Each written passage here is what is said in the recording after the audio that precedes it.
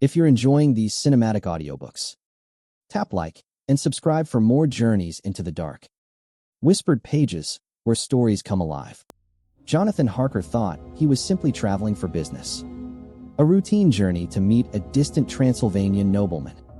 But as his train winds through the fog-drenched Carpathian Mountains, the world begins to change. Superstitious whispers follow him through the inns and villages. Blue flames flicker on lonely mountain roads. Wolves circle his carriage beneath a starving moon. At last, Castle Dracula rises out of the mist. A fortress of stone, shadow, and secrets. And on its threshold waits a pale figure, candle in hand, smiling as if he's been expecting him. This is where the nightmare begins. This is Bram Stoker's Dracula, chapters 1 through 3, the beginning of the nightmare. Chapter 1. Jonathan Harker's Journal. Kept in shorthand. May 3rd. Bistritz left Munich at 8:35 p.m. on May 1st, arriving at Vienna early next morning. Should have arrived at 6:46, but train was an hour late. Budapest seems a wonderful place, from the glimpse which I got of it from the train and the little I could walk through the streets.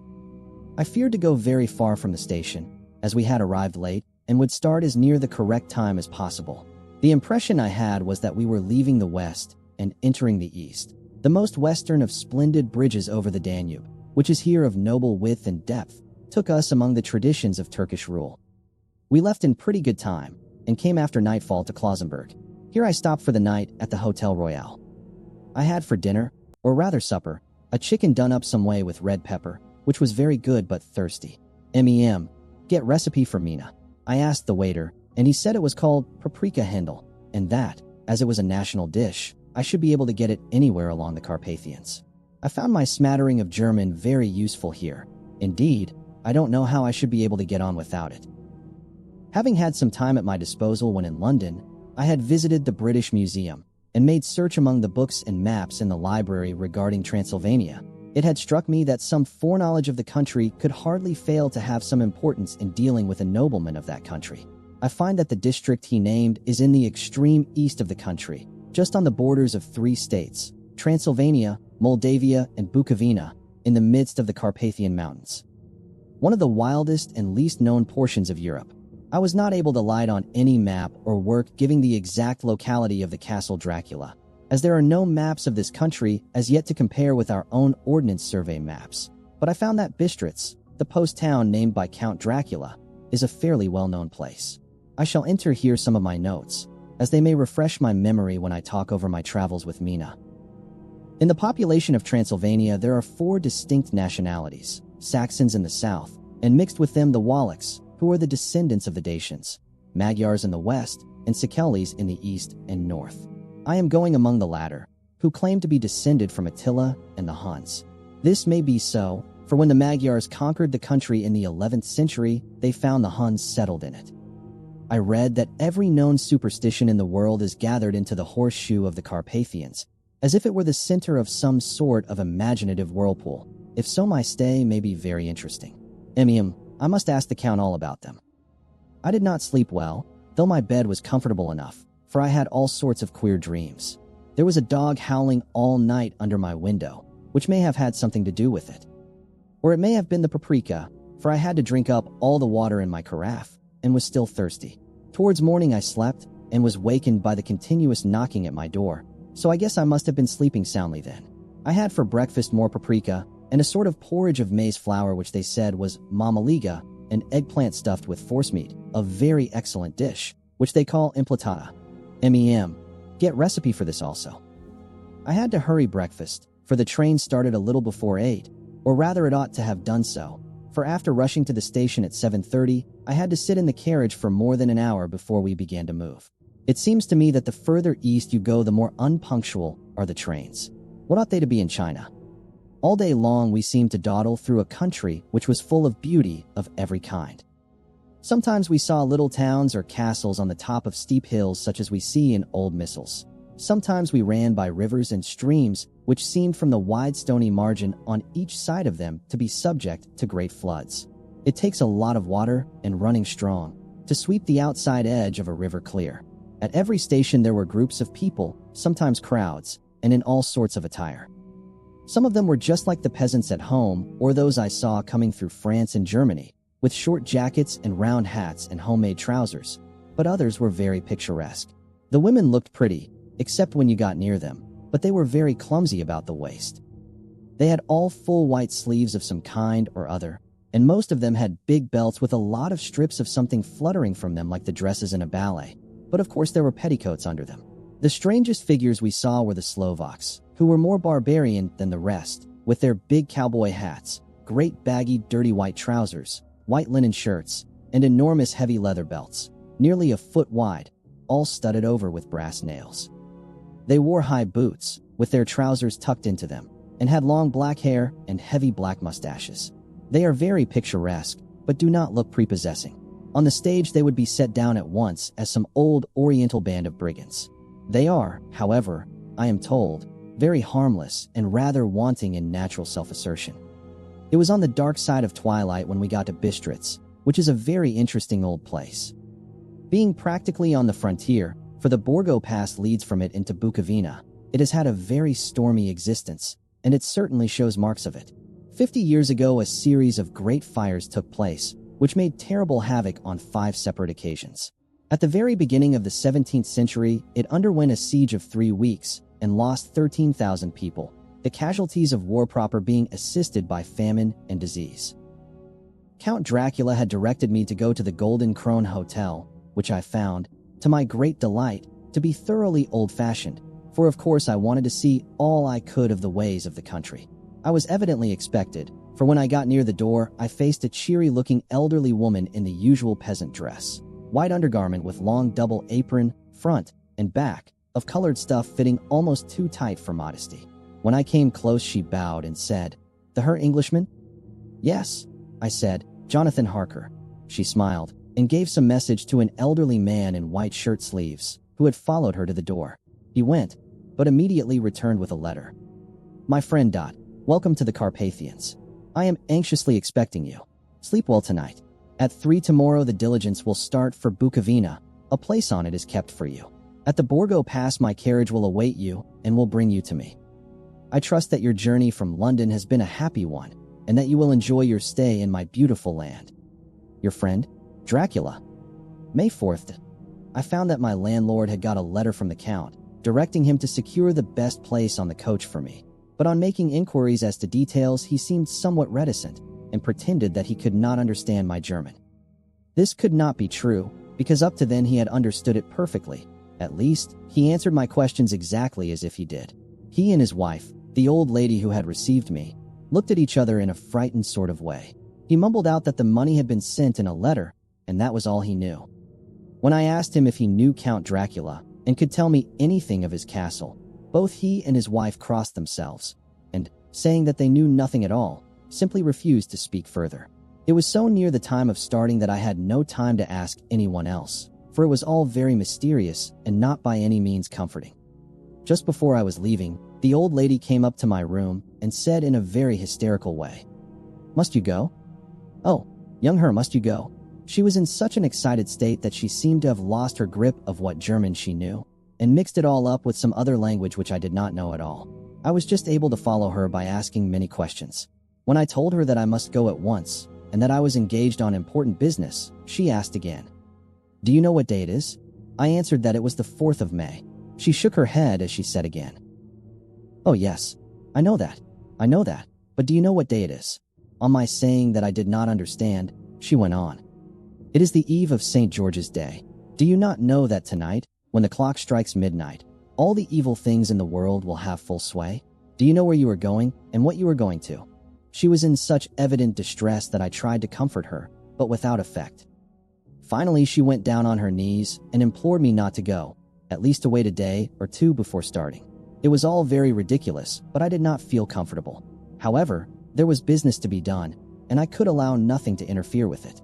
I therefore tried to raise her up, and said, as gravely as I could, that I thanked her, but my duty was imperative, and that I must go. She then rose and dried her eyes, and taking a crucifix from her neck offered it to me. I did not know what to do, for, as an English churchman, I have been taught to regard such things as in some measure idolatrous. and yet it seemed so ungracious to refuse an old lady meaning so well and in such a state of mind. She saw, I suppose, the doubt in my face, for she put the rosary round my neck and said, "For your mother's sake," and went out of the room. I am writing up this part of the diary whilst I am waiting for the coach, which is, of course, late. And the crucifix is still round my neck. Whether it is the old lady's fear, or the many ghostly traditions of this place, or the crucifix itself, I do not know, but I am not feeling nearly as easy in my mind as usual. If this book should ever reach Mina before I do, let it bring my goodbye. Here comes the coach. May 5th. The castle. The gray of the morning has passed, and the sun is high over the distant horizon, which seems jagged, whether with trees or hills I know not, for it is so far off that big things and little are mixed. I am not sleepy, and, as I am not to be called till I awake, naturally I write till sleep comes. There are many odd things to put down, and, lest who reads them may fancy that I dined too well before I left Bistritz, let me put down my dinner exactly. I dined on what they called robber steak. Bits of bacon, onion, and beef, seasoned with red pepper, and strung on sticks and roasted over the fire, in the simple style of the London cat's meat. The wine was golden meaty ash, which produces a queer sting on the tongue, which is, however, not disagreeable. I had only a couple of glasses of this, and nothing else. When I got on the coach, the driver had not taken his seat, and I saw him talking with the landlady. They were evidently talking of me, for every now and then they looked at me, and some of the people who were sitting on the bench outside the door, which they call by a name meaning word bearer, came and listened, and then looked at me, most of them pityingly. I could hear a lot of words often repeated, queer words, for there were many nationalities in the crowd, so I quietly got my polyglot dictionary from my bag and looked them out. I must say they were not cheering to me, for amongst them were Ordog, Satan, Hokol, Hell, Stragoica, Witch, Vrolok, and Volkoslak, both of which mean the same thing, one being Slovak and the other Serbian for something that is either werewolf or vampire. I must ask the Count about these superstitions. When we started, the crowd round the inn door, which had by this time swelled to a considerable size, all made the sign of the cross and pointed 2 fingers towards me. With some difficulty, I got a fellow passenger to tell me what they meant. He would not answer at first, but on learning that I was English, he explained that it was a charm or guard against the evil eye. This was not very pleasant for me, just starting for an unknown place to meet an unknown man. But everyone seemed so kind-hearted, and so sorrowful, and so sympathetic that I could not but be touched. I shall never forget the last glimpse which I had of the inn-yard and its crowd of picturesque figures, all crossing themselves, as they stood round the wide archway, with its background of rich foliage of oleander and orange trees in green tubs clustered in the center of the yard. Then our driver, whose wide linen drawers covered the whole front of the box seat, Gotsa they call them, cracked his big whip over his 4 small horses, which ran abreast, and we set off on our journey. I soon lost sight and recollection of ghostly fears in the beauty of the scene as we drove along. Although had I known the language, or rather languages, which my fellow passengers were speaking, I might not have been able to throw them off so easily. Before us lay a green, sloping land full of forests and woods, with here and there steep hills, crowned with clumps of trees or with farmhouses, the blank gable into the road. There was everywhere a bewildering mass of fruit blossom, apple, plum, pear, cherry, and as we drove by I could see the green grass under the trees spangled with the fallen petals. In and out amongst these green hills of what they call here the Middle Land, ran the road, losing itself as it swept round the grassy curve, or was shut out by the straggling ends of pine woods, which here and there ran down the hillsides like tongues of flame. The road was rugged, but still we seemed to fly over it with a feverish haste. I could not understand then what the haste meant, but the driver was evidently bent on losing no time in reaching Borgo-Prund. I was told that this road is in summertime excellent, but that it had not yet been put in order after the winter snows. In this respect, it is different from the general run of roads in the Carpathians, for it is an old tradition that they are not to be kept in too good order. Of old the hospodars would not repair them, lest the Turks should think that they were preparing to bring in foreign troops, and so hasten the war, which was always really at loading point. Beyond the green swelling hills of the Middle Land rose mighty slopes of forest up to the lofty steeps of the Carpathians themselves. Right and left of us they towered, with the afternoon sun falling full upon them and bringing out all the glorious colors of this beautiful range, deep blue and purple in the shadows of the peaks, green and brown where grass and rock mingled, and an endless perspective of jagged rock and pointed crags, till these were themselves lost in the distance, where the snowy peaks rose grandly. Here and there seemed mighty rifts in the mountains, through which, as the sun began to sink, we saw now and again the white gleam of falling water.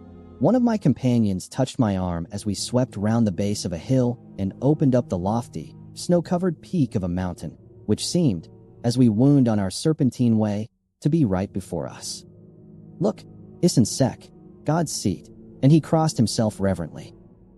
As we wound on our endless way, and the sun sank lower and lower behind us, the shadows of the evening began to creep round us. This was emphasized by the fact that the snowy mountaintops still held the sunset and seemed to glow out with a delicate cool pink. Here and there we passed Czechs and Slovaks, all in picturesque attire, but I noticed that goiter was painfully prevalent. By the roadside were many crosses, and as we swept by, my companions all crossed themselves. Here and there was a peasant man or woman kneeling before a shrine, who did not even turn round as we approached, but seemed in the self-surrender of devotion to have neither eyes nor ears for the outer world. There were many things new to me. For instance, hayricks in the trees, and here and there very beautiful masses of weeping birch, their white stems shining like silver through the delicate green of the leaves. Now and again we passed a lighter wagon, the ordinary peasant's cart, with its long, snake-like vertebra, calculated to suit the inequalities of the road. On this were sure to be seated quite a group of homecoming peasants, the Czechs with their white, and the Slovaks with their colored sheepskins, the latter carrying lance-fashion their long staves, with axe at end. As the evening fell, it began to get very cold, and the growing twilight seemed to merge into one dark mistiness the gloom of the trees, oak, beech, and pine, though in the valleys which ran deep between the spurs of the hills, as we ascended through the pass, the dark firs stood out here and there against the background of late-lying snow.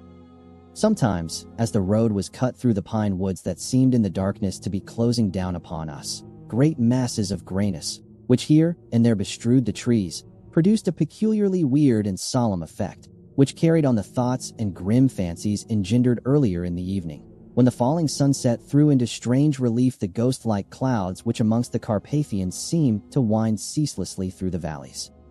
Sometimes the hills were so steep that, despite our driver's haste, the horses could only go slowly.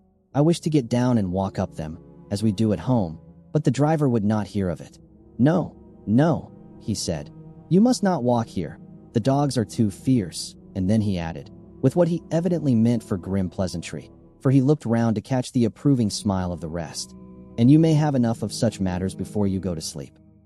The only stop he would make was a moment's pause to light his lamps. When it grew dark, there seemed to be some excitement amongst the passengers, and they kept speaking to him, one after the other, as though urging him to further speed.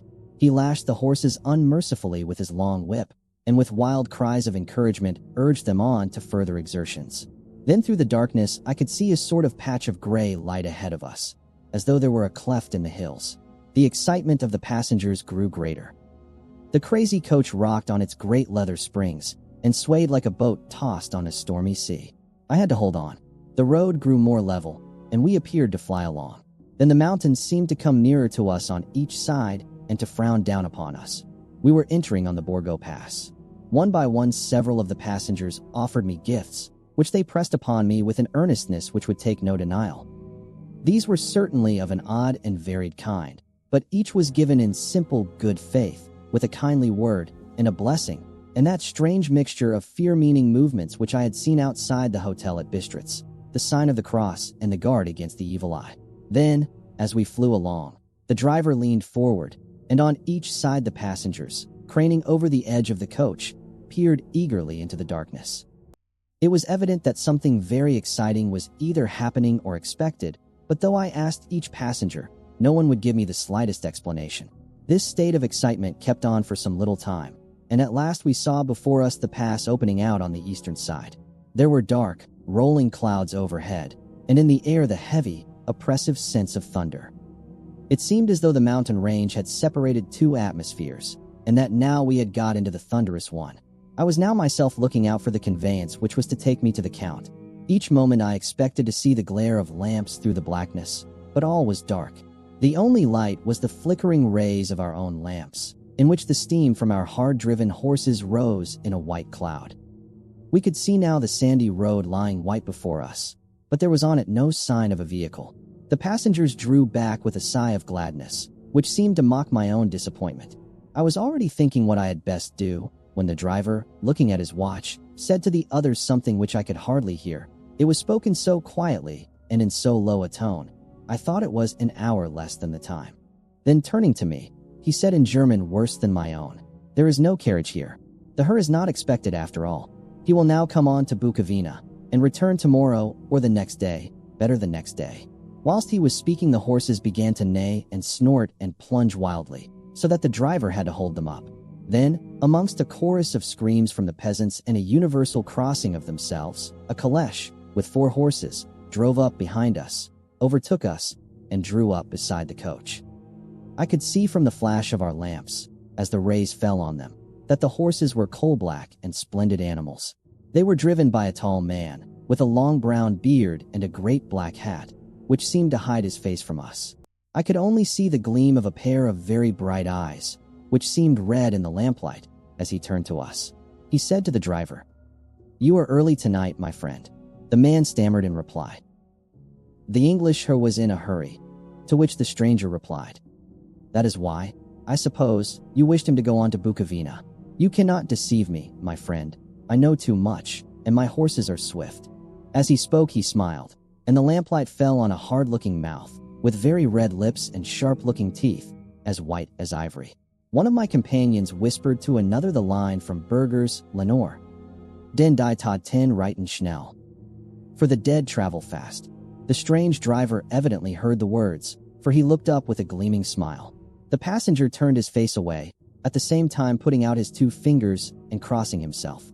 "Give me the Herr's luggage," said the driver, and with exceeding alacrity my bags were handed out and put in the caleche. Then I descended from the side of the coach, as the caleche was close alongside, the driver helping me with a hand which caught my arm in a grip of steel. His strength must have been prodigious. Without a word he shook his reins, the horses turned, and we swept into the darkness of the pass. As I looked back, I saw the steam from the horses of the coach by the light of the lamps, and projected against it the figures of my late companions crossing themselves. Then the driver cracked his whip and called to his horses, and off they swept on their way to Bukovina. As they sank into the darkness, I felt a strange chill, and a lonely feeling came over me. But a cloak was thrown over my shoulders, and a rug across my knees, and the driver said in excellent German, "The night is chill, mein Herr, and my master the Count bade me take all care of you. There is a flask of Slivovitz, the plum brandy of the country, underneath the seat, if you should require it." I did not take any, but it was a comfort to know it was there all the same. I felt a little strangely, and not a little frightened. I think had there been any alternative I should have taken it, instead of prosecuting that unknown night journey. The carriage went at a hard pace straight along. Then we made a complete turn and went along another straight road. It seemed to me that we were simply going over and over the same ground again, and so I took note of some salient point, and found that this was so. I would have liked to have asked the driver what this all meant, but I really feared to do so, for I thought that, placed as I was, any protest would have had no effect in case there had been an intention to delay. By and by, however, as I was curious to know how time was passing, I struck a match, and by its flame looked at my watch. It was within a few minutes of midnight. This gave me a sort of shock, for I suppose the general superstition about midnight was increased by my recent experiences. I waited with a sick feeling of suspense. Then a dog began to howl somewhere in a farmhouse far down the road, a long, agonized wailing, as if from fear. The sound was taken up by another dog, and then another and another, till, borne on the wind which now sighed softly through the pass, a wild howling began, which seemed to come from all over the country, as far as the imagination could grasp it through the gloom of the night. At the first howl the horses began to strain and rear, but the driver spoke to them soothingly, and they quieted down, but shivered and sweated as though after a runaway from sudden fright. Then, far off in the distance, from the mountains on each side of us began a louder and a sharper howling, that of wolves, which affected both the horses and myself in the same way, for I was minded to jump from the caleche and run, whilst they reared again and plunged madly, so that the driver had to use all his great strength to keep them from bolting. In a few minutes, however, my own ears got accustomed to the sound, and the horses so far became quiet that the driver was able to descend and to stand before them. He petted and soothed them, and whispered something in their ears, as I have heard of horse tamers doing, and with extraordinary effect, for under his caresses they became quite manageable again, though they still trembled. The driver again took his seat, and shaking his reins, started off at a great pace. This time, after going to the far side of the pass, he suddenly turned down a narrow roadway which ran sharply to the right. Soon we were hemmed in with trees, which in places arched right over the roadway till we passed, as through a tunnel, and again great frowning rocks guarded us boldly on either side. Though we were in shelter, we could hear the rising wind, for it moaned and whistled through the rocks, and the branches of the trees crashed together as we swept along. It grew colder and colder still, and fine, powdery snow began to fall, so that soon we and all around us were covered with a white blanket. The keen wind still carried the howling of the dogs, though this grew fainter as we went on our way. The baying of the wolves sounded nearer and nearer, as though they were closing round on us from every side. I grew dreadfully afraid, and the horses shared my fear. The driver, however, was not in the least disturbed. He kept turning his head to left and right, but I could not see anything through the darkness. Suddenly, away on our left, I saw a faint flickering blue flame. The driver saw it at the same moment. He at once checked the horses and, jumping to the ground, disappeared into the darkness. I did not know what to do, the less as the howling of the wolves grew closer. But while I wondered, the driver suddenly appeared again, and without a word took his seat, and we resumed our journey. I think I must have fallen asleep and kept dreaming of the incident, for it seemed to be repeated endlessly, and now looking back, it is like a sort of awful nightmare. Once the flame appeared so near the road, that even in the darkness around us I could watch the driver's motions. He went rapidly to where the blue flame arose. It must have been very faint, for it did not seem to illumine the place around it at all, and gathering a few stones, formed them into some device. Once there appeared a strange optical effect. When he stood between me and the flame, he did not obstruct it, for I could see its ghostly flicker all the same. This startled me, but as the effect was only momentary, I took it that my eyes deceived me straining through the darkness. Then for a time there were no blue flames, and we sped onwards through the gloom, with the howling of the wolves around us, as though they were following in a moving circle. At last there came a time when the driver went further afield than he had yet gone, and during his absence, the horses began to tremble worse than ever and to snort and scream with fright. I could not see any cause for it, for the howling of the wolves had ceased altogether. But just then the moon, sailing through the black clouds, appeared behind the jagged crest of a beetling, pine-clad rock, and by its light I saw around us a ring of wolves, with white teeth and lolling red tongues, with long, sinewy limbs and shaggy hair. They were 100 times more terrible in the grim silence which held them than even when they howled. For myself, I felt a sort of paralysis of fear. It is only when a man feels himself face to face with such horrors that he can understand their true import. All at once the wolves began to howl as though the moonlight had had some peculiar effect on them. The horses jumped about and reared, and looked helplessly round with eyes that rolled in a way painful to see, but the living ring of terror encompassed them on every side, and they had perforce to remain within it. I called to the coachman to come, for it seemed to me that our only chance was to try to break out through the ring and to aid his approach. I shouted and beat the side of the caleche, hoping by the noise to scare the wolves from that side, so as to give him a chance of reaching the trap. How he came there, I know not, but I heard his voice raised in a tone of imperious command, and looking towards the sound, saw him stand in the roadway. As he swept his long arms, as though brushing aside some impalpable obstacle, the wolves fell back and back further still. Just then a heavy cloud passed across the face of the moon, so that we were again in darkness. When I could see again, the driver was climbing into the caleche, and the wolves had disappeared. This was all so strange and uncanny that a dreadful fear came upon me, and I was afraid to speak or move. The time seemed interminable as we swept on our way, now in almost complete darkness, for the rolling clouds obscured the moon. We kept on ascending, with occasional periods of quick descent, but in the main always ascending. Suddenly, I became conscious of the fact that the driver was in the act of pulling up the horses in the courtyard of a vast ruined castle, from whose tall black windows came no ray of light, and whose broken battlements showed a jagged line against the moonlit sky. Chapter 2. Jonathan Harker's Journal, continued. May 5th. I must have been asleep, for certainly if I had been fully awake, I must have noticed the approach of such a remarkable place. In the gloom, the courtyard looked of considerable size, and as several dark ways led from it under great round arches, it perhaps seemed bigger than it really is. I have not yet been able to see it by daylight. When the caleche stopped, the driver jumped down and held out his hand to assist me to alight. Again, I could not but notice his prodigious strength. His hand actually seemed like a steel vise that could have crushed mine if he had chosen. Then he took out my traps and placed them on the ground beside me as I stood close to a great door, old and studded with large iron nails, and set in a projecting doorway of massive stone. I could see even in the dim light that the stone was massively carved, but that the carving had been much worn by time and weather. As I stood, the driver jumped again into his seat and shook the reins. The horses started forward, and trap and all disappeared down one of the dark openings. I stood in silence where I was, for I did not know what to do. Of bell or knocker there was no sign.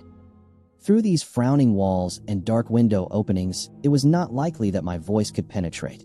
The time I waited seemed endless, and I felt doubts and fears crowding upon me. What sort of place had I come to, and among what kind of people? What sort of grim adventure was it on which I had embarked? Was this a customary incident in the life of a solicitor's clerk sent out to explain the purchase of a London estate to a foreigner? Solicitor's clerk. Mina would not like that. Solicitor. For just before leaving London, I got word that my examination was successful, and I am now a full-blown solicitor. I began to rub my eyes and pinch myself to see if I were awake. It all seemed like a horrible nightmare to me, and I expected that I should suddenly awake and find myself at home, with the dawn struggling in through the windows, as I had now and again felt in the morning after a day of overwork. But my flesh answered the pinching test, and my eyes were not to be deceived. I was indeed awake and among the Carpathians. All I could do now was to be patient and to wait the coming of the morning. Just as I had come to this conclusion, I heard a heavy step approaching behind the great door and saw through the chinks the gleam of a coming light. Then there was the sound of rattling chains and the clanking of massive bolts drawn back. A key was turned with the loud, grating noise of long disuse, and the great door swung back. Within stood a tall old man, clean-shaven save for a long white mustache, and clad in black from head to foot, without a single speck of color about him anywhere. He held in his hand an antique silver lamp, in which the flame burned without chimney or globe of any kind, throwing long quivering shadows as it flickered in the draught of the open door. The old man motioned me in with his right hand with a courtly gesture, saying in excellent English, but with a strange intonation, "Welcome to my house. Enter freely and of your own will." He made no motion of stepping to meet me, but stood like a statue, as though his gesture of welcome had fixed him into stone. The instant, however, that I had stepped over the threshold, he moved impulsively forward, and holding out his hand grasped mine with a strength which made me wince, an effect which was not lessened by the fact that it seemed as cold as ice, more like the hand of a dead than a living man. Again he said, "Welcome to my house. Come freely, go safely, and leave something of the happiness you bring." The strength of the handshake was so much akin to that which I had noticed in the driver, whose face I had not seen, that for a moment I doubted if it were not the same person to whom I was speaking. So to make sure, I said interrogatively, "Count Dracula?" He bowed in a courtly way as he replied, "I am Dracula, and I bid you welcome, Mr. Harker, to my house. Come in. The night air is chill, and you must need to eat and rest." As he was speaking, he put the lamp on a bracket on the wall, and stepping out, took my luggage. He had carried it in before I could forestall him. I protested, but he insisted, "Nay, sir, you are my guest. It is late, and my people are not available. Let me see to your comfort myself." He insisted on carrying my traps along the passage, and then up a great winding stair, and along another great passage, on whose stone floor our steps rang heavily. At the end of this he threw open a heavy door, and I rejoiced to see within a well-lit room in which a table was spread for supper, and on whose mighty hearth a great fire of logs, freshly replenished, flamed and flared. The Count halted, putting down my bags, closed the door, and crossing the room, opened another door, which led into a small octagonal room lit by a single lamp, and seemingly without a window of any sort. Passing through this, he opened another door and motioned me to enter. It was a welcome sight, for here was a great bedroom well lighted and warmed with another log fire, also added to but lately, for the top logs were fresh, which sent a hollow roar up the wide chimney. The Count himself left my luggage inside and withdrew, saying, before he closed the door, "You will need, after your journey, to refresh yourself by making your toilet. I trust you will find all you wish. When you are ready, come into the other room, where you will find your supper prepared." The light and warmth and the Count's courteous welcome seemed to have dissipated all my doubts and fears. Having then reached my normal state, I discovered that I was half famished with hunger, so making a hasty toilet, I went into the other room. I found supper already laid out. My host, who stood on one side of the great fireplace, leaning against the stonework, made a graceful wave of his hand to the table and said, "I pray you, be seated and sup how you please. You will, I trust, excuse me that I do not join you. But I have dined already, and I do not sup." I handed to him the sealed letter which Mr. Hawkins had entrusted to me. He opened it and read it gravely. Then, with a charming smile, he handed it to me to read. One passage of it, at least, gave me a thrill of pleasure. "I must regret that an attack of gout, from which malady I am a constant sufferer, forbids absolutely any traveling on my part for some time to come, but I am happy to say I can send a sufficient substitute, one in whom I have every possible confidence. He is a young man, full of energy and talent in his own way, and of a very faithful disposition. He is discreet and silent, and has grown into manhood in my service. He shall be ready to attend on you when you will during his stay, and shall take your instructions in all matters." The Count himself came forward and took off the cover of a dish, and I fell to at once on an excellent roast chicken. This, with some cheese and a salad and a bottle of old Tokay, of which I had 2 glasses, was my supper. During the time I was eating it, the Count asked me many questions as to my journey, and I told him by degrees all I had experienced. By this time I had finished my supper, and by my host's desire had drawn up a chair by the fire and begun to smoke a cigar which he offered me, at the same time excusing himself that he did not smoke. I had now an opportunity of observing him, and found him of a very marked physiognomy. His face was a very strong, aquiline, with high bridge of the thin nose and peculiarly arched nostrils, with lofty domed forehead, and hair growing scantily round the temples, but profusely elsewhere.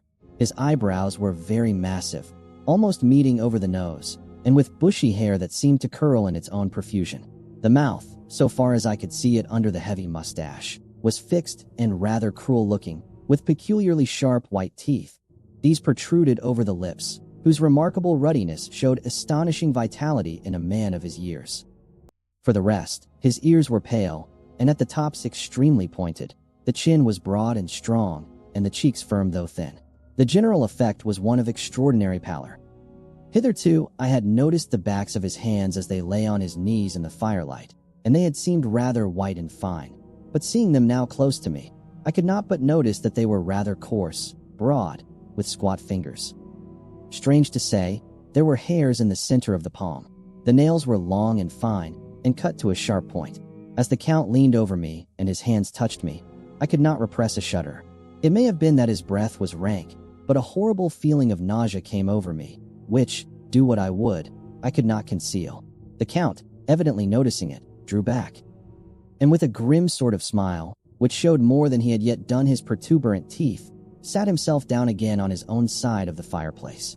We were both silent for a while, and as I looked towards the window, I saw the first dim streak of the coming dawn.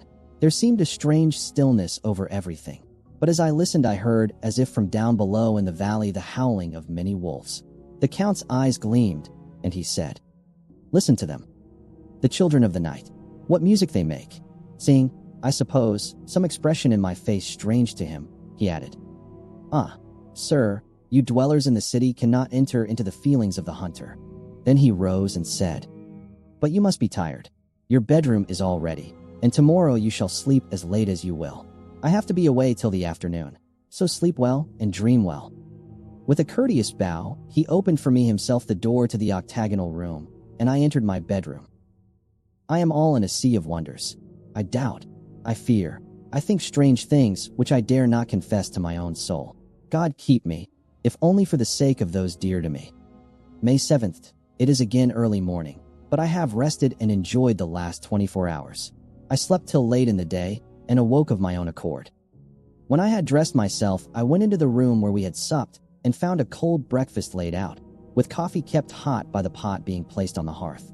There was a card on the table on which was written, "I have to be absent for a while. Do not wait for me, thee." I set to and enjoyed a hearty meal. When I had done, I looked for a bell so that I might let the servants know I had finished, but I could not find one. There are certainly odd deficiencies in the house, considering the extraordinary evidences of wealth which are around me. The table service is of gold, and so beautifully wrought that it must be of immense value. The curtains and upholstery of the chairs and sofas and the hangings of my bed are of the costliest and most beautiful fabrics, and must have been of fabulous value when they were made, for they are centuries old, though in excellent order. I saw something like them in Hampton Court, but there they were worn and frayed and moth-eaten. But still in none of the rooms is there a mirror. There is not even a toilet glass on my table, and I had to get the little shaving glass from my bag before I could either shave or brush my hair. I have not yet seen a servant anywhere, or heard a sound near the castle except the howling of wolves. Some time after I had finished my meal. I do not know whether to call it breakfast or dinner, for it was between 5 and 6 o'clock when I had it. I looked about for something to read, for I did not like to go about the castle until I had asked the Count's permission. There was absolutely nothing in the room, book, newspaper, or even writing materials, so I opened another door in the room and found a sort of library. The door opposite mine I tried, but found it locked. In the library I found, to my great delight, a vast number of English books, whole shelves full of them, and bound volumes of magazines and newspapers. A table in the center was littered with English magazines and newspapers, though none of them were of very recent date. The books were of the most varied kind: history, geography, politics, political economy, botany, geology, law, all relating to England and English life and customs and manners. There were even such books of reference as the London Directory, the Red and Blue Books, Whitaker's Almanac, the Army and Navy lists, and, it somehow gladdened my heart to see it, the Law List. Whilst I was looking at the books, the door opened, and the Count entered. He saluted me in a hearty way, and hoped that I had had a good night's rest. Then he went on. "I am glad you found your way in here, for I am sure there is much that will interest you. These companions," and he laid his hand on some of the books, "have been good friends to me, and for some years past, ever since I had the idea of going to London, have given me many, many hours of pleasure. Through them I have come to know your great England, and to know her is to love her. I long to go through the crowded streets of your mighty London, to be in the midst of the whirl and rush of humanity, to share its life, its change, its death, and all that makes it what it is. But alas, as yet I only know your tongue through books. To you, my friend, I look that I know it to speak." "But, Count," I said, "you know and speak English thoroughly." He bowed gravely. "I thank you, my friend, for your all too flattering estimate, but yet I fear that I am but a little way on the road I would travel. True, I know the grammar and the words, but yet I know not how to speak them." "Indeed," I said, "you speak excellently." "Not so," he answered. "Well, I know that, did I move and speak in your London, none there are who would not know me for a stranger. That is not enough for me. Here I am noble, I am boyar. The common people know me, and I am master. But a stranger in a strange land, he is no one. Men know him not, and to know not is to care not for. I am content if I am like the rest, so that no man stops if he see me, or pause in his speaking if he hear my words. A stranger. I have been so long master that I would be master still, or at least that none other should be master of me. You come to me not alone as agent of my friend Peter Hawkins, of Exeter, to tell me all about my new estate in London. You shall, I trust, rest here with me a while, so that by our talking I may learn the English intonation, and I would that you tell me when I make error, even of the smallest, in my speaking. I am sorry that I had to be away so long today, but you will, I know, forgive one who has so many important affairs in hand." Of course I said all I could about being willing, and asked if I might come into that room when I chose. He answered, "Yes, certainly," and added, "You may go anywhere you wish in the castle, except where the doors are locked, where of course you will not wish to go. There is reason that all things are as they are, and did you see with my eyes and know with my knowledge, you would perhaps better understand." I said I was sure of this, and then he went on. We are in Transylvania, and Transylvania is not England. Our ways are not your ways, and there shall be to you many strange things. Nay, from what you have told me of your experiences already, you know something of what strange things there may be." This led to much conversation. And as it was evident that he wanted to talk, if only for talking's sake, I asked him many questions regarding things that had already happened to me or come within my notice. Sometimes he sheered off the subject or turned the conversation by pretending not to understand, but generally he answered all I asked most frankly. Then as time went on, and I had got somewhat bolder, I asked him of some of the strange things of the preceding night, as, for instance, why the coachman went to the places where he had seen the blue flames. He then explained to me that it was commonly believed that on a certain night of the year, last night, in fact, when all evil spirits are supposed to have unchecked sway, a blue flame is seen over any place where treasure has been concealed. "That treasure has been hidden," he went on. "In the region through which you came last night, there can be but little doubt, for it was the ground fought over for centuries by the Wallachian, the Saxon, and the Turk. Why, there is hardly a foot of soil in all this region that has not been enriched by the blood of men, patriots, or invaders. In old days there were stirring times, when the Austrian and the Hungarian came up in hordes, and the patriots went out to meet them. Men and women, the aged and the children too, and waited their coming on the rocks above the passes, that they might sweep destruction on them with their artificial avalanches. When the invader was triumphant, he found but little, for whatever there was had been sheltered in the friendly soil." "But how," said I, "can it have remained so long undiscovered, when there is a sure index to it if men will but take the trouble to look?" The Count smiled, and as his lips ran back over his gums, the long, sharp, canine teeth showed out strangely, he answered, "Because your peasant is at heart a coward and a fool. Those flames only appear on one night, and on that night no man of this land will, if he can help it, stir without his doors.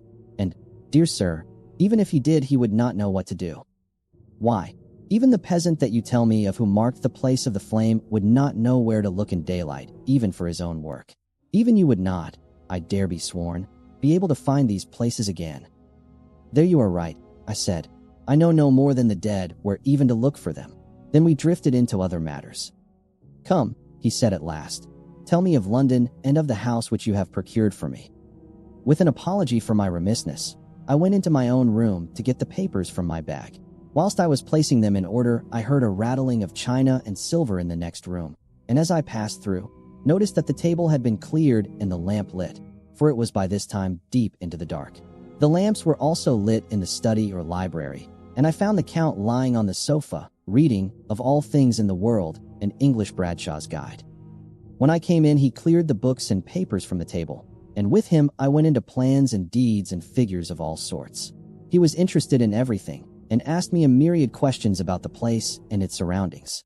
He clearly had studied beforehand all he could get on the subject of the neighborhood, for he evidently at the end knew very much more than I did. When I remarked this, he answered, "Well, but, my friend, is it not needful that I should? When I go there, I shall be all alone, and my friend Harker Jonathan.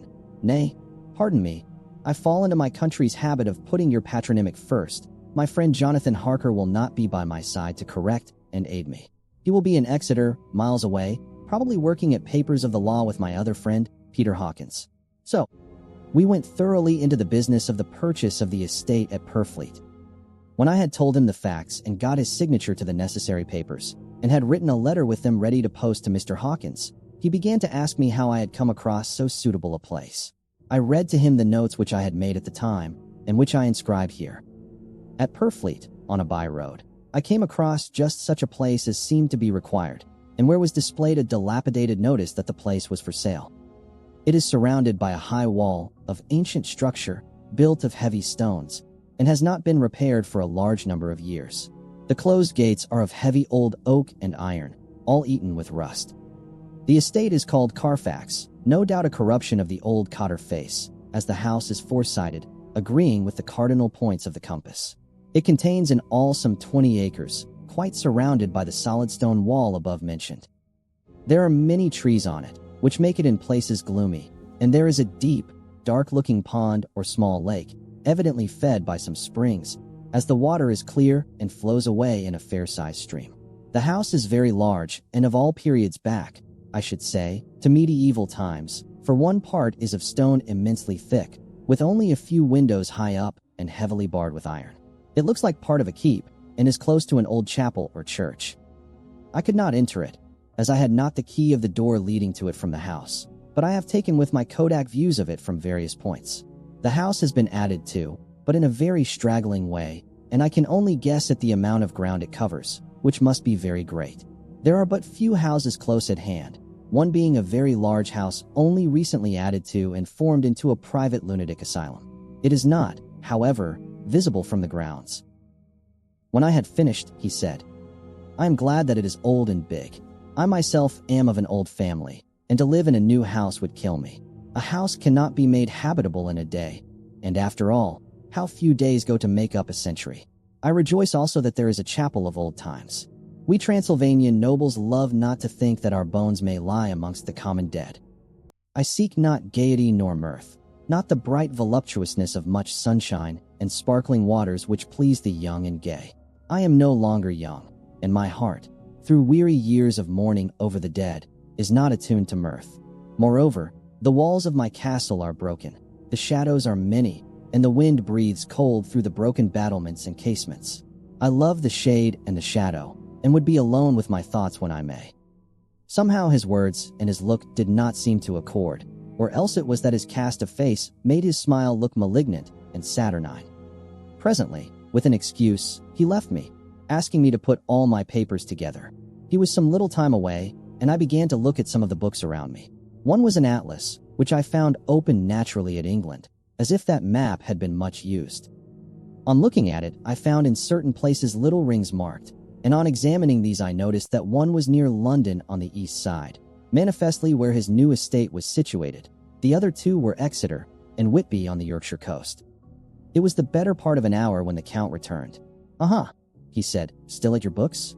Good, but you must not work always. Come, I am informed that your supper is ready." He took my arm, and we went into the next room, where I found an excellent supper ready on the table. The Count again excused himself, as he had dined out on his being away from home, but he sat as on the previous night, and chatted whilst I ate. After supper I smoked, as on the last evening, and the Count stayed with me, chatting and asking questions on every conceivable subject, hour after hour. I felt that it was getting very late indeed, but I did not say anything, for I felt under obligation to meet my host's wishes in every way. I was not sleepy, as the long sleep yesterday had fortified me, but I could not help experiencing that chill which comes over one at the coming of the dawn, which is like, in its way, the turn of the tide. They say that people who are near death die generally at the change to the dawn or at the turn of the tide. Anyone who has, when tired, and tied as it were to his post, experienced this change in the atmosphere can well believe it. All at once we heard the crow of a cock coming up with preternatural shrillness through the clear morning air. Count Dracula, jumping to his feet, said, "Why, there is the morning again. How remiss I am to let you stay up so long. You must make your conversation regarding my dear new country of England less interesting, so that I may not forget how time flies by us." And, with a courtly bow, he quickly left me. I went into my own room and drew the curtains, but there was little to notice. My window opened into the courtyard. All I could see was the warm gray of quickening sky. So I pulled the curtains again and have written of this day. May 8th. I began to fear as I wrote in this book that I was getting too diffuse, but now I am glad that I went into detail from the first, for there is something so strange about this place and all in it that I cannot but feel uneasy. I wish I were safe out of it, or that I had never come. It may be that this strange night existence is telling on me, but would that that were all. If there were anyone to talk to I could bear it, but there is no one. I have only the Count to speak with, and he. I fear I am myself the only living soul within the place. Let me be prosaic so far as facts can be. It will help me to bear up, and imagination must not run riot with me. If it does, I am lost. Let me say at once how I stand, or seem to. I only slept a few hours when I went to bed, and feeling that I could not sleep any more, got up. I had hung my shaving glass by the window, and was just beginning to shave. Suddenly, I felt a hand on my shoulder, and heard the Count's voice saying to me, "Good morning." I started, for it amazed me that I had not seen him, since the reflection of the glass covered the whole room behind me. In starting I had cut myself slightly, but did not notice it at the moment. Having answered the Count's salutation, I turned to the glass again to see how I had been mistaken. This time there could be no error, for the man was close to me, and I could see him over my shoulder. But there was no reflection of him in the mirror. The whole room behind me was displayed, but there was no sign of a man in it, except myself. This was startling, and, coming on the top of so many strange things, was beginning to increase that vague feeling of uneasiness which I always have when the Count is near. But at the instant I saw that the cut had bled a little, and the blood was trickling over my chin. I laid down the razor, turning as I did so half round to look for some sticking plaster. When the Count saw my face, his eyes blazed with a sort of demoniac fury, and he suddenly made a grab at my throat. I drew away, and his hand touched the string of beads which held the crucifix. It made an instant change in him, for the fury passed so quickly that I could hardly believe that it was ever there. "Take care," he said. "Take care how you cut yourself. It is more dangerous than you think in this country." Then seizing the shaving glass, he went on. "And this is the wretched thing that has done the mischief. It is a foul bauble of man's vanity. Away with it." And opening the heavy window with one wrench of his terrible hand, he flung out the glass, which was shattered into 1,000 pieces on the stones of the courtyard far below. Then he withdrew without a word. It is very annoying, for I do not see how I am to shave, unless in my watch case or the bottom of the shaving pot, which is fortunately of metal. When I went into the dining room, breakfast was prepared, but I could not find the Count anywhere. So I breakfasted alone. It is strange that as yet I have not seen the Count eat or drink. He must be a very peculiar man. After breakfast, I did a little exploring in the castle. I went out on the stairs and found a room looking towards the south. The view was magnificent, and from where I stood there was every opportunity of seeing it. The castle is on the very edge of a terrible precipice. A stone falling from the window would fall 1,000 feet without touching anything. As far as the eye can reach is a sea of green tree tops, with occasionally a deep rift where there is a chasm. Here and there are silver threads where the rivers wind in deep gorges through the forests. But I am not in heart to describe beauty, for when I had seen the view, I explored further. Doors, doors, doors everywhere, and all locked and bolted. In no place, save from the windows and the castle walls, is there an available exit. The castle is a veritable prison, and I am a prisoner. Chapter 3. Jonathan Harker's Journal, continued. When I found that I was a prisoner, a sort of wild feeling came over me. I rushed up and down the stairs, trying every door and peering out of every window I could find. But after a little, the conviction of my helplessness overpowered all other feelings. When I look back after a few hours, I think I must have been mad for the time, for I behaved much as a rat does in a trap.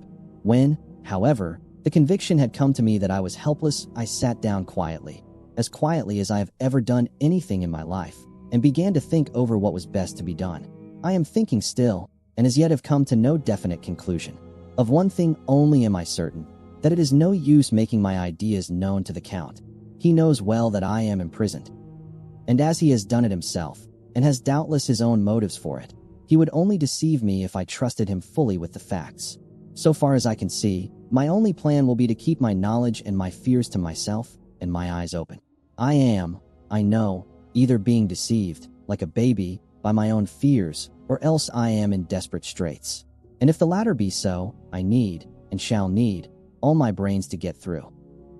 I had hardly come to this conclusion when I heard the great door below shut, and knew that the Count had returned. He did not come at once into the library, so I went cautiously to my own room and found him making the bed. This was odd, but only confirmed what I had all along thought, that there were no servants in the house. When later I saw him through the chink of the hinges of the door laying the table in the dining room, I was assured of it.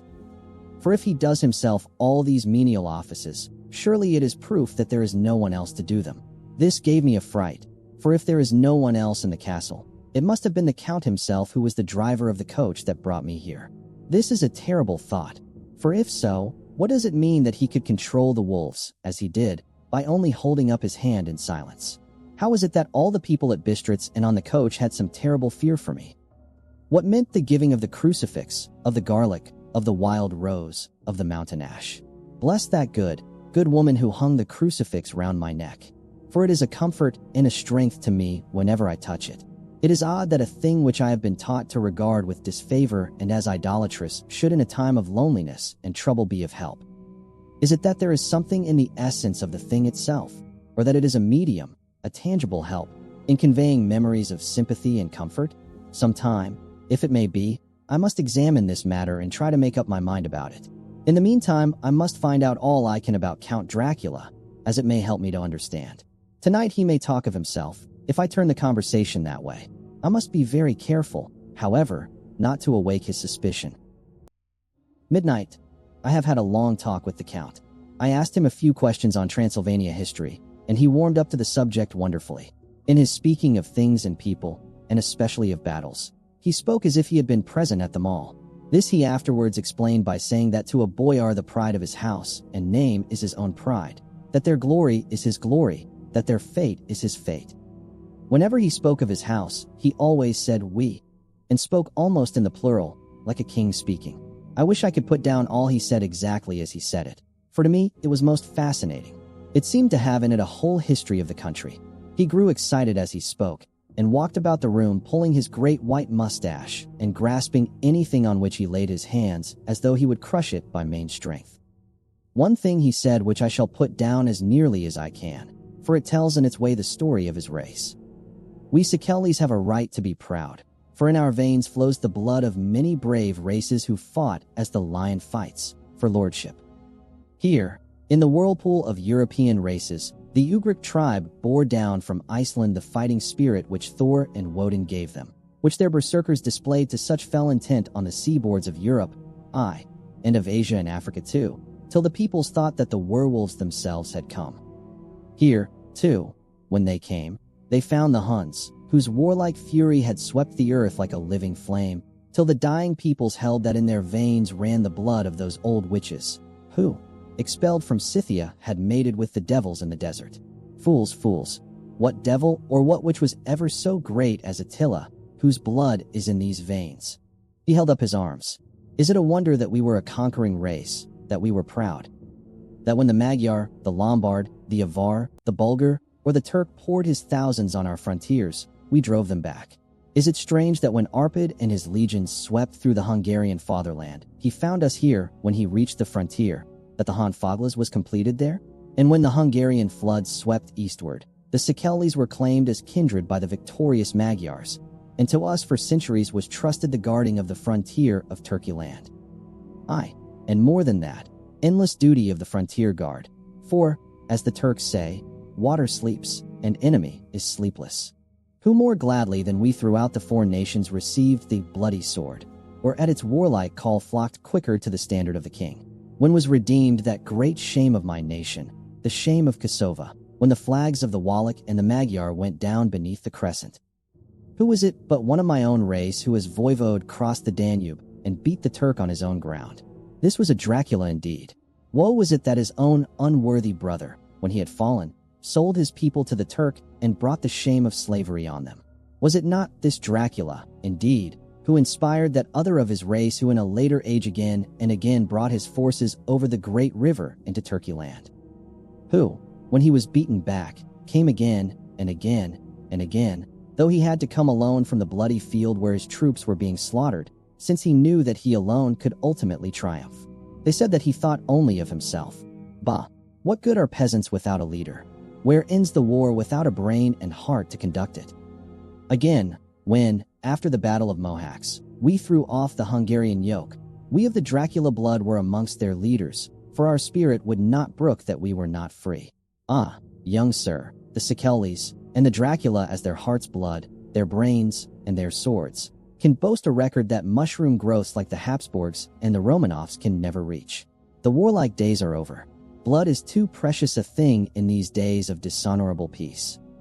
And the glories of the great races are as a tale that is told. It was by this time close on morning, and we went to bed. This diary seems horribly like the beginning of the Arabian Nights, for everything has to break off at cockcrow, or like the ghost of Hamlet's father. May 12th. Let me begin with facts, bare, meager facts, verified by books and figures, and of which there can be no doubt. I must not confuse them with experiences which will have to rest on my own observation or my memory of them. Last evening, when the Count came from his room, he began by asking me questions on legal matters and on the doing of certain kinds of business. I had spent the day wearily over books, and, simply to keep my mind occupied, went over some of the matters I had been examining at Lincoln's Inn. There was a certain method in the Count's inquiries, so I shall try to put them down in sequence. The knowledge may somehow or sometime be useful to me. First, he asked if a man in England might have 2 solicitors or more. I told him he might have a dozen if he wished, but that it would not be wise to have more than 1 solicitor engaged in one transaction, as only one could act at a time, and that to change would be certain to militate against his interest. He seemed thoroughly to understand, and went on to ask if there would be any practical difficulty in having one man to attend, say, to banking, and another to look after shipping, in case local help were needed in a place far from the home of the banking solicitor. I asked him to explain more fully, so that I might not by any chance mislead him, so he said, "I shall illustrate. Your friend and mine, Mr. Peter Hawkins, from under the shadow of your beautiful cathedral at Exeter, which is far from London, buys for me through your good self my place at London. Good. Now here let me say frankly, lest you should think it strange that I have sought the services of one so far off from London instead of some one resident there, that my motive was that no local interest might be served save my wish only. And as one of London residents might, perhaps, have some purpose of himself or friend to serve, I went thus afield to seek my agent, whose labors should be only to my interest. Now, suppose I, who have much of affairs, wish to ship goods, say, to Newcastle, or Durham, or Harwich, or Dover, might it not be that it could with more ease be done by consigning to one in these ports? I answered that certainly it would be most easy, but that we solicitors had a system of agency one for the other, so that local work could be done locally on instruction from any solicitor, so that the client, simply placing himself in the hands of one man, could have his wishes carried out by him without further trouble. But, said he, I could be at liberty to direct myself. Is it not so? Of course, I replied. And such is often done by men of business, who do not like the whole of their affairs to be known by any one person. Good, he said, and then went on to ask about the means of making consignments and the forms to be gone through, and of all sorts of difficulties which might arise, but by forethought could be guarded against. I explained all these things to him to the best of my ability, and he certainly left me under the impression that he would have made a wonderful solicitor, for there was nothing that he did not think of or foresee. For a man who was never in the country, and who did not evidently do much in the way of business, his knowledge and acumen were wonderful. When he had satisfied himself on these points of which he had spoken, and I had verified all as well as I could by the books available, he suddenly stood up and said, Have you written since your first letter to our friend Mr. Peter Hawkins, or to any other? It was with some bitterness in my heart that I answered that I had not, that as yet I had not seen any opportunity of sending letters to anybody. Then write now, my young friend, he said, laying a heavy hand on my shoulder. Write to our friend and to any other, and say, if it will please you, that you shall stay with me until a month from now. Do you wish me to stay so long? I asked, for my heart grew cold at the thought. I desire it much. Nay, I will take no refusal. When your master, employer, what you will, engaged that someone should come on his behalf, it was understood that my needs only were to be consulted. I have not stinted. Is it not so? What could I do but bow acceptance? It was Mr. Hawkins's interest, not mine, and I had to think of him, not myself. And besides, while Count Dracula was speaking, there was that in his eyes and in his bearing which made me remember that I was a prisoner, and that if I wished it I could have no choice. The Count saw his victory in my bow, and his mastery in the trouble of my face, for he began at once to use them, but in his own smooth, resistless way. I pray you, my good young friend, that you will not discourse of things other than business in your letters. It will doubtless please your friends to know that you are well, and that you look forward to getting home to them. Is it not so? As he spoke, he handed me 3 sheets of notepaper and 3 envelopes. They were all of the thinnest foreign post, and looking at them, then at him, and noticing his quiet smile, with the sharp, canine teeth lying over the red underlip, I understood as well as if he had spoken that I should be careful what I wrote, for he would be able to read it. So I determined to write only formal notes now, but to write fully to Mr. Hawkins in secret, and also to Mina, for to her I could write in shorthand, which would puzzle the Count, if he did see it. When I had written my 2 letters I sat quiet, reading a book whilst the Count wrote several notes, referring as he wrote them to some books on his table. Then he took up my 2 and placed them with his own, and put by his writing materials, after which, the instant the door had closed behind him, I leaned over and looked at the letters, which were face down on the table. I felt no compunction in doing so, for under the circumstances I felt that I should protect myself in every way I could. One of the letters was directed to Samuel F. Billington, number 7, The Crescent, Whitby, another to her Lutner, Varna. The third was to Coutts and Company, London, and the fourth to Heron Klopstock and Billruth, bankers, Budapest. The second and fourth were unsealed. I was just about to look at them when I saw the door handle move.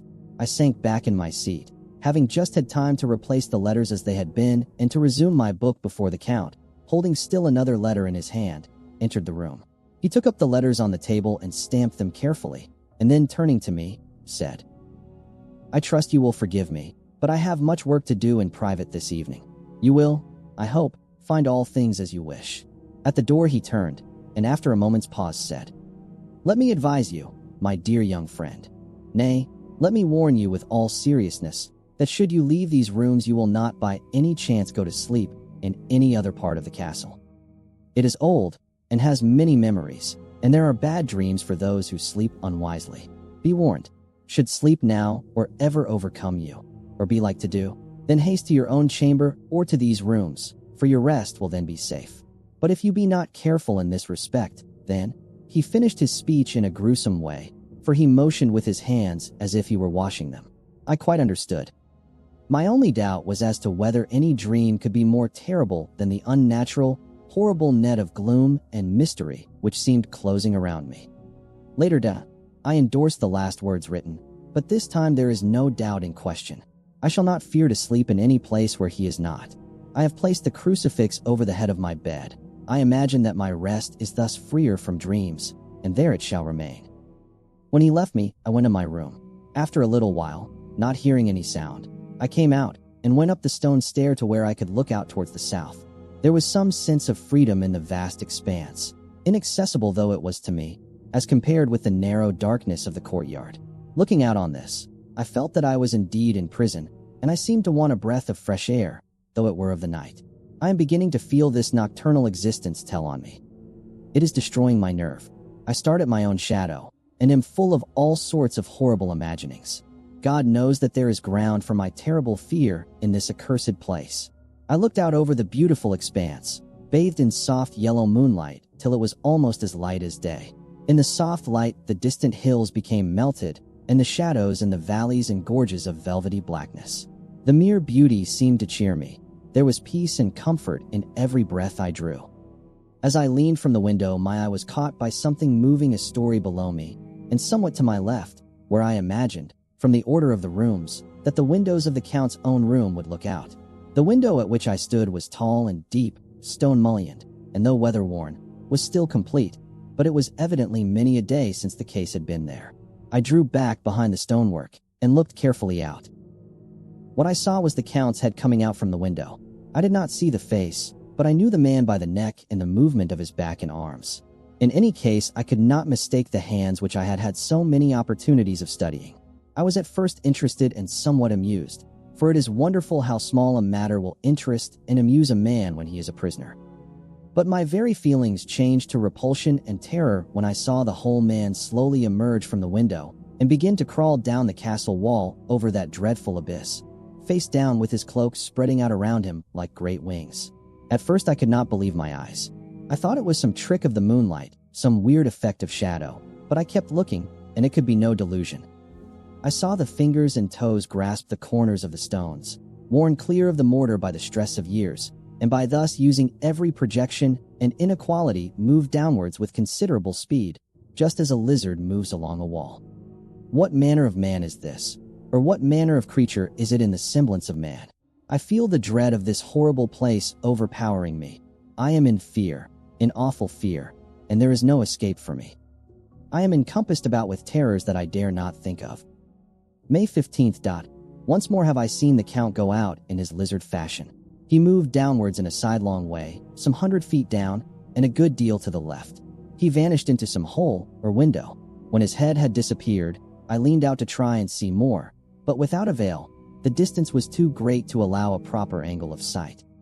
I knew he had left the castle now, and thought to use the opportunity to explore more than I had dared to do as yet. I went back to the room, and taking a lamp, tried all the doors.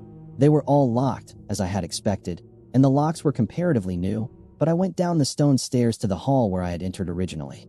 I found I could pull back the bolts easily enough and unhook the great chains, but the door was locked, and the key was gone. That key must be in the Count's room. I must watch should his door be unlocked, so that I may get it and escape. I went on to make a thorough examination of the various stairs and passages, and to try the doors that opened from them. 1 or 2 small rooms near the hall were open, but there was nothing to see in them except old furniture, dusty with age and moth-eaten. At last, however, I found one door at the top of the stairway which, though it seemed to be locked, gave a little under pressure. I tried it harder, and found that it was not really locked, but that the resistance came from the fact that the hinges had fallen somewhat, and the heavy door rested on the floor. Here was an opportunity which I might not have again, so I exerted myself, and with many efforts forced it back so that I could enter. I was now in a wing of the castle further to the right than the rooms I knew and a story lower down. From the windows I could see that the suite of rooms lay along to the south of the castle, the windows of the end room looking out both west and south. On the latter side, as well as to the former, there was a great precipice. The castle was built on the corner of a great rock, so that on 3 sides it was quite impregnable, and great windows were placed here where sling, or bow, or culverin could not reach, and consequently light and comfort, impossible to a position which had to be guarded, were secured. To the west was a great valley, and then, rising far away, great jagged mountain fastnesses, rising peak on peak, the sheer rocks studded with mountain ash and thorn, whose roots clung in cracks and crevices and crannies of the stone. This was evidently the portion of the castle occupied by the ladies in bygone days, for the furniture had more air of comfort than any I had seen. The windows were curtainless, and the yellow moonlight, flooding in through the diamond panes, enabled one to see even colors, whilst it softened the wealth of dust which lay over all and disguised in some measure the ravages of time and the moth. My lamp seemed to be of little effect in the brilliant moonlight, but I was glad to have it with me, for there was a dread loneliness in the place which chilled my heart and made my nerves tremble. Still, it was better than living alone in the rooms which I had come to hate from the presence of the Count, and after trying a little to school my nerves, I found a soft quietude come over me. Here I am, sitting at a little oak table where in old times possibly some fair lady sat to pen, with much thought and many blushes, her ill-spelt love letter, and writing in my diary in shorthand all that has happened since I closed it last. It is 19th century up-to-date with a vengeance. And yet, unless my senses deceive me, the old centuries had, and have, powers of their own which mere modernity cannot kill. Later, the morning of May 16th. God preserve my sanity, for to this I am reduced. Safety and the assurance of safety are things of the past.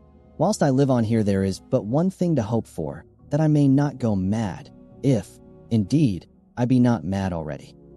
If I be sane, then surely it is maddening to think that of all the foul things that lurk in this hateful place the Count is the least dreadful to me, that to him alone I can look for safety, even though this be only whilst I can serve his purpose. Great God, merciful God, let me be calm, for out of that way lies madness indeed. I begin to get new lights on certain things which have puzzled me. Up to now, I never quite knew what Shakespeare meant when he made Hamlet say, "My tablets, quick, my tablets, 'tis meet that I put it down," etc. For now, feeling as though my own brain were unhinged or as if the shock had come which must end in its undoing, I turned to my diary for repose. The habit of entering accurately must help to soothe me. The Count's mysterious warning frightened me at the time. It frightens me more now when I think of it, for in future he has a fearful hold upon me. I shall fear to doubt what he may say. When I had written in my diary, and had fortunately replaced the book and pen in my pocket, I felt sleepy.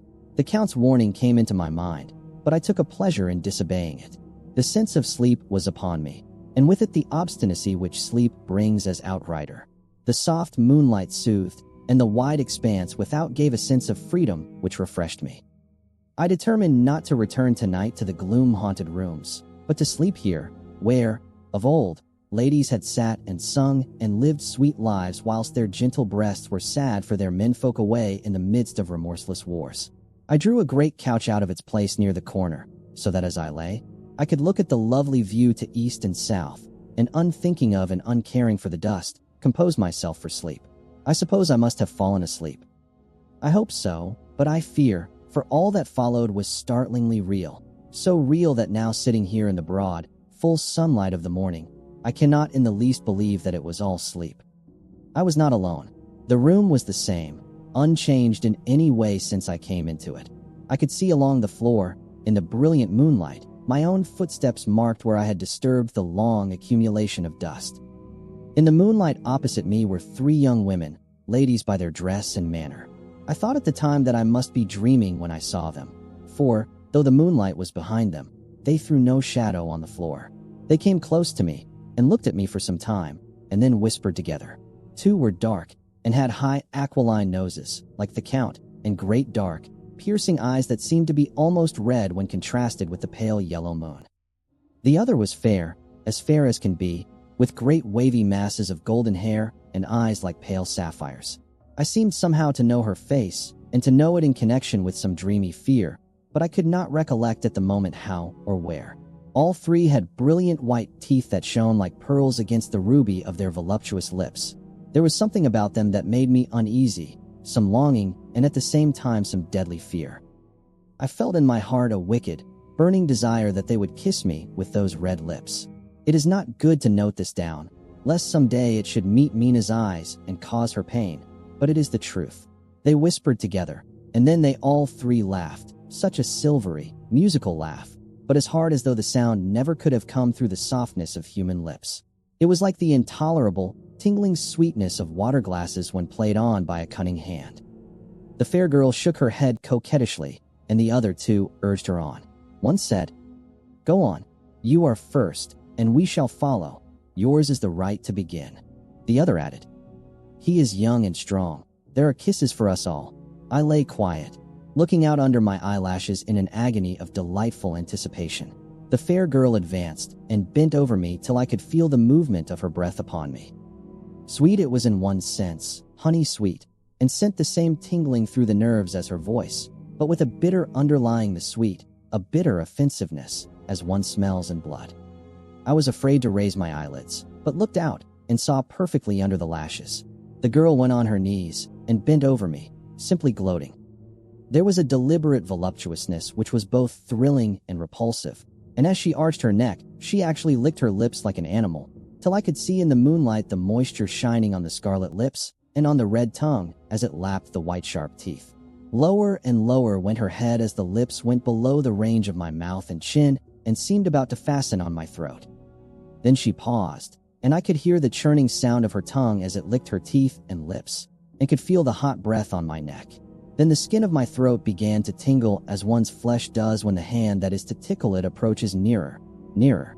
I could feel the soft, shivering touch of the lips on the supersensitive skin of my throat, and the hard dents of 2 sharp teeth, just touching and pausing there. I closed my eyes in a languorous ecstasy and waited with beating heart. But at that instant, another sensation swept through me as quick as lightning. I was conscious of the presence of the Count, and of his being as if lapped in a storm of fury. As my eyes opened involuntarily, I saw his strong hand grasp the slender neck of the fair woman and with giant's power draw it back, the blue eyes transformed with fury, the white teeth champing with rage, and the fair cheeks blazing red with passion. But the Count. Never did I imagine such wrath and fury, even to the demons of the pit. His eyes were positively blazing. The red light in them was lurid, as if the flames of hellfire blazed behind them. His face was deathly pale, and the lines of it were hard like drawn wires. The thick eyebrows that met over the nose now seemed like a heaving bar of white-hot metal. With a fierce sweep of his arm, he hurled the woman from him, and then motioned to the others, as though he were beating them back. It was the same imperious gesture that I had seen used to the wolves. In a voice which, though low and almost in a whisper, seemed to cut through the air and then ring round the room, he said, "How dare you touch him, any of you? How dare you cast eyes on him when I had forbidden it? Back, I tell you all. This man belongs to me. Beware how you meddle with him, or you'll have to deal with me." The fair girl, with a laugh of ribald coquetry, turned to answer him. "You yourself never loved? You never love." On this the other women joined, and such a mirthless, hard, soulless laughter rang through the room that it almost made me faint to hear. It seemed like the pleasure of fiends. Then the Count turned, after looking at my face attentively, and said in a soft whisper, "Yes, I too can love. You yourselves can tell it from the past. Is it not so? Well, now I promise you that when I am done with him, you shall kiss him at your will. Now go, go. I must awaken him, for there is work to be done." "Are we to have nothing tonight?" said one of them, with a low laugh, as she pointed to the bag which he had thrown upon the floor, and which moved as though there were some living thing within it. For answer he nodded his head. One of the women jumped forward and opened it. If my ears did not deceive me, there was a gasp and a low wail, as of a half-smothered child. The women closed round, whilst I was aghast with horror, but as I looked they disappeared, and with them the dreadful bag. There was no door near them, and they could not have passed me without my noticing. They simply seemed to fade into the rays of the moonlight and pass out through the window, for I could see outside the dim, shadowy forms for a moment before they entirely faded away. Then the horror overcame me, and I sank down unconscious. In the lonely heart of Transylvania, where moonlight clings to ancient stone, Jonathan Harker's hope begins to slip away. Once a guest in a nobleman's castle, he now wanders locked hallways that whisper secrets older than memory. He watches in silent terror as Count Dracula crawls across the castle walls like a creature untouched by human nature. And far below, the river winds through the valley like a silver serpent beneath the drifting fog. But the castle holds darker mysteries still. In forgotten chambers, elegant and ghostly figures stir. And in the depths of the crypt, Dracula lies in his ancient coffin, gathering strength with every passing night, as towering crates are prepared for a journey beyond these mountains. Harker makes one final, desperate attempt to escape the fortress that seeks to claim him forever. This is Dracula, chapters 4 through 6. Chapter 4. Jonathan Harker's journal, continued. I awoke in my own bed. If it be that I had not dreamt, the Count must have carried me here. I tried to satisfy myself on the subject, but could not arrive at any unquestionable result. To be sure, there were certain small evidences, such as that my clothes were folded and laid by in a manner which was not my habit. My watch was still unwound, and I am rigorously accustomed to wind it the last thing before going to bed, and many such details.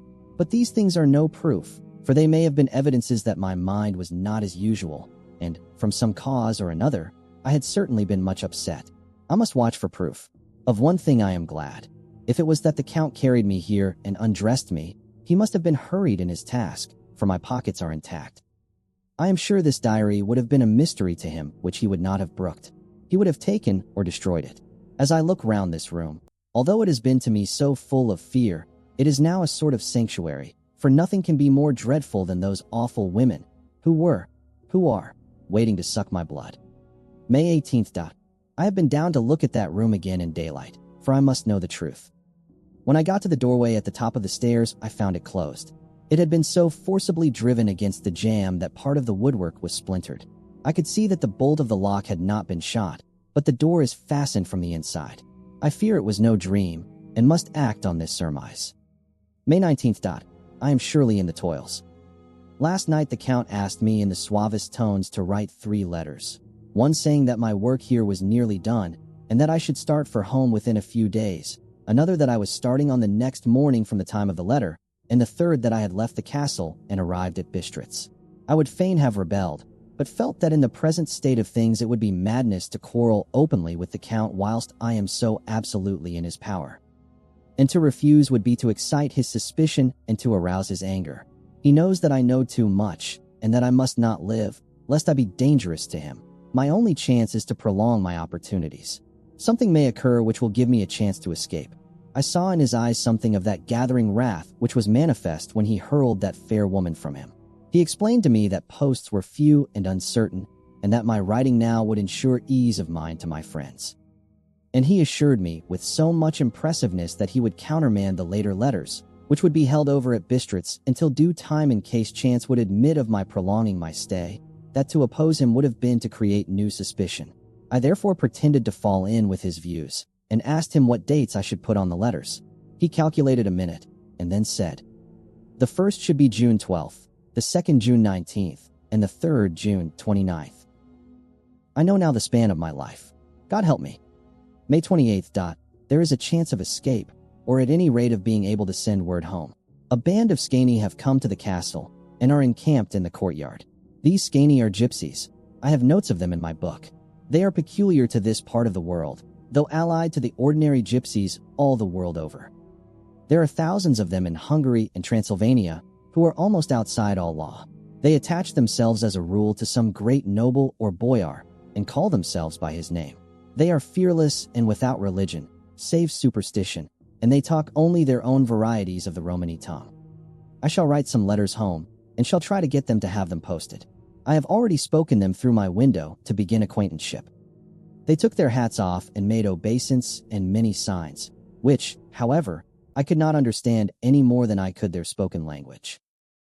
I have written the letters. Mina's is in shorthand, and I simply asked Mr. Hawkins to communicate with her. To her I have explained my situation, but without the horrors which I may only surmise. It would shock and frighten her to death were I to expose my heart to her. Should the letters not carry, then the Count shall not yet know my secret or the extent of my knowledge. I have given the letters. I threw them through the bars of my window with a gold piece and made what signs I could to have them posted. The man who took them pressed them to his heart and bowed, and then put them in his cap. I could do no more. I stole back to the study and began to read. As the Count did not come in, I have written here. The Count has come. He sat down beside me and said in his smoothest voice as he opened 2 letters.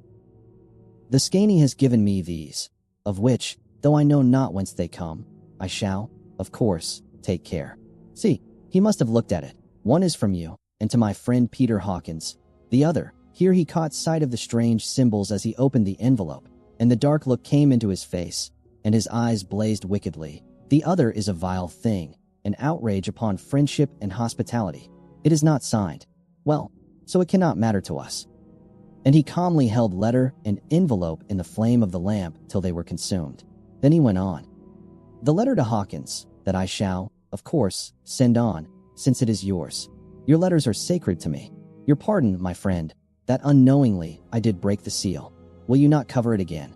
He held out the letter to me, and with a courteous bow handed me a clean envelope. I could only redirect it and hand it to him in silence. When he went out of the room, I could hear the key turn softly. A minute later, I went over and tried it, and the door was locked. When, an hour or 2 after, the Count came quietly into the room, his coming awakened me, for I had gone to sleep on the sofa. He was very courteous and very cheery in his manner, and seeing that I had been sleeping, he said, "So, my friend, you are tired? Get to bed. There is the surest rest. I may not have the pleasure to talk tonight, since there are many labors to me, but you will sleep, I pray." I passed to my room and went to bed, and, strange to say, slept without dreaming. Despair has its own calms. May 31st. This morning when I woke, I thought I would provide myself with some paper and envelopes from my bag and keep them in my pocket, so that I might write in case I should get an opportunity, but again a surprise, again a shock. Every scrap of paper was gone, and with it all my notes, my memoranda, relating to railways and travel, my letter of credit, in fact all that might be useful to me were I once outside the castle. I sat and pondered a while, and then some thought occurred to me, and I made search of my portmanteau and in the wardrobe where I had placed my clothes. The suit in which I had traveled was gone, and also my overcoat and rug. I could find no trace of them anywhere. This looked like some new scheme of villainy. June 17th. This morning, as I was sitting on the edge of my bed cudgeling my brains, I heard without a cracking of whips and pounding and scraping of horses' feet up the rocky path beyond the courtyard. With joy I hurried to the window and saw drive into the yard 2 great lighter wagons, each drawn by 8 sturdy horses, and at the head of each pair a Slovak, with his wide hat, great nail-studded belt, dirty sheepskin, and high boots. They had also their long staves in hand. I ran to the door, intending to descend and try and join them through the main hall, as I thought that way might be opened for them. Again a shock. My door was fastened on the outside. Then I ran to the window and cried to them. They looked up at me stupidly and pointed, but just then the hetman of the Scaney came out, and seeing them pointing to my window, said something, at which they laughed. Henceforth no effort of mine, no piteous cry or agonized entreaty, would make them even look at me. They resolutely turned away. The lighter wagons contained great, square boxes, with handles of thick rope. These were evidently empty by the ease with which the Slovaks handled them, and by their resonance as they were roughly moved. When they were all unloaded and packed in a great heap in one corner of the yard, the Slovaks were given some money by the Scaney, and spitting on it for luck, lazily went each to his horse's head. Shortly afterwards, I heard the cracking of their whips die away in the distance. June 24th, before morning. Last night the Count left me early and locked himself into his own room. As soon as I dared, I ran up the winding stair and looked out of the window, which opened south. I thought I would watch for the Count, for there is something going on. The Scani are quartered somewhere in the castle and are doing work of some kind. I know it, for now and then I hear a faraway muffled sound as of mattock and spade, and whatever it is, it must be the end of some ruthless villainy. I had been at the window somewhat less than half an hour when I saw something coming out of the Count's window. I drew back and watched carefully and saw the whole man emerge. It was a new shock to me to find that he had on the suit of clothes which I had worn whilst traveling here, and slung over his shoulder the terrible bag which I had seen the women take away. There could be no doubt as to his quest, and in my garb, too. This, then, is his new scheme of evil. That he will allow others to see me, as they think, so that he may both leave evidence that I have been seen in the towns or villages posting my own letters, and that any wickedness which he may do shall by the local people be attributed to me. It makes me rage to think that this can go on, and whilst I am shut up here, a veritable prisoner, but without that protection of the law, which is even a criminal's right and consolation. I thought I would watch for the Count's return, and for a long time sat doggedly at the window. Then I began to notice that there were some quaint little specks floating in the rays of the moonlight. They were like the tiniest grains of dust, and they whirled round and gathered in clusters in a nebulous sort of way. I watched them with a sense of soothing, and a sort of calm stole over me. I leaned back in the embrasure in a more comfortable position, so that I could enjoy more fully the aerial gambling. Something made me start up, a low, piteous howling of dogs somewhere far below in the valley, which was hidden from my sight. Louder it seemed to ring in my ears, and the floating motes of dust to take new shapes to the sound as they danced in the moonlight. I felt myself struggling to awake to some call of my instincts. Nay, my very soul was struggling, and my half-remembered sensibilities were striving to answer the call. I was becoming hypnotized. Quicker and quicker danced the dust. The moonbeams seemed to quiver as they went by me into the mass of gloom beyond. More and more they gathered till they seemed to take dim, phantom shapes. And then I started, broad awake and in full possession of my senses, and ran screaming from the place. The phantom shapes, which were becoming gradually materialized from the moonbeams, were those of the 3 ghostly women to whom I was doomed. I fled, and felt somewhat safer in my own room, where there was no moonlight and where the lamp was burning brightly. When a couple of hours had passed, I heard something stirring in the Count's room, something like a sharp wail quickly suppressed, and then there was silence, deep, awful silence, which chilled me. With a beating heart, I tried the door, but I was locked in my prison and could do nothing. I sat down and simply cried. As I sat, I heard a sound in the courtyard without, the agonized cry of a woman. I rushed to the window, and throwing it up, peered out between the bars. There, indeed, was a woman with disheveled hair, holding her hands over her heart as one distressed with running. She was leaning against a corner of the gateway. When she saw my face at the window, she threw herself forward and shouted in a voice laden with menace, "Monster, give me my child!" She threw herself on her knees, and raising up her hands, cried the same words in tones which wrung my heart. Then she tore her hair and beat her breast, and abandoned herself to all the violences of extravagant emotion. Finally, she threw herself forward, and, though I could not see her, I could hear the beating of her naked hands against the door.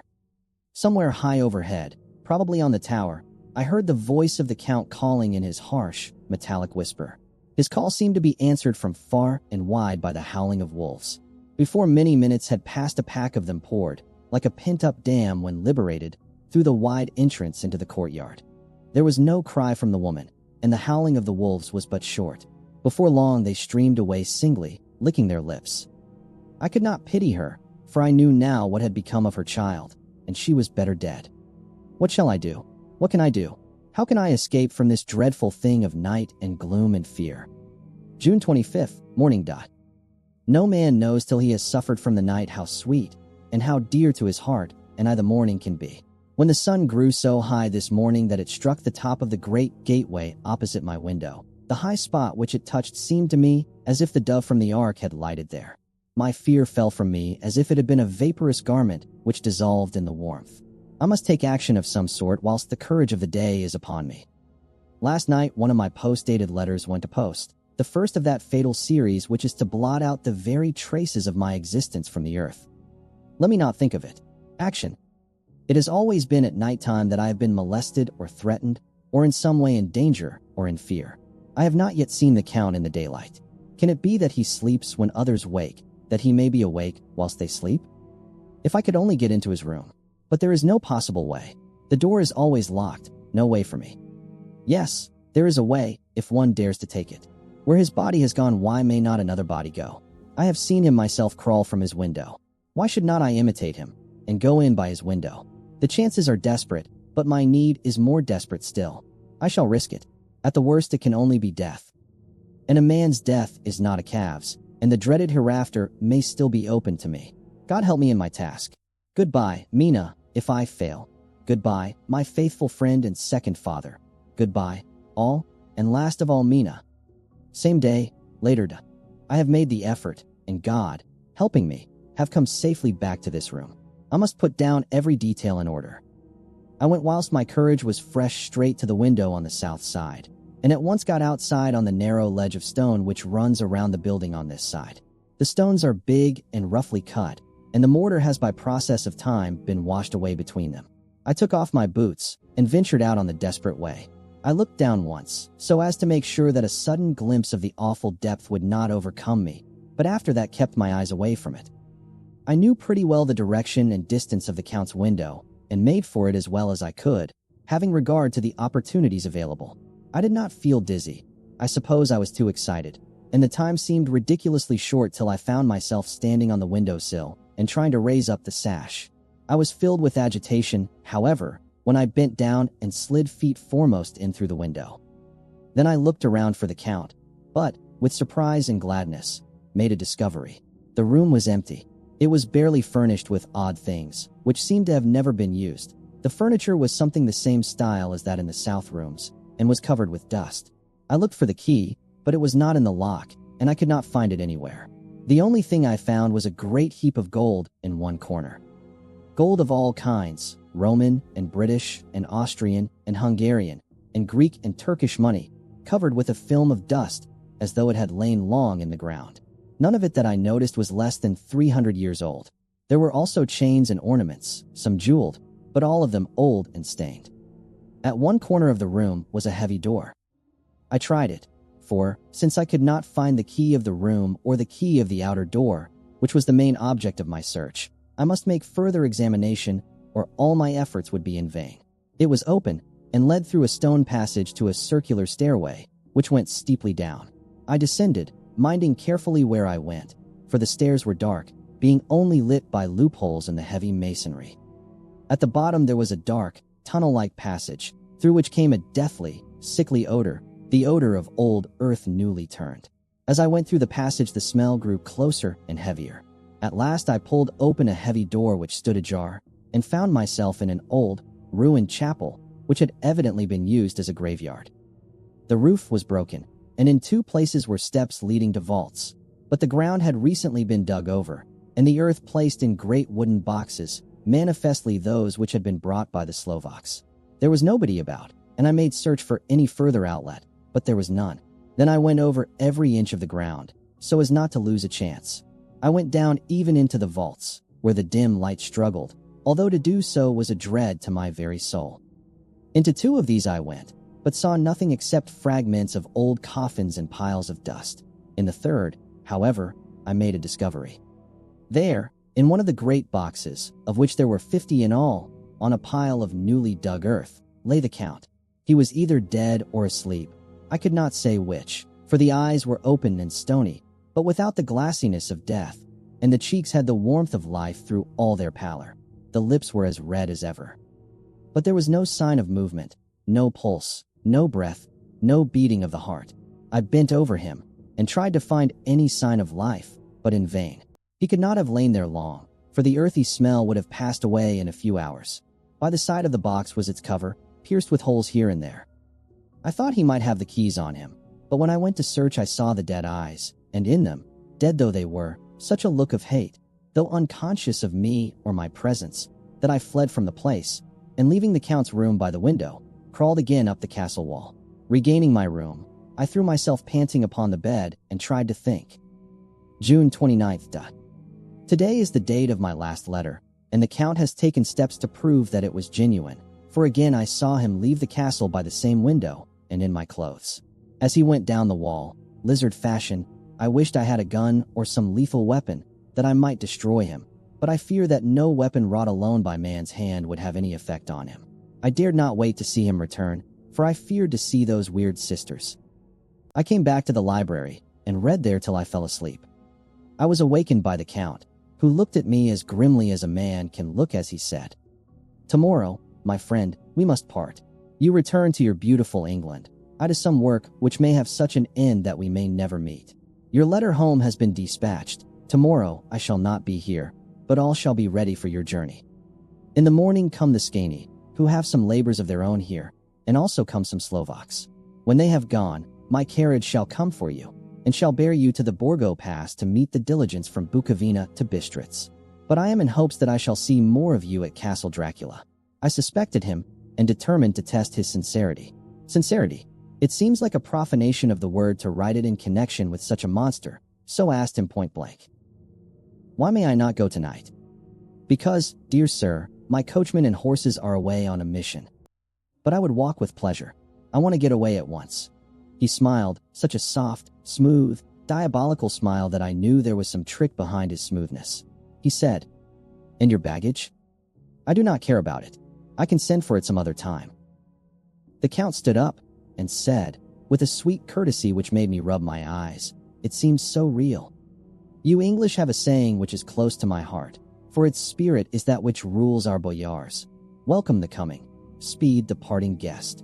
Come with me, my dear young friend. Not an hour shall you wait in my house against your will, though sad am I at your going, and that you so suddenly desire it. Come."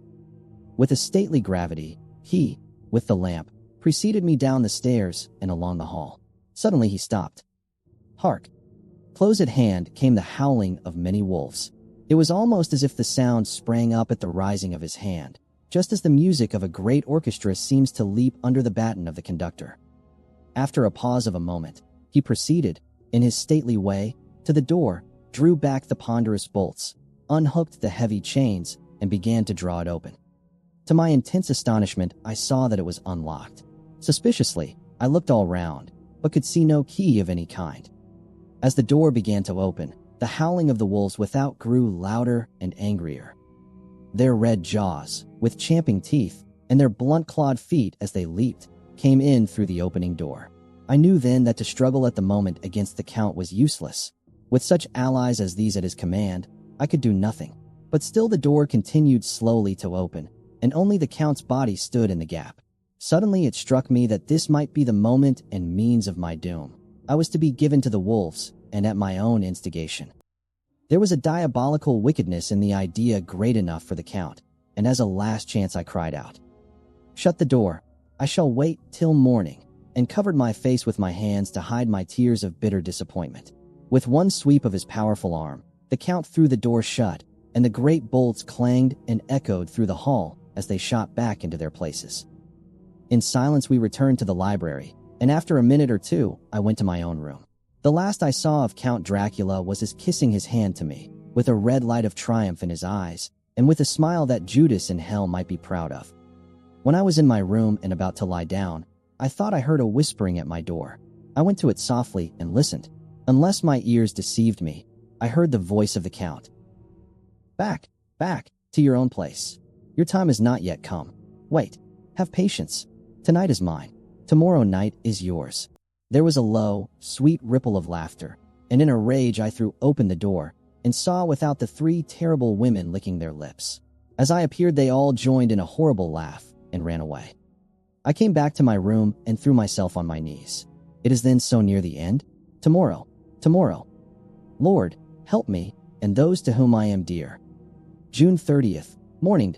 These may be the last words I ever write in this diary. I slept till just before the dawn, and when I woke threw myself on my knees, for I determined that if death came he should find me ready. At last I felt that subtle change in the air, and knew that the morning had come. Then came the welcome cock-crow, and I felt that I was safe. With a glad heart, I opened my door and ran down to the hall. I had seen that the door was unlocked, and now escape was before me. With hands that trembled with eagerness, I unhooked the chains and drew back the massive bolts.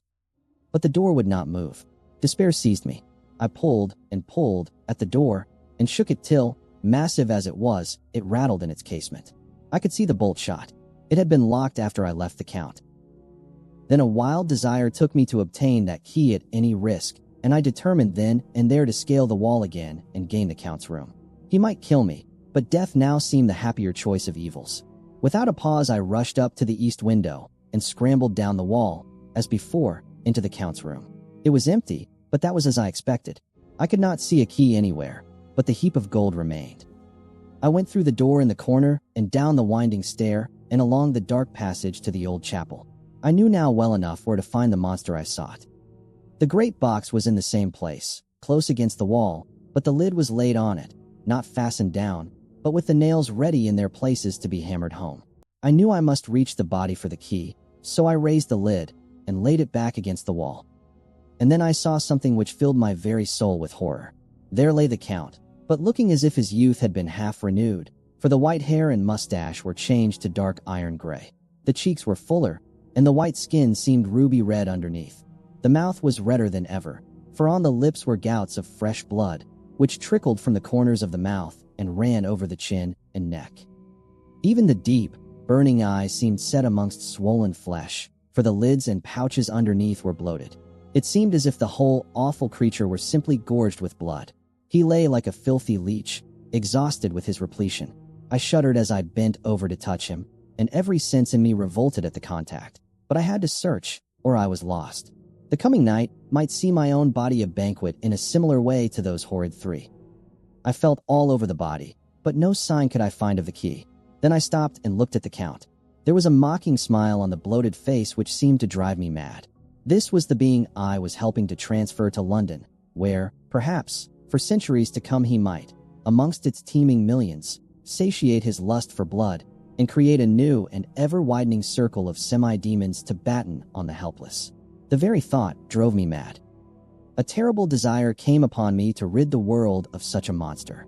There was no lethal weapon at hand, but I seized a shovel which the workmen had been using to fill the cases, and lifting it high, struck, with the edge downward, at the hateful face. But as I did so the head turned, and the eyes fell full upon me, with all their blaze of basilisk horror. The sight seemed to paralyze me, and the shovel turned in my hand and glanced from the face, merely making a deep gash above the forehead. The shovel fell from my hand across the box, and as I pulled it away the flange of the blade caught the edge of the lid which fell over again, and hid the horrid thing from my sight.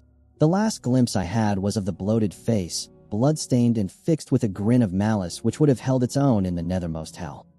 I thought and thought what should be my next move, but my brain seemed on fire, and I waited with a despairing feeling growing over me. As I waited, I heard in the distance a gypsy song sung by merry voices coming closer, and through their song the rolling of heavy wheels and the cracking of whips. The Scani and the Slovaks of whom the Count had spoken were coming.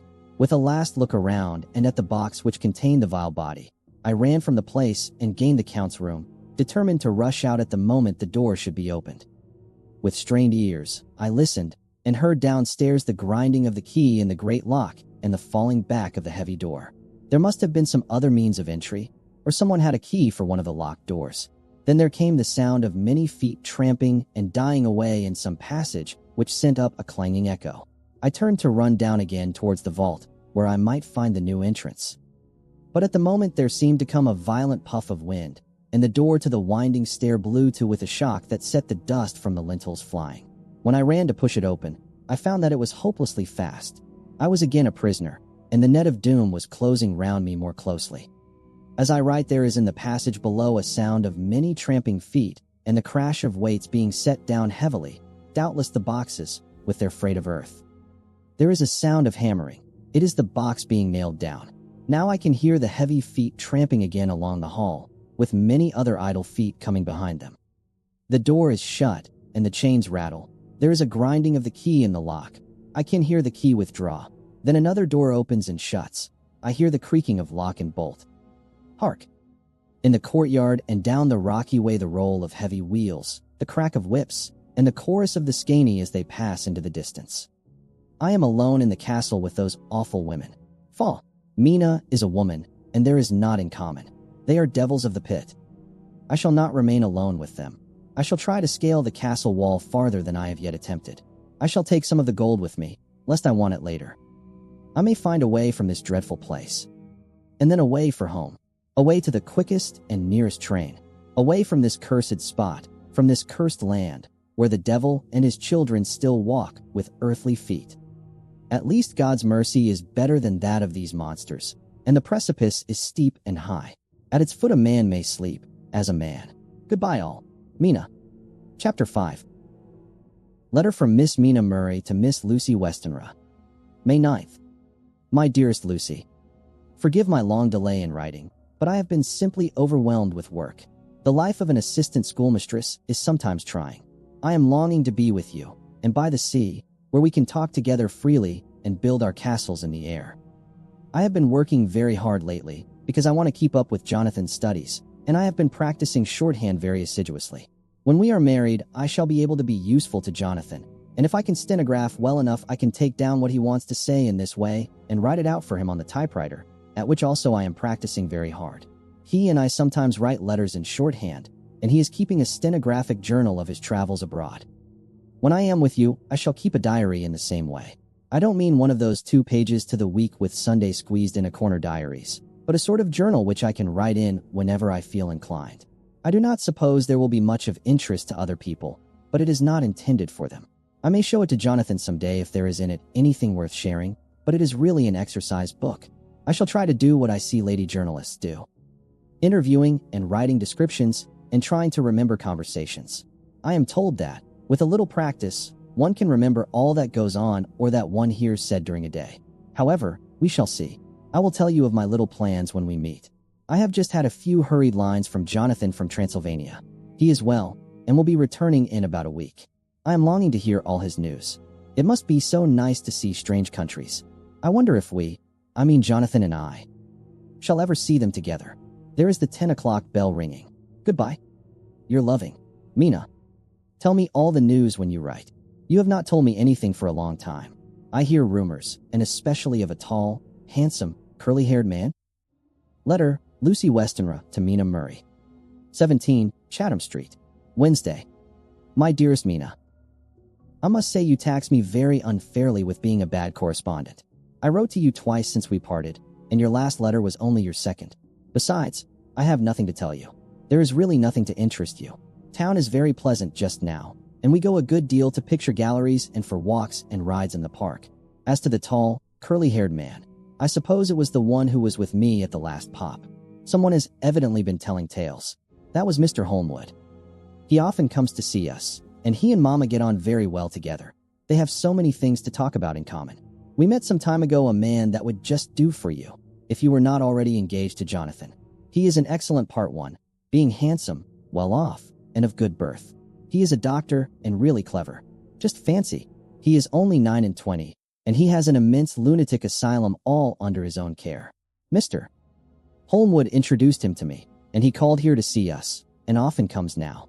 I think he is one of the most resolute men I ever saw, and yet the most calm. He seems absolutely imperturbable. I can fancy what a wonderful power he must have over his patients. He has a curious habit of looking one straight in the face, as if trying to read one's thoughts. He tries this on very much with me, but I flatter myself he has got a tough nut to crack. I know that from my glass. Do you ever try to read your own face? I do, and I can tell you it is not a bad study, and gives you more trouble than you can well fancy if you have never tried it. He says that I afford him a curious psychological study, and I humbly think I do. I do not, as you know, take sufficient interest in dress to be able to describe the new fashions. Dress is a bore. That is slang again. But never mind. Arthur says that every day. There, it is all out. Mina, we have told all our secrets to each other since we were children. We have slept together and eaten together and laughed and cried together. And now, though I have spoken, I would like to speak more. Oh, Mina, couldn't you guess? I love him. I am blushing as I write, for although I think he loves me, he has not told me so in words. But oh, Mina, I love him. I love him. I love him. There, that does me good. I wish I were with you, dear, sitting by the fire undressing, as we used to sit. And I would try to tell you what I feel. I do not know how I am writing this even to you. I am afraid to stop, or I should tear up the letter, and I don't want to stop, for I do so want to tell you all. Let me hear from you at once, and tell me all that you think about it. Mina, I must stop. Good night. Bless me in your prayers. And, Mina, pray for my happiness. Lucy. P.S. I need not tell you this is a secret. Good night again. L. Letter, Lucy Westenra to Mina Murray. May 24th. My dearest Mina. Thanks, and thanks, and thanks again for your sweet letter. It was so nice to be able to tell you and to have your sympathy. My dear, it never rains but it pours. How true the old proverbs are. Here am I, who shall be 20 in September, and yet I never had a proposal till today, not a real proposal, and today I have had 3. Just fancy, 3 proposals in one day? Isn't it awful? I feel sorry, really and truly sorry, for 2 of the poor fellows. Oh, Mina, I am so happy that I don't know what to do with myself. And 3 proposals. But, for goodness sake, don't tell any of the girls, or they would be getting all sorts of extravagant ideas and imagining themselves injured and slighted if, in their very first day at home, they did not get 6 at least. Some girls are so vain. You and I, Mina dear, who are engaged and are going to settle down soon soberly into old married women, can despise vanity. Well, I must tell you about the 3, but you must keep it a secret, dear, from everyone, except, of course, Jonathan. You will tell him, because I would, if I were in your place, certainly tell Arthur. A woman ought to tell her husband everything. Don't you think so, dear? And I must be fair. Men like women, certainly their wives, to be quite as fair as they are, and women, I am afraid, are not always quite as fair as they should be. Well, my dear, number 1 came just before lunch. I told you of him, Dr. John Seward, the lunatic asylum man, with the strong jaw and the good forehead. He was very cool outwardly, but was nervous all the same. He had evidently been schooling himself as to all sorts of little things, and remembered them. But he almost managed to sit down on his silk hat, which men don't generally do when they are cool, and then when he wanted to appear at ease he kept playing with a lancet in a way that made me nearly scream. He spoke to me, Mina, very straightforwardly. He told me how dear I was to him, though he had known me so little, and what his life would be with me to help and cheer him. He was going to tell me how unhappy he would be if I did not care for him, but when he saw me cry he said that he was a brute and would not add to my present trouble. Then he broke off and asked if I could love him in time, and when I shook my head his hands trembled, and then with some hesitation he asked me if I cared already for anyone else.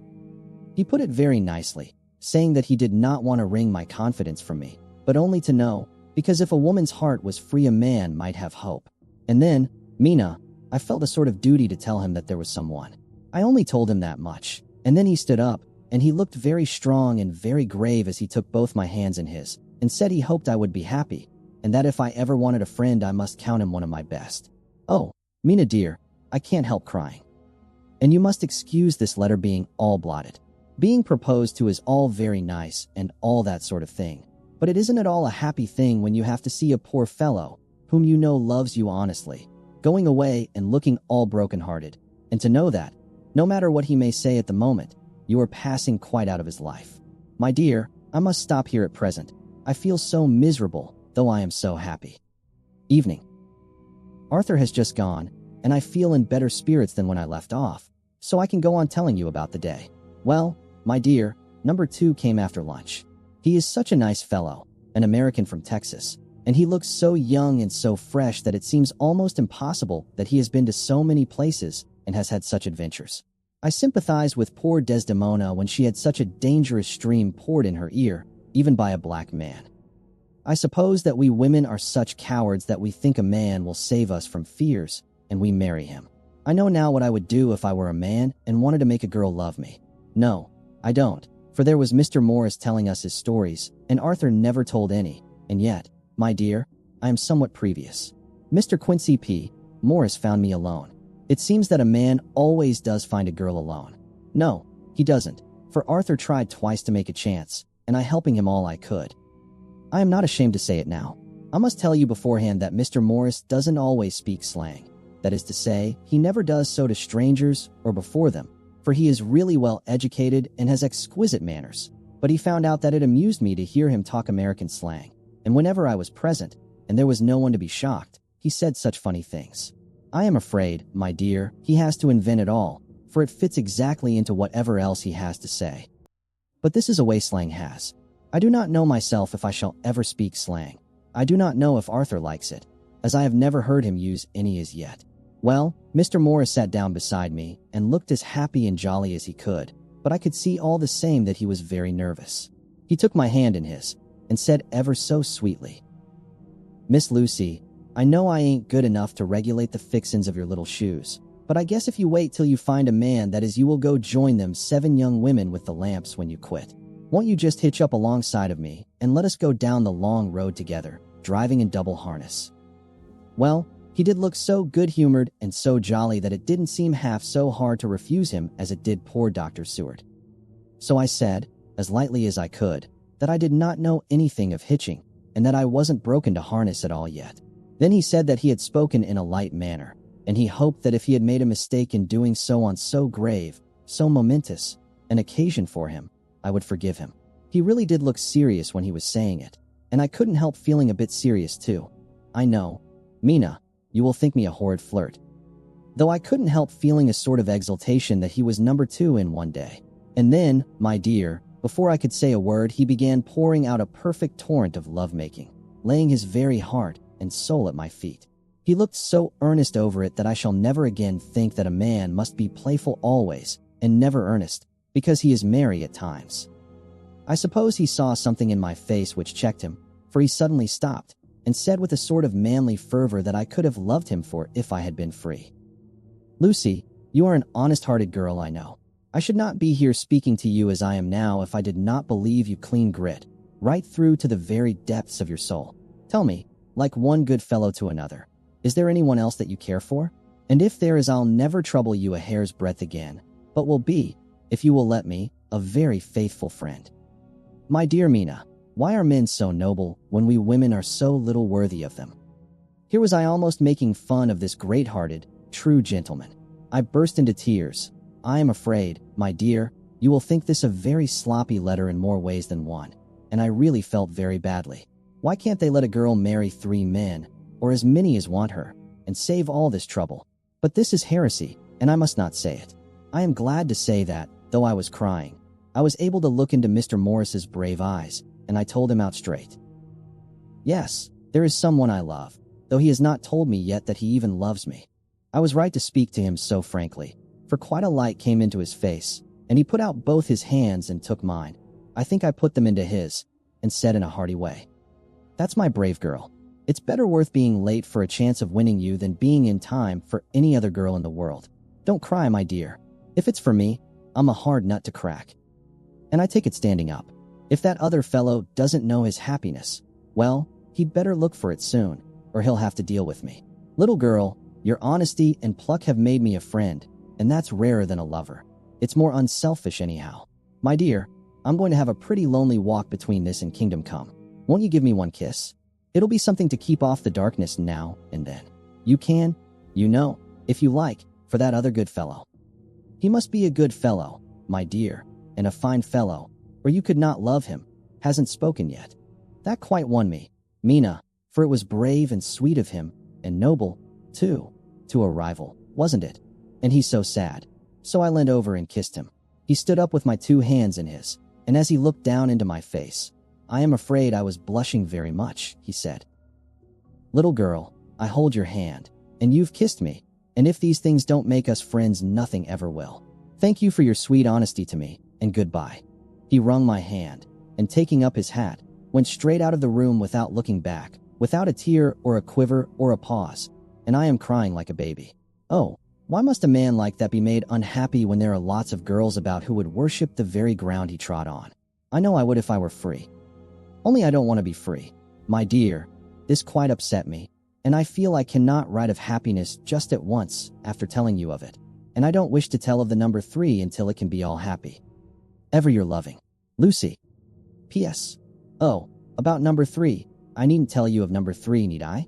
Besides, it was all so confused. It seemed only a moment from his coming into the room till both his arms were round me, and he was kissing me.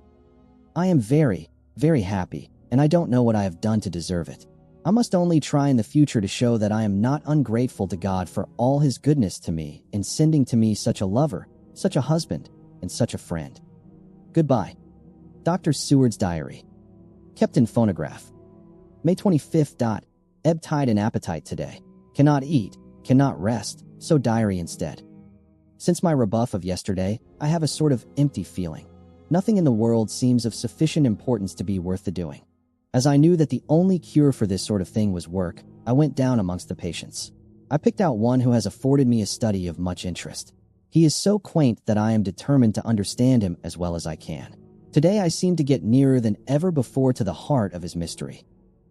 I questioned him more fully than I had ever done, with a view to making myself master of the facts of his hallucination. In my manner of doing it there was, I now see, something of cruelty. I seemed to wish to keep him to the point of his madness, a thing which I avoid with the patients as I would the mouth of hell. Under what circumstances would I not avoid the pit of hell? Omnia Romi Venalia sunt. Hell has its price. Verb. Sap. If there be anything behind this instinct, it will be valuable to trace it afterwards accurately, so I had better commence to do so, therefore. R. M. Renfield, Itot 59, sanguine temperament, great physical strength, morbidly excitable, periods of gloom, ending in some fixed idea which I cannot make out. I presume that the sanguine temperament itself and the disturbing influence end in a mentally accomplished finish. A possibly dangerous man, probably dangerous if unselfish. In selfish men caution is as secure an armor for their foes as for themselves. What I think of on this point is, when self is the fixed point, the centripetal force is balanced with the centrifugal. When duty, a cause, etc., is the fixed point, the latter force is paramount, and only accident or a series of accidents can balance it. Letter, Quincy P. Morris to Honorable Arthur Holmwood. May 25th.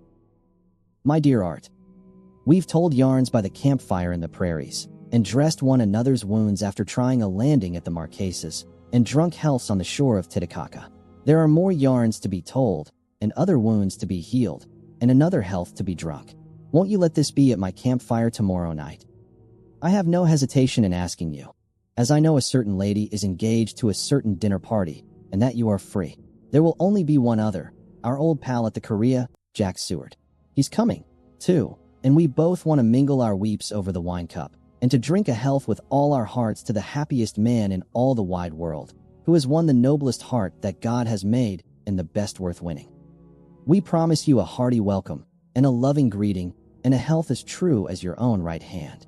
We shall both swear to leave you at home if you drink too deep to a certain pair of eyes. Come. Yours, as ever and always, Quincy P. Morris. Telegram from Arthur Holmwood to Quincy P. Morris. May 26th. Count me in every time. I bear messages which will make both your ears tingle. Art. Chapter 6. Mina Murray's Journal. July 24th. Whitby. Lucy met me at the station, looking sweeter and lovelier than ever, and we drove up to the house at the Crescent in which they have rooms. This is a lovely place. The little river, the Esk, runs through a deep valley, which broadens out as it comes near the harbor. A great viaduct runs across, with high piers, through which the view seems somehow further away than it really is.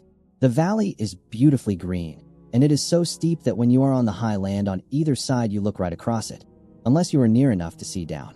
The houses of the old town, the side away from us, are all red-roofed, and seem piled up one over the other anyhow, like the pictures we see of Nuremberg.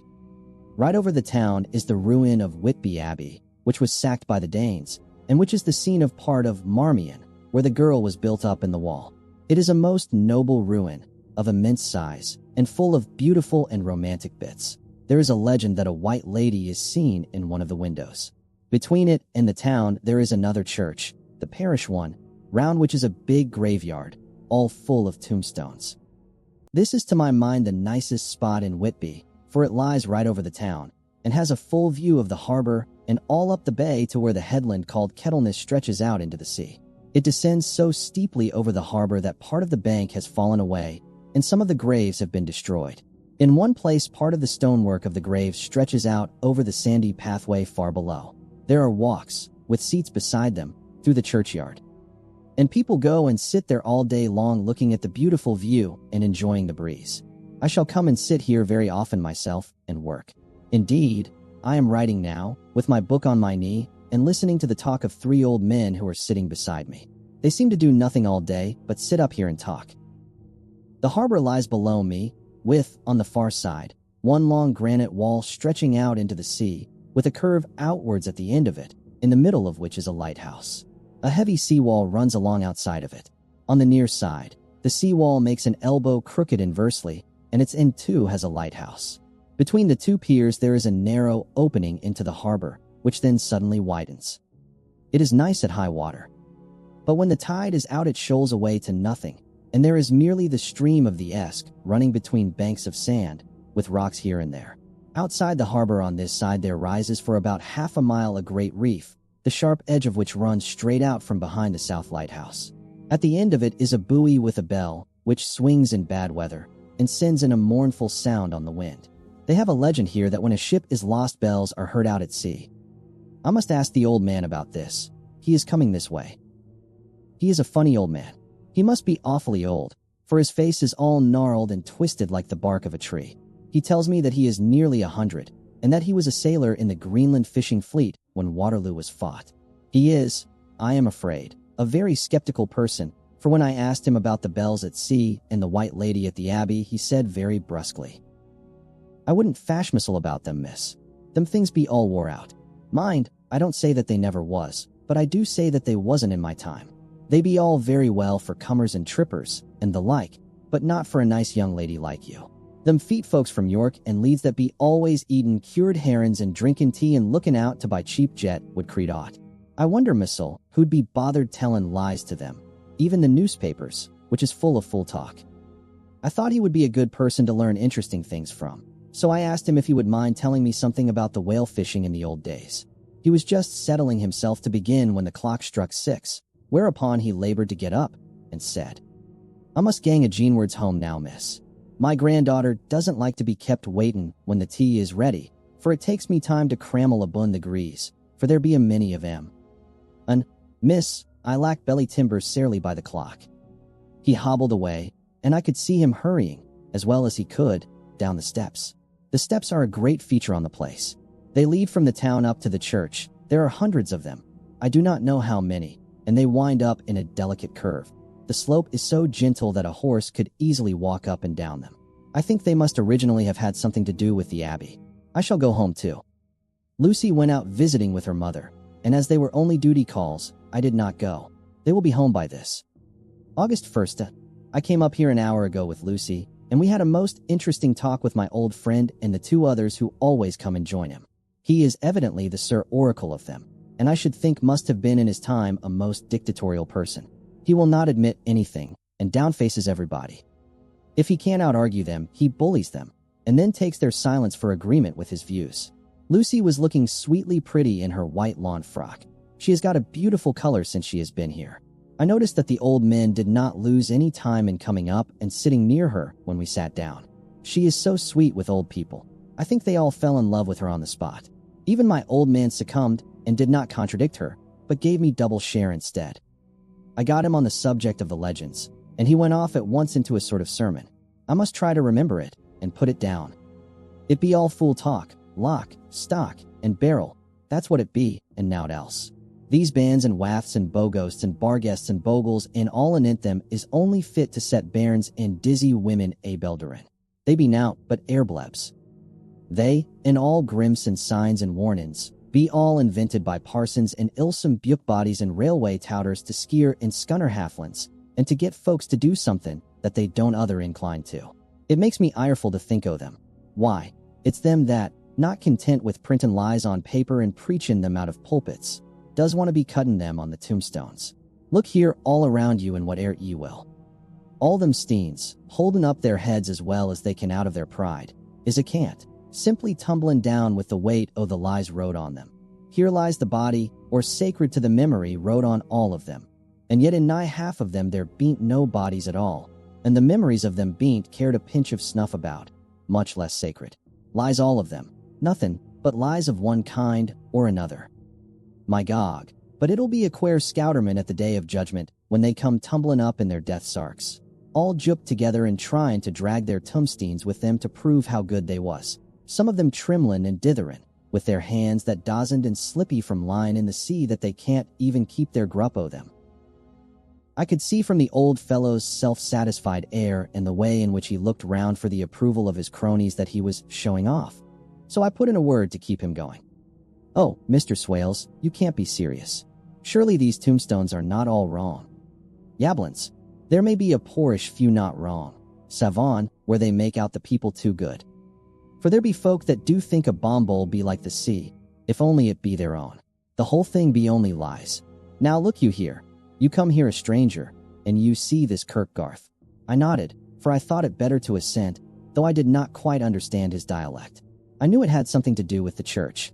He went on, "And you consate that all these steens be abun folk that be happed here, snod and snod?" I assented again. "Then that be just where the lie comes in. Why, there be scores of these lay beds that be tombed as old Dunn's baccabox on Friday night." He nudged one of his companions, and they all laughed. And my God, how could they be otherwise? "Look at that one, the aftest abaft the beer bank. Read it." I went over and read. "Edward Spinslaff, Master Mariner, murdered by pirates off the coast of Andres, April, 1854, 30. When I came back," Mr. Swales went on. "Who brought him home, I wonder, to hap him here? Murdered off the coast of Andres. And you consated his body lay under. Why, I could name ye a dozen whose bones lie in the Greenland seas above." He pointed northwards, "or where the currents may have drifted them. There be the steens around ye. Ye can, with your young eyes, read the small print of the lies from here. This Braithwaite Lowry, I knew his father, lost in the lively off Greenland in 20. Or Andrew Woodhouse, drowned in the same seas in 1777. Or John Paxton, drowned off Cape Farewell a year later. Or old John Rawlings, whose grandfather sailed with me, drowned in the Gulf of Finland in 50. Do ye think that all these men will have to make a rush to Whitby when the trumpet sounds? I have me anthrems aboot it. I tell ye that when they got here they'd be jomlin and jostlin one another that way that it yiddy be like a fight up on the ice in the old days, when we be at one another from daylight to dark, and trying to tie up our cuts by the light of the aurora borealis." This was evidently local pleasantry, for the old man cackled over it, and his cronies joined in with gusto. "But," I said, "surely you are not quite correct, for you start on the assumption that all the poor people, or their spirits, will have to take their tombstones with them on the day of judgment. Do you think that will be really necessary?" "Well, what else be they tombstones for? Answer me that, miss." "To please their relatives, I suppose." "To please their relatives, you suppose?" This he said with intense scorn. "How will it pleasure their relatives to know that lies is wrote over them, and that everybody in the place knows that they be lies?" He pointed to a stone at our feet which had been laid down as a slab, on which the seat was rested, close to the edge of the cliff. "Read the lies on that thruff-steen," he said. The letters were upside down to me from where I sat, but Lucy was more opposite to them, so she leaned over and read. "Sacred to the memory of George Cannon, who died, in the hope of a glorious resurrection, on July 29, 1873, falling from the rocks at Kettleness.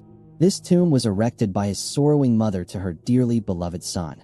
He was the only son of his mother, and she was a widow. Really, Mr. Swales, I don't see anything very funny in that." She spoke her comment very gravely and somewhat severely. "You don't see aught funny? Huh. But that's because ye don't gom the sorrowing mother was a hellcat that hated him because he was a crooked, a regular lammeter he was, and he hated her so that he committed suicide in order that she mightn't get an insurance she put on his life. He blew nigh the top of his head off with an old musket that they had for scaring the crows with. 'Twarn't for crows then, for it brought the clegs and the doups to him. That's the way he fell off the rocks. And, as to hopes of a glorious resurrection, I've often heard him say, Missile, that he hoped he'd go to hell, for his mother was so pious that she'd be sure to go to heaven, and he didn't want to addle where she was. Now isn't that steen at any rate?" He hammered it with his stick as he spoke. "A pack of lies? And won't it make Gabriel keckle when Geordie comes panting up the grease with the tombstone balanced on his hump, and asks it to be took as evidence?"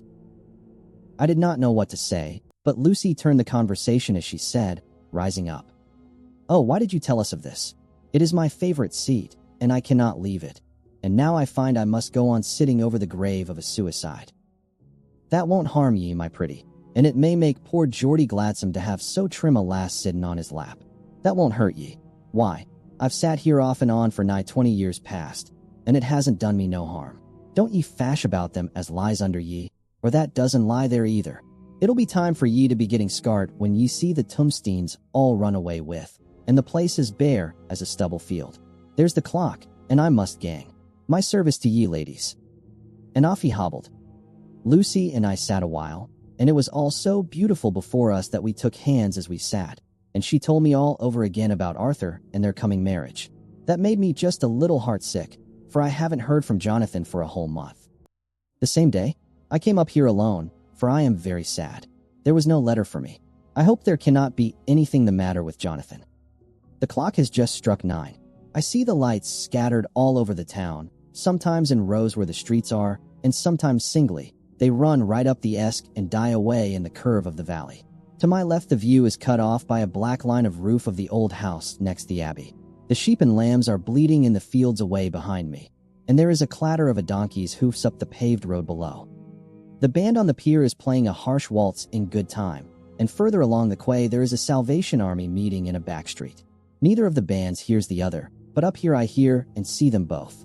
I wonder where Jonathan is, and if he is thinking of me. I wish he were here. Dr. Seward's Diary. June 5th. The case of Renfield grows more interesting the more I get to understand the man. He has certain qualities very largely developed. Selfishness, secrecy, and purpose. I wish I could get at what is the object of the latter. He seems to have some settled scheme of his own, but what it is I do not yet know. His redeeming quality is a love of animals, though, indeed, he has such curious turns in it that I sometimes imagine he is only abnormally cruel. His pets are of odd sorts. Just now his hobby is catching flies. He has at present such a quantity that I have had myself to expostulate. To my astonishment, he did not break out into a fury, as I expected, but took the matter in simple seriousness. He thought for a moment, and then said, "May I have 3 days? I shall clear them away." Of course, I said that would do. I must watch him. June 18th. He has turned his mind now to spiders, and has got several very big fellows in a box.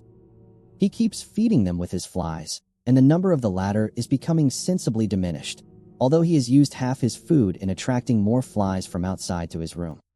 July 1st. His spiders are now becoming as great a nuisance as his flies, and today I told him that he must get rid of them. He looked very sad at this, so I said that he must clear out some of them, at all events.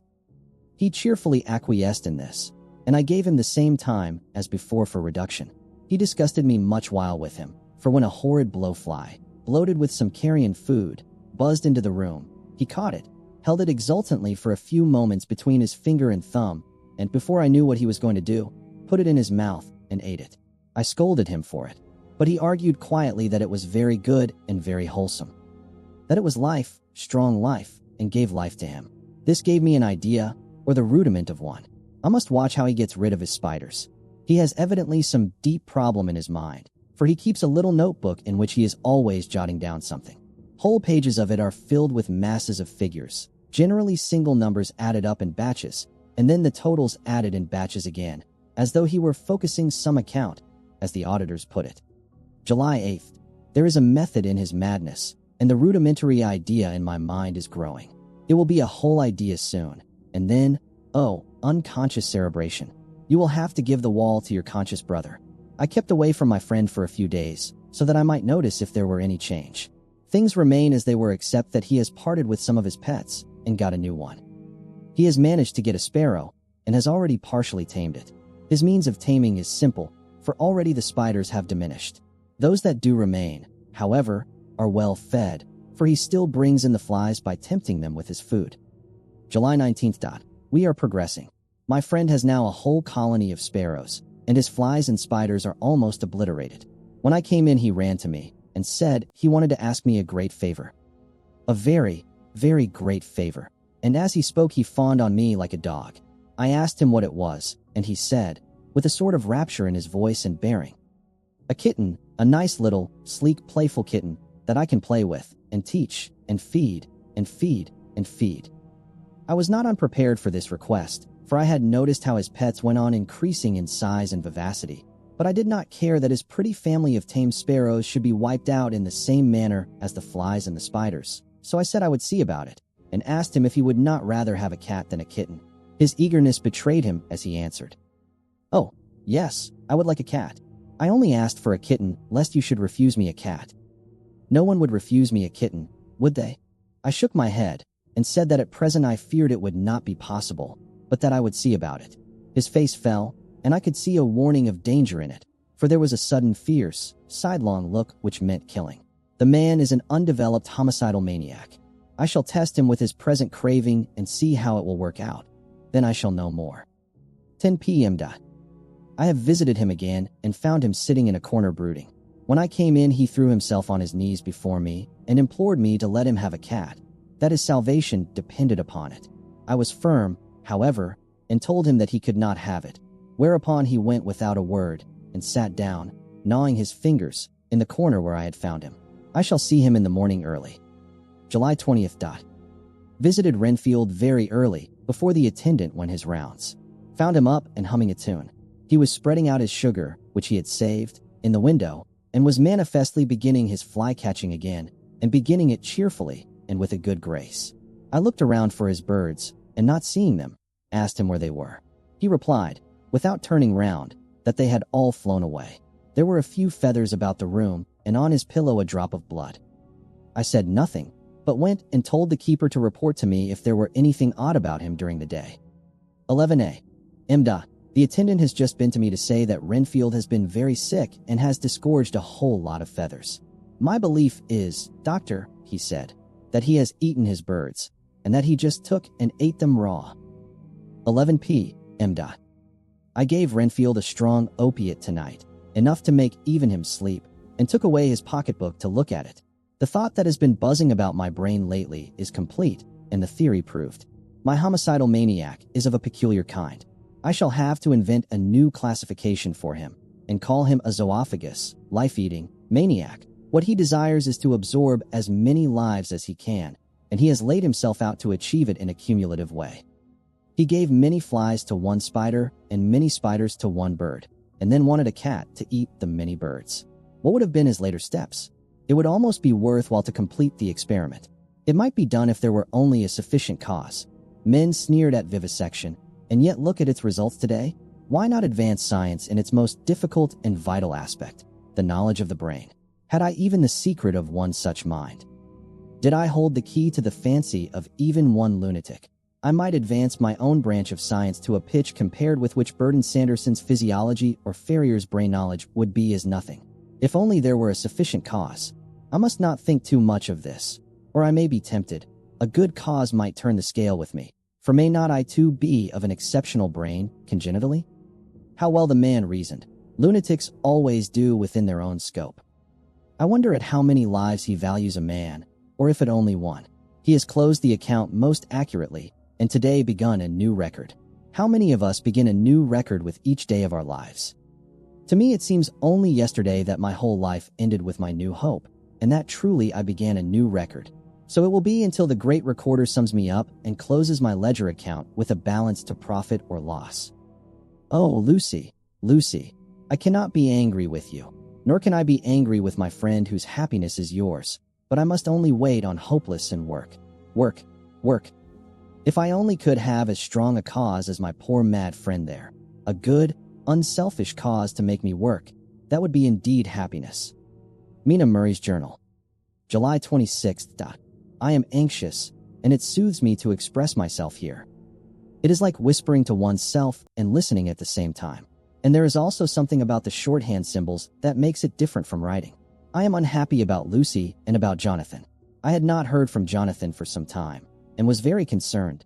But yesterday dear Mr. Hawkins, who is always so kind, sent me a letter from him. I had written asking him if he had heard, and he said the enclosed had just been received.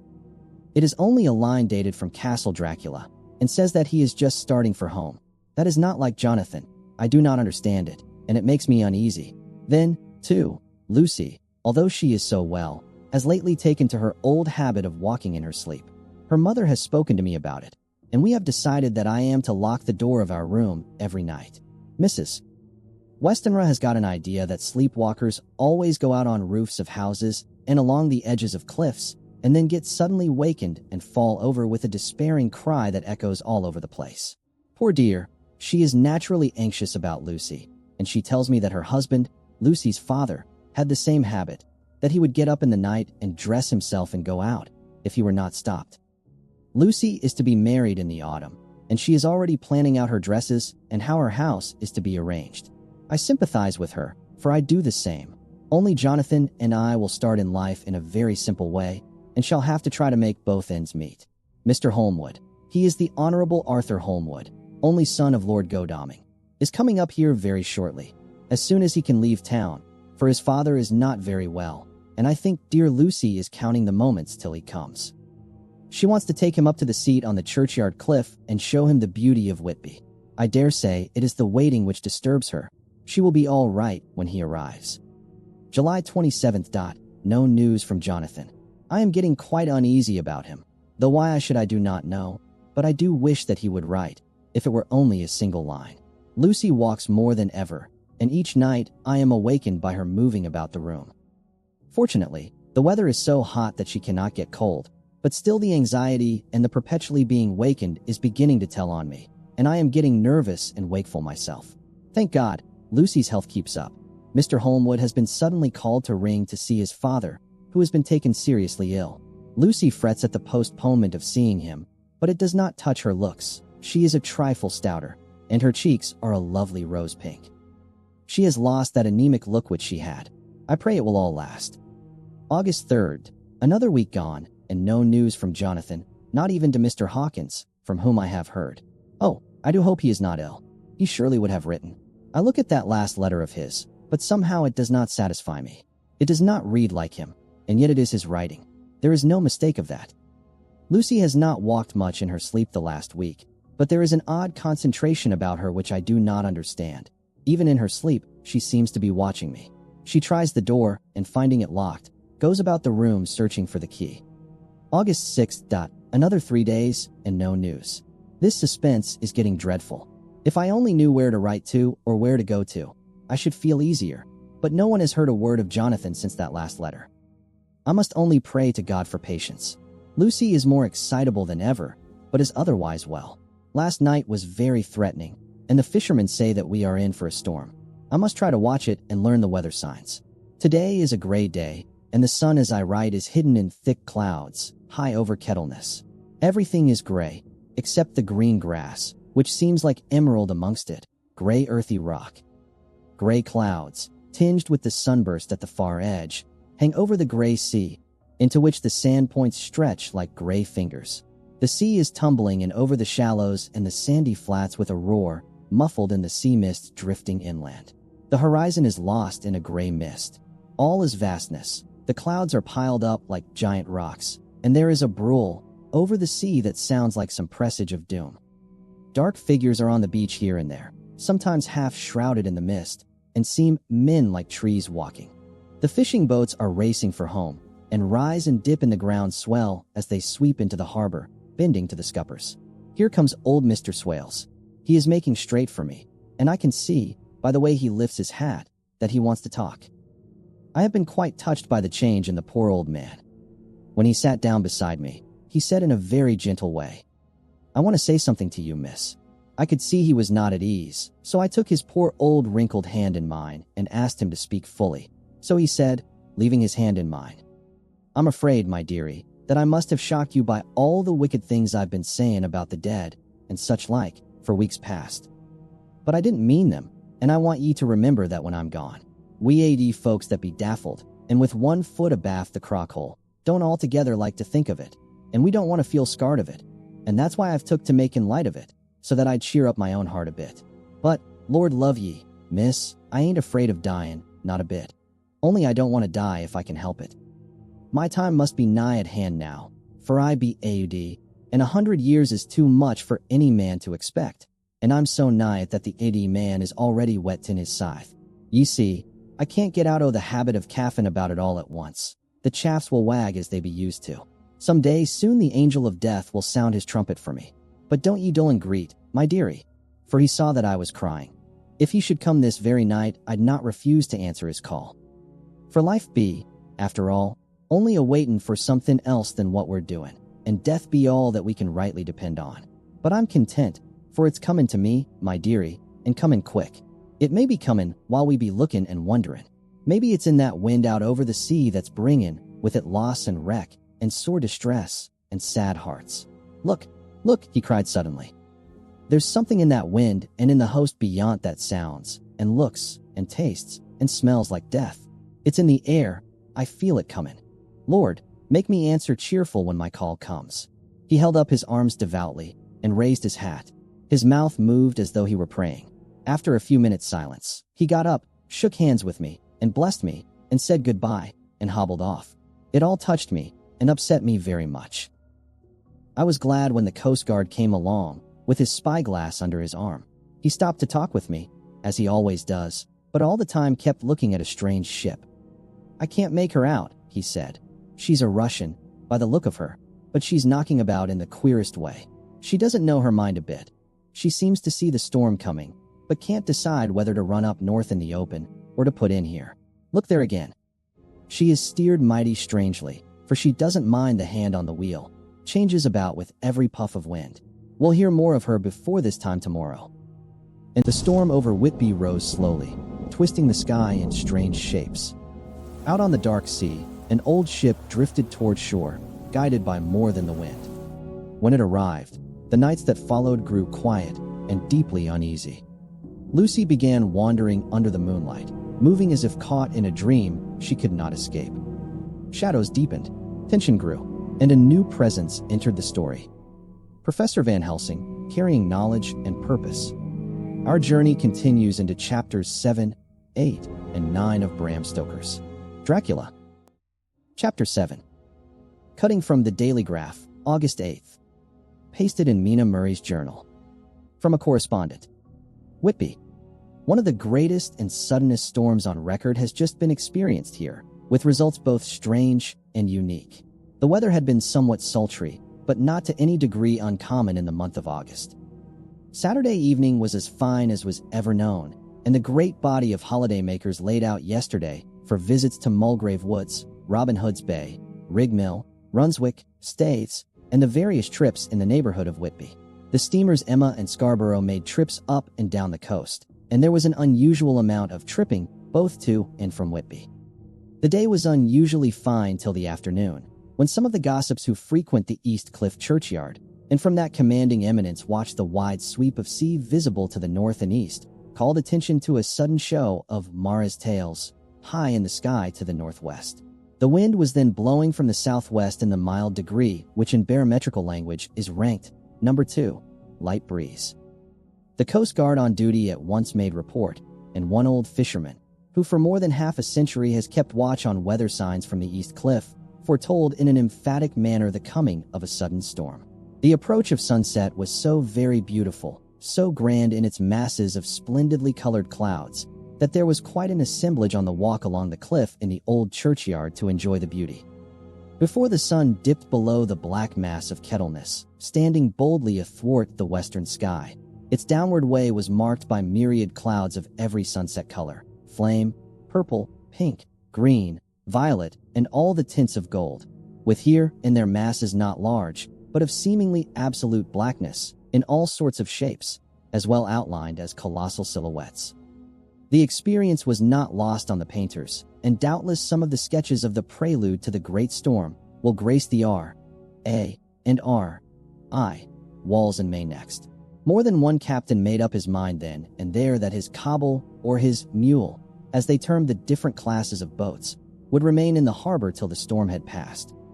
The wind fell away entirely during the evening, and at midnight there was a dead calm, a sultry heat, and that prevailing intensity which, on the approach of thunder, affects persons of a sensitive nature. There were but few lights in sight at sea, for even the coasting steamers, which usually hug the shore so closely, kept well to seaward, and but few fishing boats were in sight. The only sail noticeable was a foreign schooner with all sails set, which was seemingly going westwards. The foolhardiness or ignorance of her officers was a prolific theme for comment while she remained in sight, and efforts were made to signal her to reduce sail in face of her danger. Before the night shut down, she was seen with sails idly flapping as she gently rolled on the undulating swell of the sea, as idle as a painted ship upon a painted ocean. Shortly before 10 o'clock, the stillness of the air grew quite oppressive, and the silence was so marked that the bleating of a sheep inland or the barking of a dog in the town was distinctly heard, and the band on the pier, with its lively French air, was like a discord in the great harmony of nature's silence. A little after midnight came a strange sound from over the sea, and high overhead the air began to carry a strange, faint, hollow booming. Then, without warning, the tempest broke, with a rapidity which, at the time, seemed incredible, and even afterwards is impossible to realize. The whole aspect of nature at once became convulsed. The waves rose in growing fury, each overtopping its fellow, till in a very few minutes the lately glassy sea was like a roaring and devouring monster. White-crested waves beat madly on the level sands and rushed up the shelving cliffs.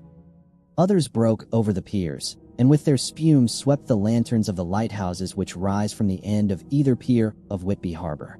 The wind roared like thunder and blew with such force that it was with difficulty that even strong men kept their feet, or clung with grim clasp to the iron stanchions.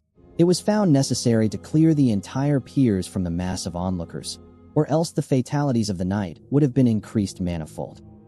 To add to the difficulties and dangers of the time, masses of sea fog came drifting inland, white, wet clouds, which swept by in ghostly fashion, so dank and damp and cold that it needed but little effort of imagination to think that the spirits of those lost at sea were touching their living brethren with the clammy hands of death, and many a one shuddered as the wreaths of sea mist swept by. At times the mist cleared, and the sea for some distance could be seen in the glare of the lightning, which now came thick and fast, followed by such sudden peals of thunder that the whole sky overhead seemed trembling under the shock of the footsteps of the storm. Some of the scenes thus revealed were of immeasurable grandeur and of absorbing interest. The sea, running mountains high, threw skywards with each wave mighty masses of white foam, which the tempest seemed to snatch at and whirl away into space. Here and there a fishing boat, with a rag of sail, running madly for shelter before the blast. Now and again the white wings of a storm-tossed seabird. On the summit of the east cliff the new searchlight was ready for experiment, but had not yet been tried. The officers in charge of it got it into working order, and in the pauses of the inrushing mist swept with it the surface of the sea. Once or twice its service was most effective, as when a fishing boat, with gunwale under water, rushed into the harbor, able, by the guidance of the sheltering light, to avoid the danger of dashing against the piers. As each boat achieved the safety of the port, there was a shout of joy from the mass of people on shore, a shout which for a moment seemed to cleave the gale and was then swept away in its rush. Before long the searchlight discovered some distance away a schooner with all sails set, apparently the same vessel which had been noticed earlier in the evening. The wind had by this time backed to the east, and there was a shudder amongst the watchers on the cliff as they realized the terrible danger in which she now was.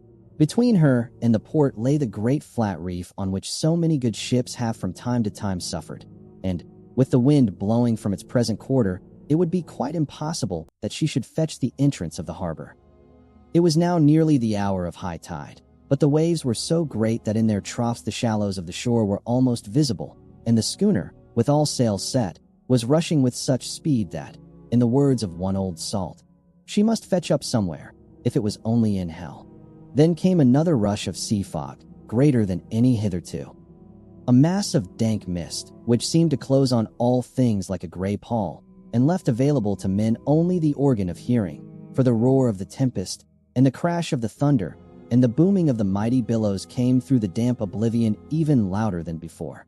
The rays of the searchlight were kept fixed on the harbor mouth across the east pier, where the shock was expected, and men waited breathless. The wind suddenly shifted to the northeast, and the remnant of the sea fog melted in the blast, and then, mirabile dictu, between the piers, leaping from wave to wave as it rushed at headlong speed, swept the strange schooner before the blast, with all sails set, and gained the safety of the harbor. The searchlight followed her, and a shudder ran through all who saw her, for lashed to the helm was a corpse, with drooping head, which swung horribly to and fro at each motion of the ship. No other form could be seen on deck at all. A great awe came on all as they realized that the ship, as if by a miracle, had found the harbor, unsteered save by the hand of a dead man. However, all took place more quickly than it takes to write these words. The schooner paused not, but rushing across the harbor, pitched herself on that accumulation of sand and gravel washed by many tides and many storms into the southeast corner of the pier, jutting under the east cliff, known locally as Tate Hill Pier. There was of course a considerable concussion as the vessel drove up on the sand heap. Every spar, rope, and stay was strained, and some of the top hammer came crashing down. But, strangest of all, the very instant the shore was touched, an immense dog sprang up on deck from below, as if shot up by the concussion, and running forward, jumped from the bow on the sand. Making straight for the steep cliff, where the churchyard hangs over the laneway to the east pier so steeply that some of the flat tombstones, thruffsteins, or throughstones, as they call them in the Whitby vernacular, actually project over where the sustaining cliff has fallen away. It disappeared in the darkness, which seemed intensified just beyond the focus of the searchlight. It so happened that there was no one at the moment on Tate Hill Pier, as all those whose houses are in close proximity were either in bed or were out on the heights above. Thus the Coast Guard on duty on the eastern side of the harbor, who at once ran down to the little pier, was the first to climb on board. The men working the searchlight, after scouring the entrance of the harbor without seeing anything, then turned the light on the derelict and kept it there. The Coast Guard ran aft, and when he came beside the wheel, bent over to examine it, and recoiled at once as though under some sudden emotion.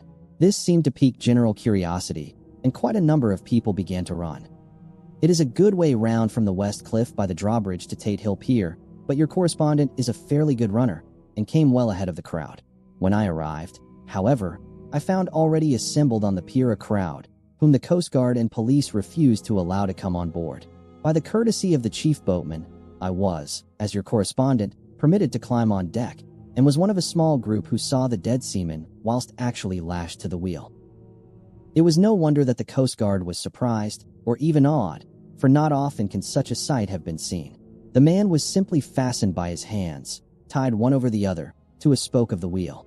Between the inner hand and the wood was a crucifix, the set of beads on which it was fastened being around both wrists and wheel, and all kept fast by the binding cords. The poor fellow may have been seated at one time, but the flapping and buffeting of the sails had worked through the rudder of the wheel and dragged him to and fro, so that the cords with which he was tied had cut the flesh to the bone. Accurate note was made of the state of things, and a doctor, Surgeon James Caffin, of 33, East Elliot Place, who came immediately after me, declared, after making examination, that the man must have been dead for quite 2 days. In his pocket was a bottle, carefully corked, empty save for a little roll of paper, which proved to be the addendum to the log. The Coast Guard said the man must have tied up his own hands, fastening the knots with his teeth. The fact that a Coast Guard was the first on board may save some complications, later on, in the Admiralty Court, for Coast Guards cannot claim the salvage, which is the right of the first civilian entering on a derelict.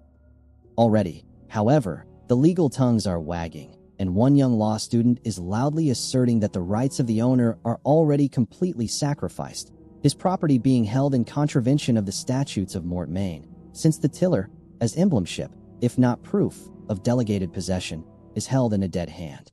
It is needless to say that the dead steersman has been reverently removed from the place where he held his honorable watch and ward till death, a steadfastness as noble as that of the young Casabianca, and placed in the mortuary to await inquest. Already the sudden storm is passing, and its fierceness is abating. Crowds are scattering homeward, and the sky is beginning to redden over the Yorkshire wolds. I shall send, in time for your next issue, further details of the derelict ship which found her way so miraculously into harbor in the storm. Whitby, August 9th. The sequel to the strange arrival of the derelict in the storm last night is almost more startling than the thing itself. It turns out that the schooner is a Russian from Varna, and is called the Demeter. She is almost entirely in ballast of silver sand, with only a small amount of cargo, a number of great wooden boxes filled with mold. This cargo was consigned to a Whitby solicitor, Mr. S. F. Billington, of 7, the Crescent, who this morning went aboard and formally took possession of the goods consigned to him. The Russian consul, too, acting for the charter party, took formal possession of the ship and paid all harbor dues, etc. Nothing is talked about here today except the strange coincidence. The officials of the Board of Trade have been most exacting in seeing that every compliance has been made with existing regulations. As the matter is to be a 9 days wonder, they are evidently determined that there shall be no cause of after complaint. A good deal of interest was abroad concerning the dog which landed when the ship struck, and more than a few of the members of the S.P.C.A., which is very strong in Whitby, have tried to befriend the animal. To the general disappointment, however, it was not to be found. It seems to have disappeared entirely from the town. It may be that it was frightened and made its way on to the moors, where it is still hiding in terror. There are some who look with dread on such a possibility, lest later on it should in itself become a danger, for it is evidently a fierce brute. Early this morning a large dog, a half-bred mastiff belonging to a coal merchant close to Tate Hill Pier, was found dead in the roadway opposite to its master's yard. It had been fighting, and manifestly had had a savage opponent, for its throat was torn away, and its belly was slit open as if with a savage claw. Later, by the kindness of the Board of Trade Inspector, I have been permitted to look over the logbook of the Demeter, which was in order up to within 3 days, but contained nothing of special interest except as to facts of missing men. The greatest interest, however, is with regard to the paper found in the bottle, which was today produced at the inquest, and a more strange narrative than the two between them unfold it has not been my lot to come across. As there is no motive for concealment, I am permitted to use them, and accordingly send you a rescript, simply omitting technical details of seamanship and supercargo. It almost seems as though the captain had been seized with some kind of mania before he had got well into blue water, and that this had developed persistently throughout the voyage. Of course my statement must be taken cum grano, since I am writing from the dictation of a clerk of the Russian consul, who kindly translated for me, time being short. Log of the Demeter, Varna to Whitby. Written July 18th. Things so strange happening, that I shall keep accurate note henceforth till we land. On July 6th we finished taking in cargo, silver sand and boxes of earth. At noon set sail. East wind, fresh. Crew, 5 hands, 2 mates, cook, and myself, captain. On July 11th at dawn entered Bosphorus, boarded by Turkish customs officers. Bakshish, all correct. Underway at 4 p.m. On July 12th, through Dardanelles. More customs officers and flag boat of guarding squadron. Bakshish again. Work of officers thorough, but quick. Want us off soon. At dark passed into archipelago. On July 13th passed Cape Matapan. Crew dissatisfied about something. Seemed scared, but would not speak out. On July 14th was somewhat anxious about crew. Men, all steady fellows, who sailed with me before. Mate could not make out what was wrong. They only told him there was something, and crossed themselves. Mate lost temper with one of them that day, and struck him. Expected fierce quarrel, but all was quiet. On July 16th, mate reported in the morning that one of crew, Petrovsky, was missing. Could not account for it. Took larboard watch 8 bells last night. Was relieved by Abramov, but did not go to bunk. Men more downcast than ever. All said they expected something of the kind, but would not say more than there was something aboard. Mate getting very impatient with them. Feared some trouble ahead. On July 17th, yesterday, one of the men, Olgarin, came to my cabin, and in an awestruck way confided to me that he thought there was a strange man aboard the ship. He said that in his watch he had been sheltering behind the deckhouse, as there was a rainstorm, when he saw a tall, thin man, who was not like any of the crew, come up the companionway, and go along the deck forward, and disappear. He followed cautiously, but when he got to bows found no one, and the hatchways were all closed. He was in a panic of superstitious fear, and I am afraid the panic may spread. To allay it, I shall today search entire ship carefully from stem to stern. Later in the day I got together the whole crew and told them, as they evidently thought there was someone in the ship, we would search from stem to stern. First mate angry, said it was folly, and to yield to such foolish ideas would demoralize the men. Said he would engage to keep them out of trouble with a handspike. I let him take the helm, while the rest began thorough search, all keeping abreast. With lanterns, we left no corner unsearched. As there were only the big wooden boxes, there were no odd corners where a man could hide. Men much relieved when search over, and went back to work cheerfully. First mate scowled, but said nothing. July 22nd, rough weather last 3 days, and all hands busy with sails. No time to be frightened. Men seemed to have forgotten their dread. Mate cheerful again, and all on good terms. Praised men for work in bad weather. past Gibraltar and out through Straits. Oh well. July 24th. There seems some doom over this ship. Already a hand short, and entering on the Bay of Biscay with wild weather ahead. And yet last night another man lost, disappeared. Like the first, he came off his watch and was not seen again. Men all in a panic of fear, sent a round robin, asking to have double watch, as they fear to be alone. Made angry. Fear there will be some trouble, as either he or the men will do some violence. July 28th. 4 days in hell, knocking about in a sort of maelstrom, and the wind a tempest. No sleep for anyone. Men all worn out. Hardly know how to set a watch, since no one fit to go on. Second mate volunteered to steer and watch, and let men snatch a few hours' sleep. Wind abating, seas still terrific, but feel them less, as ship is steadier. July 29th. Another tragedy. Had single watch tonight, as crew too tired to double. When morning watch came on deck, could find no one except steersman. Raised outcry, and all came on deck. Thorough search, but no one found. Are now without second mate, and crew in a panic.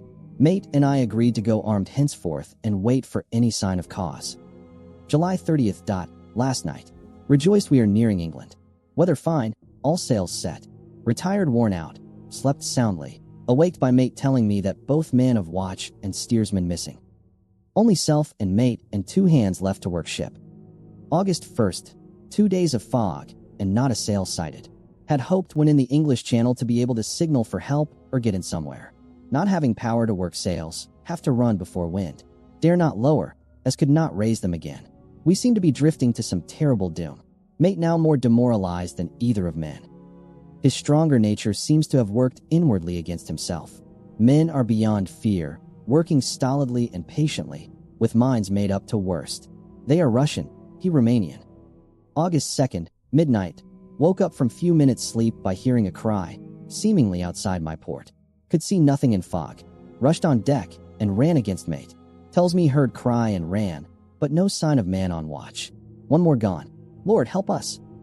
Mate says we must be past Straits of Dover, as in a moment of fog lifting he saw North Foreland, just as he heard the man cry out. If so, we are now off in the North Sea, and only God can guide us in the fog, which seems to move with us, and God seems to have deserted us. August 3rd. At midnight, I went to relieve the man at the wheel, and when I got to it found no one there. The wind was steady, and as we ran before it, there was no yawing. I dared not leave it, so shouted for the mate. After a few seconds, he rushed up on deck in his flannels. He looked wild-eyed and haggard, and I greatly fear his reason has given way. He came close to me and whispered hoarsely, with his mouth to my ear, as though fearing the very air might hear. It is here. I know it now. On the watch last night I saw it, like a man, tall and thin, and ghastly pale. It was in the bows, and looking out. I crept behind it, and gave it my knife. But the knife went through it, empty as the air. And as he spoke he took his knife, and drove it savagely into space. Then he went on. But it is here, and I'll find it. It is in the hold, perhaps in one of those boxes. I'll unscrew them one by one and see. You work the helm. And, with a warning look and his finger on his lip, he went below. There was springing up a choppy wind, and I could not leave the helm. I saw him come out on deck again with a tool chest and a lantern, and go down the forward hatchway. He is mad, stark, raving mad, and it's no use my trying to stop him. He can't hurt those big boxes. They are invoiced as clay, and to pull them about is as harmless a thing as he can do. So here I stay, and mind the helm, and write these notes.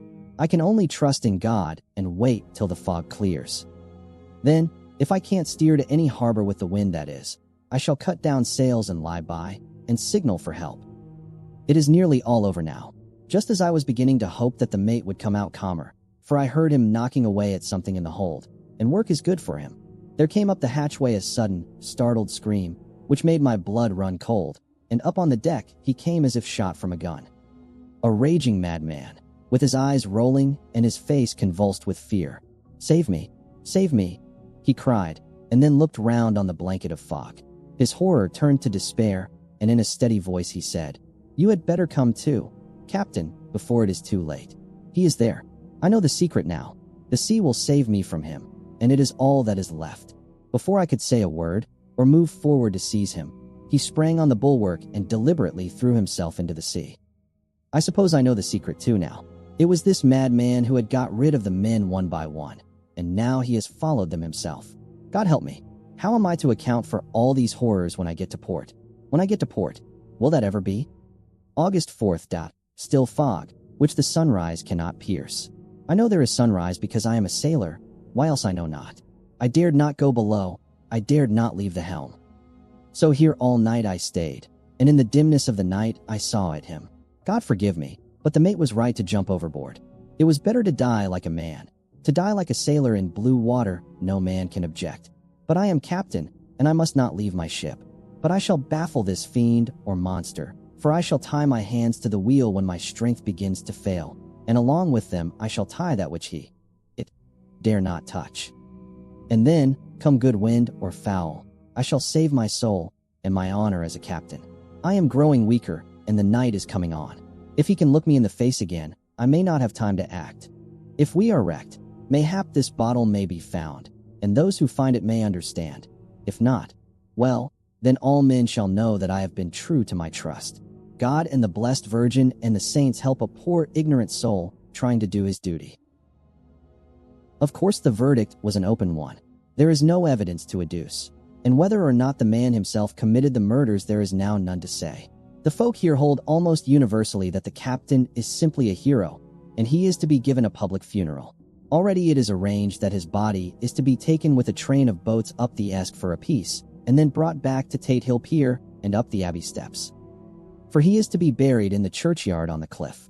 The owners of more than 100 boats have already given in their names as wishing to follow him to the grave. No trace has ever been found of the great dog, at which there is much mourning, for, with public opinion in its present state, he would, I believe, be adopted by the town.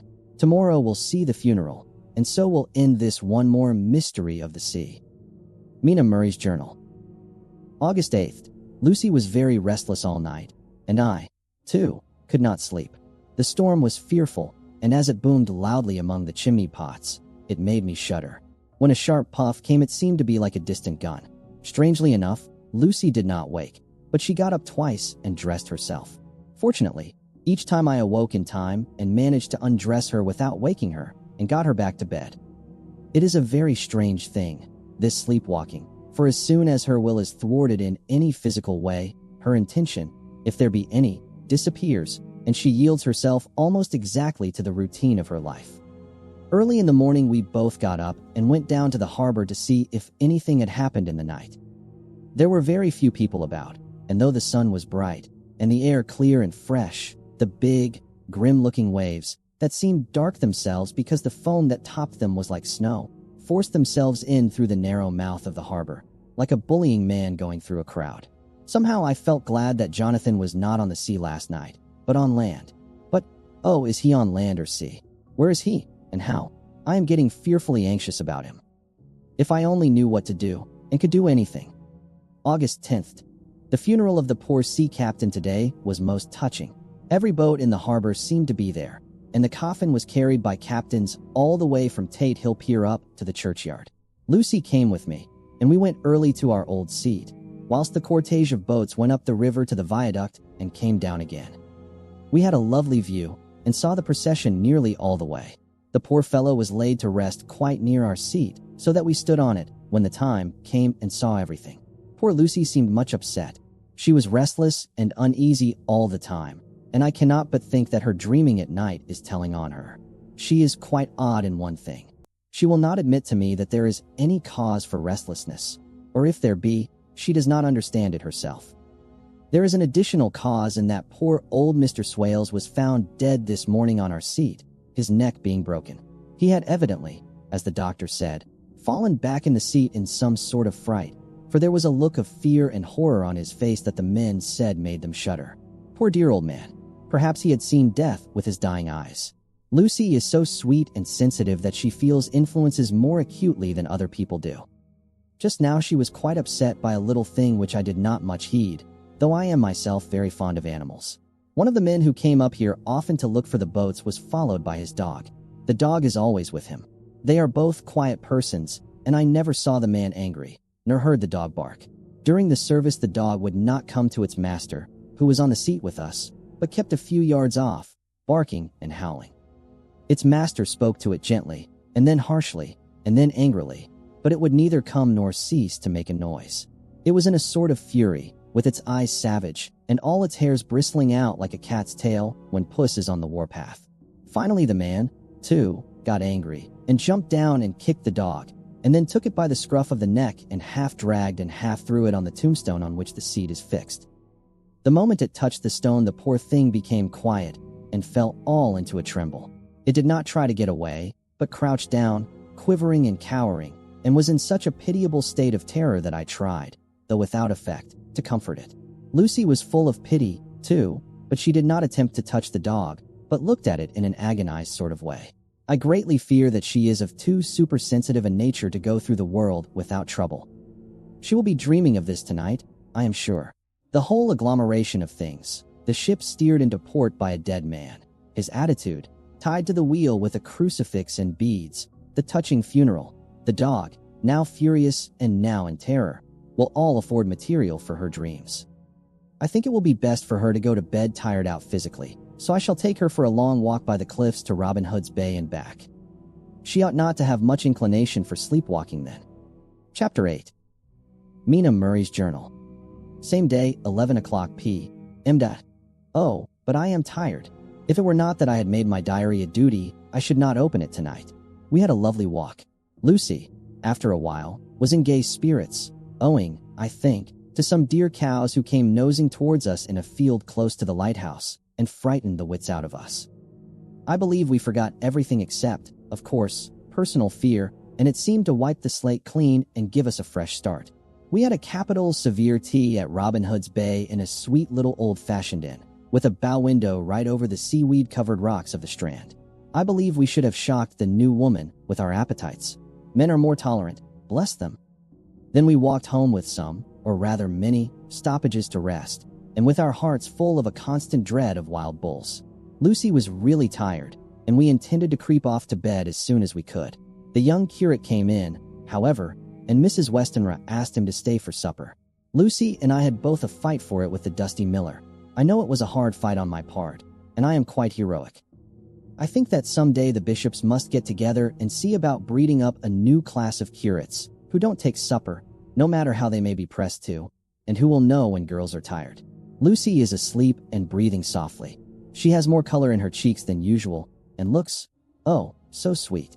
If Mr. Holmwood fell in love with her seeing her only in the drawing room, I wonder what he would say if he saw her now. Some of the new women writers will someday start an idea that men and women should be allowed to see each other asleep before proposing or accepting. But I suppose the new woman won't condescend in future to accept. She will do the proposing herself. And a nice job she will make of it, too. There's some consolation in that. I am so happy tonight, because dear Lucy seems better. I really believe she has turned the corner, and that we are over her troubles with dreaming. I should be quite happy if I only knew if Jonathan. God bless and keep him. August 11th, 3 a.m. Diary again. No sleep now, so I may as well write. I am too agitated to sleep. We have had such an adventure, such an agonizing experience. I fell asleep as soon as I had closed my diary. Suddenly, I became broad awake and sat up, with a horrible sense of fear upon me, and of some feeling of emptiness around me. The room was dark, so I could not see Lucy's bed. I stole across and felt for her. The bed was empty. I lit a match and found that she was not in the room. The door was shut, but not locked, as I had left it. I feared to wake her mother, who has been more than usually ill lately, so threw on some clothes and got ready to look for her. As I was leaving the room, it struck me that the clothes she wore might give me some clue to her dreaming intention. Dressing gown would mean house. Dress outside. Dressing gown and dress were both in their places. Thank God, I said to myself. She cannot be far, as she is only in her nightdress. I ran downstairs and looked in the sitting room. Not there. Then I looked in all the other open rooms of the house, with an ever-growing fear chilling my heart. Finally, I came to the hall door and found it open. It was not wide open, but the catch of the lock had not caught. The people of the house are careful to lock the door every night, so I feared that Lucy must have gone out as she was. There was no time to think of what might happen. A vague, overmastering fear obscured all details. I took a big, heavy shawl and ran out. The clock was striking 1 as I was in the crescent, and there was not a soul in sight. I ran along the north terrace, but could see no sign of the white figure which I expected. At the edge of the west cliff above the pier, I looked across the harbor to the east cliff, in the hope or fear, I don't know which, of seeing Lucy in our favorite seat. There was a bright full moon, with heavy black, driving clouds, which threw the whole scene into a fleeting diorama of light and shade as they sailed across. For a moment or two, I could see nothing, as the shadow of a cloud obscured St. Mary's Church and all around it. Then as the cloud passed, I could see the ruins of the abbey coming into view, and as the edge of a narrow band of light as sharp as a sword cut moved along, the church and the churchyard became gradually visible. Whatever my expectation was, it was not disappointed, for there, on our favorite seat, the silver light of the moon struck a half-reclining figure, snowy white. The coming of the cloud was too quick for me to see much, for shadow shut down on light almost immediately. But it seemed to me as though something dark stood behind the seat where the white figure shone and bent over it. What it was, whether man or beast, I could not tell. I did not wait to catch another glance, but flew down the steep steps to the pier and along by the fish market to the bridge, which was the only way to reach the east cliff. The town seemed as dead, for not a soul did I see. I rejoiced that it was so, for I wanted no witness of poor Lucy's condition. The time and distance seemed endless, and my knees trembled and my breath came labored as I toiled up the endless steps to the abbey. I must have gone fast, and yet it seemed to me as if my feet were weighted with lead, and as though every joint in my body were rusty. When I got almost to the top, I could see the seat and the white figure, for I was now close enough to distinguish it even through the spells of shadow. There was undoubtedly something, long and black, bending over the half-reclining white figure. I called in fright, "Lucy! Lucy!" And something raised a head, and from where I was I could see a white face and red, gleaming eyes. Lucy did not answer, and I ran on to the entrance of the churchyard. As I entered, the church was between me and the seat, and for a minute or so I lost sight of her. When I came in view again, the cloud had passed, and the moonlight struck so brilliantly that I could see Lucy half reclining with her head lying over the back of the seat. She was quite alone, and there was not a sign of any living thing about. When I bent over her, I could see that she was still asleep. Her lips were parted, and she was breathing, not softly as usual with her, but in long, heavy gasps, as though striving to get her lungs full at every breath. As I came close, she put up her hand in her sleep and pulled the collar of her night dress close around her throat. Whilst she did so, there came a little shudder through her, as though she felt the cold. I flung the warm shawl over her and drew the edges tight round her neck, for I dreaded lest she should get some deadly chill from the night air, unclad as she was. I feared to wake her all at once, so, in order to have my hands free that I might help her, I fastened the shawl at her throat with a big safety pin. But I must have been clumsy in my anxiety and pinched or pricked her with it, for by and by, when her breathing became quieter, she put her hand to her throat again and moaned. When I had her carefully wrapped up, I put my shoes on her feet and then began very gently to wake her. At first, she did not respond, but gradually she became more and more uneasy in her sleep, moaning and sighing occasionally. At last, as time was passing fast, and, for many other reasons, I wished to get her home at once, I shook her more forcibly, till finally, she opened her eyes and awoke. She did not seem surprised to see me, as, of course, she did not realize all at once where she was.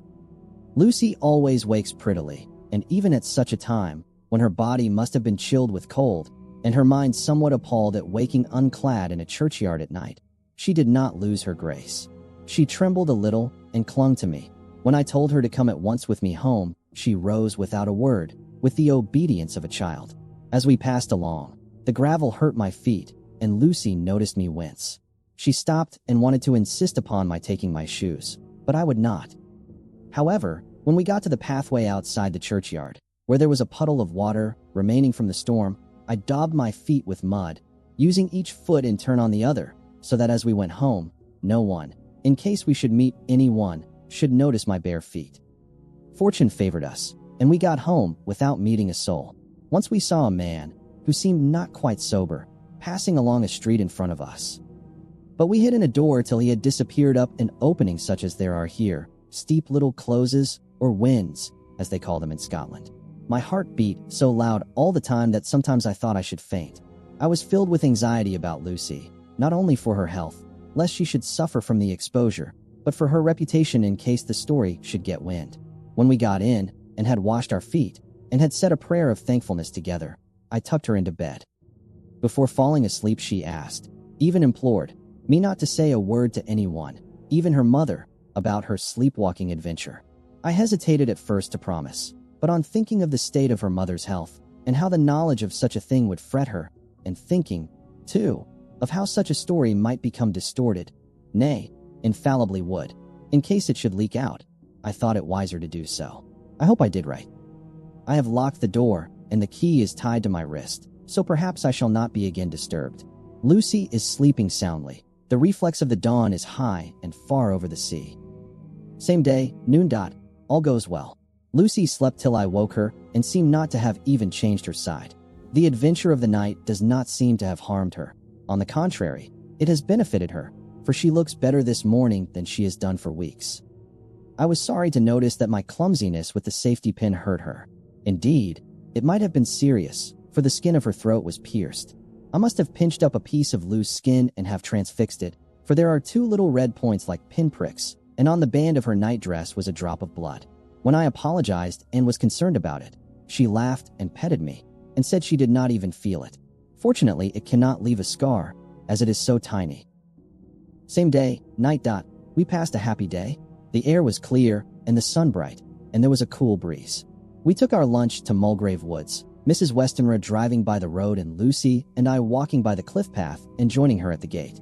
I felt a little sad myself, for I could not but feel how absolutely happy it would have been had Jonathan been with me. But there, I must only be patient. In the evening we strolled in the casino terrace and heard some good music by Spar and Mackenzie and went to bed early. Lucy seems more restful than she has been for some time and fell asleep at once. I shall lock the door and secure the key the same as before, though I do not expect any trouble tonight. August 12th. My expectations were wrong, for twice during the night I was wakened by Lucy trying to get out. She seemed, even in her sleep, to be a little impatient at finding the door shut, and went back to bed under a sort of protest. I woke with the dawn, and heard the birds chirping outside of the window. Lucy woke, too, and, I was glad to see, was even better than on the previous morning. All her old gaiety of manner seemed to have come back, and she came and snuggled in beside me and told me all about Arthur. I told her how anxious I was about Jonathan, and then she tried to comfort me. Well, she succeeded somewhat, for, though sympathy can't alter facts, it can help to make them more bearable. August 13th. Another quiet day, and to bed with the key on my wrist as before. Again I awoke in the night, and found Lucy sitting up in bed, still asleep, pointing to the window. I got up quietly, and pulling aside the blind, looked out. It was brilliant moonlight, and the soft effect of the light over the sea and sky, merged together in one great, silent mystery, was beautiful beyond words. Between me and the moonlight flitted a great bat, coming and going in great whirling circles. Once or twice it came quite close, but was, I suppose, frightened at seeing me, and flitted away across the harbor towards the abbey. When I came back from the window, Lucy had lain down again, and was sleeping peacefully. She did not stir again all night. August 14th. On the East Cliff, reading and writing all day. Lucy seems to have become as much in love with the spot as I am, and it is hard to get her away from it when it is time to come home for lunch or tea or dinner. This afternoon she made a funny remark. We were coming home for dinner, and had come to the top of the steps up from the West Pier, and stopped to look at the view, as we generally do. The setting sun, low down in the sky, was just dropping behind Kettleness.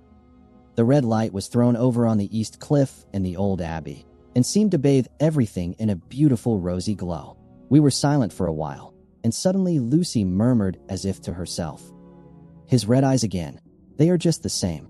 It was such an odd expression, coming apropos of nothing, that it quite startled me. I slewed round a little, so as to see Lucy well without seeming to stare at her, and saw that she was in a half-dreamy state, with an odd look on her face that I could not quite make out. So I said nothing, but followed her eyes. She appeared to be looking over at our own seat, whereon was a dark figure seated alone.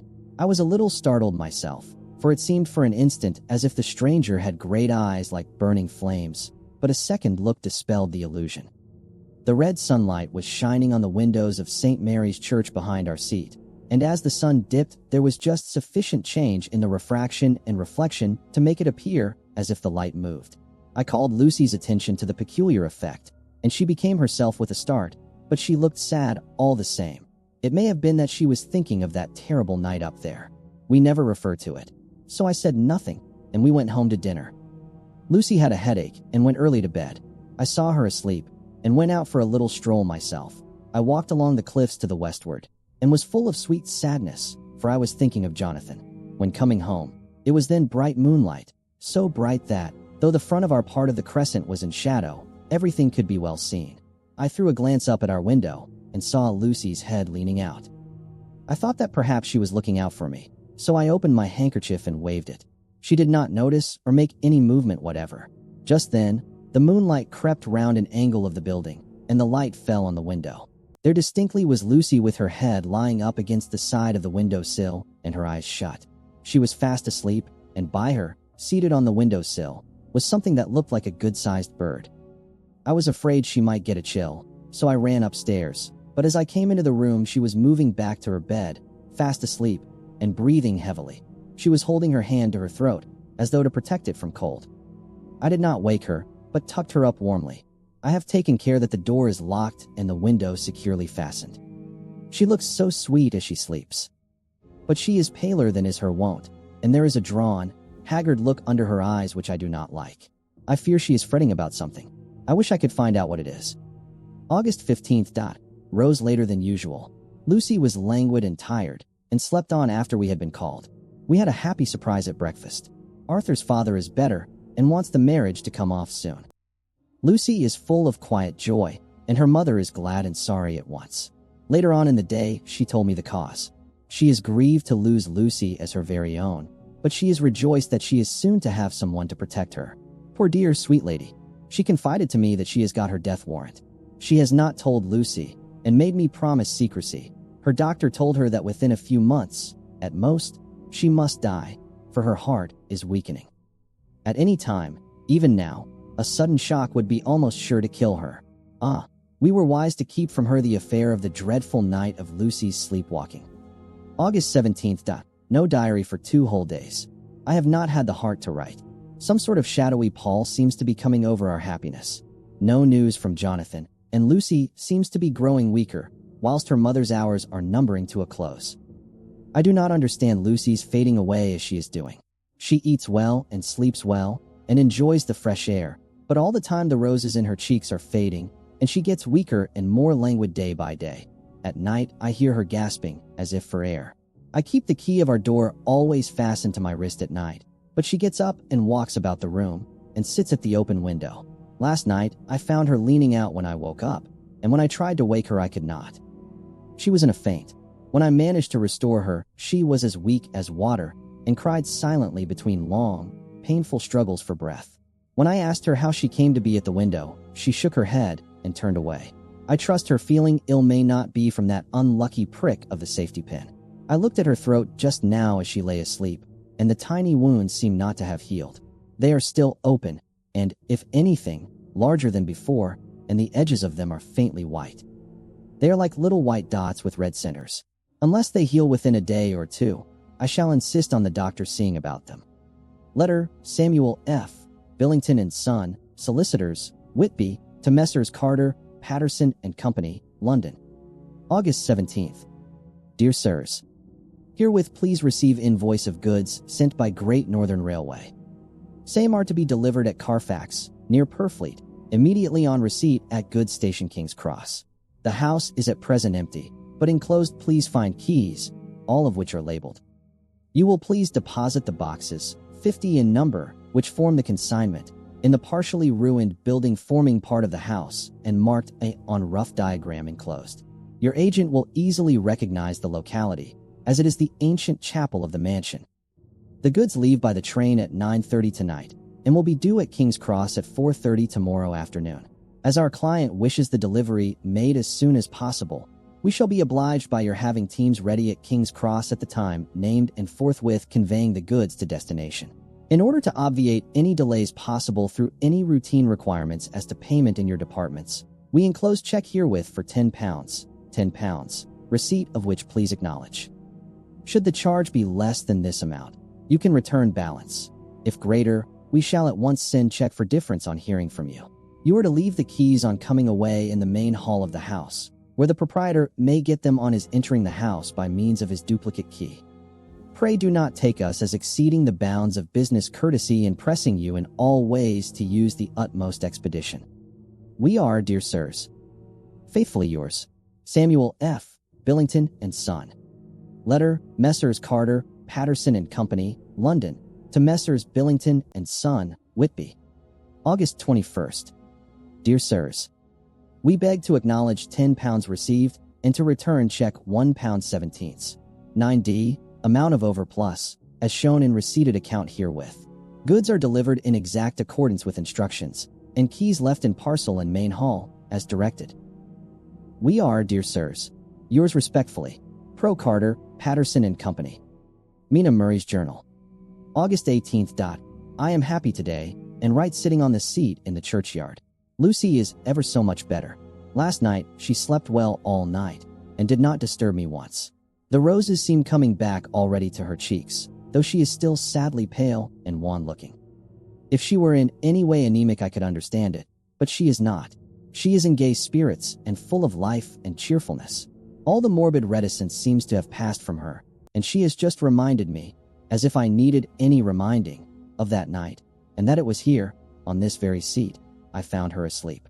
As she told me, she tapped playfully with the heel of her boot on the stone slab and said, "My poor little feet didn't make much noise then." I dare say poor old Mr. Swales would have told me that it was because I didn't want to wake up Geordie.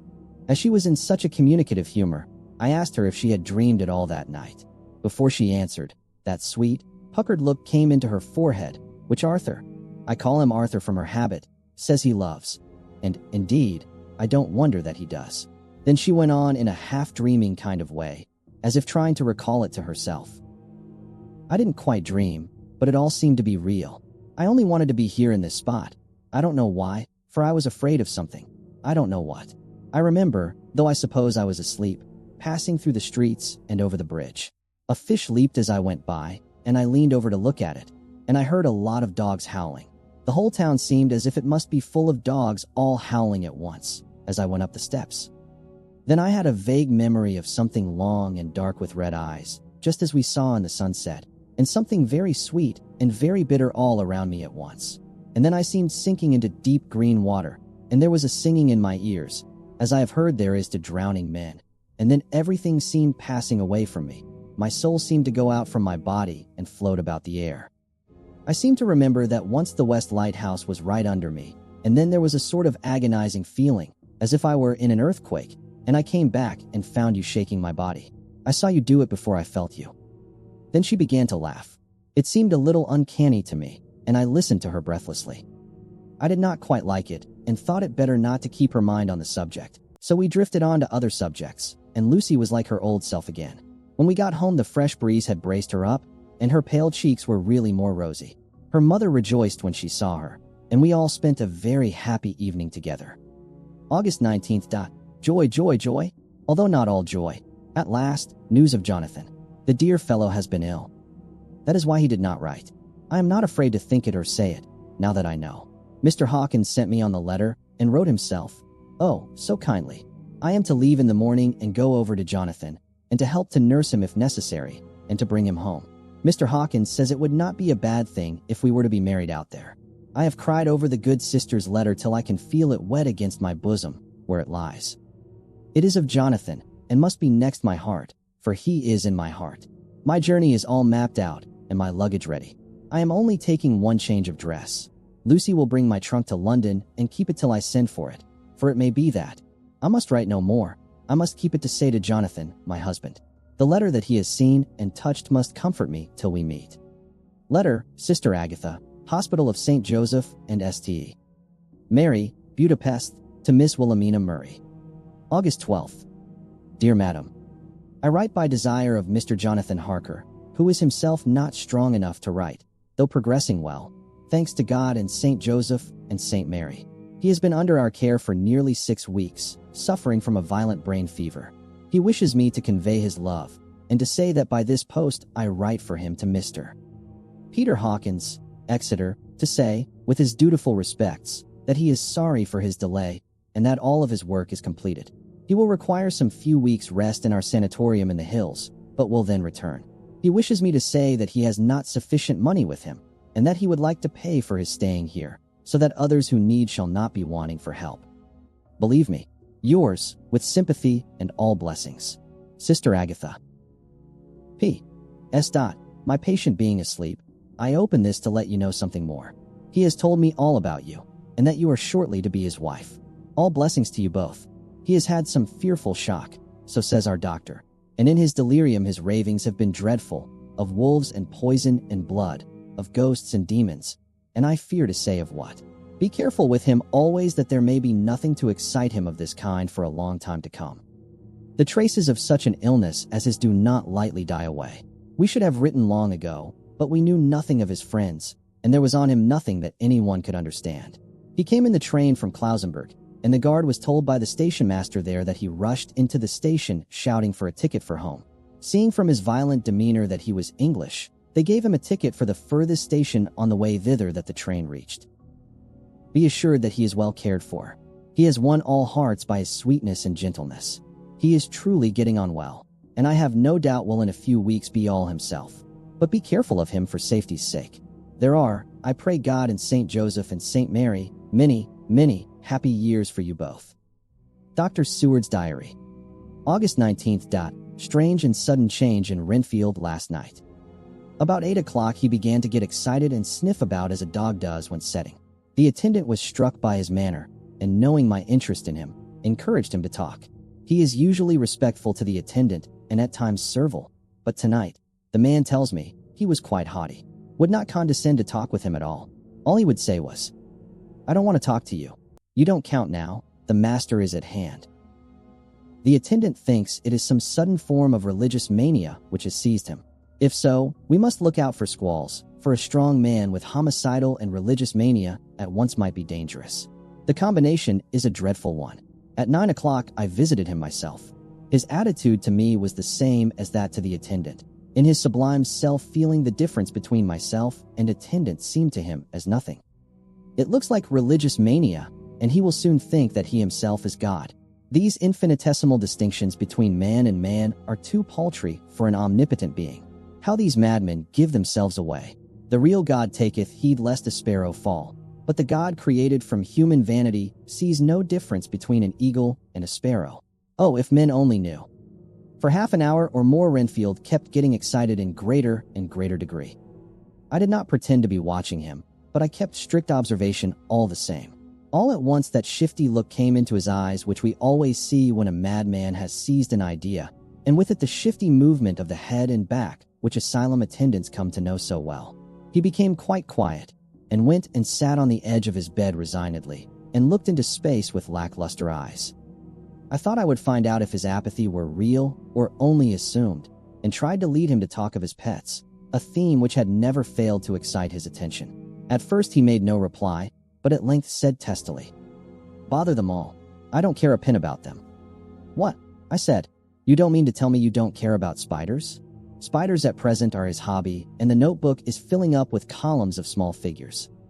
To this he answered enigmatically, "The bride maidens rejoice the eyes that wait the coming of the bride, but when the bride draweth nigh, then the maidens shine not to the eyes that are filled." He would not explain himself, but remained obstinately seated on his bed all the time I remained with him. I am weary tonight and low in spirits. I cannot but think of Lucy, and how different things might have been. If I don't sleep at once, chloral, the modern Morpheus, C2HCl3O, H2O, I must be careful not to let it grow into a habit. No, I shall take none tonight. I have thought of Lucy, and I shall not dishonor her by mixing the two. If need be, tonight shall be sleepless. Later. Glad I made the resolution, gladder that I kept to it. I had lain tossing about, and had heard the clock strike only twice, when the night watchman came to me, sent up from the ward, to say that Renfield had escaped. I threw on my clothes and ran down at once. My patient is too dangerous a person to be roaming about. Those ideas of his might work out dangerously with strangers. The attendant was waiting for me. He said he had seen him not 10 minutes before, seemingly asleep in his bed, when he had looked through the observation trap in the door. His attention was called by the sound of the window being wrenched out. He ran back and saw his feet disappear through the window, and had at once sent up for me. He was only in his night gear, and cannot be far off. The attendant thought it would be more useful to watch where he should go than to follow him, as he might lose sight of him whilst getting out of the building by the door. He is a bulky man and couldn't get through the window. I am thin, so, with his aid, I got out, but feet foremost, and, as we were only a few feet above ground, landed unhurt. The attendant told me the patient had gone to the left and had taken a straight line, so I ran as quickly as I could. As I got through the belt of trees, I saw a white figure scale the high wall, which separates our grounds from those of the deserted house. I ran back at once, told the watchman to get 3 or 4 men immediately and follow me into the grounds of Carfax, in case our friend might be dangerous. I got a ladder myself, and crossing the wall, dropped down on the other side. I could see Renfield's figure just disappearing behind the angle of the house, so I ran after him. On the far side of the house, I found him pressed close against the old iron-bound oak door of the chapel. He was talking, apparently to someone, but I was afraid to go near enough to hear what he was saying, lest I might frighten him, and he should run off. Chasing an errant swarm of bees is nothing to following a naked lunatic when the fit of escaping is upon him. After a few minutes, however, I could see that he did not take note of anything around him, and so ventured to draw nearer to him. The more so as my men had now crossed the wall and were closing him in. I heard him say, "I am here to do your bidding, master. I am your slave, and you will reward me, for I shall be faithful. I have worshipped you long and afar off. Now that you are near, I await your commands, and you will not pass me by, will you, dear master, in your distribution of good things?" He is a selfish old beggar anyhow. He thinks of the loaves and fishes even when he believes he is in a real presence. His manias make a startling combination. When we closed in on him, he fought like a tiger. He is immensely strong, for he was more like a wild beast than a man. I never saw a lunatic in such a paroxysm of rage before, and I hope I shall not again. It is a mercy that we have found out his strength and his danger in good time. With strength and determination like his, he might have done wild work before he was caged. He is safe now at any rate. Jack Shepherd himself couldn't get free from the strait waistcoat that keeps him restrained, and he's chained to the wall in the padded room. His cries are at times awful, but the silences that follow are more deadly still, for he means murder in every turn and movement. Just now he spoke coherent words for the first time. "I shall be patient, master. It is coming, coming, coming." So I took the hint and came to. I was too excited to sleep, but this diary has quieted me, and I feel I shall get some sleep tonight. Chapter 9. Letter, Mina Harker to Lucy Westenra. Budapest, August 24th. My dearest Lucy, I know you will be anxious to hear all that has happened since we parted at the railway station at Whitby. Well, my dear, I got to Hull all right, and caught the boat to Hamburg, and then the train on here. I feel that I can hardly recall anything of the journey, except that I knew I was coming to Jonathan, and that as I should have to do some nursing, I had better get all the sleep I could. I found my dear one. Oh, so thin and pale and weak-looking. All the resolution has gone out of his dear eyes, and that quiet dignity which I told you was in his face has vanished. He is only a wreck of himself, and he does not remember anything that has happened to him for a long time past. At least, he wants me to believe so, and I shall never ask. He has had some terrible shock, and I fear it might tax his poor brain if he were to try to recall it. Sister Agatha, who is a good creature and a born nurse, tells me that he raved of dreadful things whilst he was off his head. I wanted her to tell me what they were, but she would only cross herself and say she would never tell, that the ravings of the sick were the secrets of God, and that if a nurse through her vocation should hear them, she should respect her trust. She is a sweet, good soul, and the next day, when she saw I was troubled, she opened up the subject again, and after saying that she could never mention what my poor dear raved about, added, "I can tell you this much, my dear, that it was not about anything which he has done wrong himself. And you, as his wife-to-be, have no cause to be concerned. He has not forgotten you, or what he owes to you. His fear was of great and terrible things, which no mortal can treat of. I do believe the dear soul thought I might be jealous lest my poor dear should have fallen in love with any other girl. The idea of my being jealous about Jonathan. And yet, my dear, let me whisper, I felt a thrill of joy through me when I knew that no other woman was a cause of trouble. I am now sitting by his bedside, where I can see his face while he sleeps. He is waking. When he woke, he asked me for his coat, as he wanted to get something from the pocket. I asked Sister Agatha, and she brought all his things. I saw that amongst them was his notebook, and was going to ask him to let me look at it, for I knew then that I might find some clue to his trouble. But I suppose he must have seen my wish in my eyes, for he sent me over to the window, saying he wanted to be quite alone for a moment. Then he called me back, and when I came he had his hand over the notebook, and he said to me very solemnly, "Wilhelmina." I knew then that he was in deadly earnest, for he has never called me by that name since he asked me to marry him. You know, dear, my ideas of the trust between husband and wife. There should be no secret, no concealment. I have had a great shock, and when I try to think of what it is I feel my head spin round, and I do not know if it was all real or the dreaming of a madman. You know I have had brain fever, and that is to be mad. The secret is here, and I do not want to know it. I want to take up my life here, with our marriage. For, my dear, we had decided to be married as soon as the formalities are complete. Are you willing, Wilhelmina, to share my ignorance? Here is the book. Take it and keep it. Read it if you will, but never let me know, unless, indeed, some solemn duty should come upon me to go back to the bitter hours, asleep or awake, sane or mad, recorded here. He fell back exhausted, and I put the book under his pillow and kissed him. I have asked Sister Agatha to beg the Superior to let our wedding be this afternoon, and am waiting her reply. She has come and told me that the chaplain of the English Mission Church has been sent for. We are to be married in an hour, or as soon after as Jonathan awakes. Lucy, the time has come and gone. I feel very solemn, but very, very happy. Jonathan woke a little after the hour, and all was ready, and he sat up in bed, propped up with pillows. He answered his, "I will," firmly and strongly. I could hardly speak. My heart was so full that even those words seemed to choke me. The dear sisters were so kind. Please God, I shall never, never forget them, nor the grave and sweet responsibilities I have taken upon me. I must tell you of my wedding present. When the chaplain and the sisters had left me alone with my husband. Oh, Lucy, it is the first time I have written the words "my husband."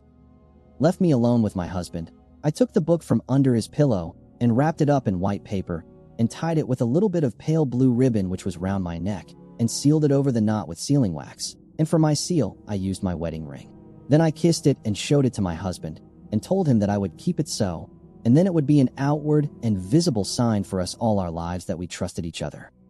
That I would never open it unless it were for his own dear sake or for the sake of some stern duty.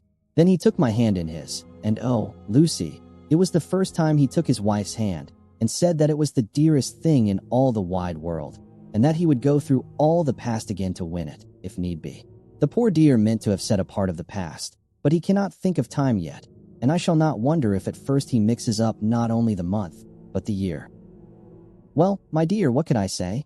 I could only tell him that I was the happiest woman in all the wide world, and that I had nothing to give him except myself, my life, and my trust, and that with these went my love and duty for all the days of my life. And, my dear, when he kissed me and drew me to him with his poor weak hands, it was like a very solemn pledge between us. Lucy dear, do you know why I tell you all this?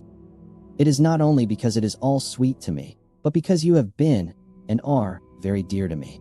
It was my privilege to be your friend and guide when you came from the schoolroom to prepare for the world of life. I want you to see now, and with the eyes of a very happy wife, whither duty has led me, so that in your own married life you too may be all happy as I am. My dear, please Almighty God, your life may be all it promises. A long day of sunshine, with no harsh wind, no forgetting duty, no distrust. I must not wish you no pain, for that can never be, but I do hope you will be always as happy as I am now. Goodbye, my dear. I shall post this at once, and, perhaps, write you very soon again. I must stop, for Jonathan is waking. I must attend to my husband. Your ever-loving, Mina Harker. Letter, Lucy Westenra to Mina Harker. Whitby, August 30th. My dearest Mina, oceans of love and millions of kisses, and may you soon be in your own home with your husband. I wish you could be coming home soon enough to stay with us here. The strong air would soon restore Jonathan. It has quite restored me. I have an appetite like a cormorant, am full of life, and sleep well. You will be glad to know that I have quite given up walking in my sleep. I think I have not stirred out of my bed for a week. That is when I once got into it at night. Arthur says I am getting fat. By the way, I forgot to tell you that Arthur is here. We have such walks and drives, and rides, and rowing, and tennis, and fishing together, and I love him more than ever. He tells me that he loves me more, but but I doubt that, for at first he told me that he couldn't love me more than he did then. But this is nonsense. There he is, calling to me. So no more, just at present from your loving Lucy. P.S. Mother sends her love. She seems better, poor dear. P.S. We are to be married on September 28th. Dr. Seward's diary. August 20th. The case of Renfield grows even more interesting. He has now so far quieted that there are spells of cessation from his passion. For the first week after his attack, he was perpetually violent. Then one night, just as the moon rose, he grew quiet and kept murmuring to himself, "Now I can wait. Now I can wait." The attendant came to tell me, so I ran down at once to have a look at him. He was still in the straight waistcoat and in the padded room, but the suffused look had gone from his face, and his eyes had something of their old pleading, I might almost say, cringing, softness. I was satisfied with his present condition and directed him to be relieved. The attendants hesitated, but finally carried out my wishes without protest. It was a strange thing that the patient had humor enough to see their distrust, for, coming close to me, he said in a whisper, all the while looking furtively at them, "They think I could hurt you. Fancy me hurting you. The fools." It was soothing, somehow, to the feelings to find myself dissociated even in the mind of this poor madman from the others. But all the same, I do not follow his thought. Am I to take it that I have anything in common with him, so that we are, as it were, to stand together? Or has he to gain from me some good so stupendous that my well-being is needful to him? I must find out later on. Tonight he will not speak. Even the offer of a kitten or even a full-grown cat will not tempt him. He will only say, "I don't take any stock in cats. I have more to think of now, and I can wait. I can wait." After a while I left him. The attendant tells me that he was quiet until just before dawn, and that then he began to get uneasy and at length violent, until at last he fell into a paroxysm which exhausted him so that he swooned into a sort of coma. 3 nights has the same thing happened. Violent all day, then quiet from moonrise to sunrise. I wish I could get some clue to the cause.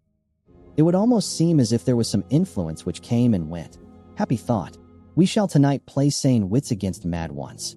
He escaped before without our help. Tonight he shall escape with it. We shall give him a chance, and have the men ready to follow in case they are required. August 23rd. The unexpected always happens. How well Disraeli knew life. Our bird, when he found the cage open, would not fly, so all our subtle arrangements were for naught. At any rate, we have proved one thing, that the spells of quietness last a reasonable time. We shall in future be able to ease his bonds for a few hours each day. I have given orders to the night attendant merely to shut him in the padded room, when once he is quiet, until an hour before sunrise.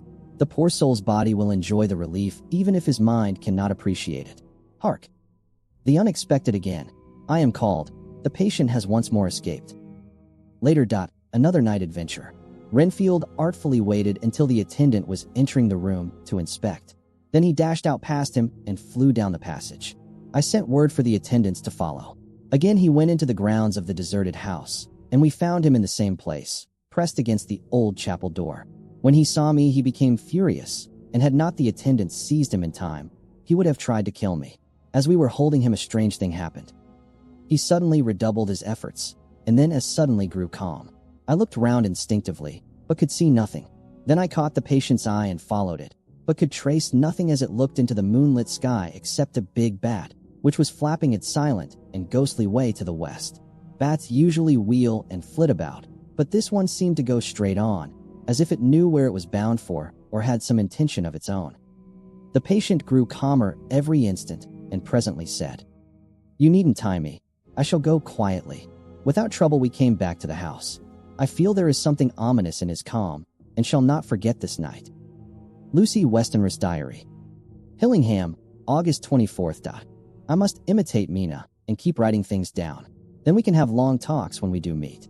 I wonder when it will be. I wish she were with me again, for I feel so unhappy. Last night I seemed to be dreaming again just as I was at Whitby.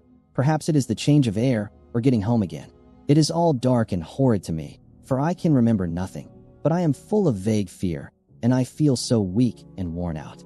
When Arthur came to lunch, he looked quite grieved when he saw me, and I hadn't the spirit to try to be cheerful. I wonder if I could sleep in Mother's room tonight. I shall make an excuse and try. August 25th. Another bad night. Mother did not seem to take to my proposal. She seems not too well herself, and doubtless she fears to worry me.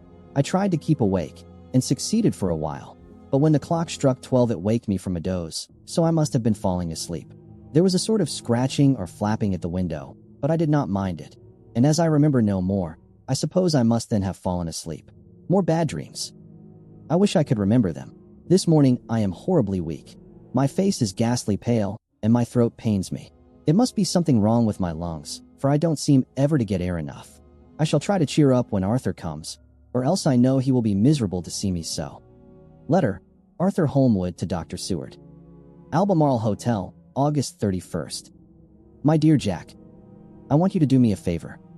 Lucy is ill. That is, she has no special disease, but she looks awful, and is getting worse every day. I have asked her if there is any cause. I do not dare to ask her mother, for to disturb the poor lady's mind about her daughter in her present state of health would be fatal. Mrs. Westenra has confided to me that her doom is spoken, disease of the heart, though poor Lucy does not know it yet. I am sure that there is something preying on my dear girl's mind. I am almost distracted when I think of her. To look at her gives me a pang. I told her I should ask you to see her, and though she demurred at first, I know why. Old fellow, she finally consented. It will be a painful task for you, I know, old friend, but it is for her sake, and I must not hesitate to ask, or you to act. You are to come to lunch at Hillingham tomorrow, 2 o'clock, so as not to arouse any suspicion in Mrs. Westenra, and after lunch Lucy will take an opportunity of being alone with you. I shall come in for tea, and we can go away together. I am filled with anxiety, and want to consult with you alone as soon as I can after you have seen her. Do not fail. Arthur. Telegram, Arthur Holmwood to Seward. September 1st. Am summoned to see my father, who is worse. Am writing. Write me fully by tonight's post to ring. Wire me if necessary. Letter from Dr. Seward to Arthur Holmwood. September 2nd. My dear old fellow. With regard to Miss Westenra's health, I hasten to let you know at once that in my opinion there is not any functional disturbance or any malady that I know of. At the same time, I am not by any means satisfied with her appearance. She is woefully different from what she was when I saw her last. Of course, you must bear in mind that I did not have full opportunity of examination such as I should wish. Our very friendship makes a little difficulty which not even medical science or custom can bridge over. I had better tell you exactly what happened, leaving you to draw, in a measure, your own conclusions. I shall then say what I have done and propose doing. I found Miss Westenra in seemingly gay spirits. Her mother was present, and in a few seconds I made up my mind that she was trying all she knew to mislead her mother and prevent her from being anxious. I have no doubt she guesses, if she does not know, what need of caution there is. We lunched alone, and as we all exerted ourselves to be cheerful, we got, as some kind of reward for our labors, some real cheerfulness amongst us. Then Mrs. Westenra went to lie down, and Lucy was left with me. We went into her boudoir. Until we got there her gaiety remained, for the servants were coming and going. As soon as the door was closed, however, the mask fell from her face, and she sank down into a chair with a great sigh, and hid her eyes with her hand. When I saw that her high spirits had failed, I at once took advantage of her reaction to make a diagnosis. She said to me very sweetly, "I cannot tell you how I loathe talking about myself." I reminded her that a doctor's confidence was sacred, but that you were grievously anxious about her. She caught on to my meaning at once, and settled that matter in a word. Tell Arthur everything you choose. I do not care for myself, but all for him, so I am quite free. I could easily see that she is somewhat bloodless, but I could not see the usual anemic signs, and by a chance I was actually able to test the quality of her blood, for in opening a window which was stiff a cord gave way, and she cut her hand slightly with broken glass. It was a slight matter in itself, but it gave me an evident chance, and I secured a few drops of the blood and have analyzed them. The qualitative analysis gives a quite normal condition and shows, I should infer, in itself a vigorous state of health. In other physical matters I was quite satisfied that there is no need for anxiety, but as there must be a cause somewhere, I have come to the conclusion that it must be something mental. She complains of difficulty in breathing satisfactorily at times, and of heavy, lethargic sleep, with dreams that frighten her, but regarding which she can remember nothing. She says that as a child she used to walk in her sleep, and that when in Whitby the habit came back, and that once she walked out in the night and went to East Cliff, where Miss Murray found her. but she assures me that of late the habit has not returned. I am in doubt, and so have done the best thing I know of. I have written to my old friend and master, Professor Van Helsing of Amsterdam, who knows as much about obscure diseases as anyone in the world. I have asked him to come over, and as you told me that all things were to be at your charge, I have mentioned to him who you are and your relations to Miss Westenra. This, my dear fellow, is in obedience to your wishes, for I am only too proud and happy to do anything I can for her. Van Helsing would, I know, do anything for me for a personal reason, so, no matter on what ground he comes, we must accept his wishes. He is a seemingly arbitrary man, but this is because he knows what he is talking about better than anyone else. He is a philosopher and a metaphysician, and one of the most advanced scientists of his day, and he has, I believe, an absolutely open mind. This, with an iron nerve, a temper of the icebrook, an indomitable resolution, self-command, and toleration exalted from virtues to blessings, and the kindliest and truest heart that beats. These form his equipment for the noble work that he is doing for mankind. Work both in theory and practice, for his views are as wide as his all-embracing sympathy. I tell you these facts that you may know why I have such confidence in him. I have asked him to come at once. I shall see Miss Westenra tomorrow again. She is to meet me at the stores, so that I may not alarm her mother by too early a repetition of my call. Yours always, John Seward. Letter, Abraham Van Helsing, M.D., D.Ph., D.Lit., etc., etc., to Dr. Seward. September 2nd. My good friend, when I have received your letter, I am already coming to you. By good fortune, I can leave just at once, without wrong to any of those who have trusted me. Were fortune other, then it were bad for those who have trusted, for I come to my friend when he call me to aid those he holds dear.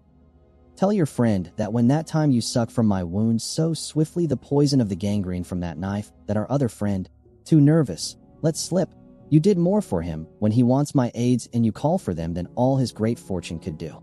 But it is pleasure added to do for him, your friend, it is to you that I come. Have then rooms for me at the Great Eastern Hotel, so that I may be near to hand, and please it so arrange that we may see the young lady not too late on tomorrow, for it is likely that I may have to return here that night. But if need be I shall come again in 3 days, and stay longer if it must. Till then goodbye, my friend John. Van Helsing. Letter, Dr. Seward to Honorable Arthur Holmwood. September 3rd. My dear Art, Van Helsing has come and gone. He came on with me to Hillingham, and found that, by Lucy's discretion, her mother was lunching out, so that we were alone with her. Van Helsing made a very careful examination of the patient.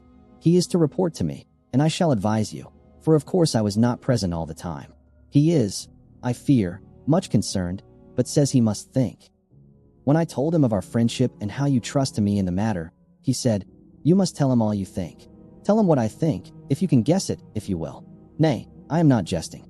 This is no jest, but life and death, perhaps more." I asked what he meant by that, for he was very serious. This was when we had come back to town, and he was having a cup of tea before starting on his return to Amsterdam. He would not give me any further clue. You must not be angry with me, Art, because his very reticence means that all his brains are working for her good. He will speak plainly enough when the time comes, be sure.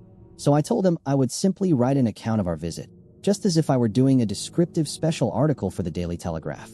He seemed not to notice, but remarked that the smuts in London were not quite so bad as they used to be when he was a student here.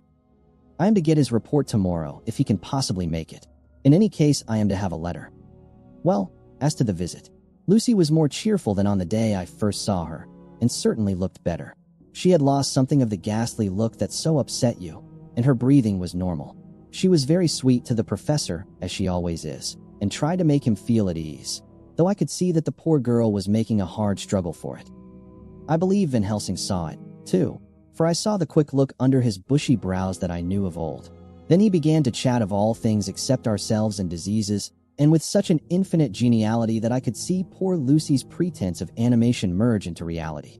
Then, without any seeming change, he brought the conversation gently round to his visit, and suavely said, "My dear young miss, I have the so great pleasure because you are so much beloved. That is much, my dear, ever were there that which I do not see. They told me you were down in the spirit, and that you were of a ghastly pale. To them I say, poof." And he snapped his fingers at me and went on. But you and I shall show them how wrong they are. How can he? And he pointed at me with the same look and gesture as that with which once he pointed me out to his class, on, or rather after, a particular occasion which he never fails to remind me of. Know anything of a young lady's? He has his madmans to play with, and to bring them back to happiness, and to those that love them. It is much to do, and, oh, but there are rewards, in that we can bestow such happiness.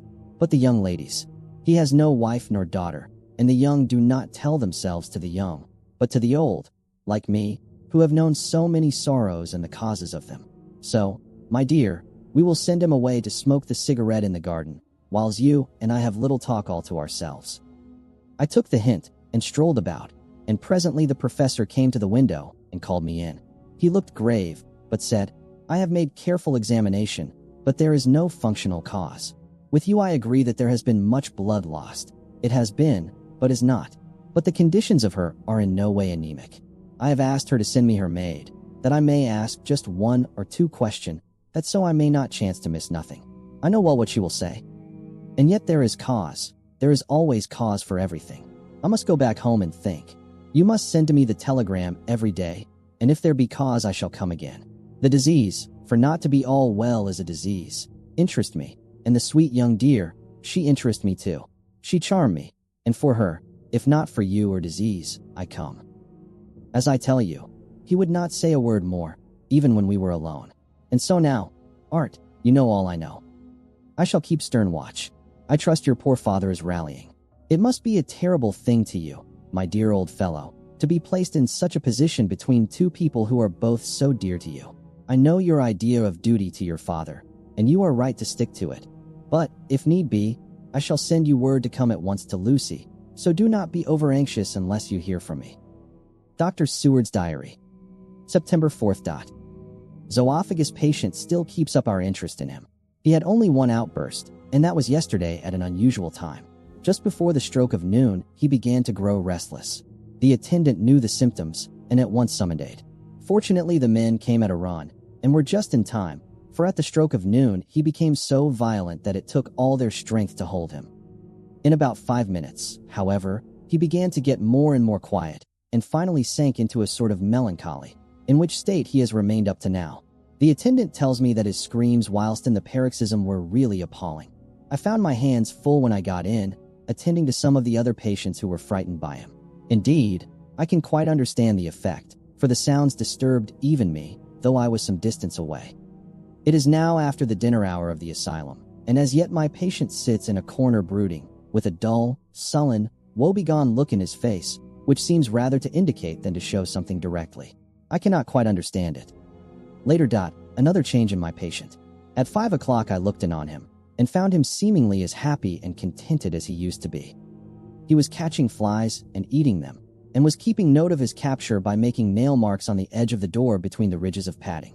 When he saw me, he came over and apologized for his bad conduct, and asked me in a very humble, cringing way to be led back to his own room and to have his notebook again. I thought it well to humor him, so he is back in his room with the window open. He has the sugar of his tea spread out on the windowsill, and is reaping quite a harvest of flies. He is not now eating them, but putting them into a box, as of old, and is already examining the corners of his room to find a spider.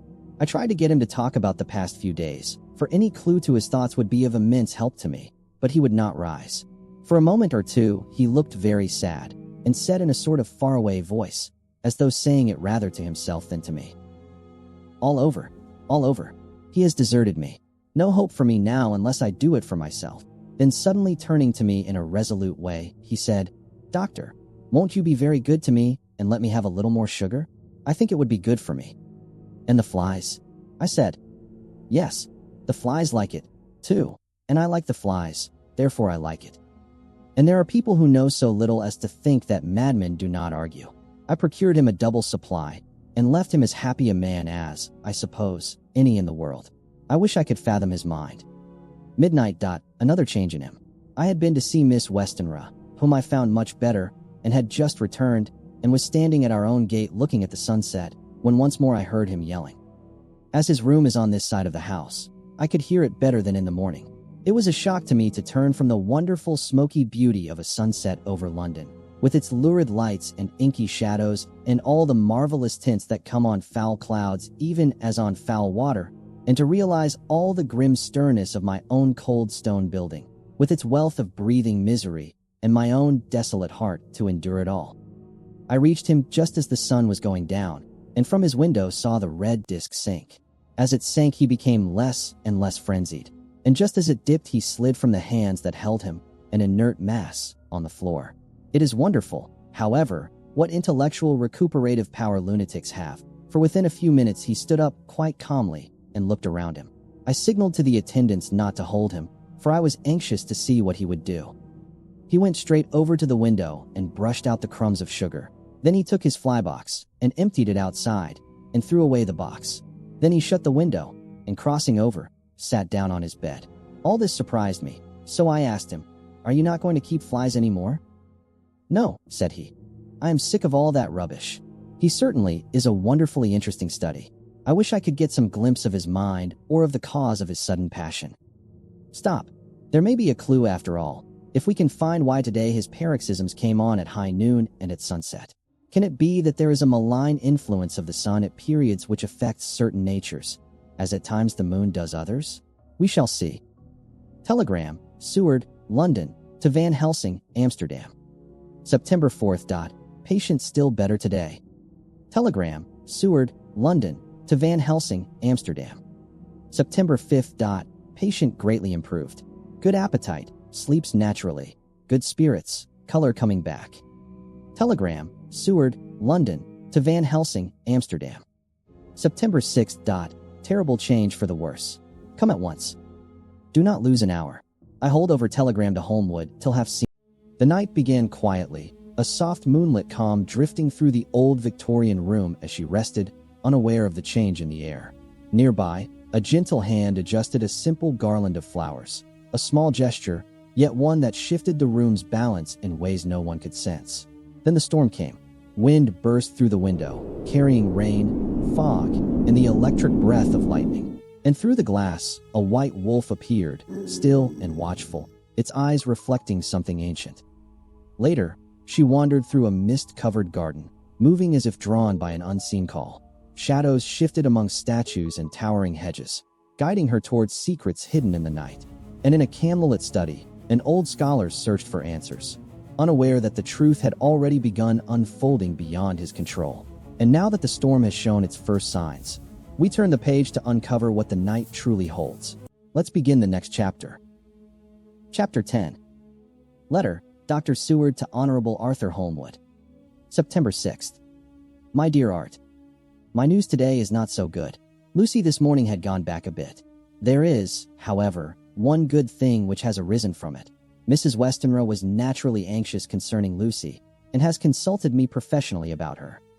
I took advantage of the opportunity, and told her that my old master, Van Helsing, the great specialist, was coming to stay with me, and that I would put her in his charge conjointly with myself. So now we can come and go without alarming her unduly, for a shock to her would mean sudden death, and this, in Lucy's weak condition, might be disastrous to her. We are hedged in with difficulties, all of us, my poor old fellow, but, please God, we shall come through them all right. If any need I shall write, so that, if you do not hear from me, take it for granted that I am simply waiting for news. In haste. Yours ever, John Seward. Dr. Seward's Diary. September 7th. The first thing Van Helsing said to me when we met at Liverpool Street was, "Have you said anything to our young friend the lover of her?" "No," I said. "I waited till I had seen you, as I said in my telegram. I wrote him a letter simply telling him that you were coming, as Miss Westenra was not so well, and that I should let him know if need be." "Right, my friend," he said, "quite right. Better he not know as yet. Perhaps he shall never know. I pray so, but if it be needed, then he shall know all. And, my good friend John, let me caution you. You deal with the madman. All men are mad in some way or the other. And inasmuch as you deal discreetly with your madman, so deal with God's madman, too, the rest of the world. You tell not your madmen what you do, nor why you do it. You tell them not what you think. So you shall keep knowledge in its place, where it may rest, where it may gather its kind around it and breed. You and I shall keep as yet what we know here and here." He touched me on the heart and on the forehead, and then touched himself the same way. I have for myself thoughts at the present. Later I shall unfold to you. Why not now? I asked. It may do some good. We may arrive at some decision. He stopped and looked at me and said, My friend John, when the corn is grown, even before it has ripened, while the milk of its mother earth is in him, and the sunshine has not yet begun to paint him with his gold, the husbandman, he pull the ear and rub him between his rough hands, and blow away the green chaff, and say to you, Look, he's good corn. He will make good crop when the time comes. I did not see the application and told him so. For reply he reached over and took my ear in his hand and pulled it playfully, as he used long ago to do at lectures, and said, The good husbandman tell you so then because he knows, but not till then. But you do not find the good husbandman dig up his planted corn to see if he grow. That is for the children who play at husbandry, and not for those who take it as of the work of their life. See you now, friend John? I have sown my corn, and nature has her work to do in making it sprout. If he sprout at all, there's some promise, and I wait till the ear begins to swell. He broke off, for he evidently saw that I understood. Then he went on, and very gravely, You were always a careful student, and your casebook was ever more full than the rest. You were only student then, now you are master, and I trust that good habit have not failed. Remember, my friend, that knowledge is stronger than memory, and we should not trust the weaker. Even if you have not kept the good practice, let me tell you that this case of our dear miss is one that may be, mind, I say may be, of such interest to us and others that all the rest may not make him kick the beam, as your people say. Take then good note of it. Nothing is too small. I counsel you, put down in record even your doubts and surmises. Hereafter it may be of interest to you to see how true you guess. We learn from failure, not from success. When I described Lucy's symptoms, the same as before, but infinitely more marked, he looked very grave, but said nothing. He took with him a bag in which were many instruments and drugs, the ghastly paraphernalia of our beneficial trade, as he once called, in one of his lectures, the equipment of a professor of the healing craft. When we were shown in, Mrs. Westenra met us. She was alarmed, but not nearly so much as I expected to find her. Nature in one of her beneficent moods has ordained that even death has some antidote to its own terrors. Here, in a case where any shock may prove fatal, matters are so ordered that, from some cause or other, the things not personal, even the terrible change in her daughter to whom she is so attached, do not seem to reach her. It is something like the way Dame Nature gathers round a foreign body an envelope of some insensitive tissue which can protect from evil that which it would otherwise harm by contact. If this be an ordered selfishness, then we should pause before we condemn any one for the vice of egoism, for there may be deeper root for its causes than we have knowledge of. I used my knowledge of this phase of spiritual pathology and laid down a rule that she should not be present with Lucy or think of her illness more than was absolutely required. She assented readily, so readily that I saw again the hand of nature fighting for life. Van Helsing and I were shown up to Lucy's room. If I was shocked when I saw her yesterday, I was horrified when I saw her today. She was ghastly, chalkily pale. The red seemed to have gone even from her lips and gums, and the bones of her face stood out prominently. Her breathing was painful to see or hear. Van Helsing's face grew set as marble, and his eyebrows converged till they almost touched over his nose. Lucy lay motionless, and did not seem to have strength to speak, so for a while we were all silent. Then Van Helsing beckoned to me, and we went gently out of the room. The instant we had closed the door, he stepped quickly along the passage to the next door, which was open. Then he pulled me quickly in with him and closed the door. My God, he said, this is dreadful. There is no time to be lost. She will die for sheer want of blood to keep the heart's action as it should be. There must be transfusion of blood at once. Is it you or me? I am younger and stronger, Professor. It must be me. Then get ready at once. I will bring up my bag. I am prepared. I went downstairs with him, and as we were going there was a knock at the hall door. When we reached the hall, the maid had just opened the door, and Arthur was stepping quickly in. He rushed up to me, saying in an eager whisper, Jack, I was so anxious. I read between the lines of your letter, and have been in an agony. The dad was better, so I ran down here to see for myself. Is not that gentleman Dr. Van Helsing? I am so thankful to you, sir, for coming. When first the professors I had lit upon him, he had been angry at his interruption at such a time. But now, as he took in his stalwart proportions and recognized the strong young manhood which seemed to emanate from him. His eyes gleamed. Without a pause, he said to him gravely as he held out his hand, "Sir, you have come in time. You are the lover of our dear miss. She is bad, very, very bad. Nay, my child, do not go like that." For he suddenly grew pale and sat down in a chair, almost fainting. "You are to help her. You can do more than any that live, and your courage is your best help." "What can I do?" asked Arthur hoarsely. "Tell me, and I shall do it. My life is hers, and I would give the last drop of blood in my body for her." The professor has a strongly humorous side, and I could from old knowledge detect a trace of its origin in his answer. "My young sir, I do not ask so much as that, not the last. What shall I do?" There was fire in his eyes, and his open nostril quivered with intent. Van Helsing slapped him on the shoulder. "Come," he said. "You are a man, and it is a man we want. You are better than me, better than my friend John."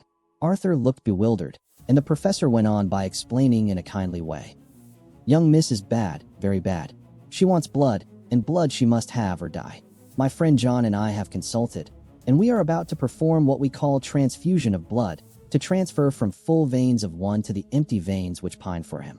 John was to give his blood, as he is the more young and strong than me." Here Arthur took my hand and wrung it hard in silence. "But now you are here, you are more good than us, old or young, who toil much in the world of thought. Our nerves are not so calm, and our blood not so bright than yours." Arthur turned to him and said, "If you only knew how gladly I would die for her, you would understand." He stopped, with a sort of choke in his voice. "Good boy," said Van Helsing. "In the not so far off you will be happy that you have done all for her you love. Come now and be silent. You shall kiss her once before it is done, but then you must go, and you must leave at my sign. Say no word to madam. You know how it is with her. There must be no shock. Any knowledge of this would be one. Come." We all went up to Lucy's room. Arthur by direction remained outside. Lucy turned her head and looked at us, but said nothing. She was not asleep, but she was simply too weak to make the effort. Her eyes spoke to us, that was all. Van Helsing took some things from his bag and laid them on a little table out of sight. Then he mixed a narcotic, and coming over to the bed, said cheerily, "Now, little miss, here is your medicine. Drink it off, like a good child. See, I lift you so that to swallow is easy."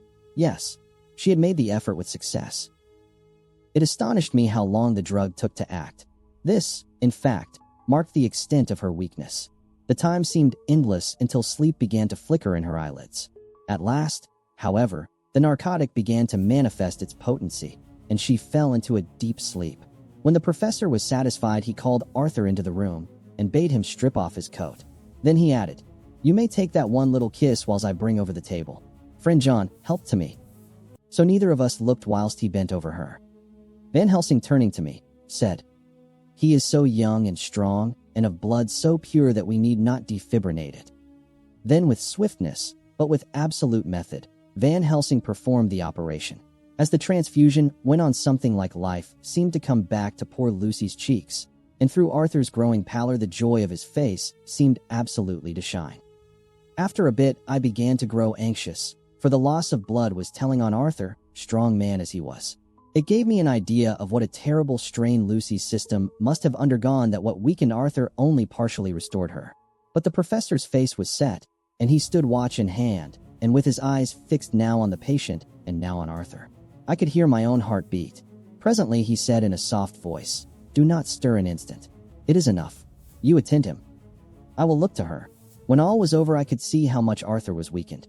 I dressed the wound and took his arm to bring him away, when Van Helsing spoke without turning round. The man seems to have eyes in the back of his head. The brave lover, I think, deserve another kiss, which he shall have presently. And as he had now finished his operation, he adjusted the pillow to the patient's head. As he did so, the narrow black velvet band which she seems always to wear round her throat, buckled with an old diamond buckle which her lover had given her, was dragged a little up and showed a red mark on her throat. Arthur did not notice it, but I could hear the deep hiss of indrawn breath, which is one of Van Helsing's ways of betraying emotion. He said nothing at the moment, but turned to me, saying, "Now take down our brave young lover, give him of the port wine, and let him lie down a while. He must then go home and rest, sleep much and eat much, that he may be recruited of what he has so given to his love. He must not stay here. Hold, a moment. I may take it, sir, that you are anxious of result. Then bring it with you that in all ways the operation is successful. You have saved her life this time, and you can go home and rest easy in mind that all that can be is. I shall tell her all when she is well. She shall love you none the less for what you have done. Goodbye." When Arthur had gone, I went back to the room. Lucy was sleeping gently, but her breathing was stronger. I could see the counterpane move as her breast heaved. By the bedside sat Van Helsing, looking at her intently. The velvet band again covered the red mark. I asked the professor in a whisper, "What do you make of that mark on her throat?" "What do you make of it?" "I have not examined it yet," I answered, and then and there proceeded to loose the band. Just over the external jugular vein there were 2 punctures, not large, but not wholesome looking. There was no sign of disease, but the edges were white and worn looking, as if by some trituration.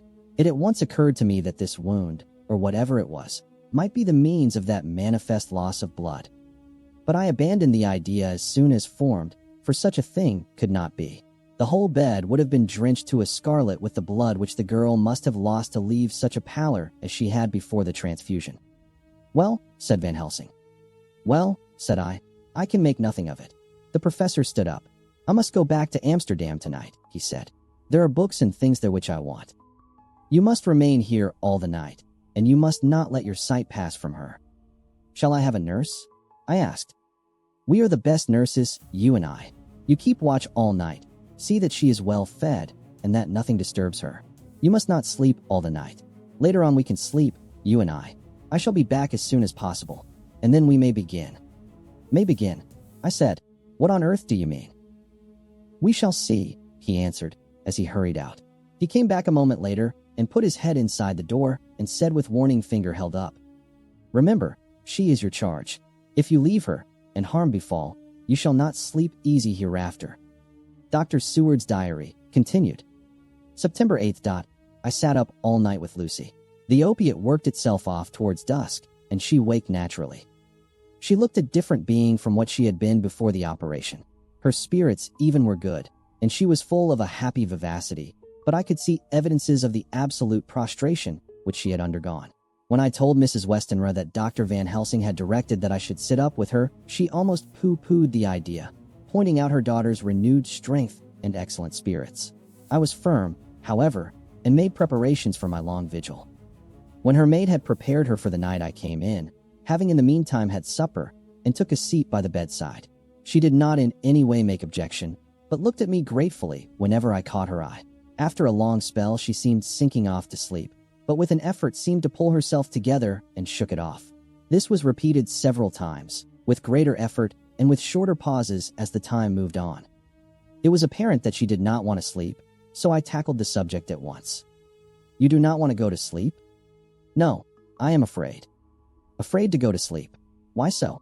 "It is the boon we all crave for." "Ah, not if you were like me. If sleep was to you a presage of horror." "A presage of horror? What on earth do you mean?" "I don't know." "Oh, I don't know?" "And that is what is so terrible. All this weakness comes to me in sleep, until I dread the very thought. But, my dear girl, you may sleep tonight. I am here watching you, and I can promise that nothing will happen." "Ah, I can trust you." I seized the opportunity and said, "I promise you that if I see any evidence of bad dreams, I will wake you at once." "You will? Oh, will you really? How good you are to me." "Then I will sleep." And almost at the word she gave a deep sigh of relief and sank back, asleep. All night long I watched by her. She never stirred, but slept on in a deep, tranquil, life-giving, health-giving sleep. Her lips were slightly parted, and her breast rose and fell with the regularity of a pendulum.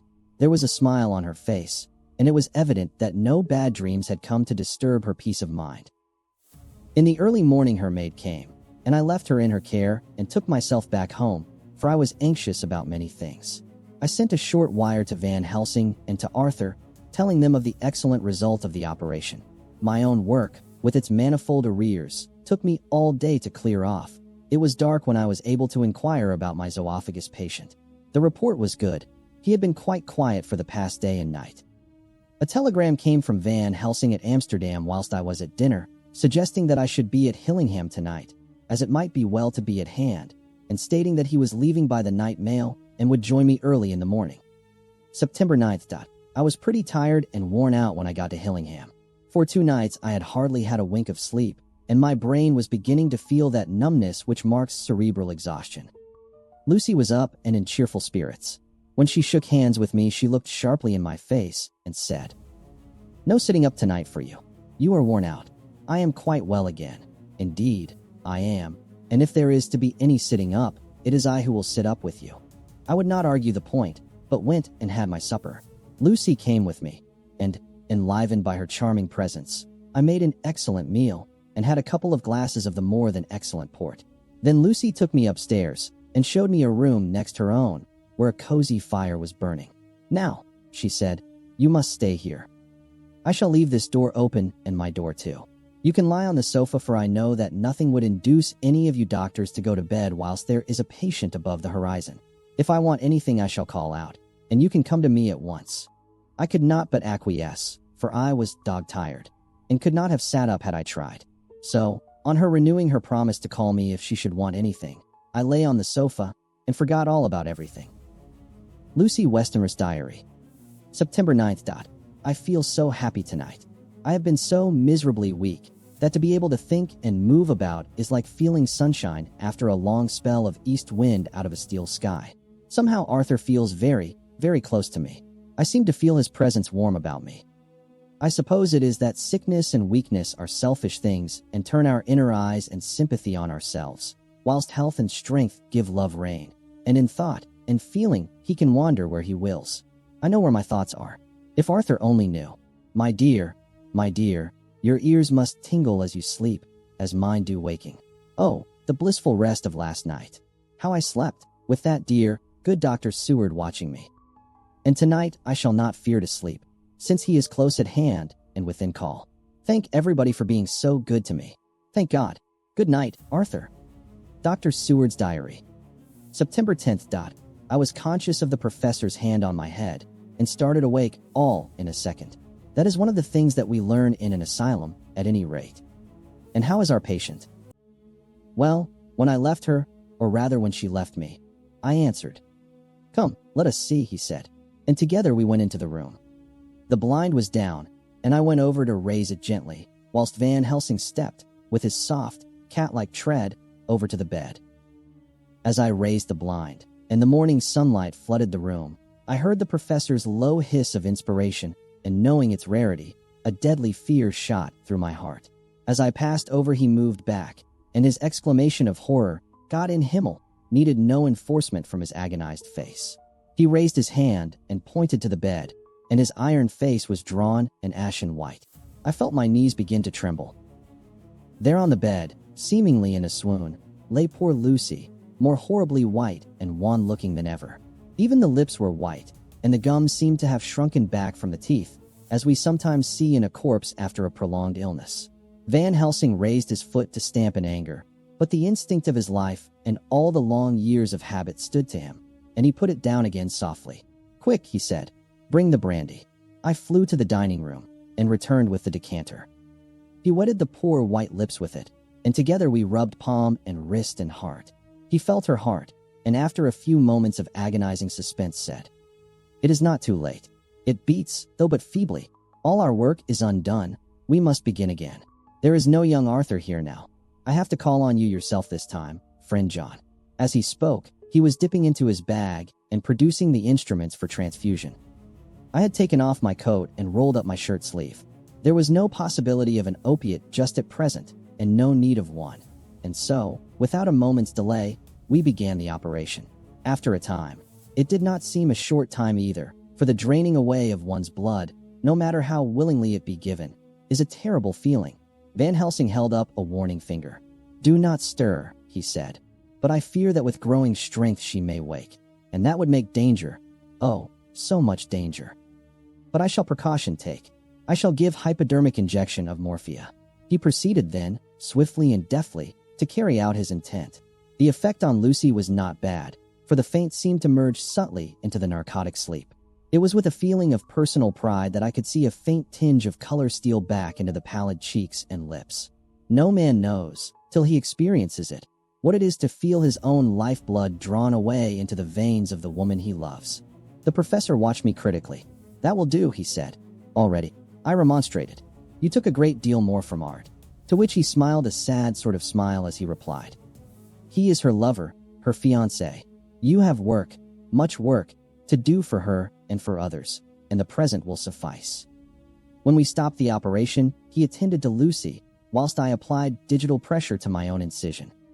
I laid down, whilst I waited his leisure to attend to me, for I felt faint and a little sick. By and by he bound up my wound, and sent me downstairs to get a glass of wine for myself. As I was leaving the room, he came after me, and half whispered, Mind, nothing must be said of this. If our young lover should turn up unexpected, as before, no word to him. It would at once frighten him and enjealous him, too. There must be none. So, when I came back, he looked at me carefully, and then said, You are not much the worse. Go into the room, and lie on your sofa, and rest a while. Then have much breakfast, and come here to me. I followed out his orders, for I knew how right and wise they were. I had done my part, and now my next duty was to keep up my strength. I felt very weak, and in the weakness lost something of the amazement at what had occurred. I fell asleep on the sofa, however, wondering over and over again how Lucy had made such a retrograde movement, and how she could have been drained of so much blood with no sign anywhere to show for it. I think I must have continued my wonder in my dreams, for, sleeping and waking, my thoughts always came back to the little punctures in her throat and the ragged, exhausted appearance of their edges, tiny though they were. Lucy slept well into the day, and when she woke she was fairly well and strong, though not nearly so much so as the day before. When Van Helsing had seen her, he went out for a walk, leaving me in charge, with strict injunctions that I was not to leave her for a moment. I could hear his voice in the hall, asking the way to the nearest telegraph office. Lucy chatted with me freely, and seemed quite unconscious that anything had happened. I tried to keep her amused and interested. When her mother came up to see her, she did not seem to notice any change whatever, but said to me gratefully, We owe you so much, Dr. Seward, for all you have done, but you really must now take care not to overwork yourself. You are looking pale yourself. You want a wife to nurse and look after you a bit. That you do. As she spoke, Lucy turned crimson, though it was only momentarily, for her poor wasted veins could not stand for long such an unwanted drain to the head. The reaction came in excessive pallor as she turned imploring eyes on me. I smiled and nodded, and laid my finger on my lips. With a sigh, she sank back amid her pillows. Van Helsing returned in a couple of hours, and presently said to me, Now you go home, and eat much and drink enough. Make yourself strong. I stay here tonight, and I shall sit up with little miss myself. You and I must watch the case, and we must have none other to know. I have grave reasons. No, do not ask them. Think what you will. Do not fear to think even the most not probable. Good night. In the hall 2 of the maids came to me, and asked if they or either of them might not sit up with Miss Lucy.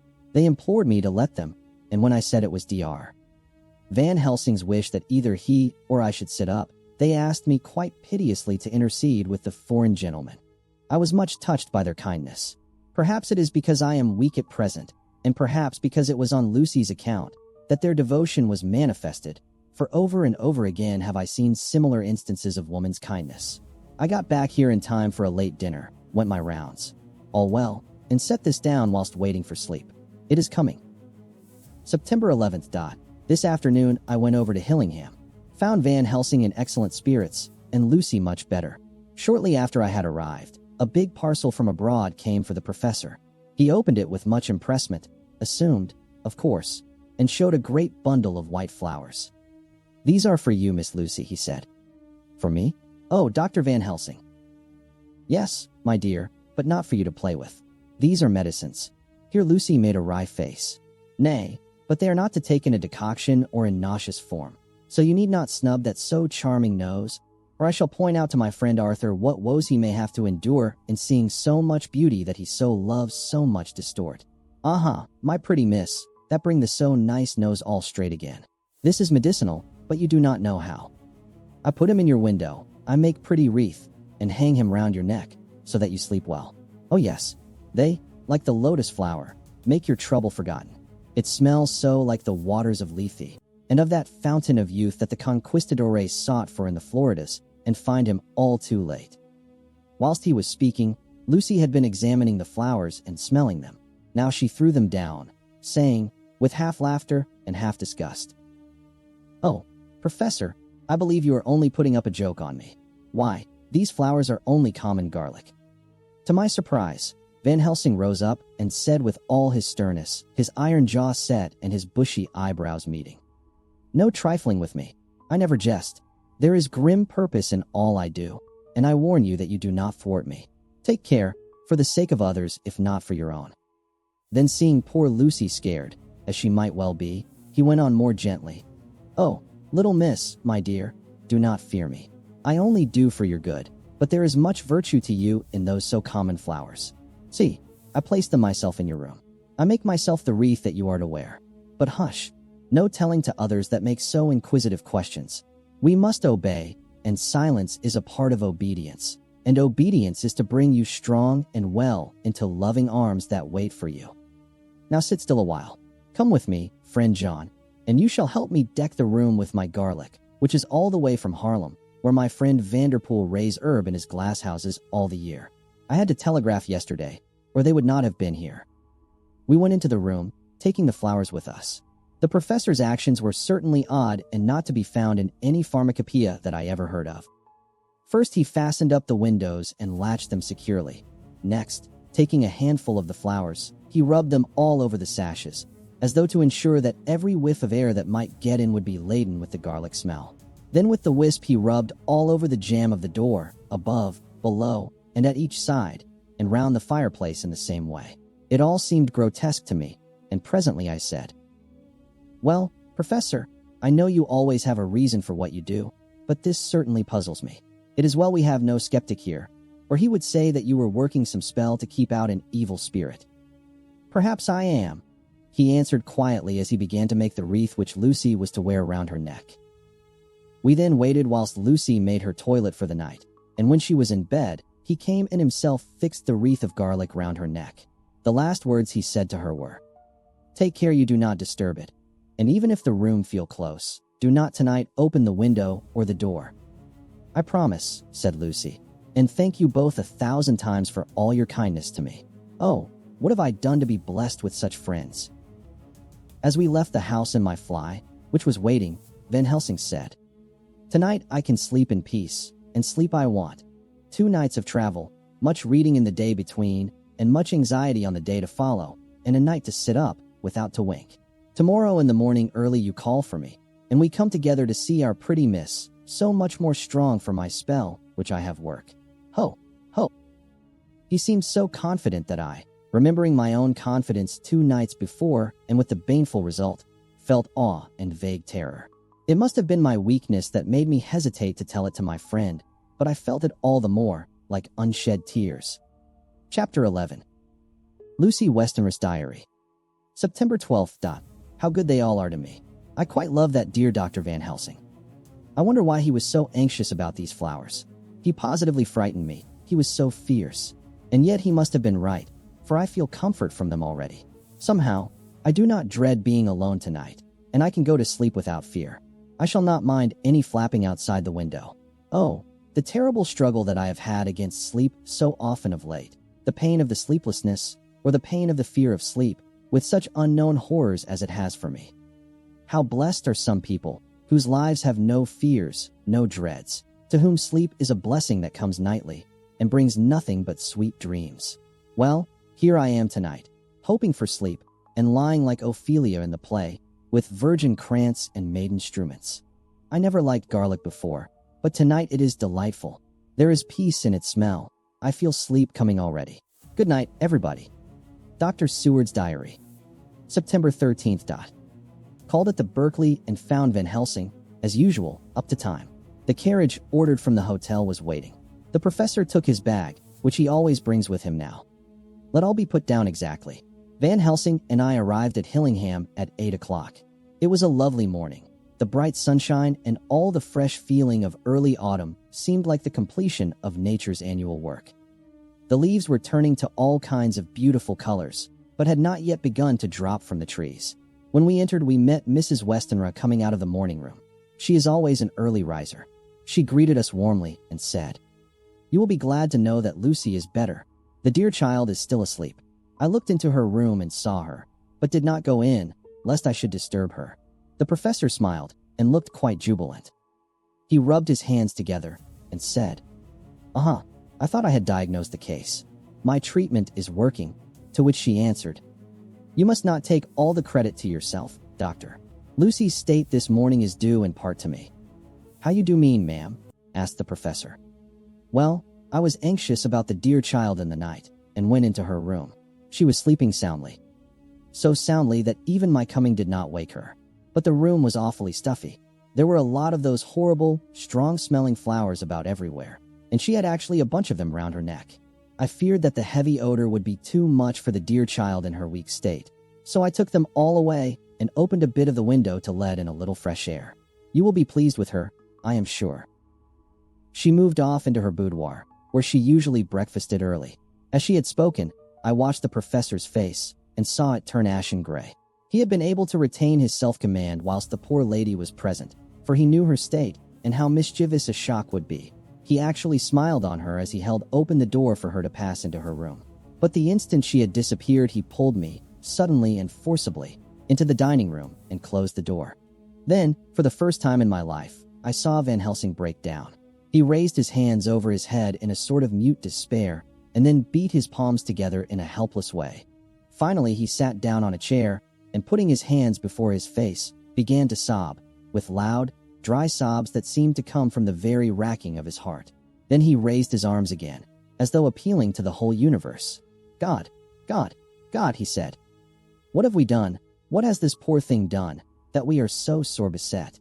Is there fate amongst us still, sent down from the pagan world of old, that such things must be, and in such way?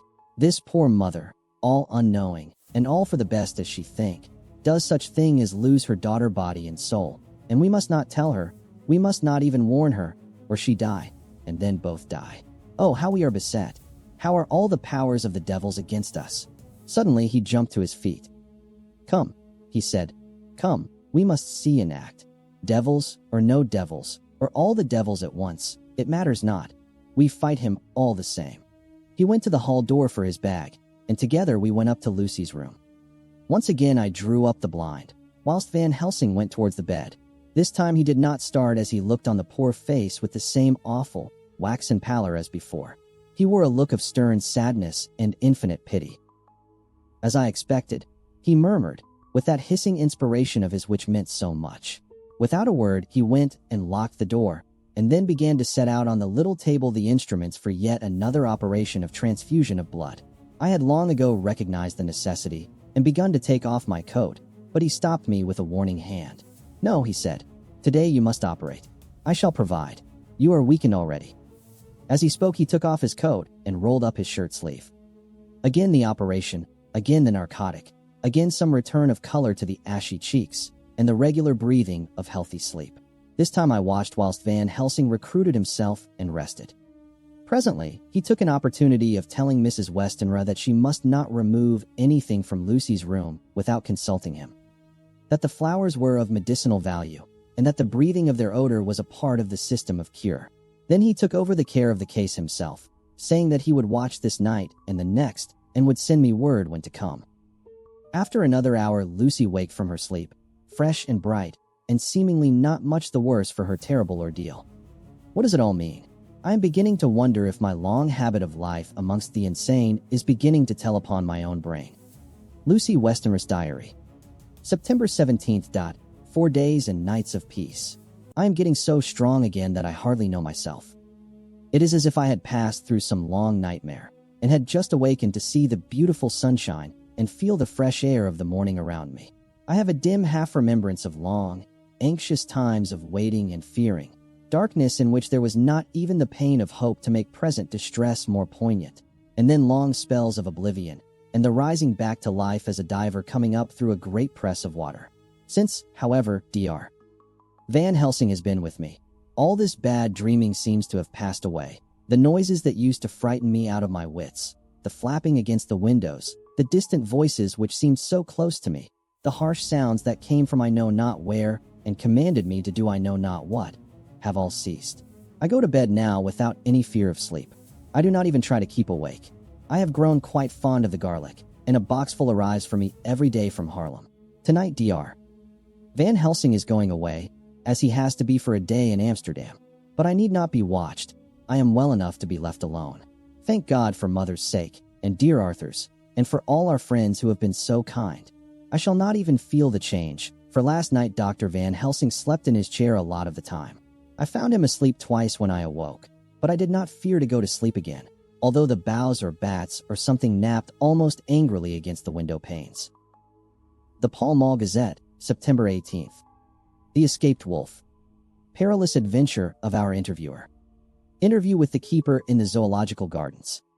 After many inquiries and almost as many refusals, and perpetually using the words Pall Mall Gazette as a sort of talisman, I managed to find the keeper of the section of the zoological gardens in which the wolf department is included. Thomas Builder lives in one of the cottages in the enclosure behind the elephant house and was just sitting down to his tea when I found him. Thomas and his wife are hospitable folk, elderly, and without children, and if the specimen I enjoyed of their hospitality be of the average kind, their lives must be pretty comfortable. The keeper would not enter on what he called business until the supper was over, and we were all satisfied. Then when the table was cleared, and he had lit his pipe, he said, "Now, sir, you can go on and arsk me what you want. You'll excuse me refussin' to talk of professional subjects afore meals. I gives the wolves and the jackals and the hyenas in all our section their tea afore I begins to arsk them questions." "How do you mean, ask them questions?" I queried, wishful to get him into a talkative humor. "Hittin' of them over the ed with a pole is one way, scratchin' of their hears is another, when gents as is flush wants a bit of a show-off to their gals. I don't so much mind the fust, the hittin' with a pole afore I chucks in their dinner, but I waits till they've 'ad their sherry and coffee, so to speak, afore I tries on with the ear-scratchin'. Mind you," he added philosophically, "there's a deal of the same nature in us as in them theer on miles. Here's you a comin' and arskin' of me questions about my business, and I that grumpy like that only for your bloomin' arf quid I'd a seen you blowed fust for I'd answer. Not even when you arsked me sarcastic like, if I'd like you to arsk the superintendent if you might arsk me questions. Without offense did I tell yer to go to L? You did. And when you said you'd report me for usin' of obscene language that was hittin' me over the E. But the arf quid made that all right. I weren't a-goin' to fight, so I waited for the food, and did with my owl as the wolves and lions and tigers does. But, lor love your art, now that the old 'oman has stuck a chunk of her tea cake in me, and rinsed me out with her bloomin' old teapot, and I've lit hup, you may scratch my ears for all you're worth, and won't get even a growl out of me. Drive along with your questions. I know what you're a-comin' at, that air escaped wolf." "Exactly. I want you to give me your view of it. Just tell me how it happened, and when I know the facts I'll get you to say what you consider was the cause of it, and how you think the whole affair will end." "All right, governor. This air is about the old story. That air wolf what we called Berserker was one of 3 grey ones that came from Norway to Jamracas, which we bought off him 4 years ago. He was a nice, well-behaved wolf that never gave no trouble to talk of. I'm more surprised at him for wantin' to get out nor any other on mile in the place. But, there, you can't trust wolves no more nor women." "Don't you mind him, sir," broke in Mrs. Tom, with a cheery laugh. "He's got mind in the on miles so long that blessed if he ain't like a old wolf hisself. But there ain't no arm in him." "Well, sir, it was about 2 hours after feed-in yesterday when I first hear my disturbance. I was making up a litter in the monkey house for a young puma which is ill, but when I heard the yelping and owlin', I came away straight. There was Berserker a-tearin' like a mad thing at the bars as if he wanted to get out. There wasn't much people about that day, and close at hand was only one man, a tall, thin chap, with a okay nose and a pointed beard, with a few white hairs running through it. He had a hard, cold-lookin' red eyes, and I took a sort of mislike to him, for it seemed as if it was 'im as they was irritated at. He 'ad white kid gloves on his hands, and he pointed out the on miles to me and says, 'Keeper, these wolves seem upset at something.' 'Maybe it's you,' says I, for I did not like the airs as he give hisself. He didn't get angry, as I op-ed he would, but he smiled a kind of insolent smile, with a mouth full of white, sharp teeth. 'Oh no, they wouldn't like me,' he says. 'Ah yes, they would,' says I, imitatin' of him. 'They always likes a bone or two to clean their teeth on about tea time, which you as a bagful.' Well, it was a odd thing, but when the on miles see us a-talkin' they laid down, And when I went over to Berserker, he let me stroke his ears same as ever. That there man came over, and blessed, but if he didn't put in his hand and stroke the old wolf's ears too. Take care, says I. Berserker is quick. Never mind, he says. I'm used to him. Are you in the business yourself? I says, taking off my hat, for a man what trades in wolves, Ansiterer, is a good friend to keepers. No, says he, not exactly in the business, but I ave made pets of several. And with that he lifts his hat as perlite as a lord, and walks away. Old Berserker kept a looking arter until he was out of sight, and then went and lay down in a corner and wouldn't come out the ole heavening. Well, last night, so soon as the moon was up, the wolves here all began a-owling. There warn't nothing for them to owl at. There warn't no one near, except someone that was evidently a-calling a dog somewheres out back of the gardens in the park road. Once or twice I went out to see that all was right, and it was, and then the owling stopped. Just before 12 o'clock, I just took a look round a 4-ton inn, and, bust me, but when I came opposite to old Berserker's cage, I see the rails broken and twisted about, and the cage empty. And that's all I know for certain. Did anyone else see anything? One of our gardeners was comin' home about that time from a harmony, when he sees a big gray dog coming out through the garden edges. At least, so he says, but I don't give much for it myself, for if he did, he never said a word about it to his missus when he got home, and it was only after the escape of the wolf was made known, and we had been up all night a-hunting of the park for Berserker, that he remembered seeing anything. My own belief was that the harmony had got into his id. Now, Mr. Builder, can you account in any way for the escape of the wolf? Well, sir, he said, with a suspicious sort of modesty, I think I can, but I don't know as how you'd be satisfied with the theory. Certainly I shall. If a man like you, who knows the animals from experience, can't hazard a good guess at any rate, who is even to try? Well then, sir, I accounts for it this way. It seems to me that wolf escaped, simply because he wanted to get out. From the hearty way that both Thomas and his wife laughed at the joke, I could see that it had done service before, and that the whole explanation was simply an elaborate sell. I couldn't cope in badinage with the worthy Thomas, but I thought I knew a surer way to his heart, so I said, Now, Mr. Builder, we'll consider that first half-sovereign worked off, and this brother of his is waiting to be claimed when you've told me what you think will happen. Right why are, sir, he said briskly. Ye'll excuse me, I know, for a chaffin' of ye, but the old woman here winked at me, which was as much as telling me to go on. Well, I never, said the old lady. My opinion is this, that wolf is a-hidin' of, somewheres. The gardener what didn't remember said he was a-gallopin' northward faster than a horse could go. But I don't believe him, for, yer see, sir, wolves don't gallop no more nor dogs does, they not bein' built that way. Wolves is fine things in a storybook, and I dessy when they gets in packs and does be chivvyin' something that's more afeard than they is they can make a devil of a noise and chop it up, whatever it is.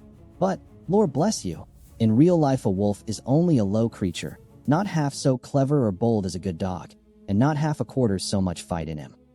This one ain't been used to fightin', or even to providin' for hisself, and more like he's somewhere round the park and a shiverin' of, and, if he thinks at all, wonderin' where he is to get his breakfast from.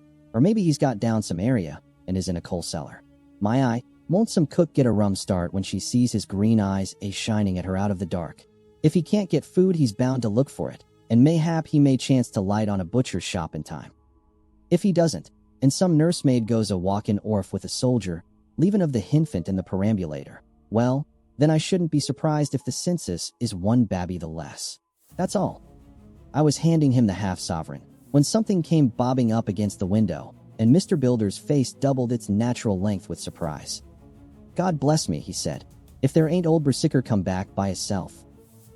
He went to the door and opened it, a most unnecessary proceeding it seemed to me. I have always thought that a wild animal never looks so well as when some obstacle of pronounced durability is between us. A personal experience has intensified rather than diminished that idea. After all, however, there is nothing like custom, for neither Builder nor his wife thought any more of the wolf than I should of a dog. The animal itself was as peaceful and well-behaved as that father of all picture wolves, Red Riding Hood's quondam friend, whilst moving her confidence in masquerade. The whole scene was an unutterable mixture of comedy and pathos. The wicked wolf that for half a day had paralyzed London and set all the children in the town shivering in their shoes, was there in a sort of penitent mood, and was received and petted like a sort of vulpine prodigal son. Old Builder examined him all over with most tender solicitude, and when he had finished with his penitence said, "There, I knew the poor old chap would get into some kind of trouble. Didn't I say it all along? Here's his head all cut and full of broken glass. He's been gettin' over some bloomin' wall or other. It's a shame that people are allowed to top their walls with broken bottles. This here's what comes of it. Come along, Berserker." He took the wolf and locked him up in a cage, with a piece of meat that satisfied, in quantity at any rate, the elementary conditions of the fatted calf, and went off to report.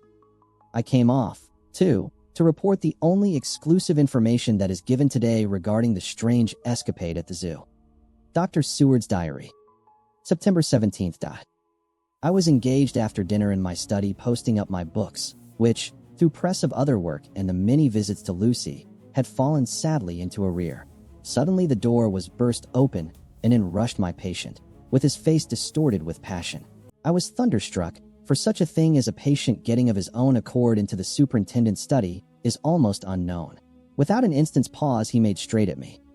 He had a dinner knife in his hand, and, as I saw he was dangerous, I tried to keep the table between us. He was too quick and too strong for me, however, for before I could get my balance he had struck at me and cut my left wrist rather severely. Before he could strike again, however, I got in my right, and he was sprawling on his back on the floor.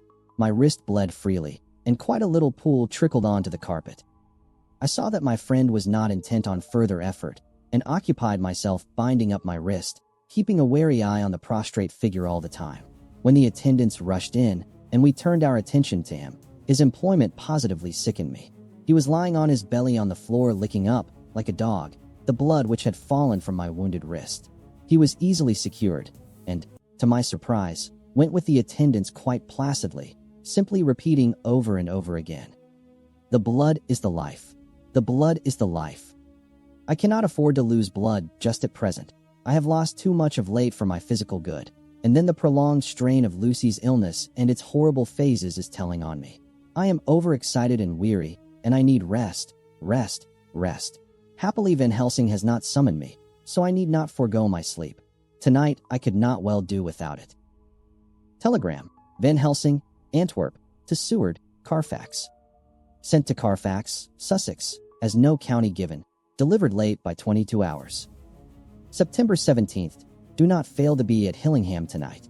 If not watching all the time frequently, visit and see that flowers are as placed. Very important.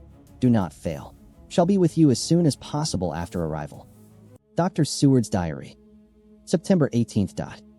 Just off for train to London. The arrival of Van Helsing's telegram filled me with dismay. A whole night lost, and I know by bitter experience what may happen in a night. Of course it is possible that all may be well, but what may have happened? Surely there is some horrible doom hanging over us that every possible accident should thwart us in all we try to do. I shall take this cylinder with me, and then I can complete my entry on Lucy's phonograph.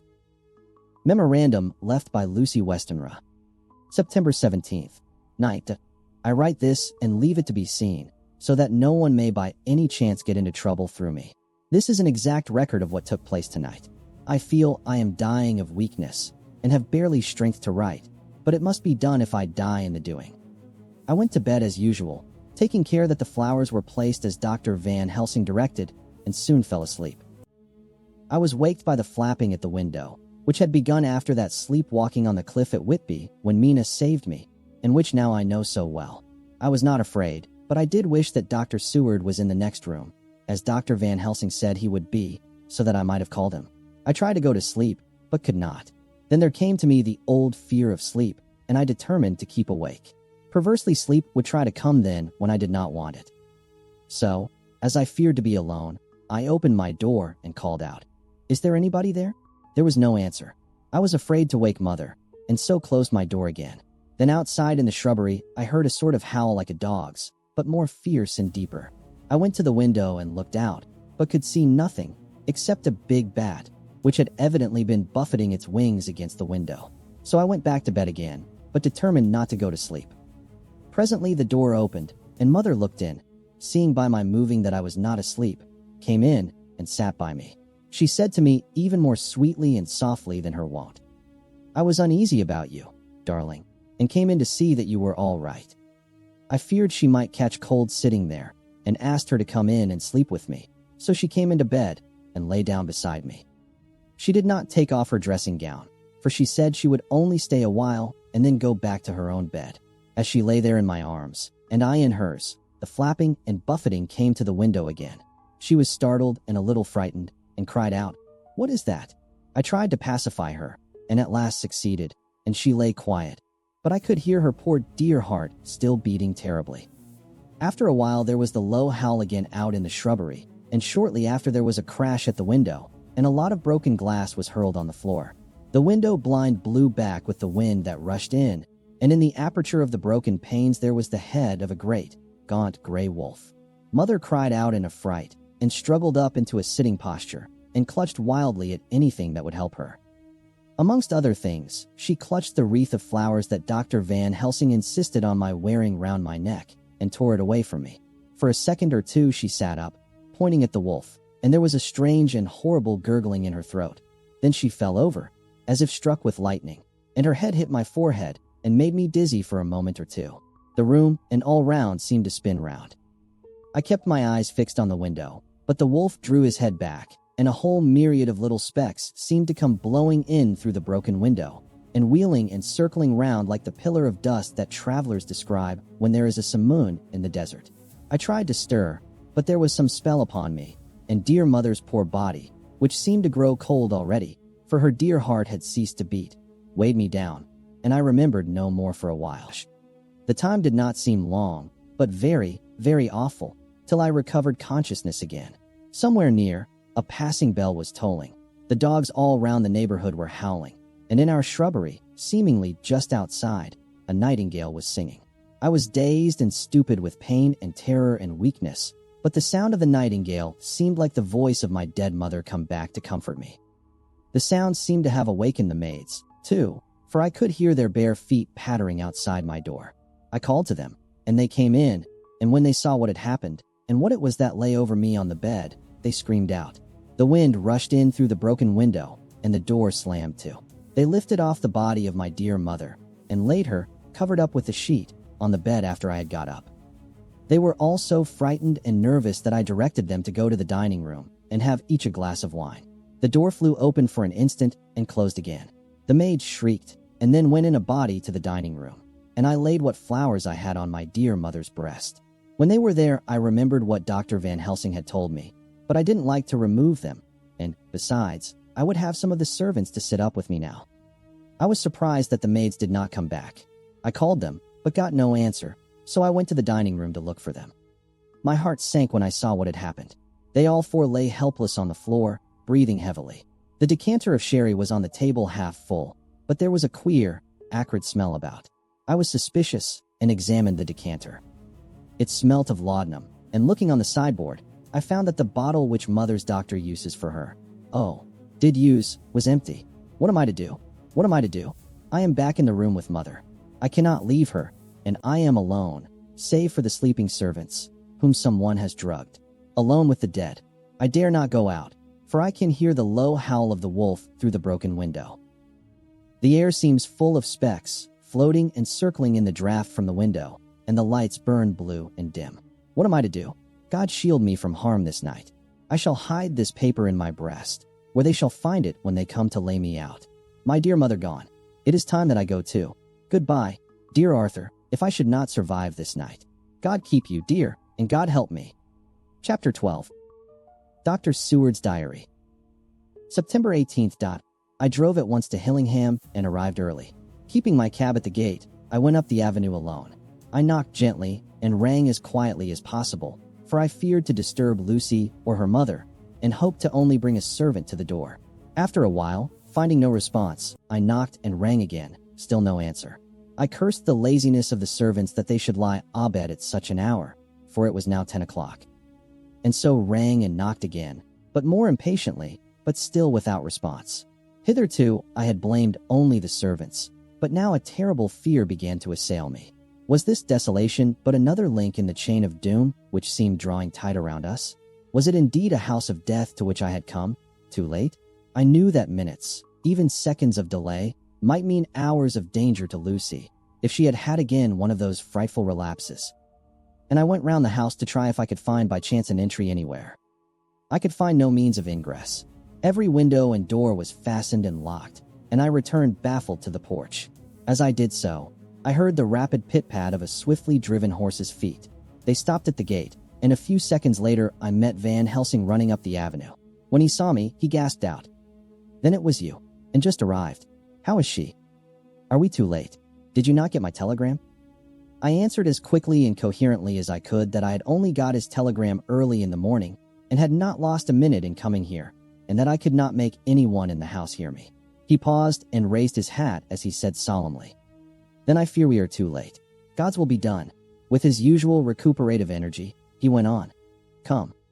If there be no way open to get in, we must make one. Time is all in all to us now." We went round to the back of the house, where there was a kitchen window. The professor took a small surgical saw from his case, and handing it to me, pointed to the iron bars which guarded the window. I attacked them at once, and had very soon cut through 3 of them. Then with a long, thin knife, we pushed back the fastening of the sashes and opened the window. I helped the professor in and followed him.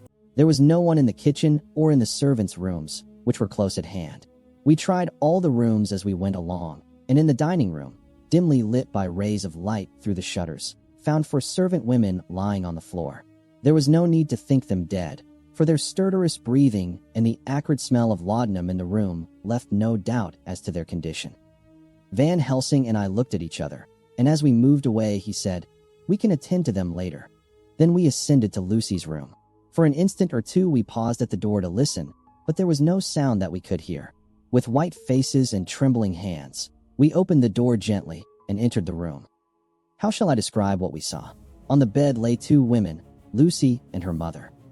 The latter lay farthest in, and she was covered with a white sheet, the edge of which had been blown back by the draft through the broken window, showing the drawn, white face, with a look of terror fixed upon it. By her side lay Lucy, with face white and still more drawn. The flowers which had been round her neck we found upon her mother's bosom, and her throat was bare, showing the 2 little wounds which we had noticed before, but looking horribly white and mangled. Without a word the professor bent over the bed, his head almost touching poor Lucy's breast. Then he gave a quick turn of his head, as of one who listens, and leaping to his feet, he cried out to me, "It is not yet too late. Quick, quick, bring the brandy." I flew downstairs and returned with it, taking care to smell and taste it, lest it, too, were drugged like the decanter of sherry which I found on the table. The maids were still breathing, but more restlessly, and I fancied that the narcotic was wearing off. I did not stay to make sure, but returned to Van Helsing. He rubbed the brandy, as on another occasion, on her lips and gums and on her wrists and the palms of her hands. He said to me, "I can do this, all that can be at the present. You go wake those maids. Flick them in the face with a wet towel, and flick them hard. Make them get heat and fire and a warm bath. This poor soul is nearly as cold as that beside her. She will need be heated before we can do anything more." I went at once, and found little difficulty in waking 3 of the women. The 4th was only a young girl, and the drug had evidently affected her more strongly, so I lifted her on the sofa and let her sleep. The others were dazed at first, but as remembrance came back to them they cried and sobbed in a hysterical manner. I was stern with them, however, and would not let them talk. I told them that one life was bad enough to lose, and that if they delayed they would sacrifice Miss Lucy. So, sobbing and crying, they went about their way, half-clad as they were, and prepared fire and water. Fortunately, the kitchen and boiler fires were still alive, and there was no lack of hot water. We got a bath and carried Lucy out as she was and placed her in it.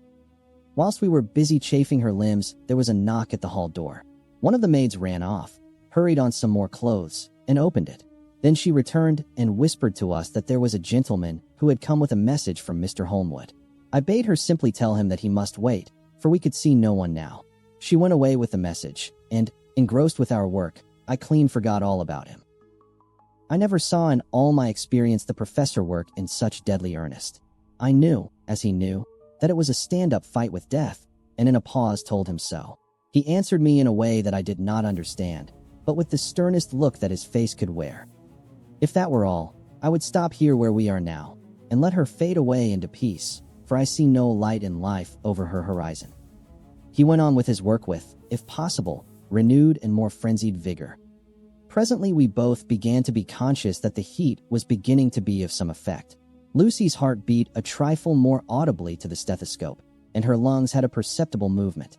Van Helsing's face almost beamed, and as we lifted her from the bath and rolled her in a hot sheet to dry her, he said to me, "The first gain is ours. Check to the king." We took Lucy into another room, which had by now been prepared, and laid her in bed and forced a few drops of brandy down her throat. I noticed that Van Helsing tied a soft silk handkerchief around her throat. She was still unconscious, and was quite as bad as, if not worse than, we had ever seen her. Van Helsing called in one of the women, and told her to stay with her and not to take her eyes off her till we returned, and then beckoned me out of the room. "We must consult as to what is to be done," he said as we descended the stairs. In the hall he opened the dining room door, and we passed in, he closing the door carefully behind him. The shutters had been opened, but the blinds were already down, with that obedience to the etiquette of death which the British woman of the lower classes always rigidly observes. The room was, therefore, dimly dark. It was, however, light enough for our purposes. Van Helsing's sternness was somewhat relieved by a look of perplexity. He was evidently torturing his mind about something, so I waited for an instant, and he spoke. "What are we to do now? Where are we to turn for help?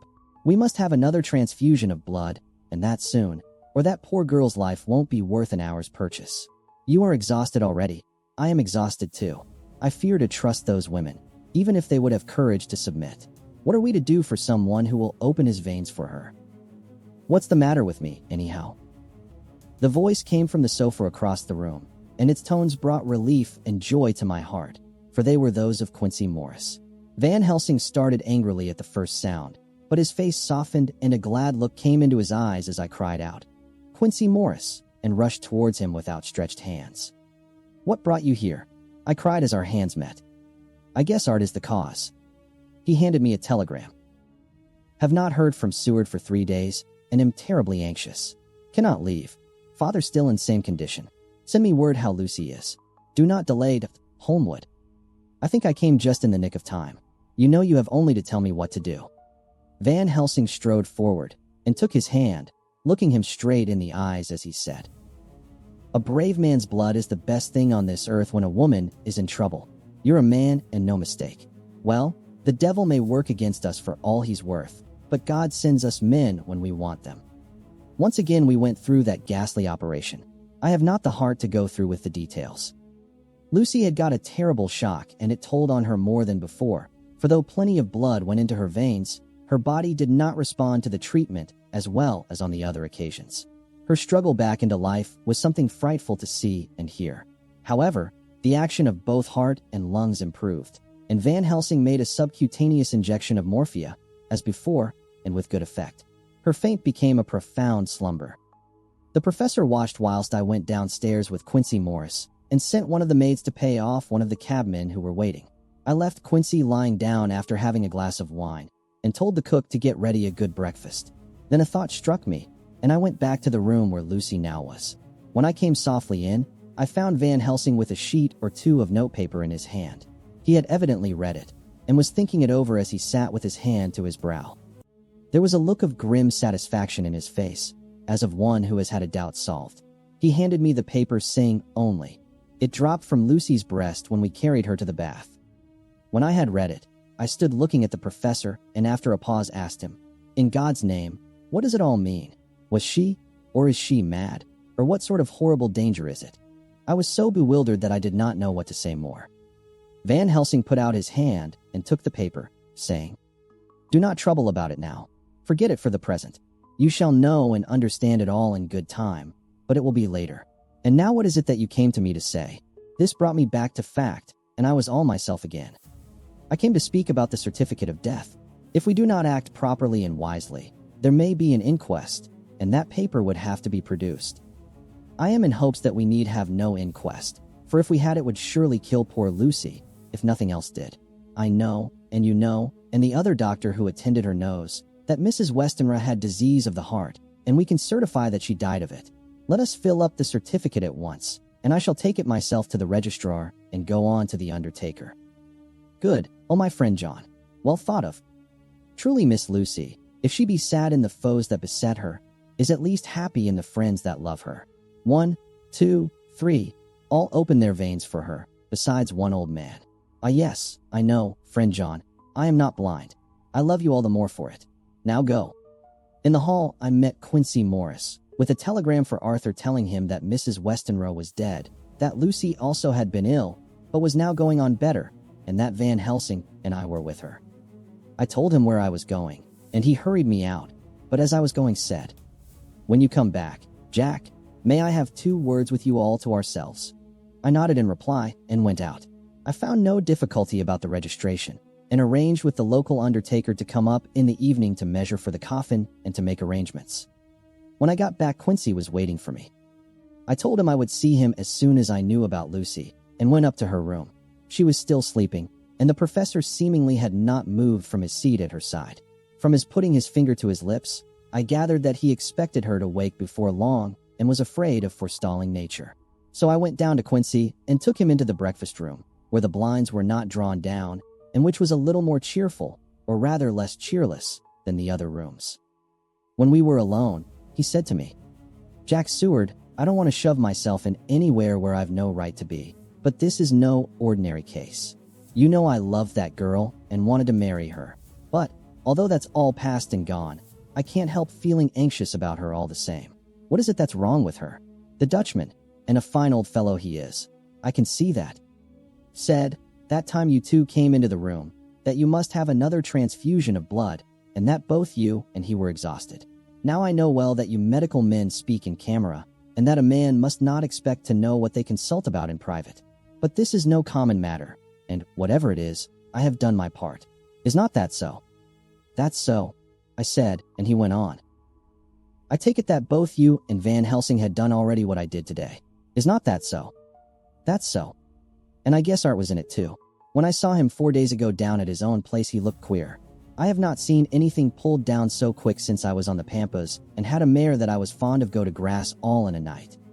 One of those big bats that they call vampires had got at her in the night, and what with his gorge and the vein left open, there wasn't enough blood in her to let her stand up, and I had to put a bullet through her as she lay.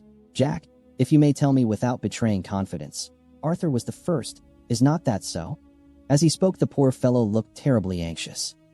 He was in a torture of suspense regarding the woman he loved, and his utter ignorance of the terrible mystery which seemed to surround her intensified his pain.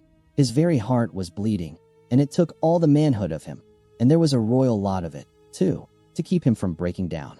I paused before answering, for I felt that I must not betray anything which the professor wished kept secret.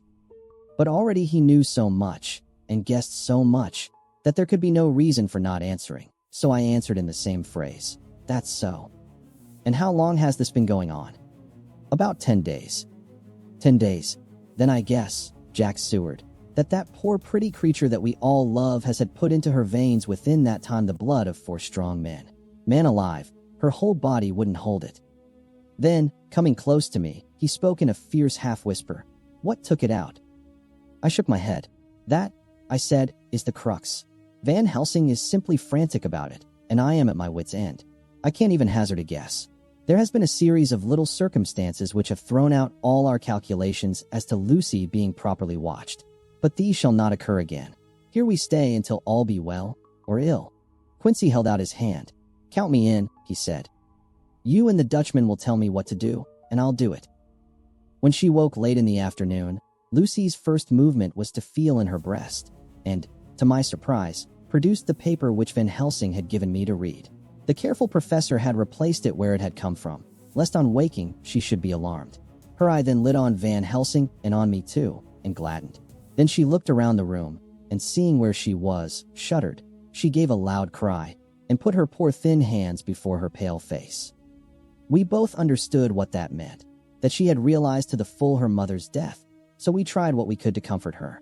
Doubtless sympathy eased her somewhat, but she was very low in thought and spirit, and wept silently and weakly for a long time.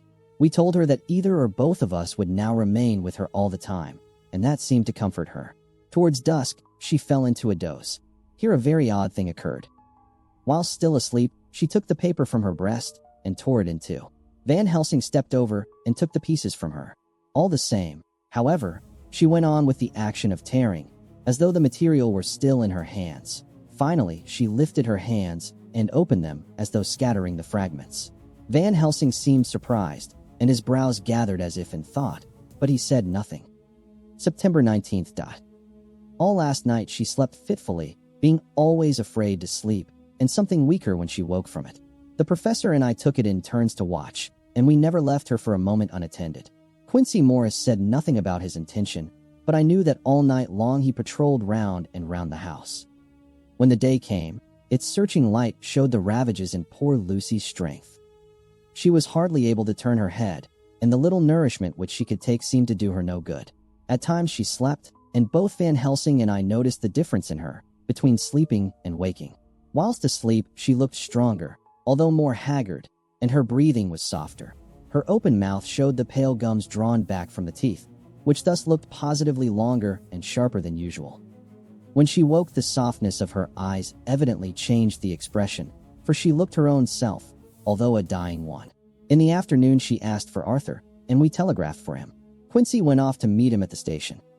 When he arrived, it was nearly 6 o'clock, and the sun was setting full and warm, and the red light streamed in through the window and gave more color to the pale cheeks. When he saw her, Arthur was simply choking with emotion, and none of us could speak. In the hours that had passed, the fits of sleep, or the comatose condition that passed for it, had grown more frequent, so that the pauses when conversation was possible were shortened. Arthur's presence, however, seemed to act as a stimulant. She rallied a little and spoke to him more brightly than she had done since we arrived. He too pulled himself together and spoke as cheerily as he could, so that the best was made of everything. It was now nearly 1 o'clock, and he and Van Helsing are sitting with her. I am to relieve them in a quarter of an hour, and I am entering this on Lucy's phonograph. Until 6 o'clock they are to try to rest. I fear that tomorrow will end our watching, for the shock has been too great. The poor child cannot rally. God help us all. Letter, Mina Harker to Lucy Westenra, unopened by her. September 17th. My dearest Lucy, it seems an age since I heard from you, or indeed since I wrote. You will pardon me, I know, for all my faults when you have read all my budget of news. Well, I got my husband back all right. When we arrived at Exeter, there was a carriage waiting for us, and in it, though he had an attack of gout, Mr. Hawkins. He took us to his house, where there were rooms for us all nice and comfortable, and we dined together. After dinner, Mr. Hawkins said, My dears, I want to drink your health and prosperity, and may every blessing attend you both. I know you both from children, and have, with love and pride, seen you grow up. Now I want you to make your home here with me. I have left to me neither chick nor child. All are gone, and in my will I have left you everything. I cried, Lucy dear, as Jonathan and the old man clasped hands. Our evening was a very, very happy one. So here we are, installed in this beautiful old house, and from both my bedroom and the drawing room I can see the great elms of the cathedral close, with their great black stems standing out against the old yellow stone of the cathedral, and I can hear the rooks overhead cawing and chattering and gossiping all day, after the manner of rooks and humans. I am busy, I need not tell you, arranging things and housekeeping. Jonathan and Mr. Hawkins are busy all day, for, now that Jonathan is a partner, Mr. Hawkins wants to tell him all about the clients. How is your dear mother getting on? I wish I could run up to town for a day or two to see you, dear, but I dare not go yet, with so much on my shoulders, and Jonathan wants looking after still. He is beginning to put some flesh on his bones again, but he was terribly weakened by the long illness. Even now he sometimes starts out of his sleep in a sudden way and awakes all trembling until I can coax him back to his usual placidity. However, thank God, these occasions grow less frequent as the days go on, and they will in time pass away altogether, I trust. And now I have told you my news, let me ask yours. When are you to be married, and where, and who is to perform the ceremony, and what are you to wear, and is it to be a public or a private wedding? Tell me all about it. Dear, tell me all about everything, for there is nothing which interests you which will not be dear to me. Jonathan asks me to send his respectful duty, but I do not think that is good enough from the junior partner of the important firm Hawkins and Harker. And so, as you love me, and he loves me, and I love you with all the moods and tenses of the verb. I send you simply his love instead. Goodbye, my dearest Lucy, and all blessings on you. Yours, Mina Harker.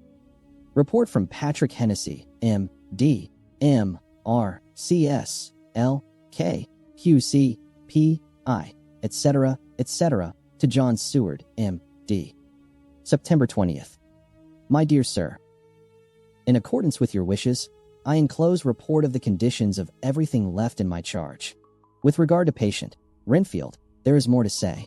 He has had another outbreak, which might have had a dreadful ending, but which, as it fortunately happened, was unattended with any unhappy results. This afternoon a carrier's cart with 2 men made a call at the empty house whose grounds abut on ours, the house to which, you will remember, the patient twice ran away. The men stopped at our gate to ask the porter their way, as they were strangers. I was myself looking out of the study window, having a smoke after dinner, and saw one of them come up to the house. As he passed the window of Renfield's room, the patient began to rate him from within and called him all the foul names he could lay his tongue to. The man, who seemed a decent fellow enough, contented himself by telling him to shut up for a foul-mouthed beggar, whereon our man accused him of robbing him and wanting to murder him, and said that he would hinder him if he were to swing for it.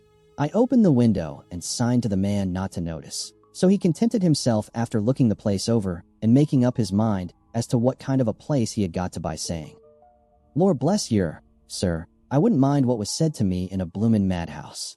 I pity ye and the governor for having to live in the house with a wild beast like that. Then he asked his way civilly enough, and I told him where the gate of the empty house was. He went away, followed by threats and curses and revilings from our man.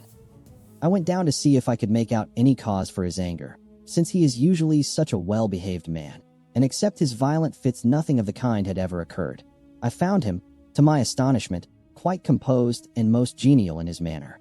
I tried to get him to talk of the incident, but he blandly asked me questions as to what I meant, and led me to believe that he was completely oblivious of the affair. It was, I am sorry to say, however, only another instance of his cunning, for within half an hour I heard of him again. This time he had broken out through the window of his room and was running down the avenue. I called to the attendants to follow me, and ran after him, for I feared he was intent on some mischief. My fear was justified when I saw the same cart which had passed before coming down the road, having on it some great wooden boxes.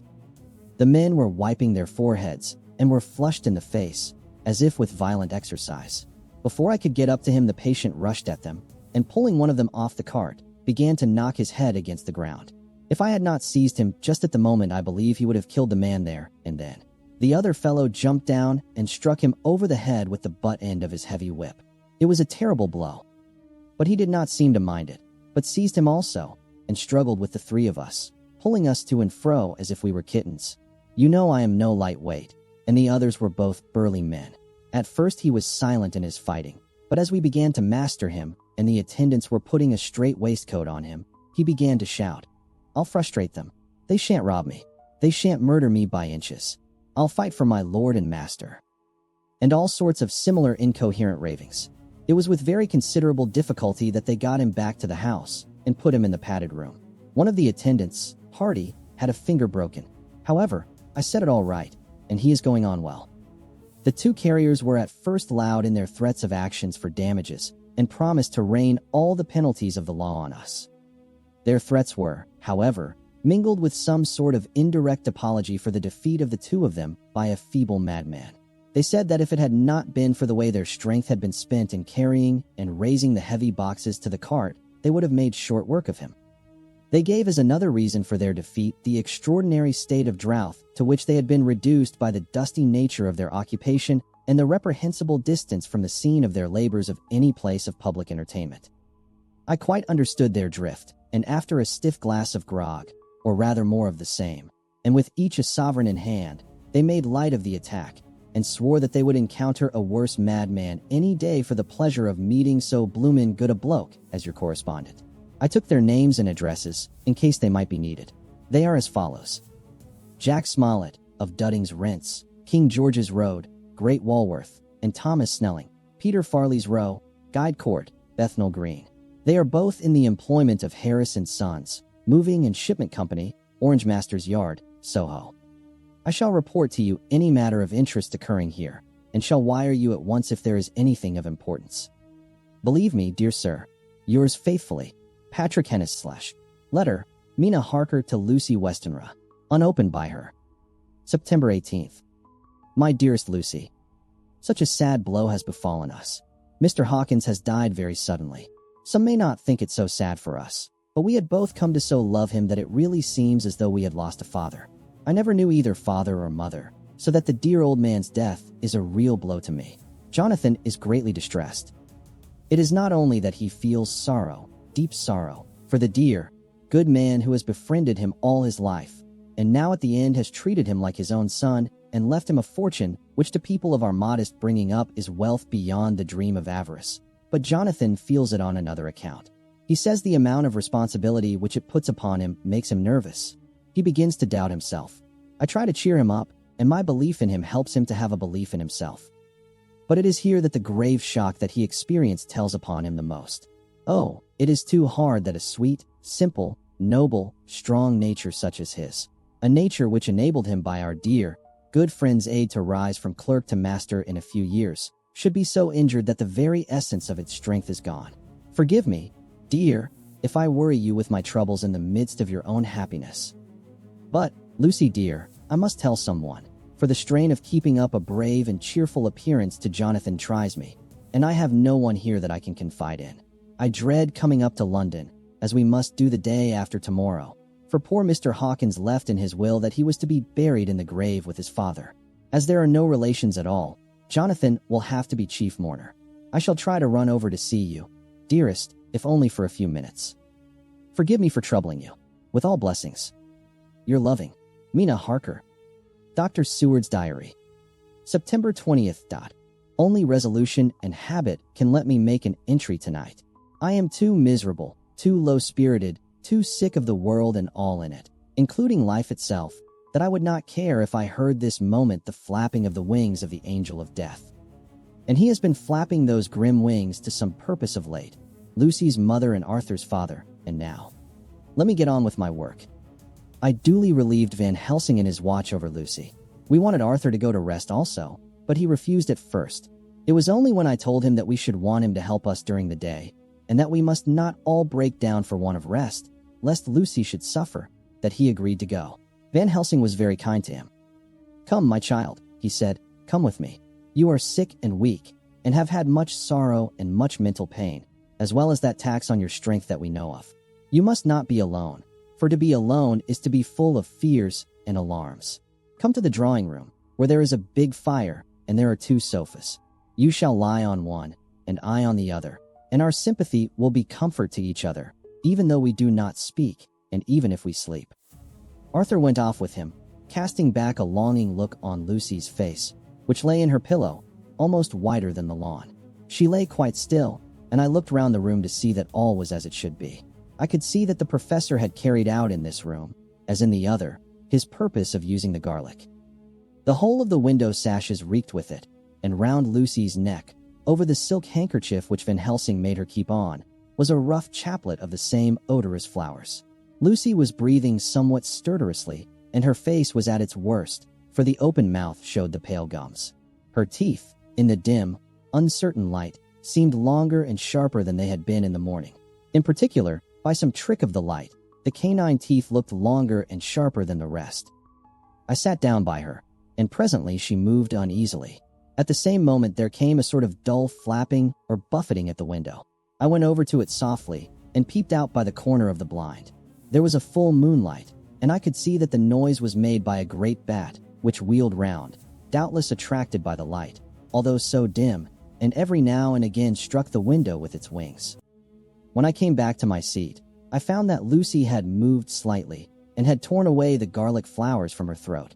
I replaced them as well as I could, and sat watching her. Presently she woke, and I gave her food, as Van Helsing had prescribed. She took but a little, and that languidly. There did not seem to be with her now the unconscious struggle for life and strength that had hitherto so marked her illness. It struck me as curious that the moment she became conscious, she pressed the garlic flowers close to her. It was certainly odd that whenever she got into that lethargic state, with the stertorous breathing, she put the flowers from her, but that when she waked she clutched them close. There was no possibility of making any mistake about this, for in the long hours that followed, she had many spells of sleeping and waking and repeated both actions many times. At 6 o'clock, Van Helsing came to relieve me. Arthur had then fallen into a doze, and he mercifully let him sleep on. When he saw Lucy's face, I could hear the hissing indraw of his breath, and he said to me in a sharp whisper, "Draw up the blind. I want light." Then he bent down and, with his face almost touching Lucy's, examined her carefully. He removed the flowers and lifted the silk handkerchief from her throat. As he did so, he started back, and I could hear his ejaculation, "Mein Gott," as it was smothered in his throat. I bent over and looked, too, and as I noticed, some queer chill came over me. The wounds on the throat had absolutely disappeared. For fully 5 minutes, Van Helsing stood looking at her, with his face at its sternest. Then he turned to me and said calmly, "She is dying. It will not be long now. It will be much difference, mark me, whether she dies conscious or in her sleep. Wake that poor boy, and let him come and see the last. He trusts us, and we have promised him." I went to the dining room and waked him. He was dazed for a moment, but when he saw the sunlight streaming in through the edges of the shutters, he thought he was late and expressed his fear. I assured him that Lucy was still asleep, but told him as gently as I could that both Van Helsing and I feared that the end was near. He covered his face with his hands and slid down on his knees by the sofa, where he remained, perhaps a minute, with his head buried, praying, whilst his shoulders shook with grief. I took him by the hand and raised him up. "Come," I said, "my dear old fellow, summon all your fortitude. It will be best and easiest for her." When we came into Lucy's room, I could see that Van Helsing had, with his usual forethought, been putting matters straight and making everything look as pleasing as possible. He had even brushed Lucy's hair so that it lay on the pillow in its usual sunny ripples. When we came into the room, she opened her eyes and, seeing him, whispered softly, "Arthur, oh my love, I am so glad you have come." He was stooping to kiss her when Van Helsing motioned him back. "No," he whispered, "not yet. Hold her hand. It will comfort her more." So Arthur took her hand and knelt beside her, and she looked her best, with all the soft lines matching the angelic beauty of her eyes. Then gradually her eyes closed, and she sank to sleep. For a little bit her breast heaved softly, and her breath came and went like a tired child's. And then insensibly there came the strange change which I had noticed in the night. Her breathing grew stertorous, the mouth opened, and the pale gums, drawn back, made the teeth look longer and sharper than ever. In a sort of sleep-waking, vague, unconscious way she opened her eyes, which were now dull and hard at once, and said in a soft, voluptuous voice, such as I had never heard from her lips, "Arthur, oh my love, I am so glad you have come. Kiss me." Arthur bent eagerly over to kiss her. But at that instant Van Helsing, who, like me, had been startled by her voice, swooped upon him, and catching him by the neck with both hands, dragged him back with a fury of strength which I never thought he could have possessed, and actually hurled him almost across the room. "Not for your life," he said, "not for your living soul and hers." And he stood between them like a lion at bay. Arthur was so taken aback that he did not for a moment know what to do or say, and before any impulse of violence could seize him, he realized the place and the occasion, and stood silent, waiting. I kept my eyes fixed on Lucy, as did Van Helsing, and we saw a spasm as of rage flit like a shadow over her face. The sharp teeth champed together. Then her eyes closed, and she breathed heavily. Very shortly after, she opened her eyes in all their softness, and putting out her poor, pale, thin hand, took Van Helsing's great brown one. Drawing it to her, she kissed it. "My true friend," she said, in a faint voice, but with untellable pathos. "My true friend, and his. Oh, guard him, and give me peace."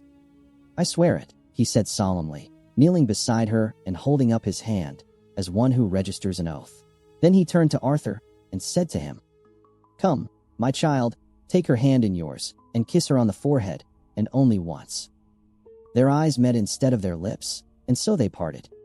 Lucy's eyes closed, and Van Helsing, who had been watching closely, took Arthur's arm and drew him away. And then Lucy's breathing became stertorous again, and all at once it ceased. "It is all over," said Van Helsing. "She is dead." I took Arthur by the arm and led him away to the drawing room, where he sat down and covered his face with his hands, sobbing in a way that nearly broke me down to see. I went back to the room and found Van Helsing looking at poor Lucy, and his face was sterner than ever. Some change had come over her body. Death had given back part of her beauty, for her brow and cheeks had recovered some of their flowing lines. Even the lips had lost their deadly pallor. It was as if the blood, no longer needed for the working of the heart, had gone to make the harshness of death as little rude as might be. We thought her dying while she slept, and sleeping when she died. I stood beside Van Helsing and said, "Ah, well, poor girl, there is peace for her at last. It is the end." He turned to me and said with grave solemnity, "Not so, alas, not so. It is only the beginning." When I asked him what he meant, he only shook his head and answered, "We can do nothing as yet. Wait." In these chapters, the shadows over London deepen. Lucy Westenra is laid to rest, yet peace does not follow her into the grave. Strange whispers drift across Hampstead Heath, and children speak of a pale lady who calls to them in the moonlight. And as Van Helsing uncovers grim truths buried beneath marble and night, the circle of horror closes around our heroes. Settle in, as chapters 13 through 15 of Dracula unravel one of the novel's most chilling turns. Chapter 13. Dr. Seward's Diary, continued. The funeral was arranged for the next succeeding day, so that Lucy and her mother might be buried together. I attended to all the ghastly formalities, and the urbane undertaker proved that his staff were afflicted, or blessed, with something of his own obsequious suavity. Even the woman who performed the last offices for the dead remarked to me, in a confidential, brother-professional way, when she had come out from the death chamber, "She makes a very beautiful corpse, sir. It's quite a privilege to attend on her. It's not too much to say that she will do credit to our establishment." I noticed that Van Helsing never kept far away. This was possible from the disordered state of things in the household. There were no relatives at hand, and as Arthur had to be back the next day to attend at his father's funeral, we were unable to notify anyone who should have been bidden. Under the circumstances, Van Helsing and I took it upon ourselves to examine papers, etc. He insisted upon looking over Lucy's papers himself. I asked him why, for I feared that he, being a foreigner, might not be quite aware of English legal requirements, and so might in ignorance make some unnecessary trouble. He answered me, I know. You forget that I am a lawyer as well as a doctor. But this is not altogether for the law. You knew that when you avoided the coroner. I have more than him to avoid. There may be papers more, such as this." As he spoke, he took from his pocketbook the memorandum which had been in Lucy's breast, and which she had torn in her sleep. "When you find anything of the solicitor who is for the late Mrs. Westenra, seal all her papers, and write him tonight. For me, I watch here in the room and in Miss Lucy's old room all night, and I myself search for what may be. It is not well that her very thoughts go into the hands of strangers." I went on with my part of the work, and in another half hour had found the name and address of Mrs. Westenra's solicitor and had written to him. All the poor lady's papers were in order. Explicit directions regarding the place of burial were given. I had hardly sealed the letter when, to my surprise, Van Helsing walked into the room, saying, "Can I help you, friend John? I am free, and if I may, my service is to you." "Have you got what you looked for?" I asked, to which he replied, "I did not look for any specific thing. I only hoped to find, and find I have, all that there was. Only some letters and a few memoranda, and a diary new begun. But I have them here, and we shall for the present say nothing of them. I shall see that poor lad tomorrow evening, and, with his sanction, I shall use some." When we had finished the work in hand, he said to me, "And now, friend John, I think we made a bed. We want sleep, both you and I, and rest to recuperate. Tomorrow we shall have much to do, but for the tonight there is no need of us. Alas." Before turning in, we went to look at poor Lucy. The undertaker had certainly done his work well, for the room was turned into a small chapelle ardente. There was a wilderness of beautiful white flowers, and death was made as little repulsive as might be. The end of the winding sheet was laid over the face. When the professor bent over and turned it gently back, we both started at the beauty before us, the tall wax candles showing a sufficient light to note it well.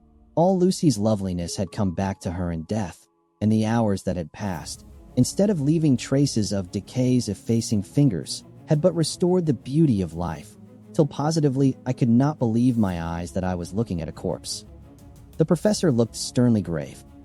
He had not loved her as I had, and there was no need for tears in his eyes.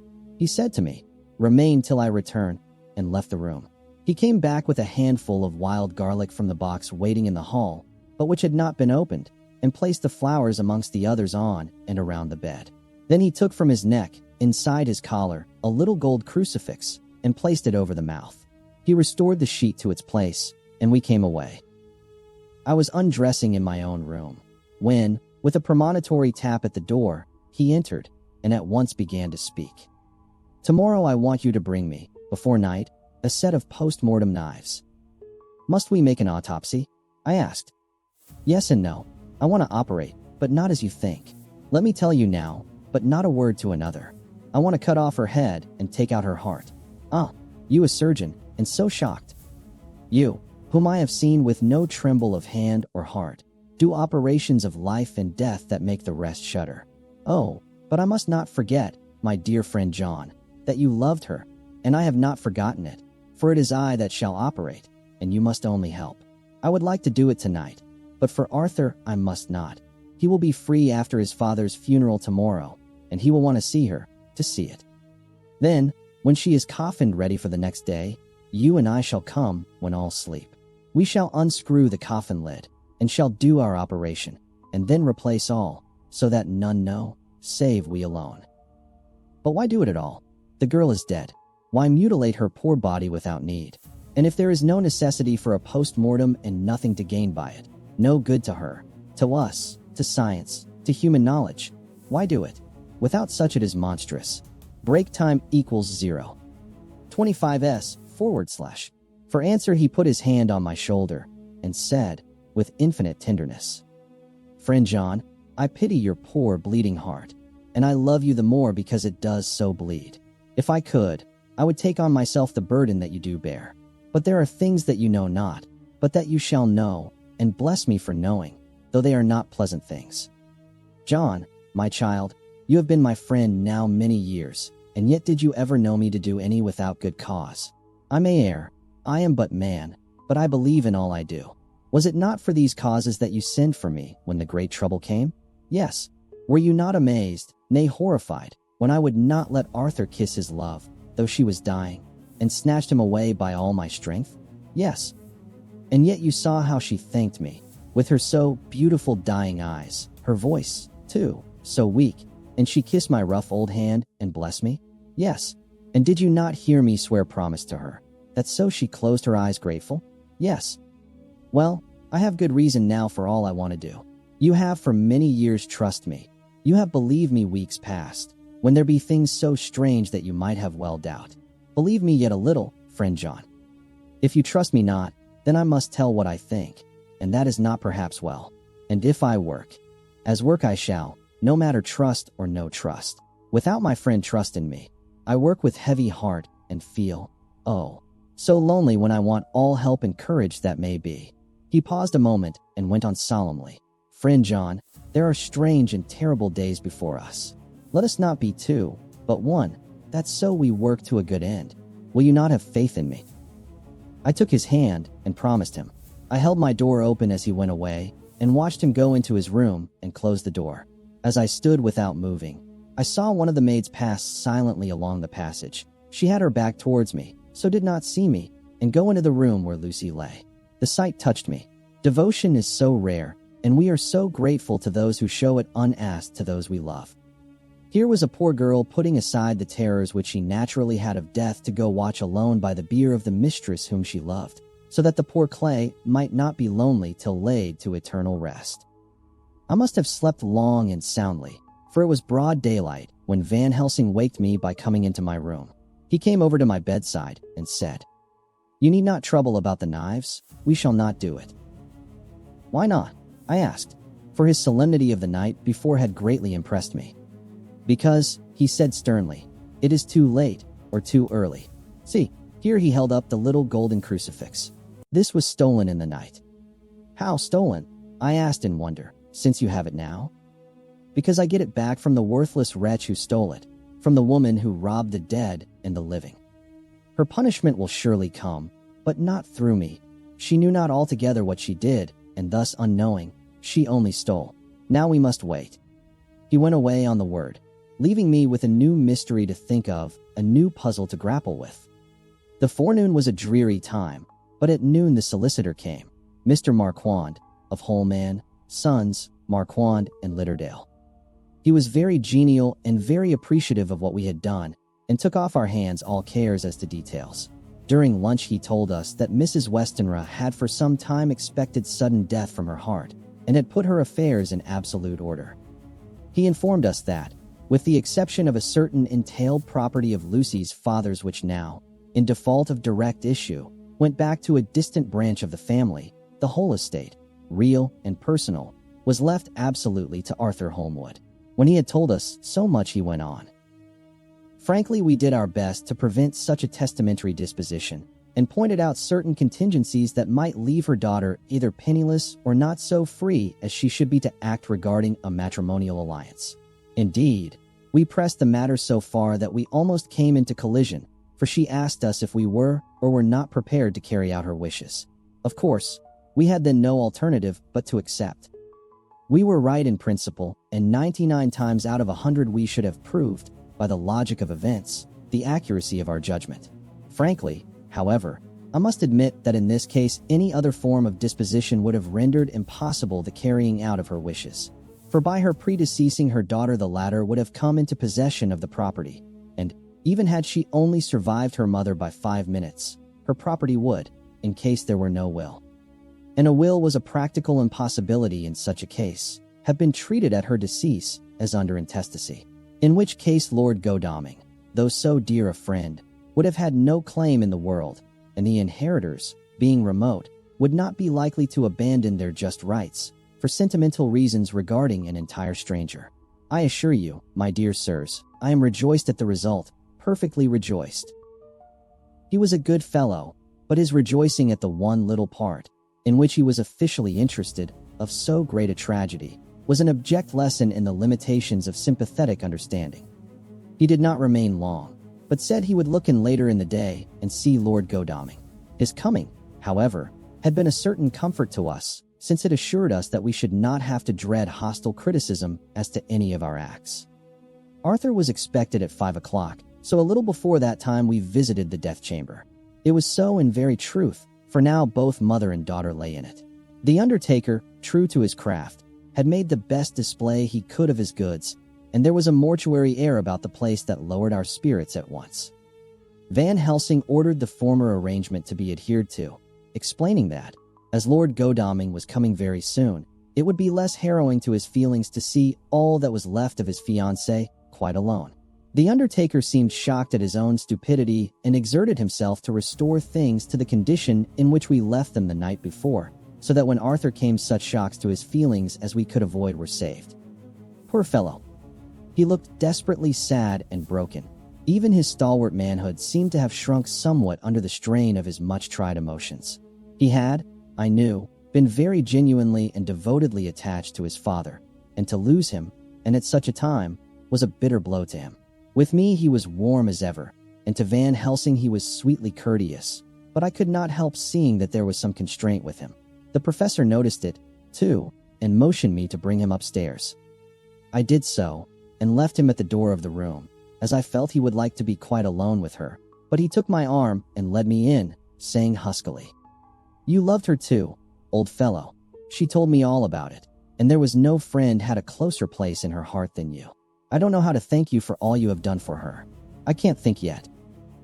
Here he suddenly broke down, and threw his arms round my shoulders and laid his head on my breast, crying, "Oh, Jack, Jack, what shall I do? The whole of life seems gone from me all at once, and there is nothing in the wide world for me to live for." I comforted him as well as I could. In such cases men do not need much expression.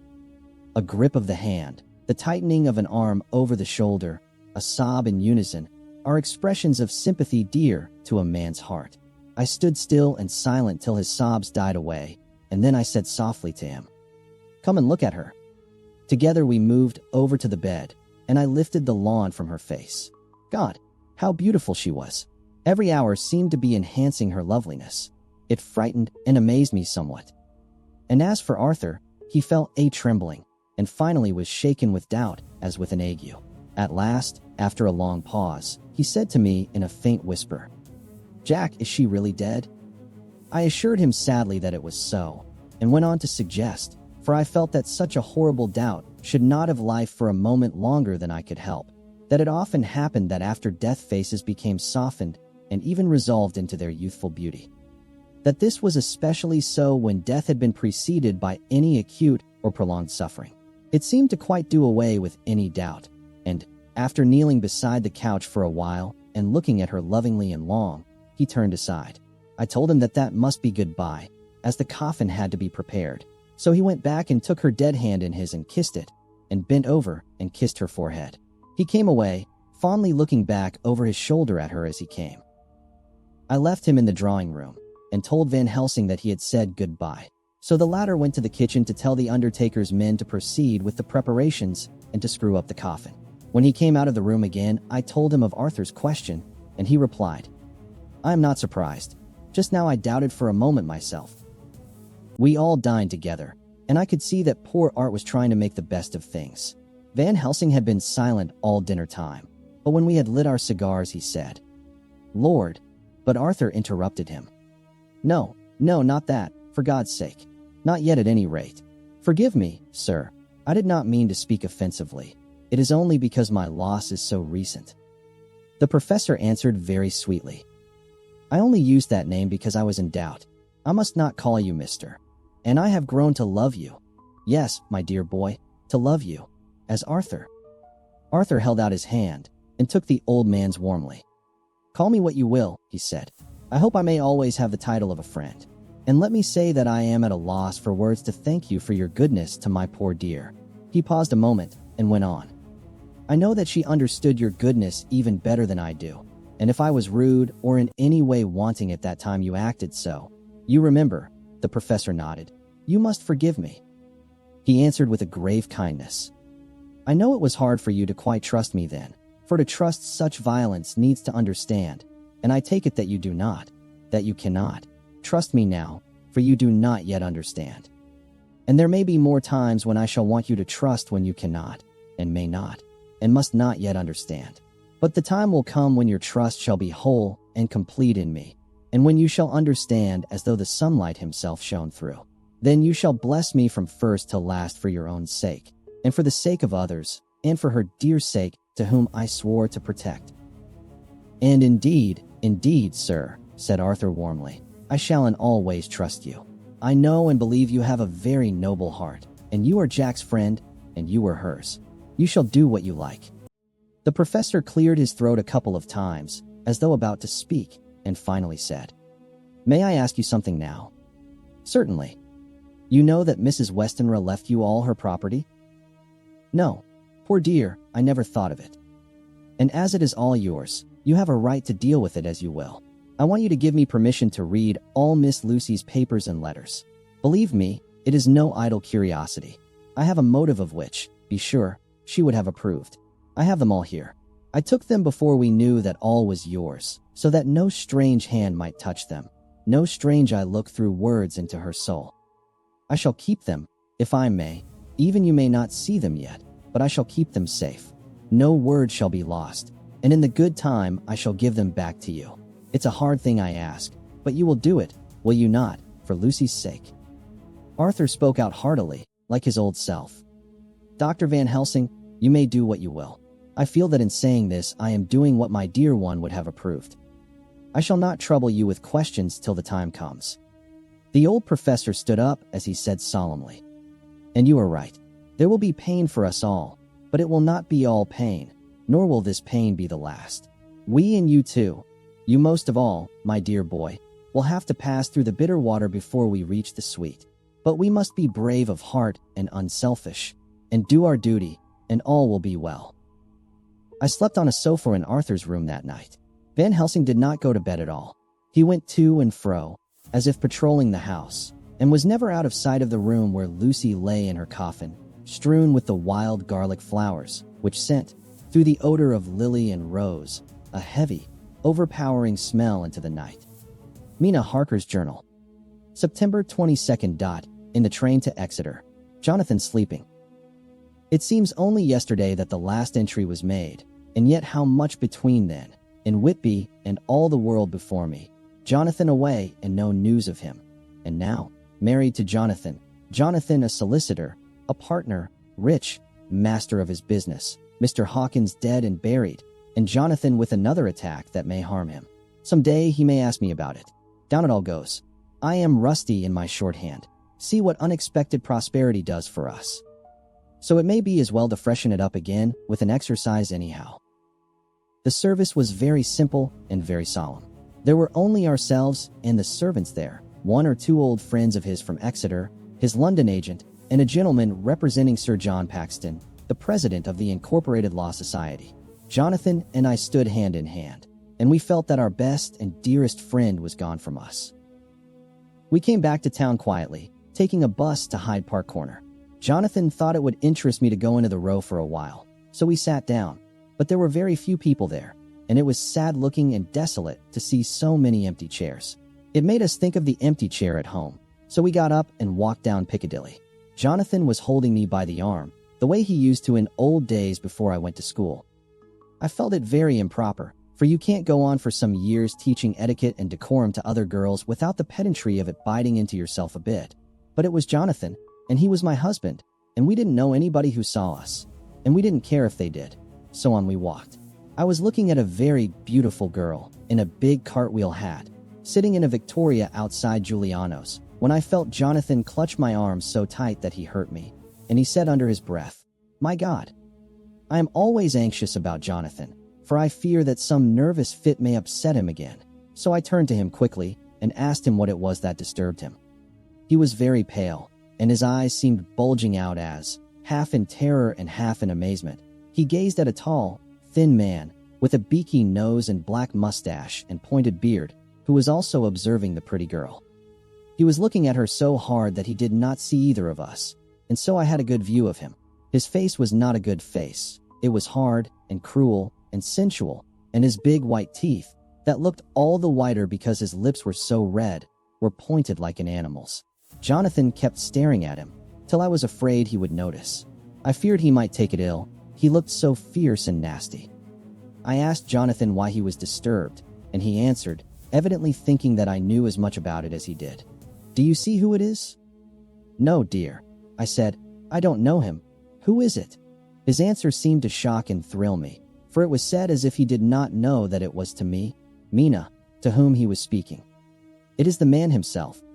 The poor dear was evidently terrified at something, very greatly terrified. I do believe that if he had not had me to lean on and to support him, he would have sunk down. He kept staring. A man came out of the shop with a small parcel and gave it to the lady, who then drove off. The dark man kept his eyes fixed on her, and when the carriage moved up Piccadilly he followed in the same direction and hailed a hansom. Jonathan kept looking after him and said, as if to himself, "I believe it is the Count, but he has grown young. My God, if this be so, oh my God, my God, if I only knew, if I only knew." He was distressing himself so much that I feared to keep his mind on the subject by asking him any questions, so I remained silent. I drew him away quietly, and he, holding my arm, came easily. We walked a little further, and then went in and sat for a while in the Green Park. It was a hot day for autumn, and there was a comfortable seat in a shady place. After a few minutes staring at nothing, Jonathan's eyes closed, and he went quietly into a sleep, with his head on my shoulder. I thought it was the best thing for him, so did not disturb him. In about 20 minutes he woke up, and said to me quite cheerfully, "Why, Mina, have I been asleep? Oh, do forgive me for being so rude. Come, and we'll have a cup of tea somewhere." He had evidently forgotten all about the dark stranger, as in his illness he had forgotten all that this episode had reminded him of. I don't like this lapsing into forgetfulness. It may make or continue some injury to the brain. I must not ask him, for fear I shall do more harm than good, but I must somehow learn the facts of his journey abroad. The time has come, I fear, when I must open that parcel and know what is written. Oh, Jonathan, you will, I know, forgive me if I do wrong, but it is for your own dear sake. Later, a sad homecoming in every way. The house empty of the dear soul who was so good to us. Jonathan still pale and dizzy under a slight relapse of his malady. And now a telegram from Van Helsing, whoever he may be. You will be grieved to hear that Mrs. Westenra died 5 days ago, and that Lucy died the day before yesterday. They were both buried today. Oh, what a wealth of sorrow in a few words. Poor Mrs. Westenra. Poor Lucy. Gone, never to return to us. And poor Arthur, to have lost such sweetness out of his life. God help us all to bear our troubles. Dr. Seward's Diary. September 22nd, it is all over. Arthur has gone back to Ring, and has taken Quincy Morris with him. What a fine fellow is Quincy. I believe in my heart of hearts that he suffered as much about Lucy's death as any of us, but he bore himself through it like a moral Viking. If America can go on breeding men like that, she will be a power in the world indeed. Van Helsing is lying down, having a rest preparatory to his journey. He goes over to Amsterdam tonight, but says he returns tomorrow night, that he only wants to make some arrangements which can only be made personally. He is to stop with me then, if he can. He says he has work to do in London which may take him some time. Poor old fellow. I fear that the strain of the past week has broken down even his iron strength. All the time of the burial he was, I could see, putting some terrible restraint on himself. When it was all over, we were standing beside Arthur, who, poor fellow, was speaking of his part in the operation where his blood had been transfused to his Lucy's veins. I could see Van Helsing's face grow white and purple by turns. Arthur was saying that he felt since then as if they two had been really married, and that she was his wife in the sight of God. None of us said a word of the other operations, and none of us ever shall. Arthur and Quincy went away together to the station, and Van Helsing and I came on here. The moment we were alone in the carriage, he gave way to a regular fit of hysterics. He has denied to me since that it was hysterics, and insisted that it was only his sense of humor asserting itself under very terrible conditions. He laughed till he cried, and I had to draw down the blinds lest anyone should see us and misjudge.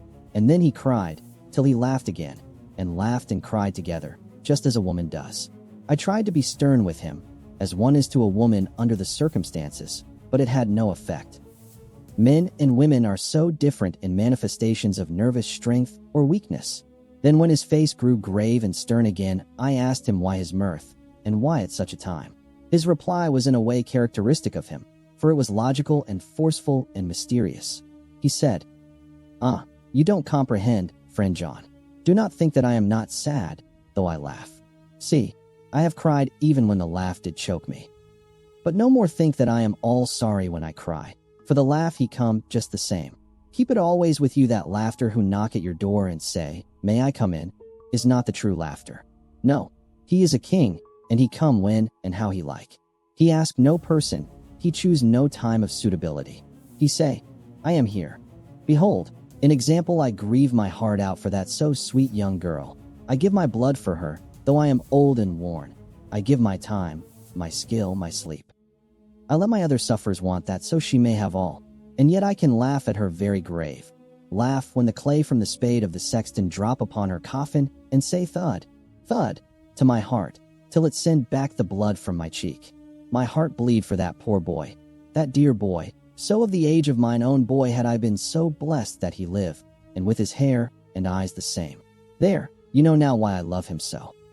And yet when he say things that touch my husband heart to the quick, and make my father heart yearn to him as to no other man. Not even to you, friend John, for we are more level in experiences than father and son. Yet even at such moment King laugh he come to me and shout and bellow in my ear, here I am, till the blood come dance back and bring some of the sunshine that he carry with him to my cheek. Oh, friend John, it is a strange world, a sad world, a world full of miseries and woes and troubles. And yet when King laugh come he make them all dance to the tune he play. Bleeding hearts, and dry bones of the churchyard, and tears that burn as they fall, all dance together to the music that he make with that smileless mouth of him. And believe me, friend John, that he is good to come, and kind. We men and women are like ropes drawn tight with strain that pull us different ways. Then tears come, and, like the rain on the ropes, they brace us up, until perhaps the strain become too great, and we break. But King laugh, he come like the sunshine, and he ease off the strain again, and we bear to go on with our labor, what it may be. I did not like to wound him by pretending not to see his idea, but, as I did not yet understand the cause of his laughter, I asked him. As he answered me, his face grew stern, and he said in quite a different tone, "Oh, it was the grim irony of it all. This so lovely lady garlanded with flowers, that looked so fair as life, till one by one we wondered if she were truly dead. She laid in that so fine marble house in that lonely churchyard, where rest so many of her kin, laid there with the mother who loved her and whom she loved, and that sacred bell going toll, toll, toll, so sad and slow. And those holy men, with the white garments of the angel, pretending to read books, and yet all the time their eyes never on the page, and all of us with the bowed head. And all for what? She is dead, so? Is it not?" "Well, for the life of me, Professor," I said, "I can't see anything to laugh at in all that. Why, your explanation makes it a harder puzzle than before. But even if the burial service was comic, what about poor Art and his trouble? Why, his heart was simply breaking. Just so, said he not that the transfusion of his blood to her veins had made her truly his bride? Yes, and it was a sweet and comforting idea for him. Quite so, but there was a difficulty, friend John. If so that, then what about the others? Ho ho, then this so sweet maid is a polyandrist, and me, with my poor wife dead to me, but alive by church's law, though no wits, all gone. Even I, who am faithful husband to this now no wife, am bigamist. I don't see where the joke comes in there either," I said, and I did not feel particularly pleased with him for saying such things. He laid his hand on my arm and said, "Friend John, forgive me if I pain. I showed not my feeling to others when it would wound, but only to you, my old friend, whom I can trust. If you could have looked into my very heart then when I want to laugh. If you could have done so when the laugh arrived. If you could do so now, when King Laugh have pack up his crown, and all that is to him. For he go far, far away from me, and for a long, long time. Maybe you would perhaps pity me the most of all." I was touched by the tenderness of his tone, and asked why. "Because I know. And now we are all scattered. And for many a long day loneliness will sit over our roofs with brooding wings. Lucy lies in the tomb of her kin, a lordly death house in a lonely churchyard, away from teeming London, where the air is fresh, and the sun rises over Hampstead Hill, and where wild flowers grow of their own accord. So I can finish this diary, and God only knows if I shall ever begin another. If I do, or if I even open this again, it will be to deal with different people and different themes. For here at the end, where the romance of my life is told, ere I go back to take up the thread of my life work, I say sadly, and without hope. Finus. The Westminster Gazette, September 25th. A Hampstead Mystery. The neighborhood of Hampstead is just at present exercised with a series of events which seem to run on lines parallel to those of what was known to the writers of headlines as the Kensington Horror, or the Stabbing Woman, or the Woman in Black. During the past 2 or 3 days, several cases have occurred of young children straying from home or neglecting to return from their playing on the heath. In all these cases, the children were too young to give any properly intelligible account of themselves. But the consensus of their excuses is that they had been with a bluffer lady. It has always been late in the evening when they have been missed, and on 2 occasions the children have not been found until early in the following morning. It is generally supposed in the neighborhood that, as the first child missed gave as his reason for being away that a bluffer lady had asked him to come for a walk, the others had picked up the phrase and used it as occasion served. This is the more natural as the favorite game of the little ones at present is luring each other away by wiles. A correspondent writes us that to see some of the tiny tots pretending to be the bluffer lady is supremely funny. Some of our caricaturists might, he says, take a lesson in the irony of grotesque by comparing the reality and the picture. It is only in accordance with general principles of human nature that the bluffer lady should be the popular role at these alfresco performances. Our correspondent naively says that even Ellen Terry could not be so winningly attractive as some of these grubby-faced little children pretend, and even imagine themselves to be. There is, however, possibly a serious side to the question, for some of the children, indeed all who have been missed at night, have been slightly torn or wounded in the throat. The wounds seem such as might be made by a rat or a small dog, and although of not much importance individually, would tend to show that whatever animal inflicts them has a system or method of its own. The police of the division have been instructed to keep a sharp lookout for straying children, especially when very young, in and around Hampstead Heath, and for any stray dog which may be about. The Westminster Gazette, September 25th. Extra special. The Hampstead Horror. Another child injured. The Bluffer Lady. We have just received intelligence that another child, missed last night, was only discovered late in the morning under a furze bush at the Shooter's Hill side of Hampstead Heath, which is, perhaps, less frequented than the other parts. It has the same tiny wound in the throat as has been noticed in other cases. It was terribly weak and looked quite emaciated. It too, when partially restored, had the common story to tell of being lured away by the Bluffer Lady. Chapter 14. Mina Harker's Journal. September 23rd. Jonathan is better after a bad night. I am so glad that he has plenty of work to do, for that keeps his mind off the terrible things. And oh, I am rejoiced that he is not now weighed down with the responsibility of his new position. I knew he would be true to himself, and now how proud I am to see my Jonathan rising to the height of his advancement and keeping pace in all ways with the duties that come upon him. He will be away all day till late, for he said he could not lunch at home. My household work is done, so I shall take his foreign journal and lock myself up in my room and read it. September 24th. I hadn't the heart to write last night. That terrible record of Jonathan's upset me so. Poor dear, how he must have suffered, whether it be true or only imagination. I wonder if there is any truth in it at all. Did he get his brain fever and then write all those terrible things, or had he some cause for it all? I suppose I shall never know, for I dare not open the subject to him. And yet that man we saw yesterday, he seemed quite certain of him. Poor fellow, I suppose it was the funeral upset him and sent his mind back on some train of thought. He believes it all himself. I remember how on our wedding day he said, "Unless some solemn duty come upon me to go back to the bitter hours, asleep or awake, mad or sane." There seems to be through it all some thread of continuity. That fearful Count was coming to London. If it should be, and he came to London, with his teeming millions, there may be a solemn duty, and if it come we must not shrink from it. I shall be prepared. I shall get my typewriter this very hour and begin transcribing. Then we shall be ready for other eyes if required. And if it be wanted, then, perhaps, if I am ready, poor Jonathan may not be upset, for I can speak for him and never let him be troubled or worried with it at all. If ever Jonathan quite gets over the nervousness, he may want to tell me of it all, and I can ask him questions and find out things, and see how I may comfort him. Letter, Van Helsing to Mrs. Harker. September 24th. Confidence. Dear Madam, I pray you to pardon my writing, in that I am so far friend, as that I sent to you sad news of Miss Lucy Westenra's death, by the kindness of Lord Godalming. I am empowered to read her letters and papers, for I am deeply concerned about certain matters vitally important. In them I find some letters from you, which show how great friends you were and how you love her. Oh, Madam Mina, by that love, I implore you, help me.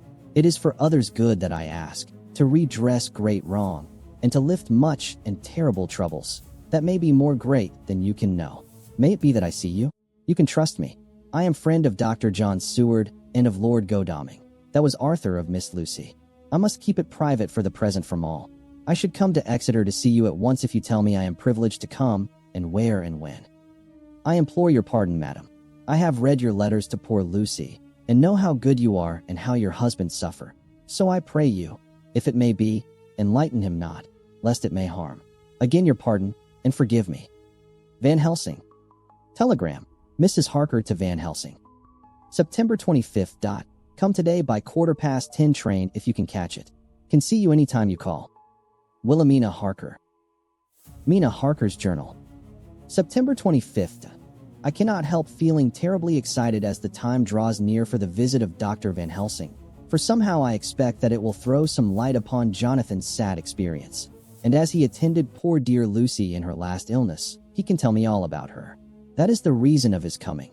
It is concerning Lucy and her sleepwalking, and not about Jonathan. Then I shall never know the real truth now. How silly I am. That awful journal gets hold of my imagination and tinges everything with something of its own color. Of course it is about Lucy. That habit came back to the poor dear, and that awful night on the cliff must have made her ill. I had almost forgotten in my own affairs how ill she was afterwards. She must have told him of her sleepwalking adventure on the cliff, and that I knew all about it. And now he wants me to tell him what she knows, so that he may understand. I hope I did right in not saying anything of it to Mrs. Westenra. I should never forgive myself if any act of mine, were it even a negative one, brought harm on poor dear Lucy. I hope, too, Dr. Van Helsing will not blame me. I have had so much trouble and anxiety of late that I feel I cannot bear more just at present. I suppose a cry does us all good at times, clears the air as other rain does. Perhaps it was reading the journal yesterday that upset me, and then Jonathan went away this morning to stay away from me a whole day and night, the first time we have been parted since our marriage. I do hope the dear fellow will take care of himself, and that nothing will occur to upset him. It is 2 o'clock, and the doctor will be here soon now. I shall say nothing of Jonathan's journal unless he asks me. I am so glad I have typewritten out my own journal, so that, in case he asks about Lucy, I can hand it to him. It will save much questioning. Later that he has come and gone. Oh, what a strange meeting, and how it all makes my head whirl round. I feel like one in a dream. Can it be all possible, or even a part of it? If I had not read Jonathan's journal first, I should never have accepted even a possibility. Poor dear Jonathan. How he must have suffered. Please the good God, all this may not upset him again. I shall try to save him from it. But it may be even a consolation and a help to him, terrible though it be and awful in its consequences, to know for certain that his eyes and ears and brain did not deceive him, and that it is all true. It may be that it is the doubt which haunts him, that when the doubt is removed, no matter which, waking or dreaming, may prove the truth, he will be more satisfied and better able to bear the shock. Dr. Van Helsing must be a good man, as well as a clever one if he is Arthur's friend and Dr. Seward's, and if they brought him all the way from Holland to look after Lucy. I feel from having seen him that he is good and kind and of a noble nature. When he comes tomorrow, I shall ask him about Jonathan, and then, please God, all this sorrow and anxiety may lead to a good end. I used to think I would like to practice interviewing. Jonathan's friend on the Exeter News told him that memory was everything in such work, that you must be able to put down exactly almost every word spoken, even if you had to refine some of it afterwards. Here was a rare interview. I shall try to record it verbatim. It was 2:30 when the knock came. I took my courage à deux mains and waited. In a few minutes Mary opened the door and announced Dr. Van Helsing. I rose and bowed, and he came towards me, a man of medium weight, strongly built, with his shoulders set back over a broad, deep chest, and a neck well balanced on the trunk as the head is on the neck. The poise of the head strikes one at once as indicative of thought and power. The head is noble, well-sized, broad, and large behind the ears. The face, clean-shaven, shows a hard, square chin, a large, resolute, mobile mouth, a good-sized nose, rather straight, but with quick, sensitive nostrils that seem to broaden as the big, bushy brows come down and the mouth tightens. The forehead is broad and fine, rising at first almost straight, and then sloping back above 2 bumps or ridges wide apart. Such a forehead that the reddish hair cannot possibly tumble over it, but falls naturally back and to the sides. Big, dark blue eyes are set widely apart, and are quick and tender or stern with the man's moods. He said to me, "Mrs. Harker, is it not?" I bowed assent. "That was Miss Mina Murray." Again I assented. "It is Mina Murray that I came to see, that was friend of that poor dear child Lucy Westenra. Madam Mina, it is on account of the dead I come." "Sir," I said, "you could have no better claim on me than that you were a friend and helper of Lucy Westenra." And I held out my hand.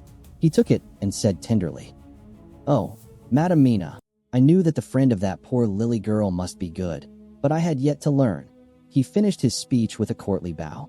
I asked him what it was that he wanted to see me about, so he at once began. "I have read your letters to Miss Lucy.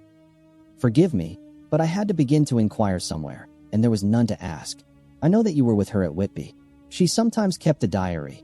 You need not look surprised, Madam Mina. It was begun after you had left, and was an imitation of you. And in that diary, she traces by inference certain things to a sleepwalking in which she puts down that you saved her. In great perplexity then I come to you, and ask you out of your so much kindness to tell me all of it that you can remember. I can tell you, I think, Dr. Van Helsing, all about it." "Ah, then you have good memory for facts, for details? It is not always so with young ladies. No, doctor, but I wrote it all down at the time.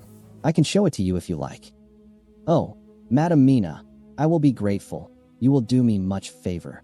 I could not resist the temptation of mystifying him a bit.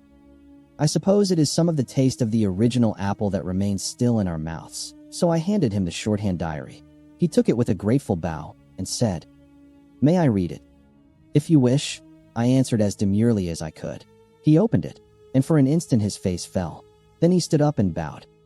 "Oh, you so clever woman," he said. I knew long that Mr. Jonathan was a man of much thankfulness.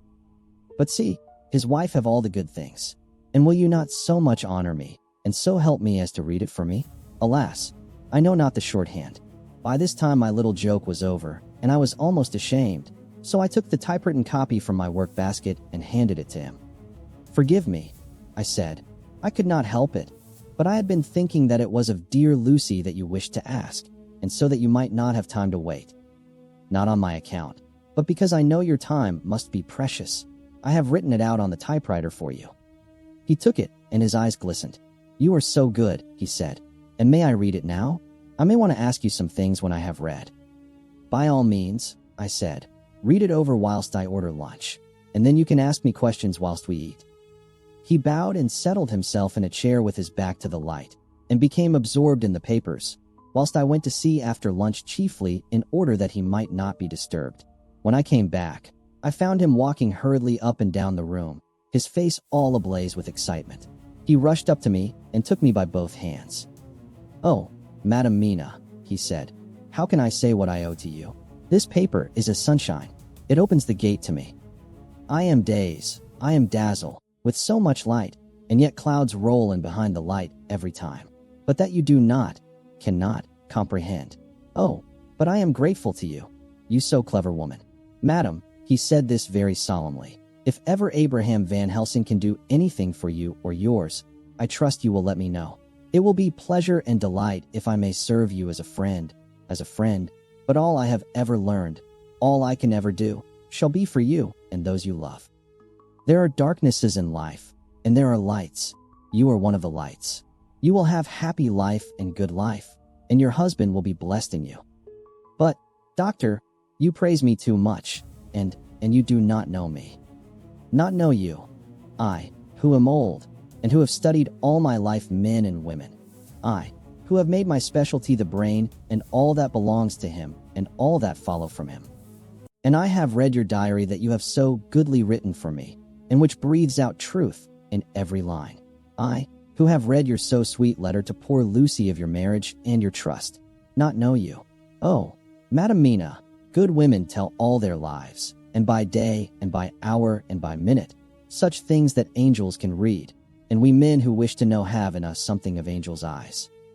Your husband is noble nature, and you are noble too, for you trust, and trust cannot be where there is mean nature. And your husband, tell me of him. Is he quite well? Is all that fever gone? And is he strong and hearty? I saw here an opening to ask him about Jonathan, so I said. He was almost recovered, but he has been greatly upset by Mr. Hawkins's death. He interrupted. Oh yes, I know. I have read your last 2 letters. I went on. I suppose this upset him, for when we were in town on Thursday last he had a sort of shock. A shock, and after brain fever so soon. That was not good. What kind of a shock was it?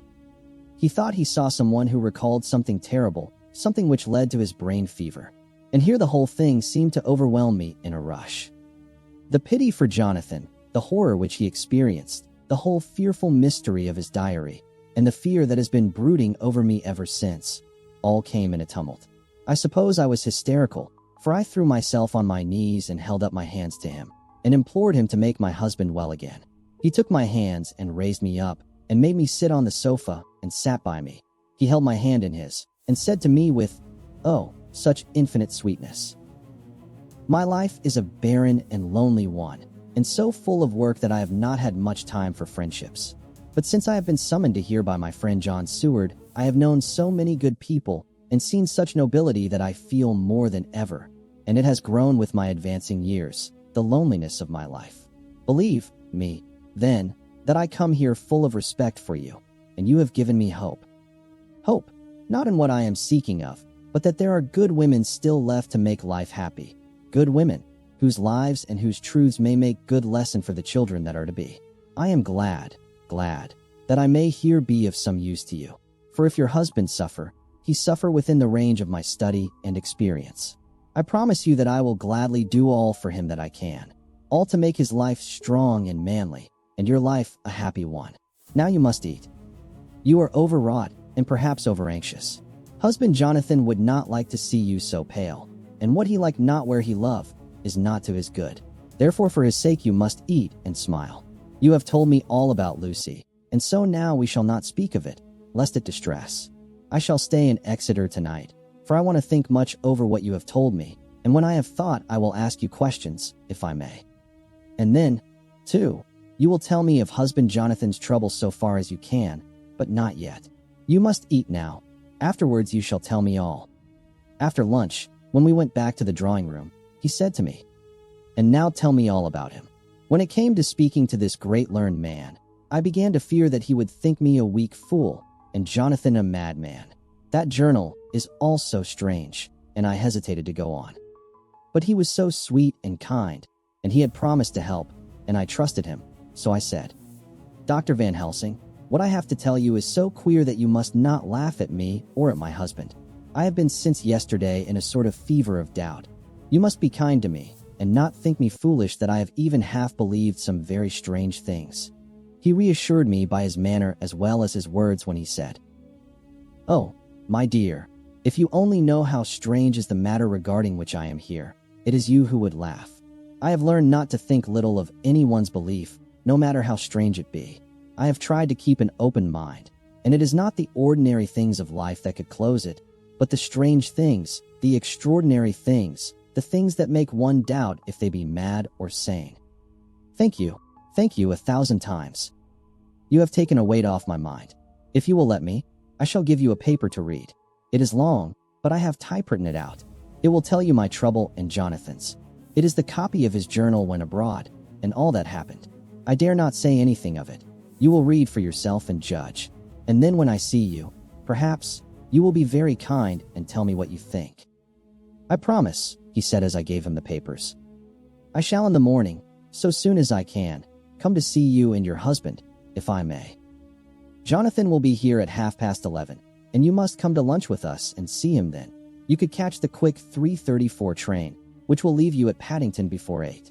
He was surprised at my knowledge of the trains offhand, but he does not know that I have made up all the trains to and from Exeter, so that I may help Jonathan in case he is in a hurry. Break time equals 0. 25s /. So he took the papers with him and went away, and I sit here thinking I don't know what. Letter, by hand, Van Helsing to Mrs. Harker. September 25th, 6 o'clock. Dear Madam Mina, I have read your husband's so wonderful diary. You may sleep without doubt. Strange and terrible as it is true. I will pledge my life on it. It may be worse for others, but for him and you there is no dread. He is a noble fellow, and let me tell you from experience of men, that one who would do as he did in going down that wall into that room, and going a second time, is not one to be injured in permanence by a shock. His brain and his heart are all right. This I swear, before I have even seen him, so be at rest. I shall have much to ask him of other things. I am blessed that today I come to see you, for I have learned all at once so much that again I am dazzled more than ever, and I must think. Yours the most faithful, Abraham Van Helsing. Letter, Mrs. Harker to Van Helsing. September 25th, 6:30 p.m. My dear Dr. Van Helsing, 1,000 thanks for your kind letter, which has taken a great weight off my mind. And yet, if it be true, what terrible things there are in the world, and what an awful thing if that man, that monster, be really in London. I fear to think. I have this moment, whilst writing, had a wire from Jonathan, saying that he leaves by the 6:25 tonight from Launceston and will be here at 10:18, so that I shall have no fear tonight. Will you, therefore, instead of lunching with us, please come to breakfast at 8 o'clock, if this be not too early for you? You can get away, if you are in a hurry, by the 10:30 train, which will bring you to Paddington by 2:35. Do not answer this, as I shall take it that, if I do not hear, you will come to breakfast. Believe me, Your faithful and grateful friend, Mina Harker. Jonathan Harker's journal. September 26th. I thought never to write in this diary again, but the time has come. When I got home last night, Mina had supper ready, and when we had supped, she told me of Van Helsing's visit, and of her having given him the 2 diaries copied out, and of how anxious she has been about me. She showed me in the doctor's letter that all I wrote down was true. It seems to have made a new man of me. It was the doubt as to the reality of the whole thing that knocked me over. I felt impotent and in the dark and distrustful. But now that I know, I am not afraid, even of the Count. He has succeeded after all, then, in his design in getting to London, and it was he I saw. He has got younger, and how? Van Helsing is the man to unmask him and hunt him out, if he is anything like what Mina says. We sat late and talked it all over. Mina is dressing, and I shall call at the hotel in a few minutes and bring him over. He was, I think, surprised to see me. When I came into the room where he was and introduced myself, he took me by the shoulder and turned my face round to the light and said, after a sharp scrutiny, "But Madam Mina told me you were ill, that you had had a shock." It was so funny to hear my wife called Madam Mina by this kindly, strong-faced old man. I smiled and said, "I was ill, I have had a shock, but you have cured me already." "And how?" "By your letter to Mina last night. I was in doubt, and then everything took a hue of unreality, and I did not know what to trust, even the evidence of my own senses. Not knowing what to trust, I did not know what to do, and so had only to keep on working in what had hitherto been the groove of my life. The groove ceased to avail me, and I mistrusted myself. Doctor, you don't know what it is to doubt everything, even yourself. No, you don't. You couldn't with eyebrows like yours." He seemed pleased and laughed as he said, "So, you are physiognomist. I learn more here with each hour. I am with so much pleasure coming to you to breakfast. And, oh, sir, you will pardon praise from an old man, but you are blessed in your wife." I would listen to him go on praising Mina for a day, so I simply nodded and stood silent. She is one of God's women, fashioned by his own hand to show us men and other women that there is a heaven where we can enter and that its light can be here on earth. So true, so sweet, so noble, so little an egoist, and that, let me tell you, is much in this age, so skeptical and selfish. And you, sir, I have read all the letters to poor Miss Lucy, and some of them speak of you, so I know you since some days from the knowing of others, but I have seen your true self since last night. You will give me your hand, will you not? And let us be friends for all our lives." We shook hands, and he was so earnest and so kind that it made me quite choky. "And now," he said, "may I ask you for some more help? I have a great task to do, and at the beginning it is to know. You can help me here. Can you tell me what went before you're going to Transylvania? Later on I may ask more help, and of a different kind, but at first this will do." "Look here, sir," I said. "Does what you have to do concern the Count?" "It does," he said solemnly. "Then I am with you heart and soul. As you go by the 10:30 train, you will not have time to read them, but I shall get the bundle of papers. You can take them with you and read them in the train." After breakfast I saw him to the station. When we were parting he said, "Perhaps you will come to town if I send to you, and take Madam Mina too." "We shall both come when you will," I said. I had got him the morning papers and the London papers of the previous night, and while we were talking at the carriage window, waiting for the train to start, he was turning them over. His eyes suddenly seemed to catch something in one of them, the Westminster Gazette. I knew it by the color, and he grew quite white. He read something intently, groaning to himself. Mein Gott, so soon, so soon." I do not think he remembered me at the moment. Just then the whistle blew, and the train moved off. This recalled him to himself, and he leaned out of the window and waved his hand, calling out, "Love to Madam Mina. I shall write so soon as ever I can." Dr. Seward's Diary. September 26th. Truly there is no such thing as finality. Not a week since I said finus, and yet here I am starting fresh again, or rather going on with the same record. Until this afternoon I had no cause to think of what is done. Renfield had become, to all intents, as sane as he ever was. He was already well ahead with his fly business, and he had just started in the spider line also, so he had not been of any trouble to me. I had a letter from Arthur, written on Sunday, and from it I gather that he is bearing up wonderfully well. Quincy Morris is with him, and that is much of a help, for he himself is a bubbling well of good spirits. Quincy wrote me a line too, and from him I hear that Arthur is beginning to recover something of his old buoyancy. So as to them all my mind is at rest. As for myself, I was settling down to my work with the enthusiasm which I used to have for it, so that I might fairly have said that the wound which poor Lucy left on me was becoming cicatrized. Everything is, however, now reopened. And what is to be the end God only knows. I have an idea that Van Helsing thinks he knows, too, but he will only let out enough at a time to whet curiosity. He went to Exeter yesterday and stayed there all night. Today he came back and almost bounded into the room at about 5:30 o'clock and thrust last night's Westminster Gazette into my hand. "What do you think of that?" he asked as he stood back and folded his arms. I looked over the paper, for I really did not know what he meant, but he took it from me and pointed out a paragraph about children being decoyed away at Hampstead.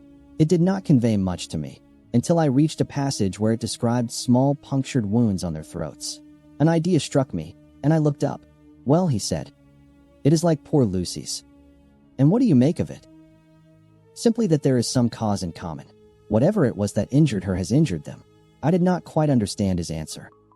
"That is true indirectly, but not directly." "How do you mean, Professor?" I asked. I was a little inclined to take his seriousness lightly, for, after all, for days of rest and freedom from burning, harrowing anxiety does help to restore one's spirits, but when I saw his face, it sobered me. Never, even in the midst of our despair about poor Lucy, had he looked more stern. "Tell me," I said. "I can hazard no opinion.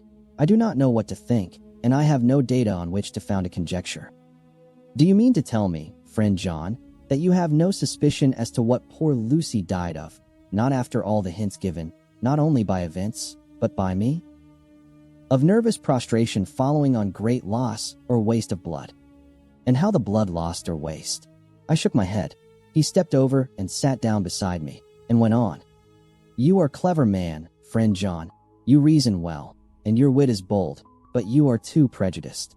You do not let your eyes see nor your ears hear, and that which is outside your daily life is not of account to you. Do you not think that there are things which you cannot understand, and yet which are, that some people see things that others cannot? But there are things old and new which must not be contemplated by men's eyes, because they know, or think they know, some things which other men have told them. It is the fault of our science that it wants to explain all, and if it explain not, then it says there is nothing to explain. But yet we see around us every day the growth of new beliefs, which think themselves new, and which are yet but the old, which pretend to be young, like the fine ladies at the opera. I suppose now you do not believe in corporeal transference. No, nor in materialization. No, nor in astral bodies.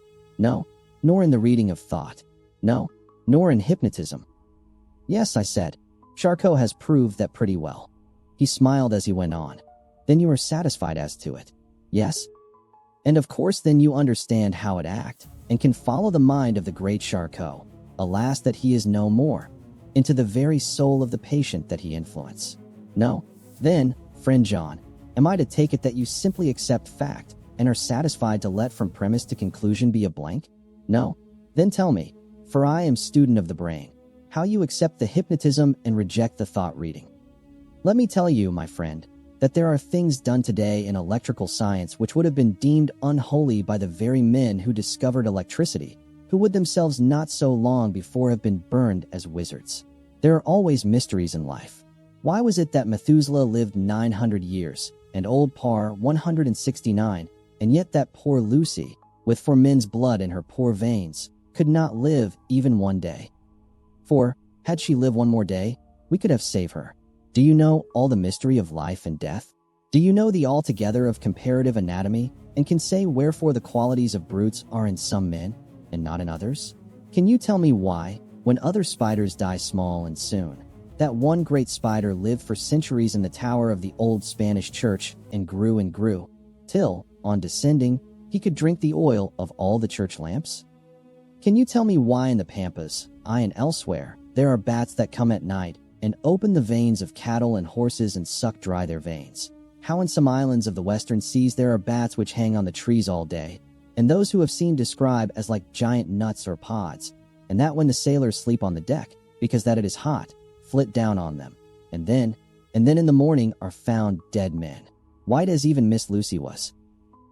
Good God, Professor, I said, starting up. Do you mean to tell me that Lucy was bitten by such a bat, and that such a thing is here in London in the 19th century? He waved his hand for silence and went on. Can you tell me why the tortoise lives more long than generations of men? Why the elephant goes on and on till he have seen dynasties? And why the parrot never die only of bite of cat or dog or other complaint? Can you tell me why men believe in all ages and places that there are some few who live on always if they be permit, that there are men and women who cannot die? We all know, because science has vouched for the fact, that there have been toads shut up in rocks for thousands of years, shut in one so small hole that only hold him since the youth of the world. Can you tell me how the Indian fakir can make himself to die and have been buried, and his grave sealed and corn sowed on it, and the corn reaped and be cut and sown and reaped and cut again, and then men come and take away the unbroken seal, and that there lie the Indian fakir, not dead, but that rise up and walk amongst them as before? Here I interrupted him. I was getting bewildered. He so crowded on my mind his list of nature's eccentricities and possible impossibilities that my imagination was getting fired. I had a dim idea that he was teaching me some lesson, as long ago he used to do in his study at Amsterdam. But he used then to tell me the thing, so that I could have the object of thought in mind all the time. But now I was without this help, yet I wanted to follow him, so I said, Professor, let me be your pet student again. Tell me the thesis, so that I may apply your knowledge as you go on. At present I am going in my mind from point to point as a madman, and not a sane one, follows an idea. I feel like a novice lumbering through a bog in a mist, jumping from one tussock to another in the mere blind effort to move on without knowing where I am going. That is good image, he said. Well, I shall tell you. My thesis is this. I want you to believe. To believe what? To believe in things that you cannot. Let me illustrate. I heard once of an American who so defined faith, that faculty which enables us to believe things which we know to be untrue. For one, I follow that man. He meant that we shall have an open mind, and not let a little bit of truth check the rush of a big truth, like a small rock does a railway truck. We get the small truth first. Good. We keep him, and we value him. But all the same we must not let him think himself all the truth in the universe. Then you want me not to let some previous conviction injure the receptivity of my mind with regard to some strange matter. Do I read your lesson aright? You are my favorite pupil still. It is worth to teach you. Now that you are willing to understand, you have taken the first step to understand. You think then that those so small holes in the children's throats were made by the same that made the hole in Miss Lucy? I suppose so. He stood up and said solemnly, Then you are wrong. Oh, would it were so? But alas, no, it is worse, far, far worse. In God's name, Professor Van Helsing, what do you mean? I cried. He threw himself with a despairing gesture into a chair and placed his elbows on the table, covering his face with his hands as he spoke. They were made by Miss Lucy. Chapter 15. Dr. Seward's diary continued. For a while sheer anger mastered me. It was as if he had during her life struck Lucy on the face. I smote the table hard and rose up as I said to him, Dr. Van Helsing, are you mad? He raised his head and looked at me, and somehow the tenderness of his face calmed me at once. Would I were, he said. Madness were easy to bear compared with truth like this. Oh, my friend, why, think you, did I go so far round? Why take so long to tell you so simple a thing? Was it because I hate you and have hated you all my life? Was it because I wished to give you pain? Was it that I wanted, now so late, revenge for that time when you saved my life, and from a fearful death? Oh no. Forgive me, said I. He went on. My friend, it was because I wished to be gentle in the breaking to you, for I know you have loved that so sweet lady.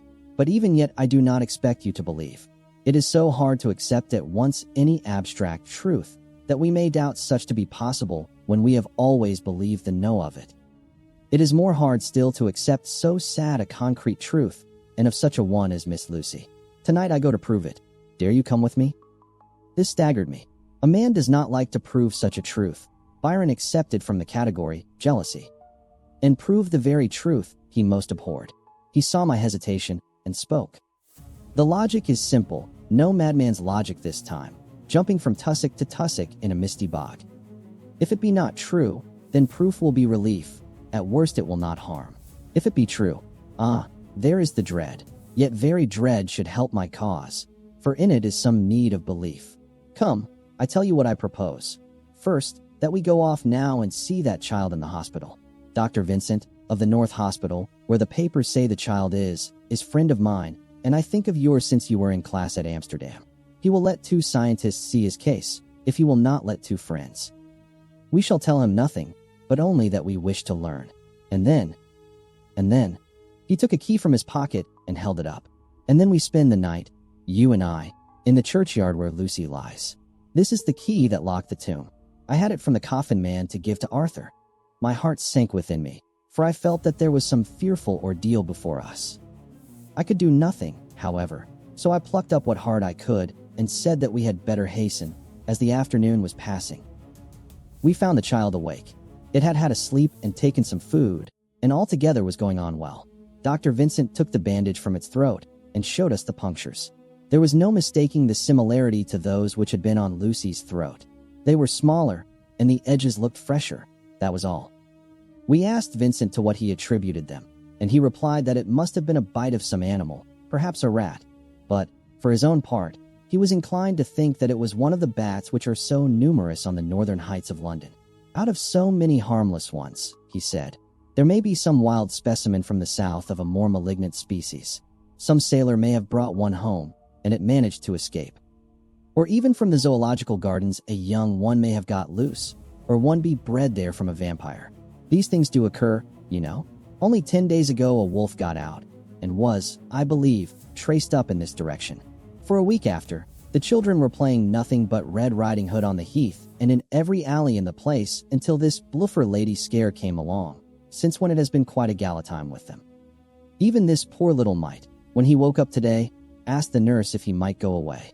When she asked him why he wanted to go, he said he wanted to play with the bluffer lady. I hope, said Van Helsing, that when you are sending the child home you will caution its parents to keep strict watch over it. These fancies to stray are most dangerous, and if the child were to remain out another night, it would probably be fatal. But in any case I suppose you will not let it away for some days. Certainly not for a week at least, longer if the wound is not healed. Our visit to the hospital took more time than we had reckoned on, and the sun had dipped before we came out. When Van Helsing saw how dark it was, he said, "There is no hurry. It is more late than I thought. Come, let us seek somewhere that we may eat, and then we shall go on our way." We dined at Jack Straw's castle, along with a little crowd of bicyclists and others who were genuinely noisy. About 10 o'clock we started from the inn. It was then very dark, and the scattered lamps made the darkness greater when we were once outside their individual radius. The professor had evidently noted the road we were to go, for he went on unhesitatingly. But, as for me, I was in quite a mix-up as to locality. As we went further, we met fewer and fewer people, till at last we were somewhat surprised when we met even the patrol of horse police going their usual suburban round. At last we reached the wall of the churchyard, which we climbed over. With some little difficulty, for it was very dark, and the whole place seemed so strange to us, we found the Westenra tomb. The professor took the key, opened the creaky door, and standing back, politely, but quite unconsciously, motioned me to precede him. There was a delicious irony in the offer, in the courtliness of giving preference on such a ghastly occasion. My companion followed me quickly and cautiously drew the door to, after carefully ascertaining that the lock was a falling and not a spring one. In the latter case, we should have been in a bad plight. Then he fumbled in his bag, and taking out a matchbox and a piece of candle, proceeded to make a light. The tomb in the daytime, and when wreathed with fresh flowers, had looked grim and gruesome enough. But now, some days afterwards, when the flowers hung lank and dead, their whites turning to rust and their greens to browns, when the spider and the beetle had resumed their accustomed dominance, when time-discolored stone and dust-encrusted mortar and rusty, dank iron and tarnished brass and clouded silver plating gave back the feeble glimmer of a candle, the effect was more miserable and sordid than could have been imagined. It conveyed irresistibly the idea that life, animal life, was not the only thing which could pass away. Van Helsing went about his work systematically, holding his candle so that he could read the coffin plates, and so holding it that the sperm dropped in white patches which congealed as they touched the metal, he made assurance of Lucy's coffin. Another search in his bag, and he took out a turnscrew. "What are you going to do?" I asked. "To open the coffin. You shall yet be convinced." Straightway he began taking out the screws, and finally lifted off the lid, showing the casing of lead beneath. The sight was almost too much for me. It seemed to be as much an affront to the dead as it would have been to have stripped off her clothing in her sleep whilst living. I actually took hold of his hand to stop him. He only said, "You shall see," and again fumbling in his bag, took out a tiny fret saw. Striking the turnscrew through the lead with a swift downward stab, which made me wince, he made a small hole, which was, however, big enough to admit the point of the saw. I had expected a rush of gas from the week-old corpse. We doctors, who have had to study our dangers, have to become accustomed to such things, and I drew back towards the door. But the professor never stopped for a moment. He sawed down a couple of feet along one side of the lead coffin, and then across, and down the other side.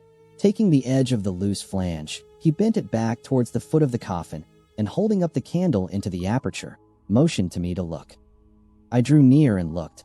The coffin was empty. It was certainly a surprise to me, and gave me a considerable shock, but Van Helsing was unmoved. He was now more sure than ever of his ground, and so emboldened to proceed in his task. "Are you satisfied now, friend John?" he asked. I felt all the dogged argumentativeness of my nature awake within me as I answered him.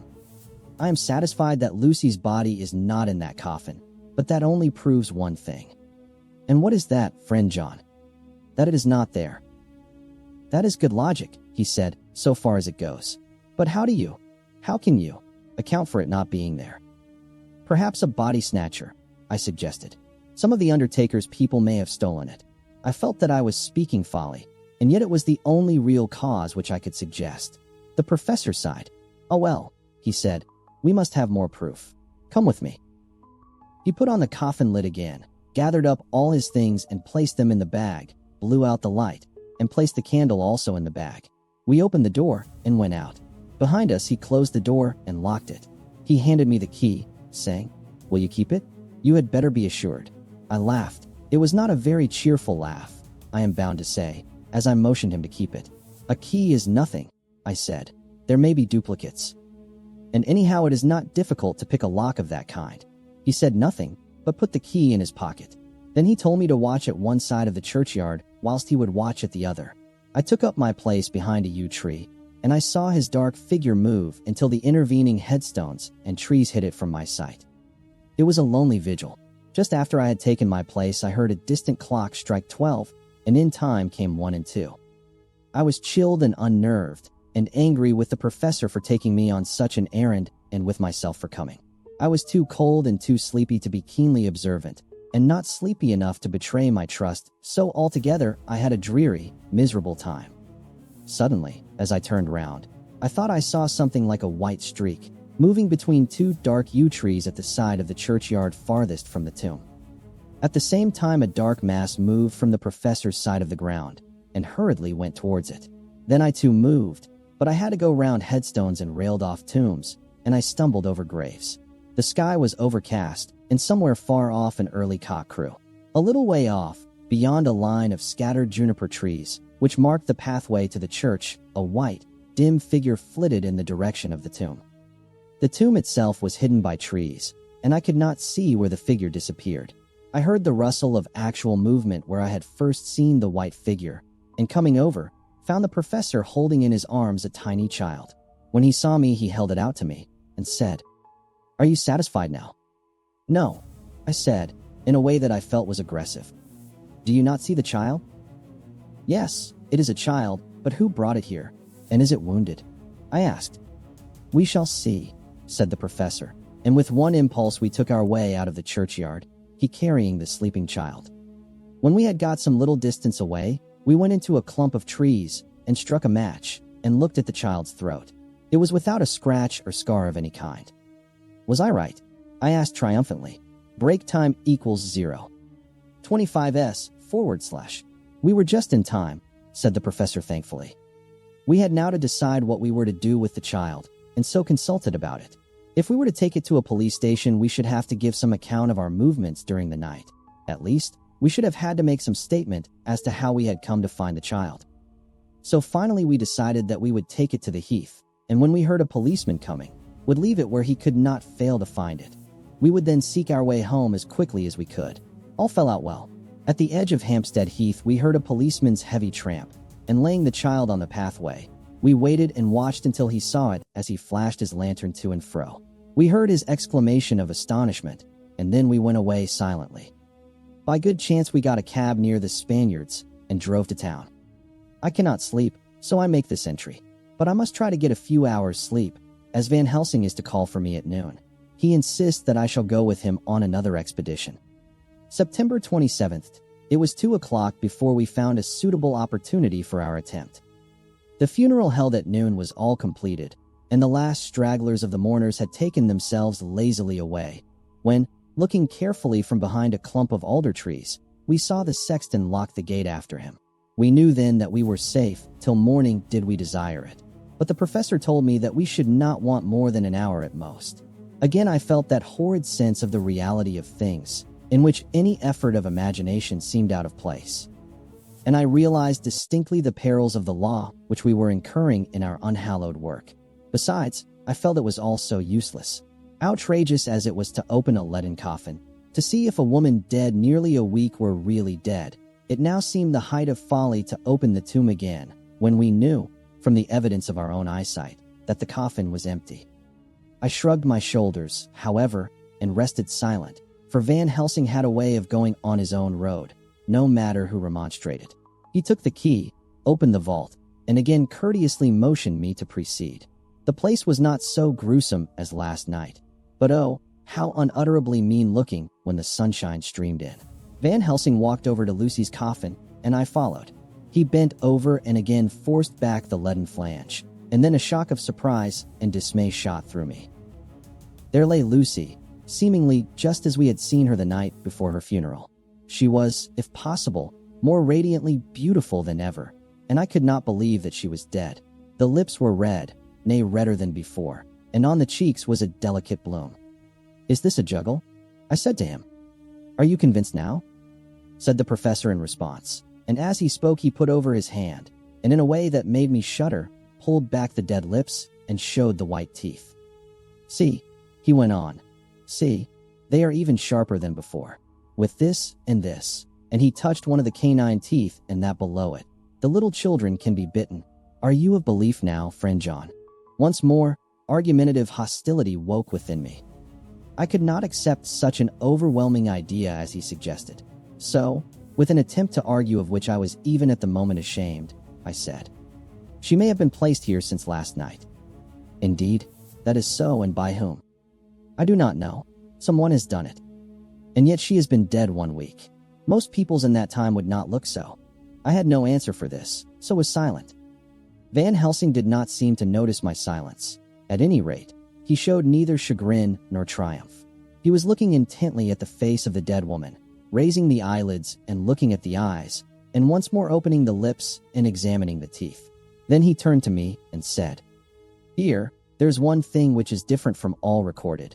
Here is some dual life that is not as the common.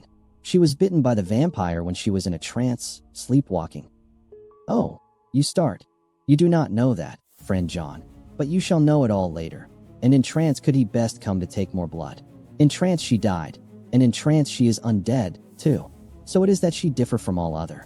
Usually when the undead sleep at home."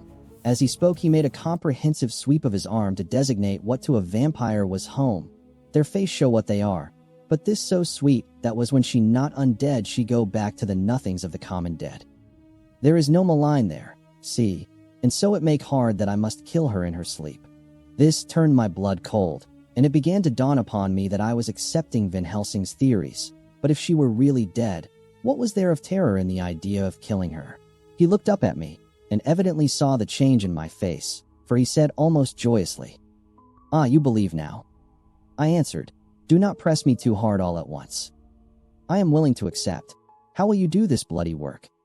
"I shall cut off her head and fill her mouth with garlic, and I shall drive a stake through her body." It made me shudder to think of so mutilating the body of the woman whom I had loved, and yet the feeling was not so strong as I had expected. I was, in fact, beginning to shudder at the presence of this being, this undead, as Van Helsing called it, and to loathe it.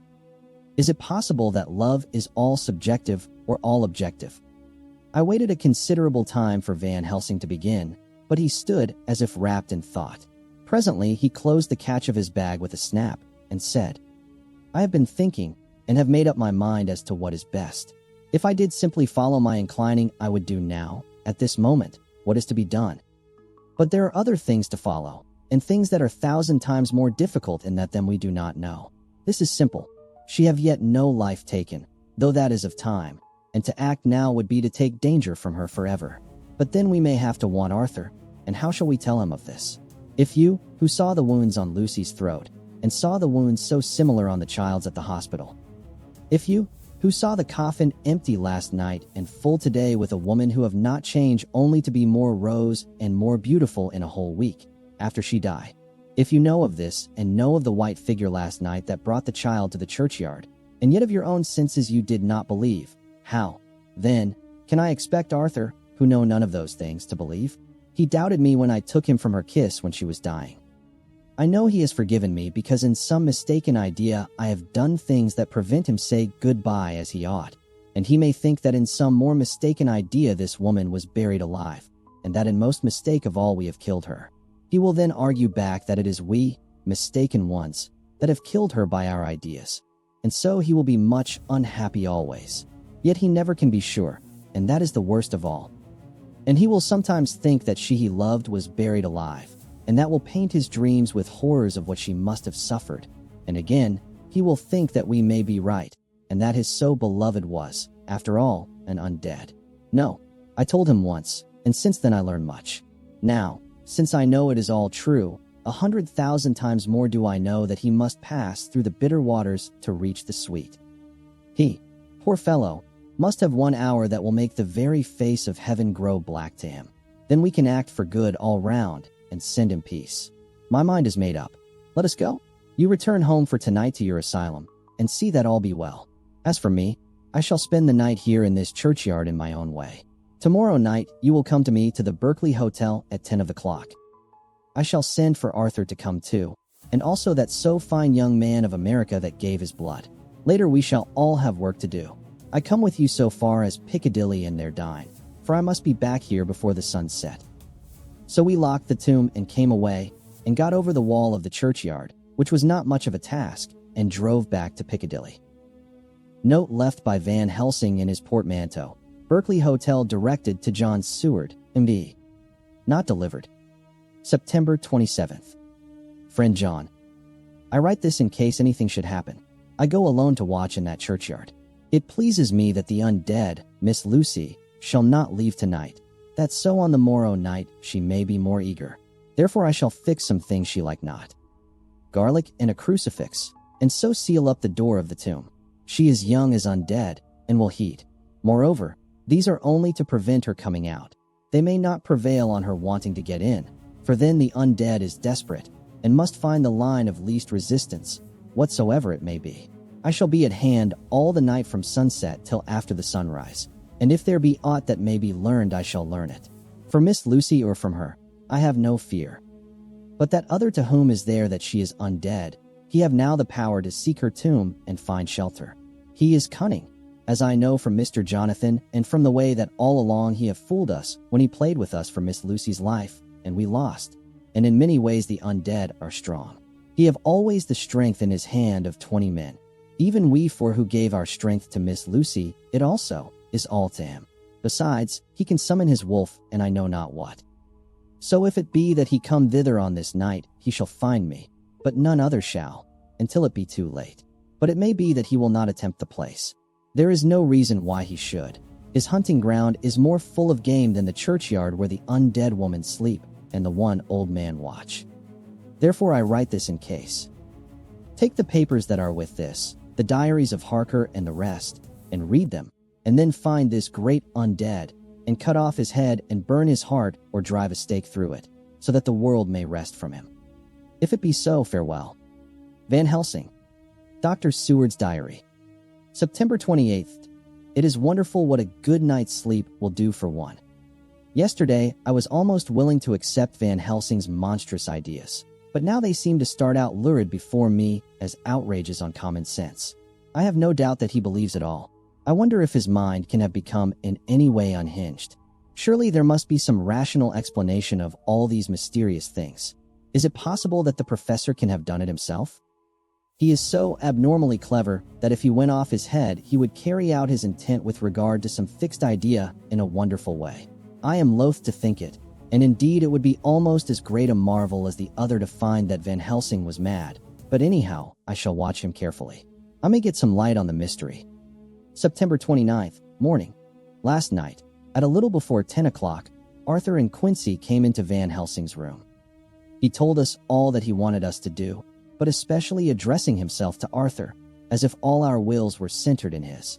He began by saying that he hoped we would all come with him too, for, he said, there is a grave duty to be done there.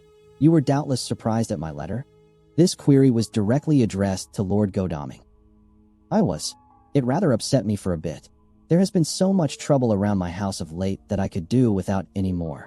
I have been curious, too, as to what you mean. Quincy and I talked it over, but the more we talked, the more puzzled we got, till now I can say for myself that I'm about up a tree as to any meaning about anything. Me too, said Quincy Morris laconically. Oh, said the professor. Then you are nearer the beginning, both of you, than friend John here, who has to go a long way back before he can even get so far as to begin. It was evident that he recognized my return to my old doubting frame of mind without my saying a word. Then, turning to the other two, he said with intense gravity, I want your permission to do what I think good this night. It is, I know, much to ask. And when you know what it is I propose to do, you will know, and only then, how much. Therefore may I ask that you promise me in the dark, so that afterwards, though you may be angry with me for a time, I must not disguise from myself the possibility that such may be. You shall not blame yourselves for anything. That's frank anyhow, broke in Quincy. I'll answer for the professor. I don't quite see his drift, but I swear he's honest, and that's good enough for me. I thank you, sir, said Van Helsing proudly. I have done myself the honor of counting you one trusting friend, and such endorsement is dear to me. He held out a hand, which Quincy took. Then Arthur spoke out. Dr. Van Helsing, I don't quite like to buy a pig in a poke, as they say in Scotland, and if it be anything in which my honor as a gentleman or my faith as a Christian is concerned, I cannot make such a promise. If you can assure me that what you intend does not violate either of these two, then I give my consent at once, though for the life of me, I cannot understand what you are driving at. I accept your limitation, said Van Helsing, and all I ask of you is that if you feel it necessary to condemn any act of mine, you will first consider it well and be satisfied that it does not violate your reservations. Agreed, said Arthur. That is only fair. And now that the pourparlers are over, may I ask what it is we are to do? I want you to come with me, and to come in secret to the churchyard at Kingstead. Arthur's face fell as he said in an amazed sort of way, where poor Lucy is buried. The professor bowed. Arthur went on, and when there? To enter the tomb. Arthur stood up. Professor, are you in earnest? Or it is some monstrous joke? Pardon me, I see that you are in earnest. He sat down again, but I could see that he sat firmly and proudly, as one who is on his dignity. There was silence until he asked again. And when in the tomb? To open the coffin. This is too much, he said, angrily rising again. I am willing to be patient in all things that are reasonable, but in this desecration of the grave, of one who... He fairly choked with indignation. The professor looked pityingly at him. If I could spare you one pang, my poor friend, he said, God knows I would. But this night our feet must tread in thorny paths, or later, and forever, the feet you love must walk in paths of flame. Arthur looked up with set white face and said, Take care, sir, take care. Would it not be well to hear what I have to say? Said Van Helsing, and then you will at least know the limit of my purpose. Shall I go on? That's fair enough, broke in Morris. After a pause, Van Helsing went on, evidently with an effort. Miss Lucy is dead, is it not so? Yes, then there can be no wrong to her. But if she be not dead... Arthur jumped to his feet. Good God, he cried. What do you mean? Has there been any mistake? Has she been buried alive? He groaned in anguish that not even hope could soften. I did not say she was alive, my child. I did not think it. I go no further than to say that she might be undead. Undead? Not alive? What do you mean? Is this all a nightmare? Or what is it? There are mysteries which men can only guess at, which age by age they may solve only in part. Believe me, we are now on the verge of one. But I have not done. May I cut off the head of dead Miss Lucy? Heavens and earth, no, cried Arthur in a storm of passion. Not for the wide world will I consent to any mutilation of her dead body. Dr. Van Helsing, you try me too far. What have I done to you that you should torture me so? What did that poor, sweet girl do that you should want to cast such dishonor on her grave? Are you mad to speak such things, or am I mad to listen to them? Don't dare to think more of such a desecration. I shall not give my consent to anything you do. I have a duty to do in protecting her grave from outrage, and by God, I shall do it. Van Helsing rose up from where he had all the time been seated, and said, gravely and sternly, My Lord Godalming, I, too, have a duty to do, a duty to others, a duty to you, a duty to the dead. And by God, I shall do it. All I ask you now is that you come with me, that you look and listen, and if when later I make the same request you do not be more eager for its fulfillment even than I am, then I shall do my duty, whatever it may seem to me. And then, to follow of your lordship's wishes, I shall hold myself at your disposal to render an account to you, when and where you will. His voice broke a little, and he went on with a voice full of pity. But, I beseech you, do not go forth in anger with me. In a long life of acts which were often not pleasant to do, and which sometimes did wring my heart, I have never had so heavy a task as now. Believe me that if the time comes for you to change your mind towards me, one look from you will wipe away all this so sad hour, for I would do what a man can to save you from sorrow. Just think, for why should I give myself so much of labor and so much of sorrow? I have come here from my own land to do what I can of good, at the first to please my friend John, and then to help a sweet young lady, whom, too, I came to love. For her, I am ashamed to say so much, but I say it in kindness. I gave what you gave, the blood of my veins. I gave it. I, who was not, like you, her lover, but only her physician and her friend. I gave to her my nights and days, before death, after death. And if my death can do her good even now, when she is the dead undead, she shall have it freely. He said this with a very grave, sweet pride, and Arthur was much affected by it. He took the old man's hand and said in a broken voice, Oh, it is hard to think of it, and I cannot understand, but at least I shall go with you and wait. In the cold stone hush of the night, the men gather in the mausoleum, only to find the coffin impossibly empty. Fear settles deep, for what was lost has begun to walk again. Across the graveyard, beneath the moon's pale fire, Lucy moves through the mist, beautiful, haunting, and changed beyond all-knowing. Renfield's warnings grow sharper, echoing from his lonely cell as he senses a presence no one else can see. And far away, a strange mist slips into Mina's room like a whisper meant only for her. Now, united in Van Helsing's study, the group prepares for the truth that cannot be escaped. Chapters 16 through 18 mark the turning, and the shadow deepens. Chapter 16. Dr. Seward's Diary, continued. It was just a quarter before 12 o'clock when we got into the churchyard over the low wall. The night was dark with occasional gleams of moonlight between the rents of the heavy clouds that scudded across the sky. We all kept somehow close together, with Van Helsing slightly in front as he led the way. When we had come close to the tomb, I looked well at Arthur, for I feared that the proximity to a place laden with so sorrowful a memory would upset him, but he bore himself well. I took it that the very mystery of the proceeding was in some way a counteractant to his grief. The professor unlocked the door, and seeing a natural hesitation amongst us for various reasons, solved the difficulty by entering first himself. The rest of us followed, and he closed the door. He then lit a dark lantern and pointed to the coffin. Arthur stepped forward hesitatingly. Van Helsing said to me, "You were with me here yesterday. Was the body of Miss Lucy in that coffin?" "It was." The professor turned to the rest, saying, "You hear, and yet there is no one who does not believe with me." He took his screwdriver and again took off the lid of the coffin. Arthur looked on, very pale but silent. When the lid was removed, he stepped forward. He evidently did not know that there was a leaden coffin, or, at any rate, had not thought of it. When he saw the rent in the lead, the blood rushed to his face for an instant, but as quickly fell away again, so that he remained of a ghastly whiteness. He was still silent. Van Helsing forced back the leaden flange, and we all looked in and recoiled. The coffin was empty. For several minutes, no one spoke a word. The silence was broken by Quincy Morris. "Professor," I answered for you. "Your word is all I want. I wouldn't ask such a thing ordinarily. I wouldn't so dishonor you as to imply a doubt. But this is a mystery that goes beyond any honor or dishonor. Is this your doing? I swear to you by all that I hold sacred that I have not removed nor touched her. What happened was this. 2 nights ago, my friend Seward and I came here, with good purpose, believe me. I opened that coffin, which was then sealed up, and we found it, as now, empty. We then waited, and saw something white come through the trees. The next day we came here in daytime, and she lay there. Did she not, friend John?" "Yes."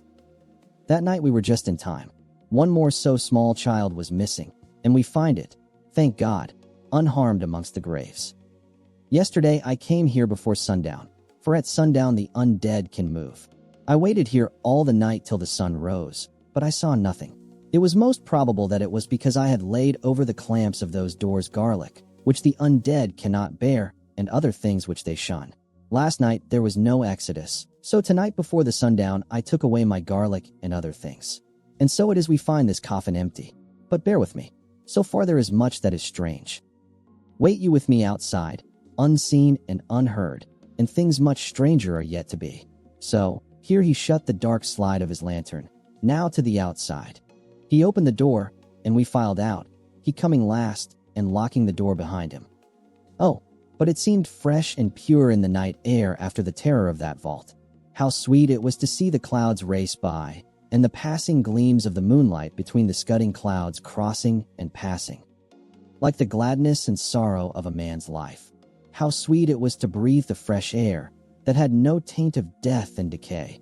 How humanizing to see the red lighting of the sky beyond the hill, and to hear far away the muffled roar that marks the life of a great city.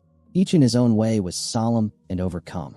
Arthur was silent, and was, I could see, striving to grasp the purpose and the inner meaning of the mystery. I was myself tolerably patient, and half inclined again to throw aside doubt and to accept Van Helsing's conclusions. Quincy Morris was phlegmatic in the way of a man who accepts all things, and accepts them in the spirit of cool bravery, with hazard of all he has to stake. Not being able to smoke, he cut himself a good-sized plug of tobacco and began to chew. As to Van Helsing, he was employed in a definite way. First he took from his bag a mass of what looked like thin, wafer-like biscuit, which was carefully rolled up in a white napkin. Next he took out a double handful of some whitish stuff, like dough or putty. He crumbled the wafer up fine and worked it into the mass between his hands. This he then took, and rolling it into thin strips, began to lay them into the crevices between the door and its setting in the tomb. I was somewhat puzzled at this, and being close, asked him what it was that he was doing. Arthur and Quincy drew near also, as they too were curious. He answered, "I am closing the tomb, so that the undead may not enter." "And is that stuff you have put there going to do it?" asked Quincy. "Great Scott! Is this a game?" "It is." "What is that which you are using?" This time the question was by Arthur. Van Helsing reverently lifted his hat as he answered. "The host. I brought it from Amsterdam. I have an indulgence." It was an answer that appalled the most skeptical of us, and we felt individually that in the presence of such earnest purpose as the professor's, a purpose which could thus use the to him most sacred of things, it was impossible to distrust. In respectful silence we took the places assigned to us close round the tomb, but hidden from the sight of anyone approaching. I pitied the others, especially Arthur. I had myself been apprenticed by my former visits to this watching horror, and yet I, who had up to an hour ago repudiated the proofs, felt my heart sink within me. Never did tombs look so ghastly white. Never did cypress, or yew, or juniper so seem the embodiment of funereal gloom. Never did tree or grass wave or rustle so ominously. Never did bough creak so mysteriously, and never did the faraway howling of dogs send such a woeful presage through the night. There was a long spell of silence, a big, aching void, and then from the professor a keen SSSS. He pointed, and far down the avenue of yews we saw a white figure advance, a dim white figure which held something dark at its breast. The figure stopped, and at the moment a ray of moonlight fell upon the masses of driving clouds and showed in startling prominence a dark-haired woman, dressed in the cerements of the grave. We could not see the face, for it was bent down over what we saw to be a fair-haired child. There was a pause and a sharp little cry, such as a child gives in sleep, or a dog as it lies before the fire and dreams. We were starting forward, but the professor's warning hand, seen by us as he stood behind a yew tree, kept us back, and then as we looked the white figure moved forwards again. It was now near enough for us to see clearly, and the moonlight still held. My own heart grew cold as ice, and I could hear the gasp of Arthur as we recognized the features of Lucy Westenra. Lucy Westenra, but yet how changed. The sweetness was turned to adamantine, heartless cruelty, and the purity to voluptuous wantonness. Van Helsing stepped out, and, obedient to his gesture, we all advanced too. The four of us ranged in a line before the door of the tomb. Van Helsing raised his lantern and drew the slide. By the concentrated light that fell on Lucy's face, we could see that the lips were crimson with fresh blood, and that the stream had trickled over her chin and stained the purity of her lawn death robe. We shuddered with horror. I could see by the tremulous light that even Van Helsing's iron nerve had failed. Arthur was next to me, and if I had not seized his arm and held him up, he would have fallen. When Lucy, I call the thing that was before us Lucy because it bore her shape, saw us, she drew back with an angry snarl, such as a cat gives when taken unawares. Then her eyes ranged over us. Lucy's eyes in form and color. But Lucy's eyes unclean and full of hellfire, instead of the pure, gentle orbs we knew. At that moment the remnant of my love passed into hate and loathing. Had she then to be killed, I could have done it with savage delight. As she looked, her eyes blazed with unholy light, and the face became wreathed with a voluptuous smile. Oh God, how it made me shudder to see it. With a careless motion, she flung to the ground, callous as a devil, the child that up to now she had clutched strenuously to her breast, growling over it as a dog growls over a bone. The child gave a sharp cry and lay there moaning. There was a cold-bloodedness in the act which wrung a groan from Arthur. When she advanced to him with outstretched arms and a wanton smile, he fell back and hid his face in his hands. She still advanced, however, and with a languorous, voluptuous grace, said, "Come to me, Arthur. Leave these others and come to me. My arms are hungry for you. Come, and we can rest together. Come, my husband, come." There was something diabolically sweet in her tones, something of the tingling of glass when struck, which rang through the brains even of us who heard the words addressed to another. As for Arthur, he seemed under a spell. Moving his hands from his face, he opened wide his arms. She was leaping for them, when Van Helsing sprang forward and held between them his little golden crucifix. She recoiled from it, and, with a suddenly distorted face, full of rage, dashed past him as if to enter the tomb. When within a foot or two of the door, however, she stopped, as if arrested by some irresistible force. Then she turned, and her face was shown in the clear burst of moonlight and by the lamp, which had now no quiver from Van Helsing's iron nerves. Never did I see such baffled malice on a face, and never, I trust, shall such ever be seen again by mortal eyes. The beautiful color became livid. The eyes seemed to throw out sparks of hellfire. The brows were wrinkled as though the folds of the flesh were the coils of Medusa's snakes, and the lovely, blood-stained mouth grew to an open square, as in the passion masks of the Greeks and Japanese. If ever a face meant death, if looks could kill, we saw it at that moment. And so for full half a minute, which seemed an eternity, she remained between the lifted crucifix and the sacred closing of her means of entry. Van Helsing broke the silence by asking Arthur, "Answer me, O my friend, am I to proceed in my work?" Arthur threw himself on his knees and hid his face in his hands as he answered, "Do as you will, friend, do as you will. There can be no horror like this ever any more." And he groaned in spirit. Quincy and I simultaneously moved towards him and took his arms. We could hear the click of the closing lantern as Van Helsing held it down. Coming close to the tomb, he began to remove from the chinks some of the sacred emblem which he had placed there. We all looked on in horrified amazement as we saw, when he stood back, the woman, with a corporeal body as real at that moment as our own, pass in through the interstice where scarce a knife blade could have gone. We all felt a glad sense of relief when we saw the professor calmly restoring the strings of putty to the edges of the door. When this was done, he lifted the child and said, "Come now, my friends, we can do no more till tomorrow. There is a funeral at noon, so here we shall all come before long after that. The friends of the dead will all be gone by 2, and when the sexton lock the gate, we shall remain. Then there is more to do. But not like this of tonight. As for this little one, he is not much harm, and by tomorrow night he shall be well. We shall leave him where the police will find him, as on the other night, and then to home." Coming close to Arthur, he said, "My friend Arthur, you have had a sore trial, but after, when you look back, you will see how it was necessary. You are now in the bitter waters, my child. By this time tomorrow you will, please God, have passed them, and have drunk of the sweet waters, so do not mourn overmuch.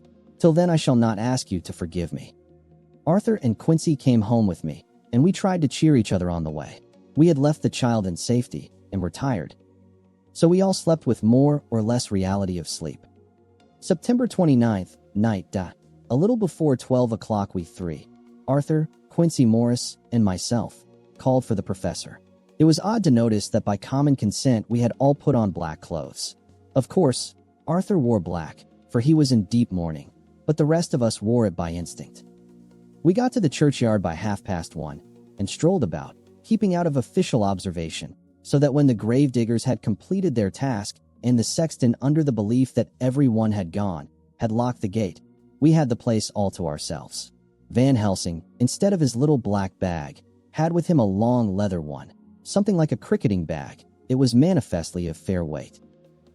When we were alone and had heard the last of the footsteps die out up the road, we silently, and as if by ordered intention, followed the professor to the tomb. He unlocked the door, and we entered, closing it behind us. Then he took from his bag the lantern, which he lit, and also 2 wax candles, which, when lighted, he stuck, by melting their own ends, on other coffins, so that they might give light sufficient to work by. When he again lifted the lid off Lucy's coffin, we all looked. Arthur trembling like an aspen, and saw that the body lay there in all its death beauty. But there was no love in my own heart, nothing but loathing for the foul thing which had taken Lucy's shape without her soul. I could see even Arthur's face grow hard as he looked.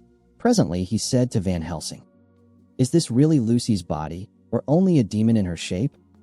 "It is her body, and yet not it. But wait a while, and you all see her as she was and is." She seemed like a nightmare of Lucy as she lay there, the pointed teeth, the blood-stained, voluptuous mouth, which it made one shudder to see, the whole carnal and unspiritual appearance, seeming like a devilish mockery of Lucy's sweet purity. Van Helsing, with his usual methodicalness, began taking the various contents from his bag and placing them ready for use. First he took out a soldering iron and some plumbing solder, and then a small oil lamp, which gave out, when lit in a corner of the tomb, gas which burned at fierce heat with a blue flame. Then his operating knives, which he placed to hand, and last a round wooden stake, some 2.5 or 3 inches thick and about 3 feet long. One end of it was hardened by charring in the fire and was sharpened to a fine point. With this stake came a heavy hammer, such as in households is used in the coal cellar for breaking the lumps. To me, a doctor's preparations for work of any kind are stimulating and bracing, but the effect of these things on both Arthur and Quincy was to cause them a sort of consternation. They both, however, kept their courage and remained silent and quiet. When all was ready, Van Helsing said, "Before we do anything, let me tell you this. It is out of the lore and experience of the ancients and of all those who have studied the powers of the undead. When they become such, there comes with the change the curse of immortality. They cannot die, but must go on age after age, adding new victims and multiplying the evils of the world. For all that die from the preying of the undead becomes themselves undead and prey on their kind. And so the circle goes on ever widening, like as the ripples from a stone thrown in the water. Friend Arthur, if you had met that kiss which you know of before poor Lucy died, or again, last night when you opened your arms to her, you would in time, when you had died, have become Nosferatu, as they call it in Eastern Europe, and would all time make more of those undeads that so have fill us with horror. The career of this so unhappy dear lady is but just begun. Those children whose blood she suck are not, as yet, so much the worse. But if she live on, undead, more and more they lose their blood, and by her power over them they come to her. And so she draw their blood with that so wicked mouth. But if she die in truth, then all cease. The tiny wounds of the throats disappear, and they go back to their plays unknowing ever of what has been. But of the most blessed of all, when this now undead be made to rest as true dead, then the soul of the poor lady whom we love shall again be free. Instead of working wickedness by night and growing more debased in the assimilating of it by day, she shall take her place with the other angels. So that, my friend, it will be a blessed hand for her that shall strike the blow that sets her free. To this I am willing. But is there none amongst us who has a better right? Will it be no joy to think of hereafter in the silence of the night when sleep is not? It was my hand that sent her to the stars. It was the hand of him that loved her best. The hand that of all she would herself have chosen, had it been to her to choose. Tell me if there be such a one amongst us. We all looked at Arthur. He saw, too, what we all did, the infinite kindness which suggested that it should be the hand which would restore Lucy to us as a holy, and not an unholy, memory. He stepped forward and said bravely, though his hand trembled, and his face was as pale as snow, "My true friend, from the bottom of my broken heart, I thank you. Tell me what I am to do, and I shall not falter." Van Helsing laid a hand on his shoulder and said, "Brave lad, a moment's courage, and it is done. This stake must be driven through her. It will be a fearful ordeal, be not deceived in that, but it will be only a short time, and you will then rejoice more than your pain was great. From this grim tomb you will emerge as though you tread on air. But you must not falter when once you have begun. Only think that we, your true friends, are around you, and that we pray for you all the time." "Go on," said Arthur hoarsely. "Tell me what I am to do." "Take this stake in your left hand, ready to place the point over the heart, and the hammer in your right. Then when we begin our prayer for the dead, I shall read him. I have here the book, and the others shall follow. Strike in God's name, that so all may be well with the dead that we love, and that the undead pass away." Arthur took the stake and the hammer, and when once his mind was set on action, his hands never trembled nor even quivered. Van Helsing opened his missal and began to read, and Quincy and I followed as well as we could. Arthur placed the point over the heart, and as I looked I could see its dint in the white flesh. Then he struck with all his might. The thing in the coffin writhed, and a hideous, blood-curdling screech came from the opened red lips. The body shook and quivered and twisted in wild contortions. The sharp white teeth champed together till the lips were cut, and the mouth was smeared with a crimson foam. But Arthur never faltered. He looked like a figure of Thor as his untrembling arm rose and fell, driving deeper and deeper the mercy-bearing stake, whilst the blood from the pierced heart welled and spurted up around it. His face was set, and high duty seemed to shine through it. The sight of it gave us courage so that our voices seemed to ring through the little vault. And then the writhing and quivering of the body became less, and the teeth seemed to champ and the face to quiver. Finally it lay still. The terrible task was over. The hammer fell from Arthur's hand. He reeled and would have fallen had we not caught him. The great drops of sweat sprang from his forehead, and his breath came in broken gasps. It had indeed been an awful strain on him, and had he not been forced to his task by more than human considerations, he could never have gone through with it. For a few minutes we were so taken up with him that we did not look towards the coffin. When we did, however, a murmur of startled surprise ran from one to the other of us. We gazed so eagerly that Arthur rose, for he had been seated on the ground, and came and looked too, and then a glad, strange light broke over his face and dispelled altogether the gloom of horror that lay upon it. There, in the coffin lay no longer the foul thing that we had so dreaded and grown to hate, that the work of her destruction was yielded as a privilege to the one best entitled to it, but Lucy as we had seen her in her life, with her face of unequaled sweetness and purity. True that there were there, as we had seen them in life, the traces of care and pain and waste, but these were all dear to us, for they marked her truth to what we knew. One and all we felt that the holy calm that lay like sunshine over the wasted face and form was only an earthly token and symbol of the calm that was to reign forever. Van Helsing came and laid his hand on Arthur's shoulder and said to him, "And now, Arthur, my friend, dear lad, am I not forgiven?" The reaction of the terrible strain came as he took the old man's hand in his, and raising it to his lips, pressed it, and said, "Forgiven. God bless you that you have given my dear one her soul again, and me peace." He put his hands on the professor's shoulder, and laying his head on his breast, cried for a while silently, whilst we stood unmoving. When he raised his head, Van Helsing said to him, "And now, my child, you may kiss her. Kiss her dead lips if you will, as she would have you to, if for her to choose. For she is not a grinning devil now, not any more a foul thing for all eternity. No longer she is the devil's undead.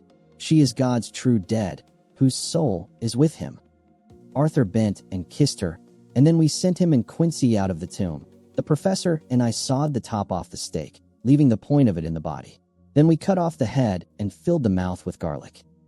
We soldered up the leaden coffin, screwed on the coffin lid, and gathering up our belongings, came away. When the professor locked the door, he gave the key to Arthur.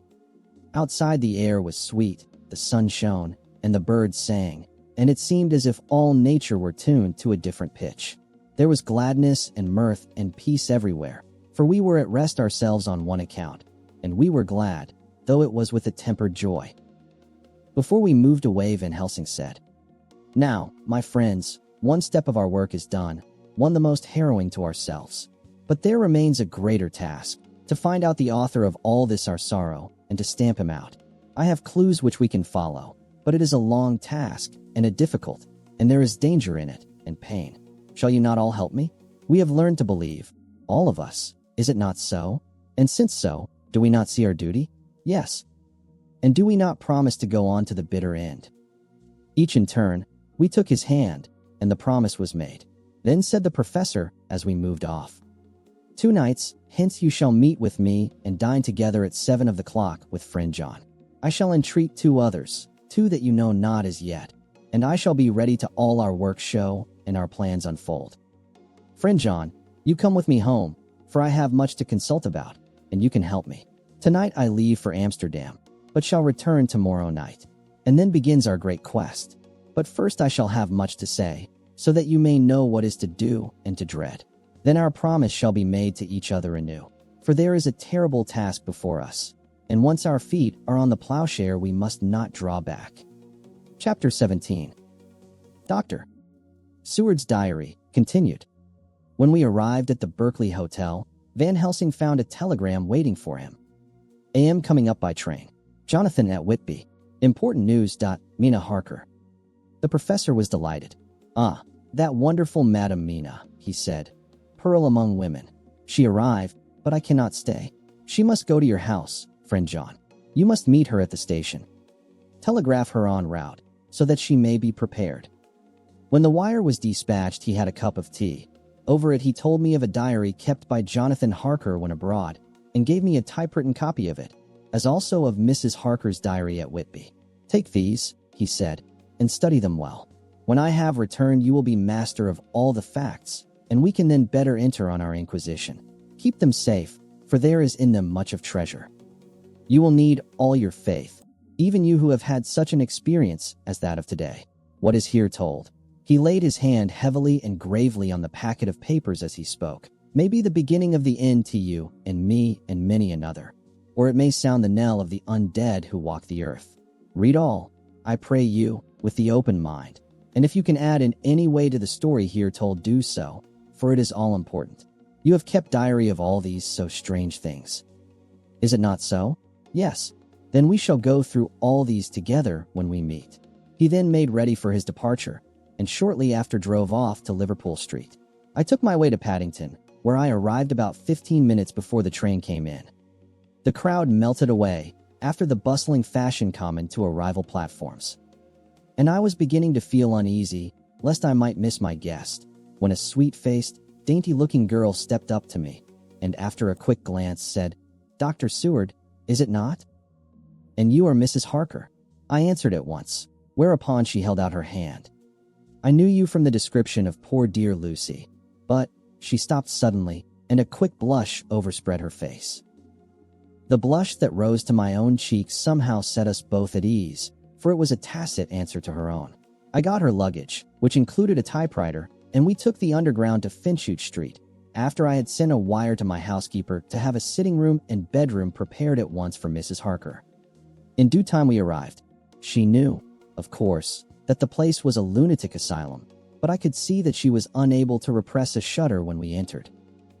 She told me that, if she might, she would come presently to my study, as she had much to say. So here I am finishing my entry in my phonograph diary whilst I await her. As yet I have not had the chance of looking at the papers which Van Helsing left with me, though they lie open before me. I must get her interested in something, so that I may have an opportunity of reading them. She does not know how precious time is, or what a task we have in hand.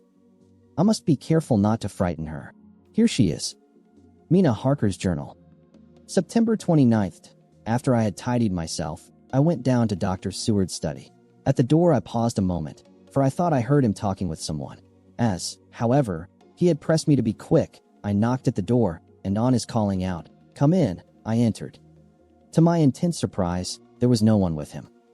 He was quite alone, and on the table opposite him was what I knew at once from the description to be a phonograph. I had never seen one, and was much interested. "I hope I did not keep you waiting," I said, "but I stayed at the door as I heard you talking, and thought there was someone with you." "Oh," he replied with a smile, "I was only entering my diary." "Your diary?" I asked him in surprise. "Yes," he answered. "I keep it in this." As he spoke, he laid his hand on the phonograph. I felt quite excited over it, and blurted out, "Why, this beats even shorthand. May I hear it say something?" "Certainly," he replied with alacrity, and stood up to put it in train for speaking. Then he paused, and a troubled look overspread his face. "The fact is," he began awkwardly, "I only keep my diary in it, and as it is almost entirely, about my cases, it may be awkward. That is, he stopped, and I tried to help him out of his embarrassment. "You helped to attend dear Lucy at the end. Let me hear how she died. For all that I know of her, I shall be very grateful. She was very, very dear to me." To my surprise, he answered, with a horror-struck look in his face, "Tell you of her death? Not for the wide world." "Why not?" I asked, for some grave, terrible feeling was coming over me. Again he paused, and I could see that he was trying to invent an excuse. At length he stammered out, "You see, I do not know how to pick out any particular part of the diary." Even while he was speaking, an idea dawned upon him, and he said with unconscious simplicity, in a different voice, and with the naivete of a child, "That's quite true, upon my honor. Honest Indian." I could not but smile, at which he grimaced. "I gave myself away that time," he said. "But do you know that, although I have kept the diary for months past, it never once struck me how I was going to find any particular part of it in case I wanted to look it up? By this time my mind was made up that the diary of a doctor who attended Lucy might have something to add to the sum of our knowledge of that terrible being, and I said boldly, "Then, Dr. Seward, you had better let me copy it out for you on my typewriter." He grew to a positively deathly pallor as he said, "No, no, no. For all the world, I wouldn't let you know that terrible story." Then it was terrible. My intuition was right. For a moment I thought, and as my eyes ranged the room, unconsciously looking for something or some opportunity to aid me, they lit on a great batch of typewriting on the table. His eyes caught the look in mine, and, without his thinking, followed their direction. As they saw the parcel, he realized my meaning. "You do not know me," I said. "When you have read those papers, my own diary and my husband's also, which I have typed, you will know me better. I have not faltered in giving every thought of my own heart in this cause. But, of course, you do not know me yet, and I must not expect you to trust me so far." He is certainly a man of noble nature. Poor dear Lucy was right about him. He stood up and opened a large drawer, in which were arranged in order a number of hollow cylinders of metal covered with dark wax, and said, "You are quite right. I did not trust you because I did not know you. But I know you now, and let me say that I should have known you long ago. I know that Lucy told you of me. She told me of you too. May I make the only atonement in my power? Take the cylinders and hear them. The first half dozen of them are personal to me, and they will not horrify you. Then you will know me better. Dinner will by then be ready." In the meantime, I shall read over some of these documents, and shall be better able to understand certain things. He carried the phonograph himself up to my sitting room and adjusted it for me. Now I shall learn something pleasant, I am sure, for it will tell me the other side of a true love episode of which I know one side already. Dr. Seward's Diary. September 29th. I was so absorbed in that wonderful diary of Jonathan Harker and that other of his wife that I let the time run on without thinking. Mrs. Harker was not down when the maid came to announce dinner, so I said, "She is possibly tired. Let dinner wait an hour," and I went on with my work. I had just finished Mrs. Harker's diary when she came in. She looked sweetly pretty, but very sad, and her eyes were flushed with crying. This somehow moved me much. Of late I have had cause for tears, God knows. But the relief of them was denied me, and now the sight of those sweet eyes, brightened with recent tears, went straight to my heart. So I said as gently as I could, "I greatly fear I have distressed you." "Oh, no, not distressed me," she replied.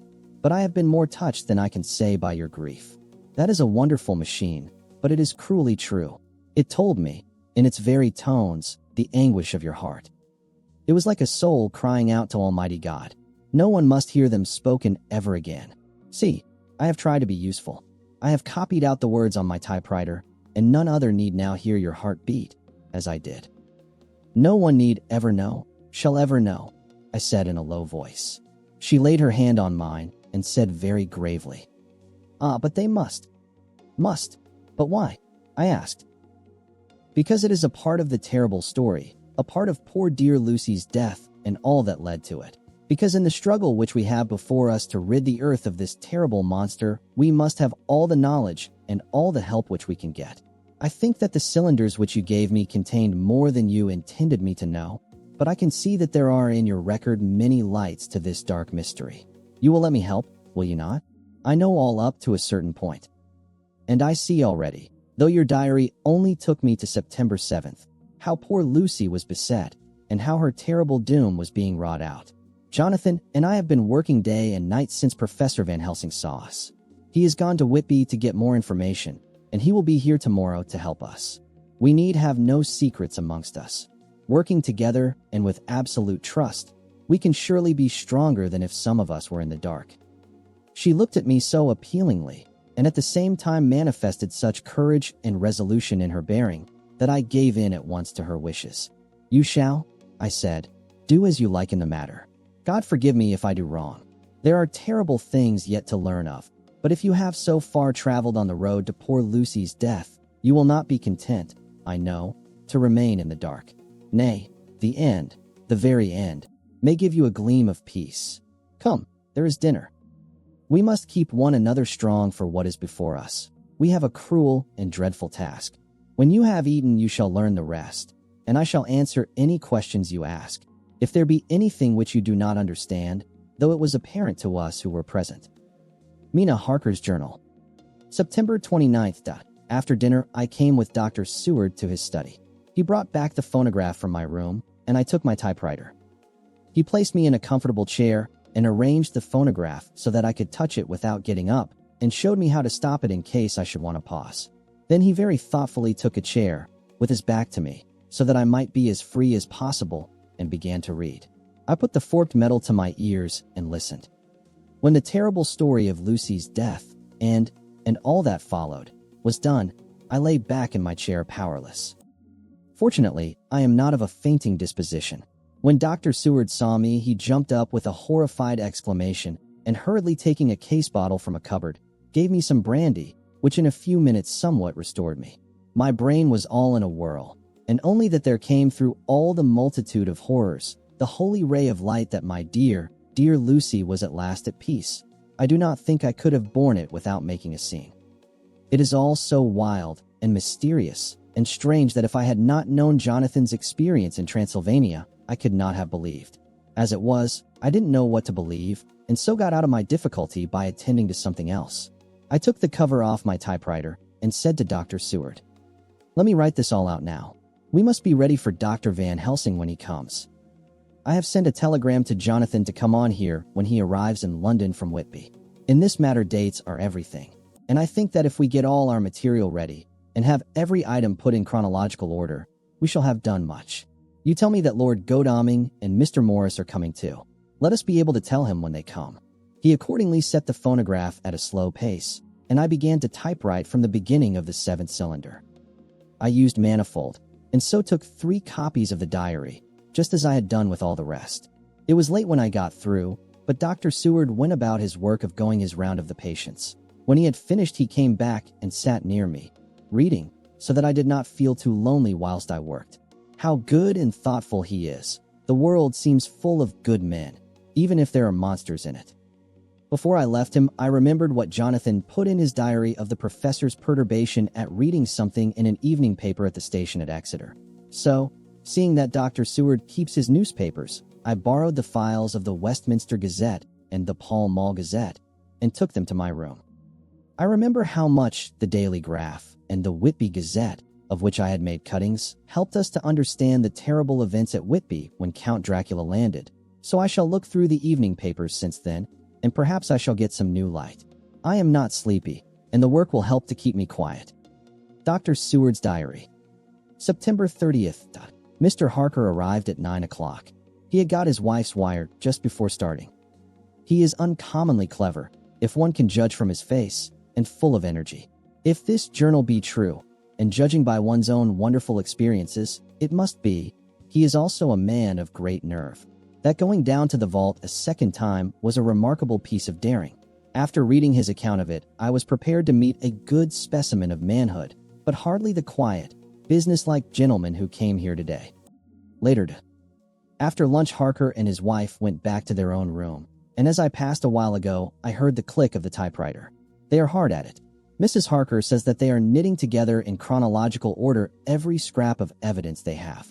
Harker has got the letters between the consignee of the boxes at Whitby and the carriers in London who took charge of them. He is now reading his wife's typescript of my diary. I wonder what they make out of it. Here it is. Strange that it never struck me that the very next house might be the Count's hiding place. Goodness knows that we had enough clues from the conduct of the patient Renfield. The bundle of letters relating to the purchase of the house were with the typescript. Oh, if we had only had them earlier, we might have saved poor Lucy. Stop, that way madness lies. Harker has gone back and is again collating his material. He says that by dinner time, they will be able to show a whole connected narrative. He thinks that in the meantime, I should see Renfield, as hitherto he has been a sort of index to the coming and going of the Count. I hardly see this yet, but when I get at the dates, I suppose I shall. What a good thing that Mrs. Harker put my cylinders into type. We never could have found the dates otherwise. I found Renfield sitting placidly in his room with his hands folded, smiling benignly. At the moment, he seemed as sane as anyone I ever saw. I sat down and talked with him on a lot of subjects, all of which he treated naturally. He then, of his own accord, spoke of going home, a subject he has never mentioned to my knowledge during his sojourn here. In fact, he spoke quite confidently of getting his discharge at once. I believe that, had I not had the chat with Harker and read the letters and the dates of his outbursts, I should have been prepared to sign for him after a brief time of observation.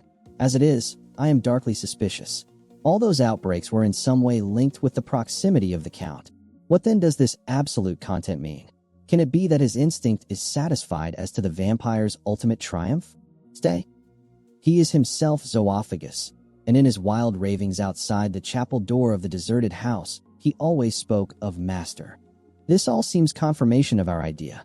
However, after a while I came away. My friend is just a little too sane at present to make it safe to probe him too deep with questions. He might begin to think, and then... So I came away. I mistrust these quiet moods of his. So I have given the attendant a hint to look closely after him, and to have a straight waistcoat ready in case of need. Jonathan Harker's Journal. September 29th, in train to London. When I received Mr. Billington's courteous message that he would give me any information in his power, I thought it best to go down to Whitby and make, on the spot, such inquiries as I wanted. It was now my object to trace that horrid cargo of the Count's to its place in London. Later, we may be able to deal with it. Billington Jr., a nice lad, met me at the station and brought me to his father's house, where they had decided that I must stay the night. They are hospitable, with true Yorkshire hospitality, give a guest everything, and leave him free to do as he likes. They all knew that I was busy, and that my stay was short, and Mr. Billington had ready in his office all the papers concerning the consignment of boxes. It gave me almost a turn to see again one of the letters which I had seen on the Count's table before I knew of his diabolical plans. Everything had been carefully thought out and done systematically and with precision. He seemed to have been prepared for every obstacle which might be placed by accident in the way of his intentions being carried out. To use an Americanism, he had taken no chances, and the absolute accuracy with which his instructions were fulfilled was simply the logical result of his care.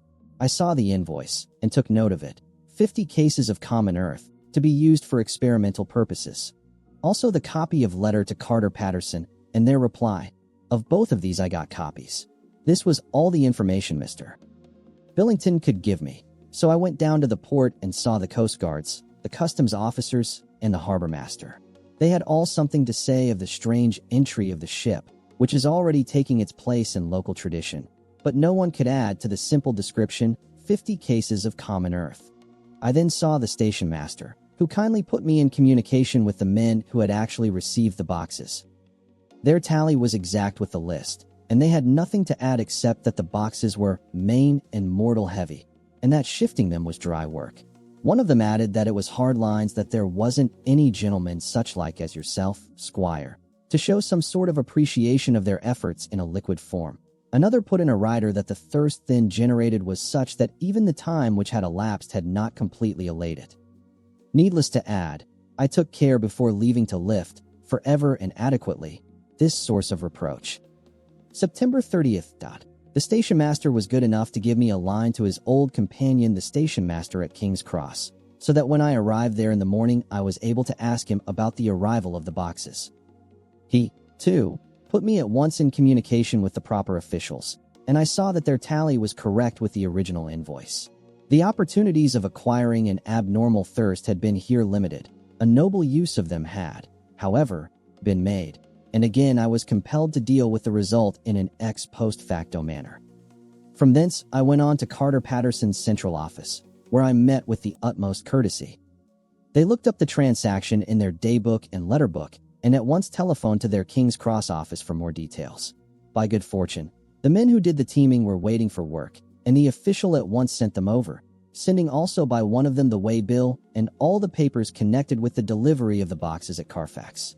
Here again I found the tally agreeing exactly. The carrier's men were able to supplement the paucity of the written words with a few details. These were, I shortly found, connected almost solely with the dusty nature of the job and of the consequent thirst engendered in the operators.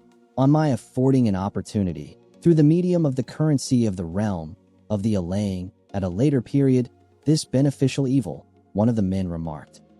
That air ooze, governor, is the rummiest I ever was in. Blime, but it ain't been touched since 100 years.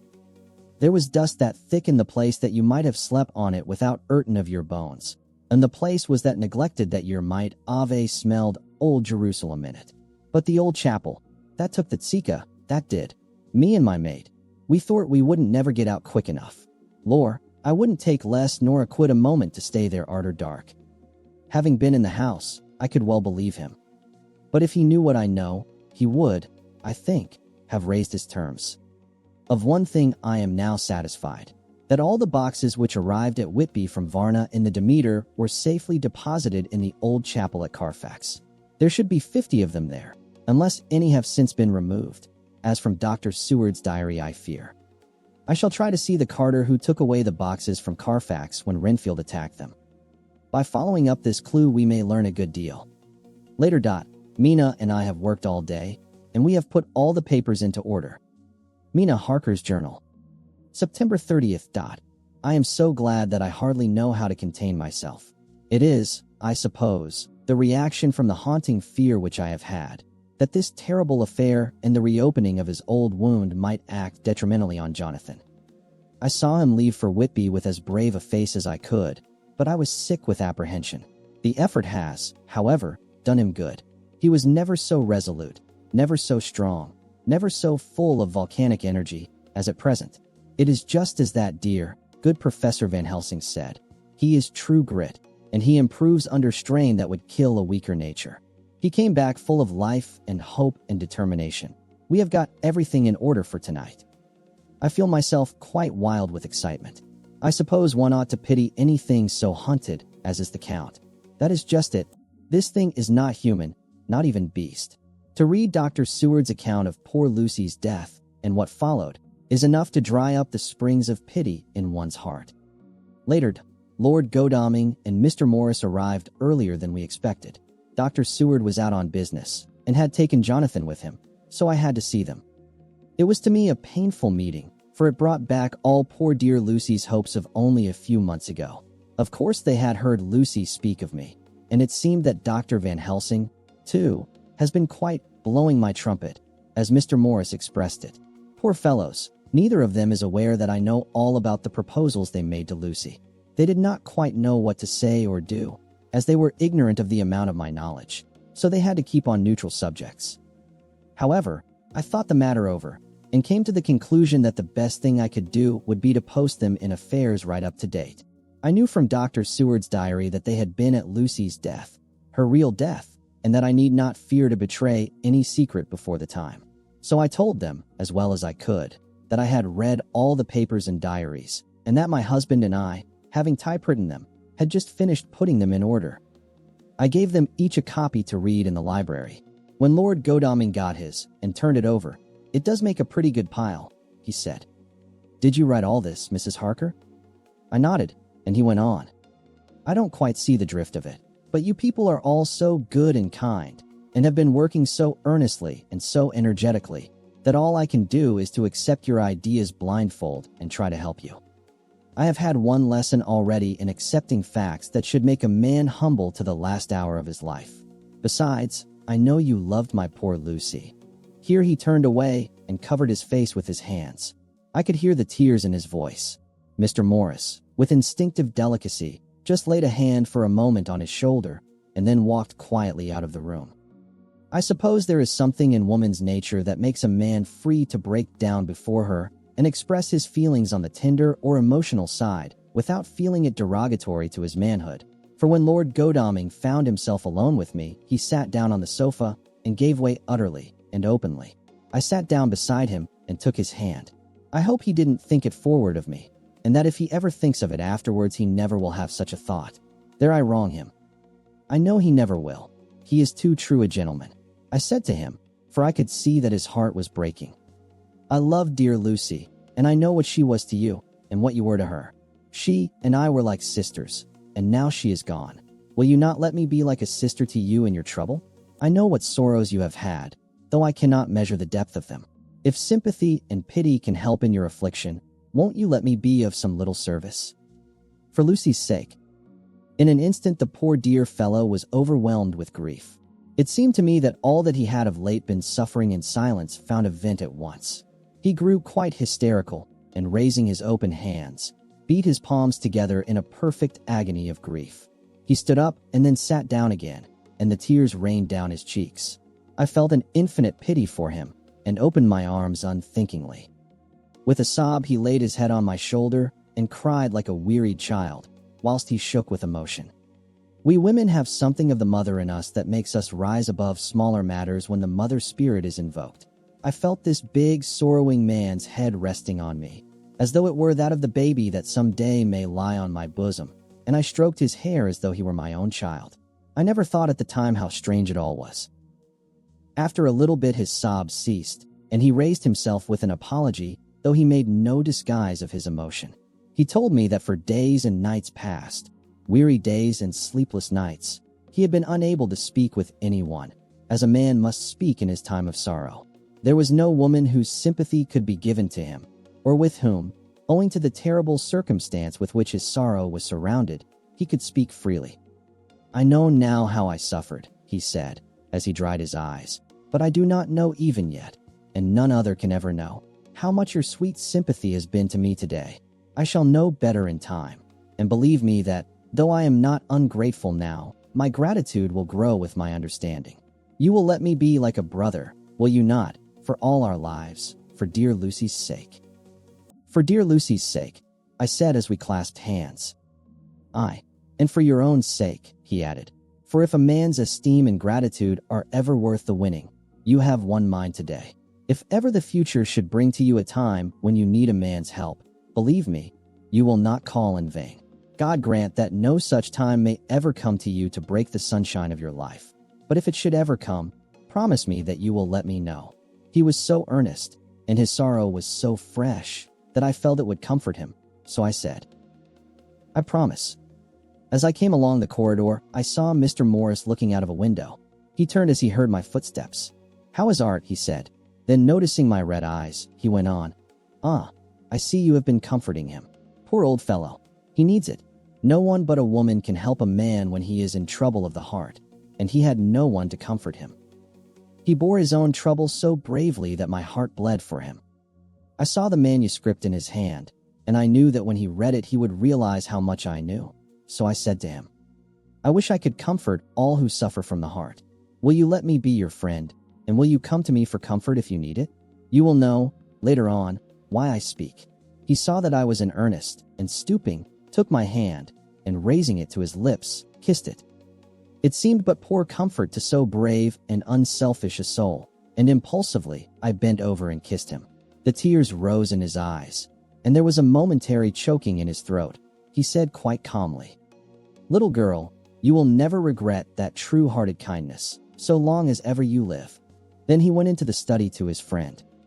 "Little girl," the very words he had used to Lucy, and oh, but he proved himself a friend. Chapter 18. Dr. Seward's Diary. September 30th.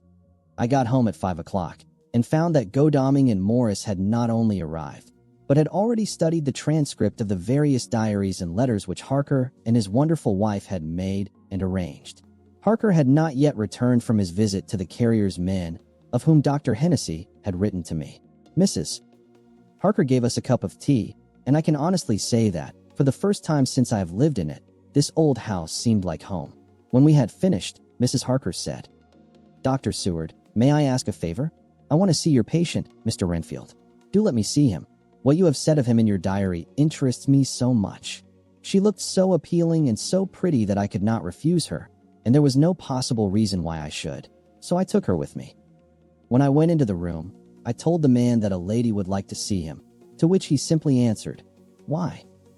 "She is going through the house, and wants to see everyone in it." I answered, "Oh, very well," he said. "Let her come in, by all means, but just wait a minute till I tidy up the place." His method of tidying was peculiar. He simply swallowed all the flies and spiders in the boxes before I could stop him. It was quite evident that he feared, or was jealous of, some interference. When he had got through his disgusting task, he said cheerfully, "Let the lady come in," and sat down on the edge of his bed with his head down, but with his eyelids raised so that he could see her as she entered. For a moment I thought that he might have some homicidal intent. I remembered how quiet he had been just before he attacked me in my own study, and I took care to stand where I could seize him at once if he attempted to make a spring at her. She came into the room with an easy gracefulness which would at once command the respect of any lunatic. For easiness is one of the qualities mad people most respect. She walked over to him, smiling pleasantly, and held out her hand. "Good evening, Mr. Renfield," said she. "You see, I know you, for Dr. Seward has told me of you." He made no immediate reply, but eyed her all over intently with a set frown on his face. This look gave way to one of wonder, which merged in doubt. Then, to my intense astonishment, he said, "You're not the girl the doctor wanted to marry, are you? You can't be, you know, for she's dead." Mrs. Harker smiled sweetly as she replied, "Oh no. I have a husband of my own, to whom I was married before I ever saw Dr. Seward, or he me. I am Mrs. Harker." "Then what are you doing here?" "My husband and I are staying on a visit with Dr. Seward." "Then don't stay." "But why not?" I thought that this style of conversation might not be pleasant to Mrs. Harker any more than it was to me, so I joined in. "How did you know I wanted to marry anyone?" His reply was simply contemptuous, given in a pause in which he turned his eyes from Mrs. Harker to me, instantly turning them back again. "What an asinine question." "I don't see that at all, Mr. Renfield," said Mrs. Harker, at once championing me. He replied to her with as much courtesy and respect as he had shown contempt to me. "You will, of course, understand, Mrs. Harker, that when a man is so loved and honored as our host is, everything regarding him is of interest in our little community. Dr. Seward is loved not only by his household and his friends, but even by his patients, who, being some of them hardly in mental equilibrium, are appointment to distort causes and effects. Since I myself have been an inmate of a lunatic asylum, I cannot but notice that the sophistic tendencies of some of its inmates lean towards the errors of non causa and ignoratio elenchi. I positively opened my eyes at this new development. Here was my own pet lunatic, the most pronounced of his type that I had ever met with, talking elemental philosophy, and with the manner of a polished gentleman. I wonder if it was Mrs. Harker's presence which had touched some chord in his memory. If this new phase was spontaneous, or in any way due to her unconscious influence, she must have some rare gift or power. We continued to talk for some time, and, seeing that he was seemingly quite reasonable, she ventured, looking at me questioningly as she began, to lead him to his favorite topic. I was again astonished, for he addressed himself to the question with the impartiality of the completest sanity. He even took himself as an example when he mentioned certain things. Why, I myself am an instance of a man who had a strange belief. Indeed, it was no wonder that my friends were alarmed and insisted on my being put under control. I used to fancy that life was a positive and perpetual entity, and that by consuming a multitude of live things, no matter how low in the scale of creation, one might indefinitely prolong life. At times I held the belief so strongly that I actually tried to take human life. The doctor here will bear me out that on one occasion I tried to kill him for the purpose of strengthening my vital powers by the assimilation with my own body of his life through the medium of his blood, relying, of course, upon the scriptural phrase, "For the blood is the life."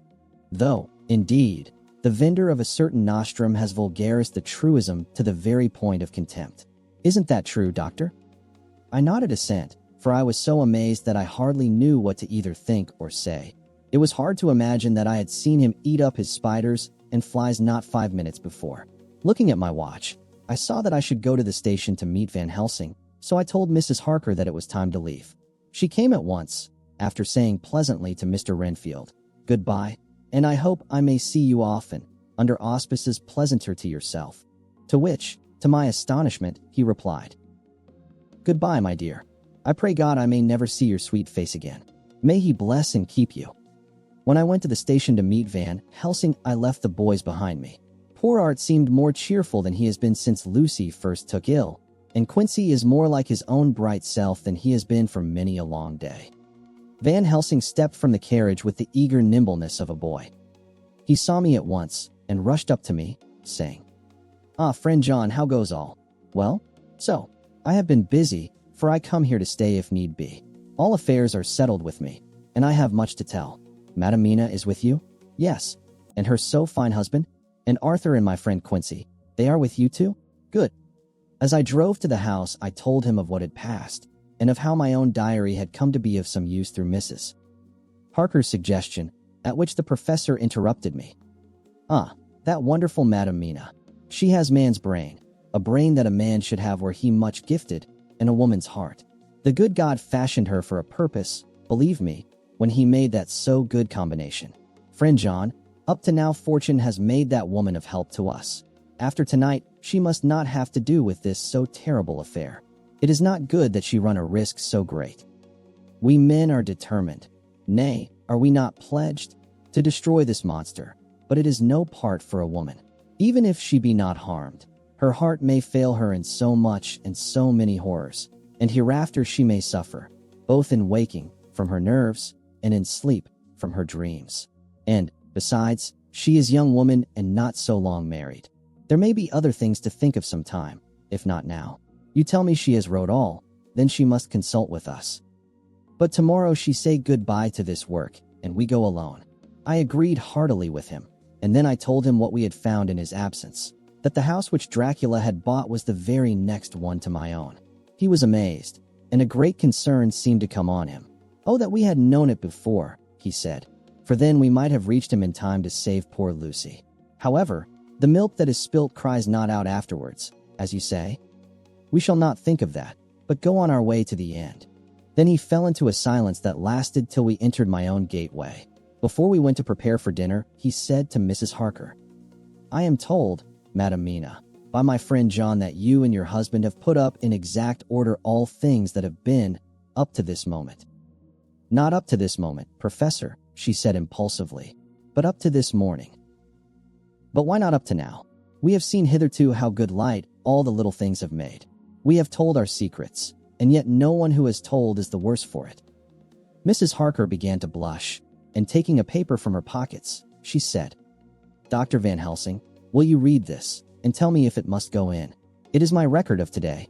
I too have seen the need of putting down at present everything, however trivial. But there is little in this except what is personal. Must it go in? The professor read it over gravely, and handed it back, saying, It need not go in if you do not wish it, but I pray that it may. It can but make your husband love you the more, and all us, your friends, more honor you, as well as more esteem and love. She took it back with another blush and a bright smile. And so now, up to this very hour, all the records we have are complete and in order. The professor took away one copy to study after dinner, and before our meeting, which is fixed for 9 o'clock. The rest of us have already read everything. So when we meet in the study, we shall all be informed as to facts, and can arrange our plan of battle with this terrible and mysterious enemy. Mina Harker's Journal. September 30th. When we met in Dr. Seward's study 2 hours after dinner, which had been at 6 o'clock, we unconsciously formed a sort of board or committee. Professor Van Helsing took the head of the table, to which Dr. Seward motioned him as he came into the room. He made me sit next to him on his right, and asked me to act as secretary. Jonathan sat next to me. Opposite us were Lord Godalming, Dr. Seward, and Mr. Morris, Lord Godalming being next the professor, and Dr. Seward in the center. The professor said, I may, I suppose, take it that we are all acquainted with the facts that are in these papers. We all expressed assent, and he went on. Then it were, I think, good that I tell you something of the kind of enemy with which we have to deal. I shall then make known to you something of the history of this man, which has been ascertained for me. So we then can discuss how we shall act, and can take our measure according. There are such beings as vampires. Some of us have evidence that they exist. Even had we not the proof of our own unhappy experience, the teachings and the records of the past give proof enough for sane peoples. I admit that at the first I was skeptic. Were it not that through long years I have trained myself to keep an open mind, I could not have believed until such time as that fact thunder on my ear. See, I prove. Alas, had I known at the first what now I know. Nay, had I even guessed at him, one so precious life had been spared to many of us who did love her. But that is gone, and we must so work that other poor souls perish not, whilst we can save. The Nosferatu do not die like the bee when he sting once. He is only stronger, and being stronger, have yet more power to work evil. This vampire which is amongst us is of himself so strong in person as 20 men. He is of cunning more than mortal, for his cunning be the growth of ages. He have still the aids of necromancy, which is, as his etymology imply, the divination by the dead, and all the dead that he can come nigh to are for him at command. He is brute, and more than brute. He is devil and callous, and the heart of him is not. He can, within limitations, appear at will when, and where, and in any of the forms that are to him. He can, within his range, direct the elements, the storm, the fog, the thunder. He can command all the meaner things. The rat, and the owl, and the bat, the moth, and the fox, and the wolf. He can grow and become small, and he can at times vanish and come unknown. How then are we to begin our strike to destroy him? How shall we find his where? And having found it, how can we destroy? My friends, this is much. It is a terrible task that we undertake, and there may be consequence to make the brave shudder. For if we fail in this our fight, he must surely win. And then where end we? Life is nothings. I heed him not. But to fail here is not mere life or death. It is that we become as him, that we henceforward become foul things of the night like him, without heart or conscience, preying on the bodies and the souls of those we love best. To us forever are the gates of heaven shut, for who shall open them to us again? We go on for all time abhorred by all, a blot on the face of God's sunshine, an arrow in the side of him who died for man. But we are face to face with duty. And in such case must we shrink?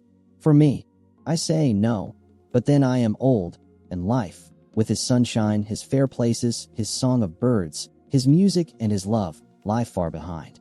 You others are young. Some have seen sorrow, but there are fair days yet in store. What say you?" Whilst he was speaking, Jonathan had taken my hand. I feared, oh so much, that the appalling nature of our danger was overcoming him when I saw his hand stretch out. But it was life to me to feel its touch, so strong, so self-reliant, so resolute. A brave man's hand can speak for itself. It does not even need a woman's love to hear its music. When the professor had done speaking, my husband looked in my eyes, and I in his. There was no need for speaking between us. "I answer for Mina and myself," he said. "Count me in, Professor," said Mr. Quincy Morris, laconically as usual. "I am with you," said Lord Godalming, "for Lucy's sake, if for no other reason." Dr. Seward simply nodded. The professor stood up and, after laying his golden crucifix on the table, held out his hand on either side.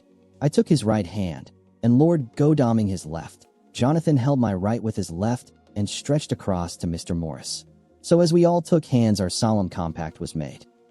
I felt my heart icy cold, but it did not even occur to me to draw back. We resumed our places, and Dr. Van Helsing went on with a sort of cheerfulness which showed that the serious work had begun. It was to be taken as gravely and in as businesslike a way as any other transaction of life. Well, you know what we have to contend against, but we, too, are not without strength. We have on our side power of combination, a power denied to the vampire kind.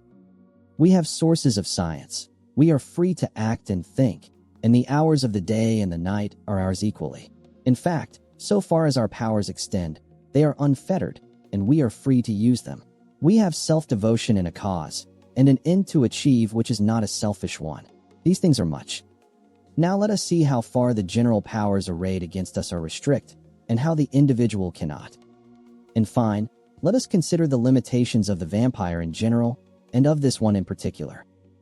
All we have to go upon are traditions and superstitions. These do not at the first appear much, when the matter is one of life and death, nay, of more than either life or death. Yet must we be satisfied. In the first place, because we have to be, no other means is at our control, and secondly, because, after all, these things, tradition and superstition, are everything. Does not the belief in vampires rest for others, though not, alas, for us on them? A year ago, which of us would have received such a possibility, in the midst of our scientific, skeptical, matter-of-fact 19th century? We even scouted a belief that we saw justified under our very eyes. Take it, then, that the vampire and the belief in his limitations and his cure rest for the moment on the same base. For, let me tell you, he is known everywhere that men have been. In old Greece, in old Rome. He flourished in Germany all over, in France, in India, even in the Chernassees. And in China, so far from us in all ways, there even is he, and the peoples fear him at this day. He hath followed the wake of the Berserker Icelander, the devil-begotten Hun, the Slav, the Saxon, the Magyar.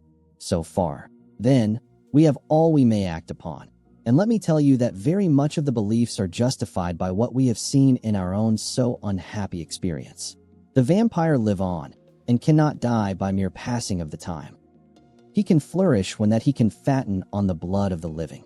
Even more, we have seen amongst us that he can even grow younger, that his vital faculties grow strenuous, and seem as though they refresh themselves when his special pabulum is plenty. But he cannot flourish without this diet. He eat not as others. Even friend Jonathan, who lived with him for weeks, did never see him to eat. Never. He throws no shadow. He make in the mirror no reflect, as again Jonathan observe. He has the strength of many of his hand.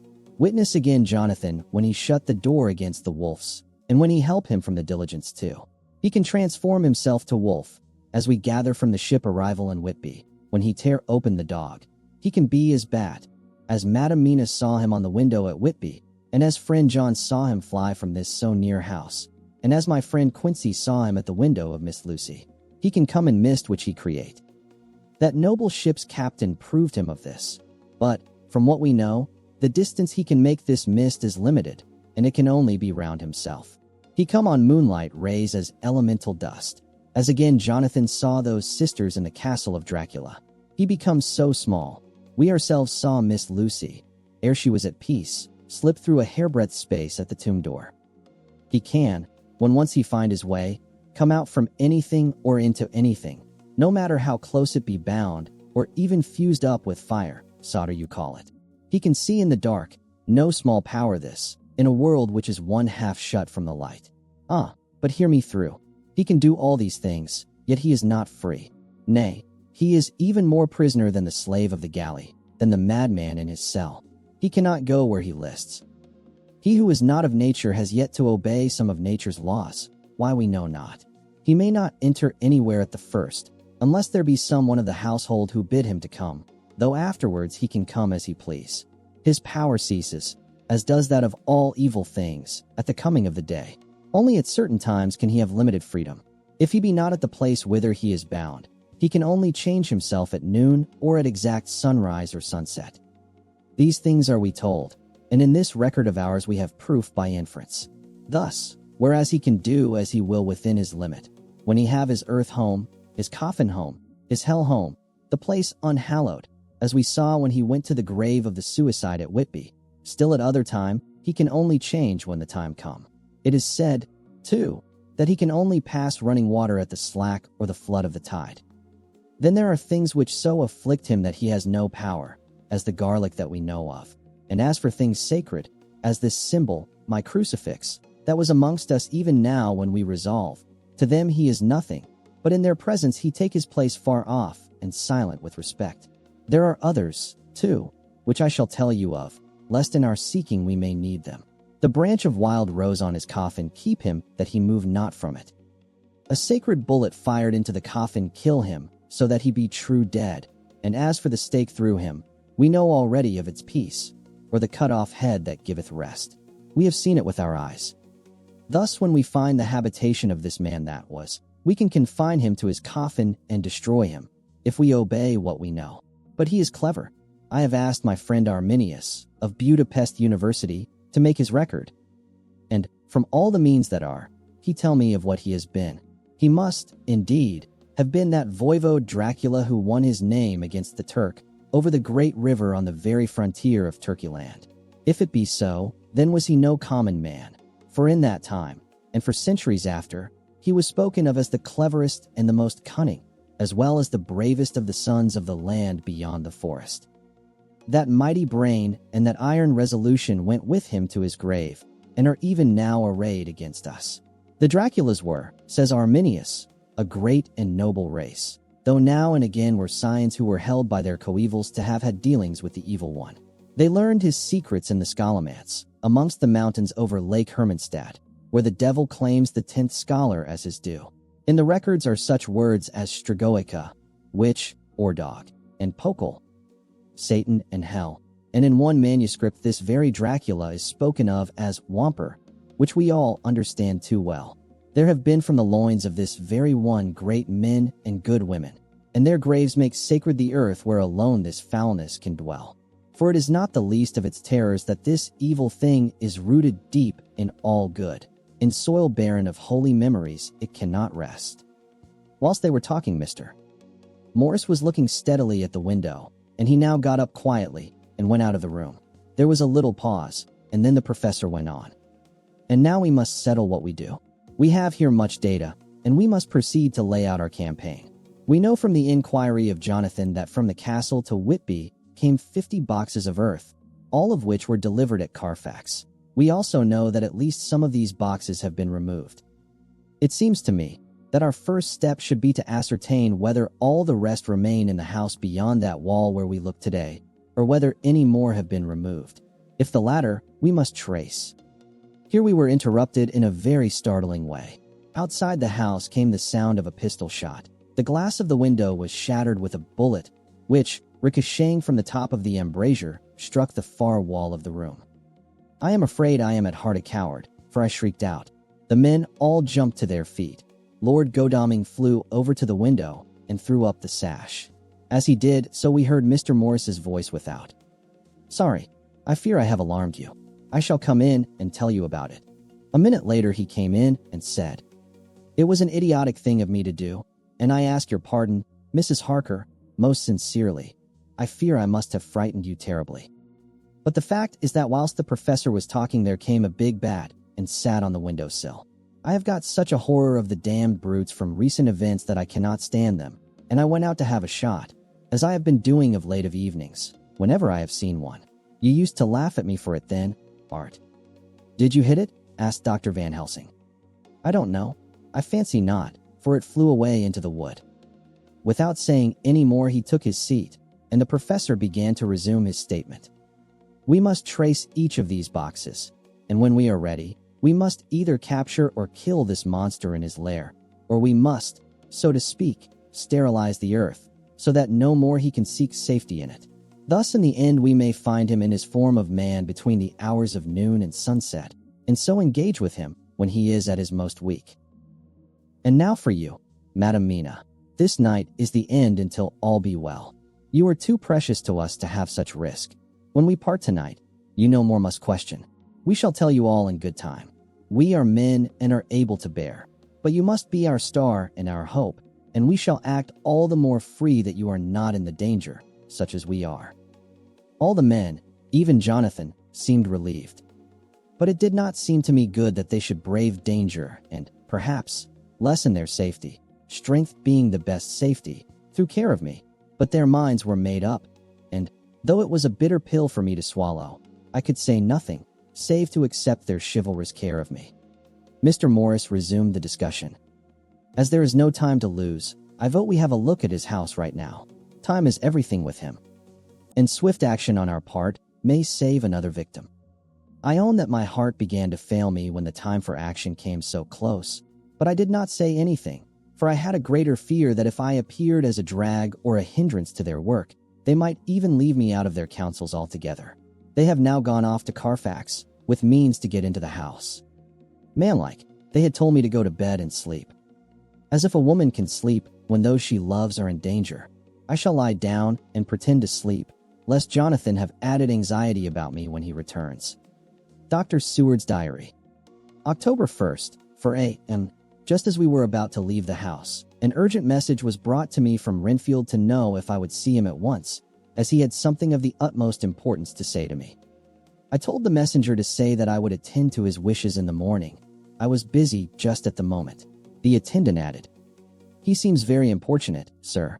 I have never seen him so eager. I don't know but what, if you don't see him soon, he will have one of his violent fits.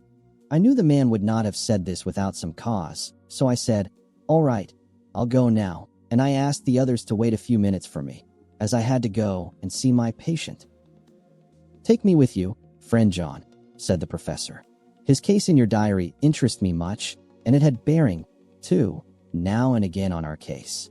I should much like to see him, and especially when his mind is disturbed. May I come also? Asked Lord Godalming. Me too, said Quincy Morris. May I come? Said Harker. I nodded, and we all went down the passage together. We found him in a state of considerable excitement, but far more rational in his speech and manner than I had ever seen him. There was an unusual understanding of himself, which was unlike anything I had ever met with in a lunatic, and he took it for granted that his reasons would prevail with others entirely sane. We all four went into the room, but none of the others at first said anything. His request was that I would at once release him from the asylum and send him home. This he backed up with arguments regarding his complete recovery and adduced his own existing sanity. I appeal to your friends, he said. They will, perhaps, not mind sitting in judgment on my case. By the way, you have not introduced me. I was so much astonished that the oddness of introducing a madman in an asylum did not strike me at the moment, and, besides, there was a certain dignity in the man's manner, so much of the habit of equality, that I at once made the introduction. Lord Godalming, Professor Van Helsing, Mr. Quincy Morris, of Texas, Mr. Renfield.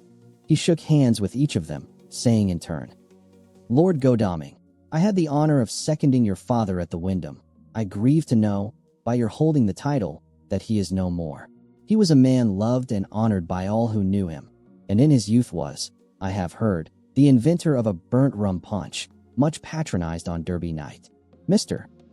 Morris, you should be proud of your great state. Its reception into the Union was a precedent which may have far-reaching effects hereafter, when the pole and the tropics may hold alliance to the stars and stripes. The power of treaty may yet prove a vast engine of enlargement, when the Monroe Doctrine takes its true place as a political fable. What shall any man say of his pleasure at meeting Van Helsing? Sir, I make no apology for dropping all forms of conventional prefix. When an individual has revolutionized therapeutics by his discovery of the continuous evolution of brain matter, conventional forms are unfitting, since they would seem to limit him to one of a class. You, gentlemen, who by nationality, by heredity, or by the possession of natural gifts, are fitted to hold your respective places in the moving world, I take to witness that I am as sane as at least the majority of men who are in full possession of their liberties. And I am sure that you, Dr. Seward, humanitarian and medico-jurist as well as scientist, will deem it a moral duty to deal with me as one to be considered as under exceptional circumstances. He made this last appeal with a courtly air of conviction which was not without its own charm. I think we were all staggered. For my own part, I was under the conviction, despite my knowledge of the man's character and history, that his reason had been restored. And I felt under a strong impulse to tell him that I was satisfied as to his sanity and would see about the necessary formalities for his release in the morning. I thought it better to wait, however, before making so grave a statement, for of old I knew the sudden changes to which this particular patient was liable. So I contented myself with making a general statement that he appeared to be improving very rapidly, that I would have a longer chat with him in the morning, and would then see what I could do in the direction of meeting his wishes. This did not at all satisfy him, for he said quickly, "But I fear, Dr. Seward, that you hardly apprehend my wish. I desire to go at once, here, now, this very hour, this very moment, if I may.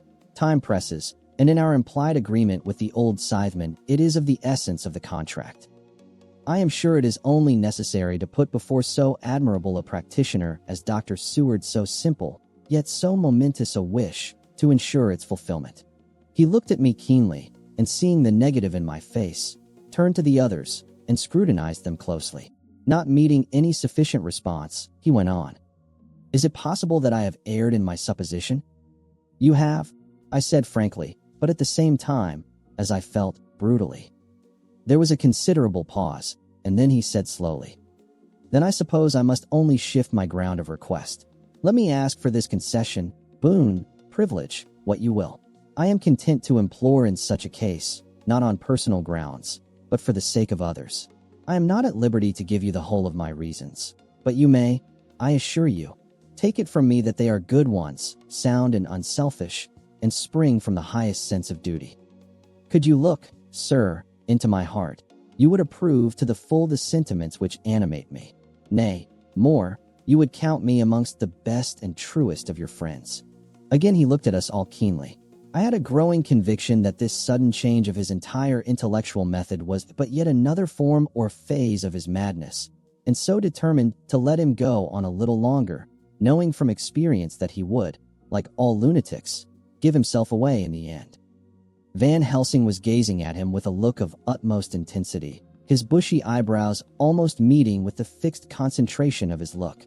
He said to Renfield in a tone which did not surprise me at the time, but only when I thought of it afterwards, for it was as of one addressing an equal. "Can you not tell frankly your real reason for wishing to be free tonight? I will undertake that if you will satisfy even me."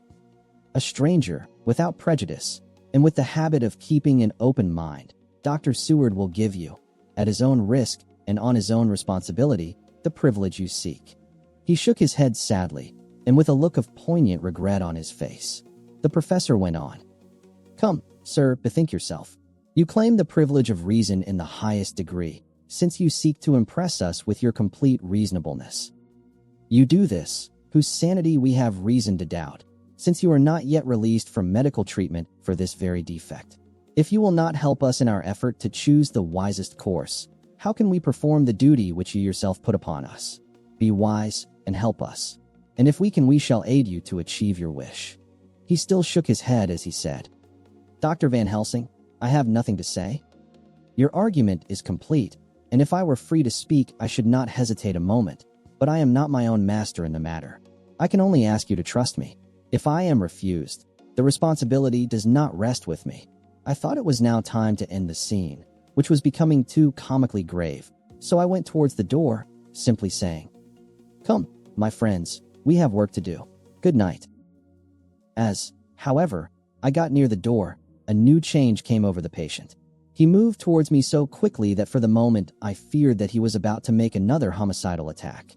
My fears, however, were groundless, for he held up his two hands imploringly and made his petition in a moving manner. As he saw that the very excess of his emotion was militating against him, by restoring us more to our old relations, he became still more demonstrative. I glanced at Van Helsing and saw my conviction reflected in his eyes, so I became a little more fixed in my manner, if not more stern, and motioned to him that his efforts were unavailing. I had previously seen something of the same constantly growing excitement in him when he had to make some request of which at the time he had thought much, such, for instance, as when he wanted a cat, and I was prepared to see the collapse into the same sullen acquiescence on this occasion. My expectation was not realized, for, when he found that his appeal would not be successful, he got into quite a frantic condition. He threw himself on his knees and held up his hands, wringing them in plaintive supplication, and poured forth a torrent of entreaty, with the tears rolling down his cheeks, and his whole face and form expressive of the deepest emotion. "Let me entreat you, Dr. Seward. Oh, let me implore you, to let me out of this house at once. Send me away how you will and where you will. Send keepers with me with whips and chains. Let them take me in a strait waistcoat, manacled and leg-ironed, even to a jail, but let me go out of this. You don't know what you do by keeping me here. I am speaking from the depths of my heart, of my very soul. You don't know whom you wrong, or how, and I may not tell. Woe is me, I may not tell. By all you hold sacred, by all you hold dear, by your love that is lost, by your hope that lives, for the sake of the Almighty, take me out of this and save my soul from guilt. Can't you hear me, man? Can't you understand? Will you never learn? Don't you know that I am sane and earnest now, that I am no lunatic in a mad fit, but a sane man fighting for his soul? Oh, hear me, hear me. Let me go, let me go, let me go." I thought that the longer this went on, the wilder he would get, and so would bring on a fit, so I took him by the hand and raised him up. "Come," I said sternly, "no more of this. We have had quite enough already. Get to your bed and try to behave more discreetly." He suddenly stopped and looked at me intently for several moments. Then, without a word, he rose and moving over, sat down on the side of the bed. The collapse had come, as on former occasion, just as I had expected.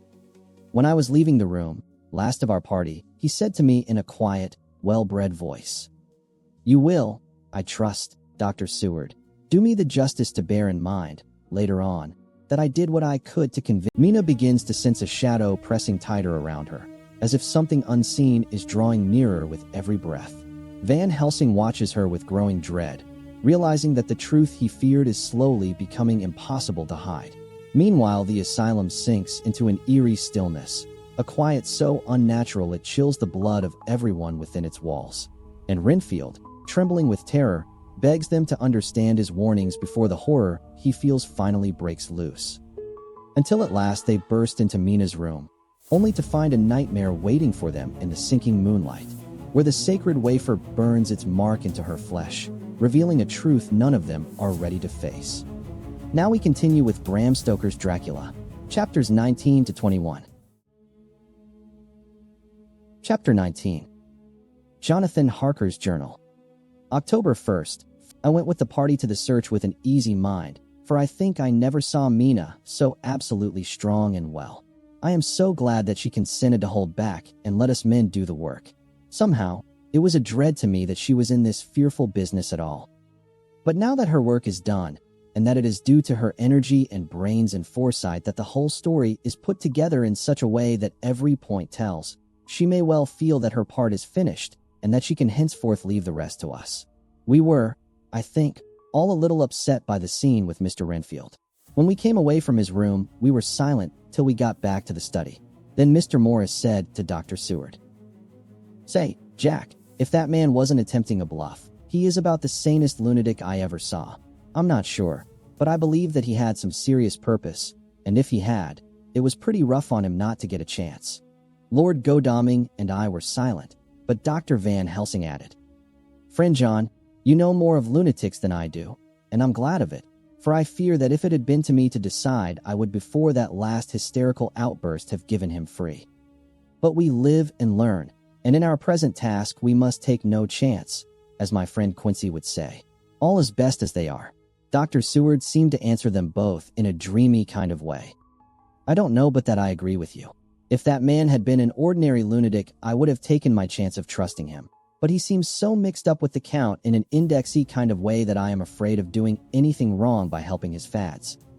I can't forget how he prayed with almost equal fervor for a cat, and then tried to tear my throat out with his teeth. Besides, he called the Count Lord and Master, and he may want to get out to help him in some diabolical way. That horrid thing has the wolves and the rats and his own kind to help him, so I suppose he isn't above trying to use a respectable lunatic. He certainly did seem earnest, though. I only hope we have done what is best. These things, in conjunction with the wild work we have in hand, help to unnerve a man. The professor stepped over, and laying his hand on his shoulder, said in his grave, kindly way, Friend John, have no fear. We are trying to do our duty in a very sad and terrible case. We can only do as we deem best. What else have we to hope for, except the pity of the good God? Lord Godalming had slipped away for a few minutes, but now he returned. He held up a little silver whistle, as he remarked, That old place may be full of rats, and if so, I've got an antidote on call. Having passed the wall, we took our way to the house, taking care to keep in the shadows of the trees on the lawn when the moonlight shone out. When we got to the porch, the professor opened his bag and took out a lot of things, which he laid on the step, sorting them into 4 little groups, evidently one for each. Then he spoke. My friends, we are going into a terrible danger, and we need arms of many kinds. Our enemy is not merely spiritual. Remember that he has the strength of 20 men, and that, though our necks or our windpipes are of the common kind, and therefore breakable or crushable, his are not amenable to mere strength. A stronger man, or a body of men more strong in all than him, can at certain times hold him, but they cannot hurt him as we can be hurt by him. We must, therefore, guard ourselves from his touch. Keep this near your heart. As he spoke, he lifted a little silver crucifix and held it out to me, I being nearest to him. Put these flowers round your neck. Here he handed to me a wreath of withered garlic blossoms. For other enemies more mundane, this revolver and this knife, and for aid in all, these so small electric lamps, which you can fasten to your breast. And for all, and above all at the last, this, which we must not desecrate needless. This was a portion of sacred wafer, which he put in an envelope and handed to me. Each of the others was similarly equipped. Now, he said, Friend John, where are the skeleton keys? If so that we can open the door, we need not break house by the window, as before at Miss Lucy's. Dr. Seward tried 1 or 2 skeleton keys, his mechanical dexterity as a surgeon standing him in good stead. Presently he got one to suit. After a little play back and forward, the bolt yielded, and, with a rusty clang, shot back. We pressed on the door, the rusty hinges creaked, and it slowly opened. It was startlingly like the image conveyed to me in Dr. Seward's diary of the opening of Miss Westenra's tomb. I fancy that the same idea seemed to strike the others, for with one accord they shrank back. The professor was the first to move forward and stepped into the open door. In manus tuas, Domini, he said, crossing himself as he passed over the threshold. We closed the door behind us, lest when we should have lit our lamps we should possibly attract attention from the road. The professor carefully tried the lock, lest we might not be able to open it from within should we be in a hurry making our exit. Then we all lit our lamps and proceeded on our search. The light from the tiny lamps fell in all sorts of odd forms, as the rays crossed each other, or the opacity of our bodies threw great shadows. I could not for my life get away from the feeling that there was someone else amongst us. I suppose it was the recollection, so powerfully brought home to me by the grim surroundings, of that terrible experience in Transylvania. I think the feeling was common to us all, for I noticed that the others kept looking over their shoulders at every sound and every new shadow, just as I felt myself doing. The whole place was thick with dust. The floor was seemingly inches deep, except where there were recent footsteps, in which on holding down my lamp I could see marks of hobnails where the dust was cracked. The walls were fluffy and heavy with dust, and in the corners were masses of spiders' webs, whereon the dust had gathered till they looked like old tattered rags as the weight had torn them partly down. On a table in the hall was a great bunch of keys, with a time-yellowed label on each. They had been used several times, for on the table were several similar rents in the blanket of dust, similar to that exposed when the professor lifted them. He turned to me and said, "You know this place, Jonathan. You have copied maps of it, and you know it at least more than we do. Which is the way to the chapel?" I had an idea of its direction, though on my former visit I had not been able to get admission to it. So I led the way, and after a few wrong turnings found myself opposite a low, arched oaken door, ribbed with iron bands. "This is the spot," said the professor as he turned his lamp on a small map of the house, copied from the file of my original correspondence regarding the purchase. With a little trouble we found the key on the bunch and opened the door. We were prepared for some unpleasantness, for as we were opening the door a faint, malodorous air seemed to exhale through the gaps, but none of us ever expected such an odor as we encountered. None of the others had met the Count at all at close quarters, and when I had seen him, he was either in the fasting stage of his existence in his rooms, or, when he was gloated with fresh blood, in a ruined building open to the air. But here the place was small and close, and the long disuse had made the air stagnant and foul.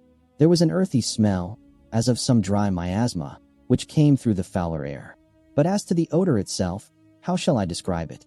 It was not alone that it was composed of all the ills of mortality and with the pungent, acrid smell of blood, but it seemed as though corruption had become itself corrupt. Faugh! It sickens me to think of it. Every breath exhaled by that monster seemed to have clung to the place and intensified its loathsomeness. Under ordinary circumstances, such a stench would have brought our enterprise to an end, but this was no ordinary case, and the high and terrible purpose in which we were involved gave us a strength which rose above merely physical considerations. After the involuntary shrinking consequent on the first nauseous whiff, we one and all set about our work as though that loathsome place were a garden of roses. We made an accurate examination of the place, the professor saying as we began, "The first thing is to see how many of the boxes are left. We must then examine every hole and corner and cranny and see if we cannot get some clue as to what has become of the rest." A glance was sufficient to show how many remained, for the great earth chests were bulky, and there was no mistaking them. There were only 29 left out of the 50. Once I got a fright, for, seeing Lord Godalming suddenly turn and look out of the vaulted door into the dark passage beyond, I looked too, and for an instant my heart stood still. Somewhere, looking out from the shadow, I seemed to see the high lights of the Count's evil face, the ridge of the nose, the red eyes, the red lips, the awful pallor. It was only for a moment, for, as Lord Godalming said, I thought I saw a face, but it was only the shadows, and resumed his inquiry. I turned my lamp in the direction and stepped into the passage. There was no sign of anyone. And as there were no corners, no doors, no aperture of any kind, but only the solid walls of the passage, there could be no hiding place even for him. I took it that fear had helped imagination and said nothing. A few minutes later, I saw Morris step suddenly back from a corner, which he was examining. We all followed his movements with our eyes, for undoubtedly some nervousness was growing on us, and we saw a whole mass of phosphorescence, which twinkled like stars. We all instinctively drew back. The whole place was becoming alive with rats. For a moment or two we stood appalled, all save Lord Godalming, who was seemingly prepared for such an emergency. Rushing over to the great iron-bound oaken door, which Dr. Seward had described from the outside, and which I had seen myself, he turned the key in the lock, drew the huge bolts, and swung the door open. Then, taking his little silver whistle from his pocket, he blew a low, shrill call. It was answered from behind Dr. Seward's house by the yelping of dogs, and after about a minute 3 terriers came dashing round the corner of the house. Unconsciously, we had all moved towards the door, and as we moved I noticed that the dust had been much disturbed. The boxes which had been taken out had been brought this way. But even in the minute that had elapsed, the number of the rats had vastly increased.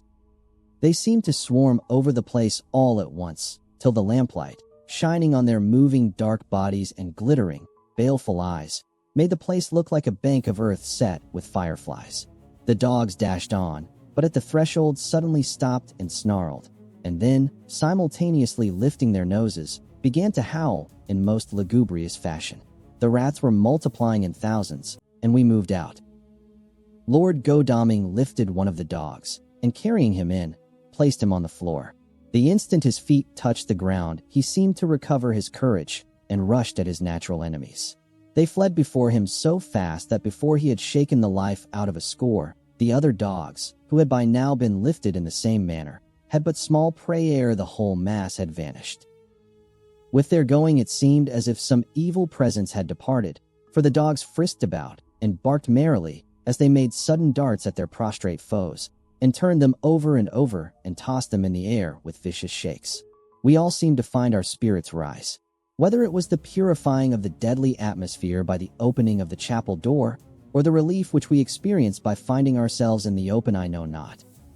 But most certainly the shadow of dread seemed to slip from us like a robe, and the occasion of our coming lost something of its grim significance, though we did not slacken a whit in our resolution. We closed the outer door and barred and locked it, and bringing the dogs with us, began our search of the house. We found nothing throughout except dust in extraordinary proportions, and all untouched save for my own footsteps when I had made my first visit.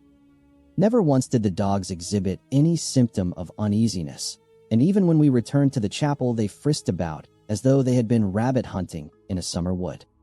The morning was quickening in the east when we emerged from the front. Dr. Van Helsing had taken the key of the hall door from the bunch and locked the door in orthodox fashion, putting the key into his pocket when he had done. "So far," he said, "our night has been eminently successful. No harm has come to us such as I feared might be, and yet we have ascertained how many boxes are missing. More than all do I rejoice that this, our first, and perhaps our most difficult and dangerous, step has been accomplished without the bringing there into our most sweet Madam Mina, or troubling her waking or sleeping thoughts with sights and sounds and smells of horror which she might never forget. One lesson, too, we have learned, if it be allowable to argue a particulari, that the brute beasts which are to the Count's command are yet themselves not amenable to his spiritual power.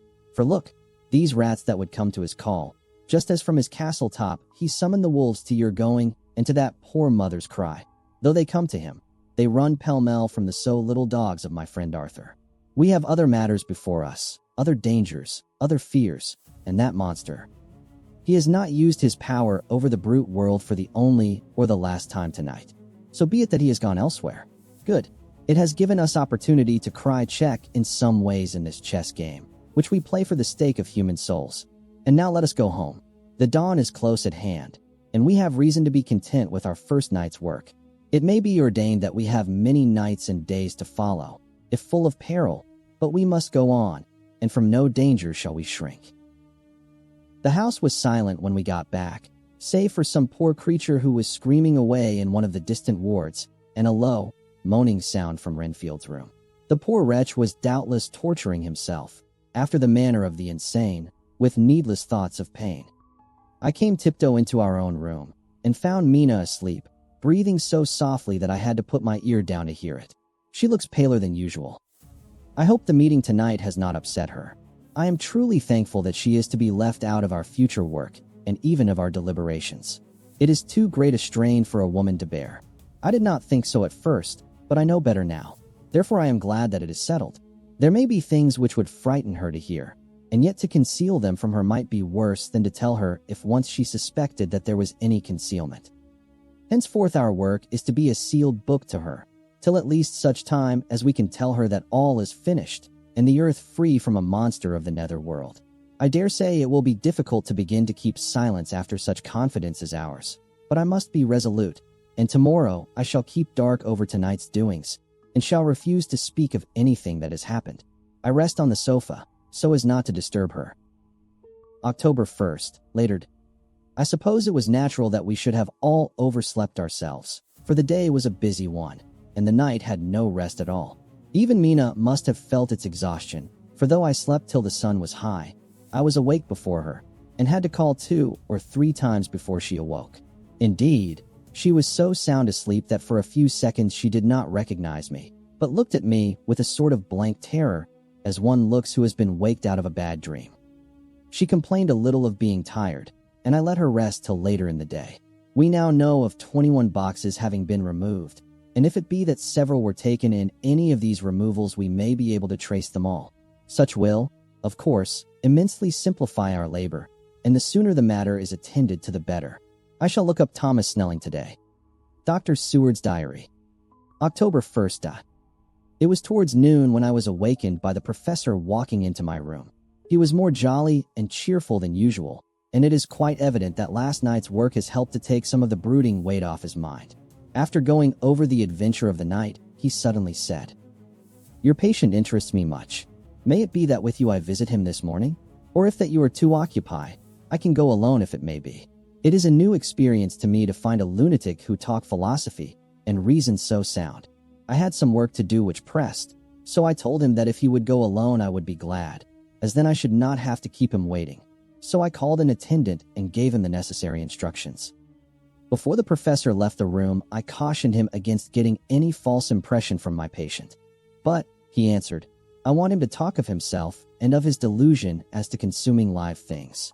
He said to Madame Mina, as I see in your diary of yesterday, that he had once had such a belief. Why do you smile, friend John? Excuse me, I said, but the answer is here. I laid my hand on the typewritten matter. When our sane and learned lunatic made that very statement of how he used to consume life, his mouth was actually nauseous with the flies and spiders which he had eaten just before Mrs. Harker entered the room. Van Helsing smiled in turn. Good, he said. Your memory is true, friend John. I should have remembered. And yet it is this very obliquity of thought and memory which makes mental disease such a fascinating study. Perhaps I may gain more knowledge out of the folly of this madman than I shall from the teaching of the most wise. Who knows? I went on with my work, and before long was through that in hand. It seemed that the time had been very short indeed, but there was Van Helsing back in the study. Do I interrupt? He asked politely as he stood at the door. Not at all, I answered. Come in. My work is finished, and I am free. I can go with you now, if you like. It is needless. I have seen him. Well, I fear that he does not appraise me at much. Our interview was short. When I entered his room, he was sitting on a stool in the center, with his elbows on his knees, and his face was the picture of sullen discontent. I spoke to him as cheerfully as I could, and with such a measure of respect as I could assume. He made no reply whatever. Don't you know me? I asked. His answer was not reassuring. I know you well enough. You are the old fool Van Helsing. I wish you would take yourself and your idiotic brain theories somewhere else. Damn all thick-headed Dutchmen. Not a word more would he say, but sat in his implacable sullenness as indifferent to me as though I had not been in the room at all. Thus departed for this time my chance of much learning from this so clever lunatic. So I shall go, if I may, and cheer myself with a few happy words with that sweet soul Madame Mina. Friend John, it does rejoice me unspeakable that she is no more to be pained, no more to be worried with our terrible things. Though we shall much miss her help, it is better so. I agree with you with all my heart, I answered earnestly, for I did not want him to weaken in this matter. Mrs. Harker is better out of it. Things are quite bad enough for us, all men of the world, and who have been in many tight places in our time. But it is no place for a woman, and if she had remained in touch with the affair, it would in time infallibly have wrecked her. So Van Helsing has gone to confer with Mrs. Harker and Harker. Quincy and Art are all out following up the clues as to the earth boxes. I shall finish my round of work, and we shall meet tonight. Mina Harker's Journal. October 1st. It is strange to me to be kept in the dark as I am today. After Jonathan's full confidence for so many years, to see him manifestly avoid certain matters, and those the most vital of all. This morning I slept late after the fatigues of yesterday, and though Jonathan was late too, he was the earlier. He spoke to me before he went out, never more sweetly or tenderly, but he never mentioned a word of what had happened in the visit to the Count's house. And yet he must have known how terribly anxious I was. Poor dear fellow. I suppose it must have distressed him even more than it did me. They all agreed that it was best that I should not be drawn further into this awful work, and I acquiesced. But to think that he keeps anything from me. And now I am crying like a silly fool, when I know it comes from my husband's great love and from the good wishes of those other strong men. That has done me good. Well, someday Jonathan will tell me all. And lest it should ever be that he should think for a moment that I kept anything from him, I still keep my journal as usual. Then if he has feared of my trust, one shall show it to him. With every thought of my heart, put down for his dear eyes to read. I feel strangely sad and low-spirited today. I suppose it is the reaction from the terrible excitement. Last night, I went to bed when the men had gone, simply because they told me to. I didn't feel sleepy, and I did feel full of devouring anxiety. I kept thinking over everything that has been ever since Jonathan came to see me in London, and it all seems like a horrible tragedy, with fate pressing on relentlessly to some destined end. Everything that one does seems, no matter how right it may be, to bring on the very thing which is most to be deplored. If I hadn't gone to Whitby, perhaps poor dear Lucy would be with us now. She hadn't taken to visiting the churchyard till I came, and if she hadn't come there in the daytime with me, she wouldn't have walked there in her sleep. And if she hadn't gone there at night and asleep, that monster couldn't have destroyed her as he did. Oh, why did I ever go to Whitby? They're now crying again. I wonder what has come over me today. I must hide it from Jonathan, for if he knew that I had been crying twice in one morning. I, who never cried on my own account, and whom he has never caused to shed a tear, the dear fellow would fret his heart out. I shall put a bold face on, and if I do feel weepy, he shall never see it. I suppose it is one of the lessons that we poor women have to learn. I can't quite remember how I fell asleep last night. I remember hearing the sudden barking of the dogs and a lot of queer sounds, like praying on a very tumultuous scale, from Mr. Renfield's room, which is somewhere under this. And then there was silence over everything, silence so profound that it startled me, and I got up and looked out of the window. All was dark and silent, the black shadows thrown by the moonlight seeming full of a silent mystery of their own. Not a thing seemed to be stirring, but all to be grim and fixed as death or fate. So that a thin streak of white mist that crept with almost imperceptible slowness across the grass towards the house seemed to have a sentience and a vitality of its own. I think that the digression of my thoughts must have done me good, for when I got back to bed, I found a lethargy creeping over me. I lay a while, but could not quite sleep, so I got out and looked out of the window again. The mist was spreading and was now close up to the house, so that I could see it lying thick against the wall, as though it were stealing up to the windows. The poor man was more loud than ever, and though I could not distinguish a word he said, I could in some way recognize in his tones some passionate entreaty on his part. Then there was the sound of a struggle, and I knew that the attendants were dealing with him. I was so frightened that I crept into bed and pulled the clothes over my head, putting my fingers in my ears. I was not then a bit sleepy, at least so I thought, but I must have fallen asleep, for, except dreams, I do not remember anything until the morning, when Jonathan woke me. I think that it took me an effort and a little time to realize where I was, and that it was Jonathan who was bending over me. My dream was very peculiar, and was almost typical of the way that waking thoughts become merged in, or continued in, dreams. I thought that I was asleep and waiting for Jonathan to come back. I was very anxious about him, and I was powerless to act. My feet and my hands and my brain were weighted, so that nothing could proceed at the usual pace. And so I slept uneasily and thought. Then it began to dawn upon me that the air was heavy and dank and cold. I put back the clothes from my face and found, to my surprise, that all was dim around. The gaslight which I had left lit for Jonathan, but turned down, came only like a tiny red spark through the fog, which had evidently grown thicker and poured into the room. Then it occurred to me that I had shut the window before I had come to bed. I would have got out to make certain on the point, but some leaden lethargy seemed to chain my limbs and even my will. I lay still and endured. That was all. I closed my eyes, but could still see through my eyelids. It is wonderful what tricks our dreams play us, and how conveniently we can imagine. The mist grew thicker and thicker, and I could see now how it came in, for I could see it like smoke, or with the white energy of boiling water, pouring in, not through the window, but through the joinings of the door. It got thicker and thicker, till it seemed as if it became concentrated into a sort of pillar of cloud in the room, through the top of which I could see the light of the gas shining like a red eye. Things began to whirl through my brain just as the cloudy column was now whirling in the room, and through it all came the scriptural words, "A pillar of cloud by day and of fire by night." Was it indeed some such spiritual guidance that was coming to me in my sleep? But the pillar was composed of both the day and the night guiding, for the fire was in the red eye, which at the thought got a new fascination for me, till, as I looked, the fire divided, and seemed to shine on me through the fog like two red eyes, such as Lucy told me of in her momentary mental wandering when, on the cliff, the dying sunlight struck the windows of St. Mary's Church. Suddenly the horror burst upon me that it was thus that Jonathan had seen those awful women growing into reality through the whirling mist in the moonlight, and in my dream I must have fainted, for all became black darkness. The last conscious effort which imagination made was to show me a livid white face bending over me out of the mist. I must be careful of such dreams, for they would unseat one's reason if there were too much of them. I would get Dr. Van Helsing or Dr. Seward to prescribe something for me which would make me sleep, only that I fear to alarm them.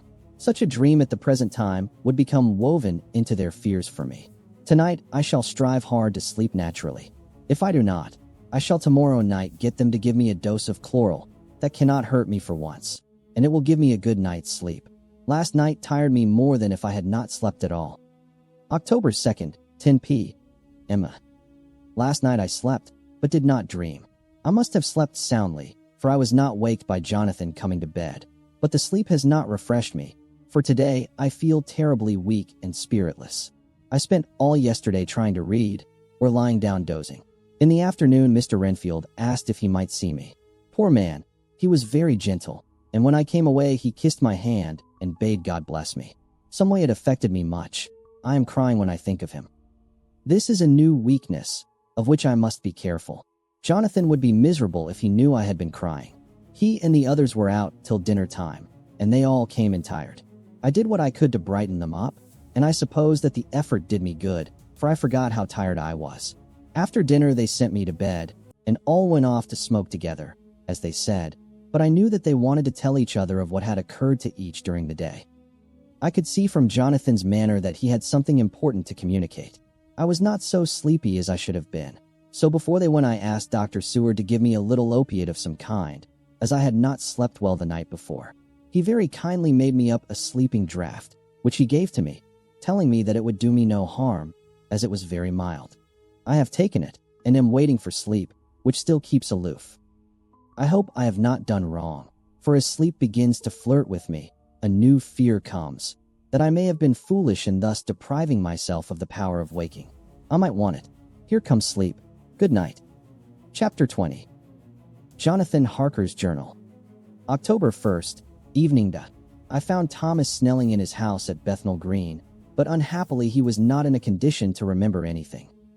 The very prospect of beer which my expected coming had opened to him had proved too much, and he had begun too early on his expected debauch. I learned, however, from his wife, who seemed a decent, poor soul, that he was only the assistant to Smollett, who of the two mates was the responsible person. So off I drove to Walworth, and found Mr. Joseph Smollett at home and in his shirt-sleeves, taking a late tea out of a saucer. He is a decent, intelligent fellow, distinctly a good, reliable type of workman, and with a headpiece of his own.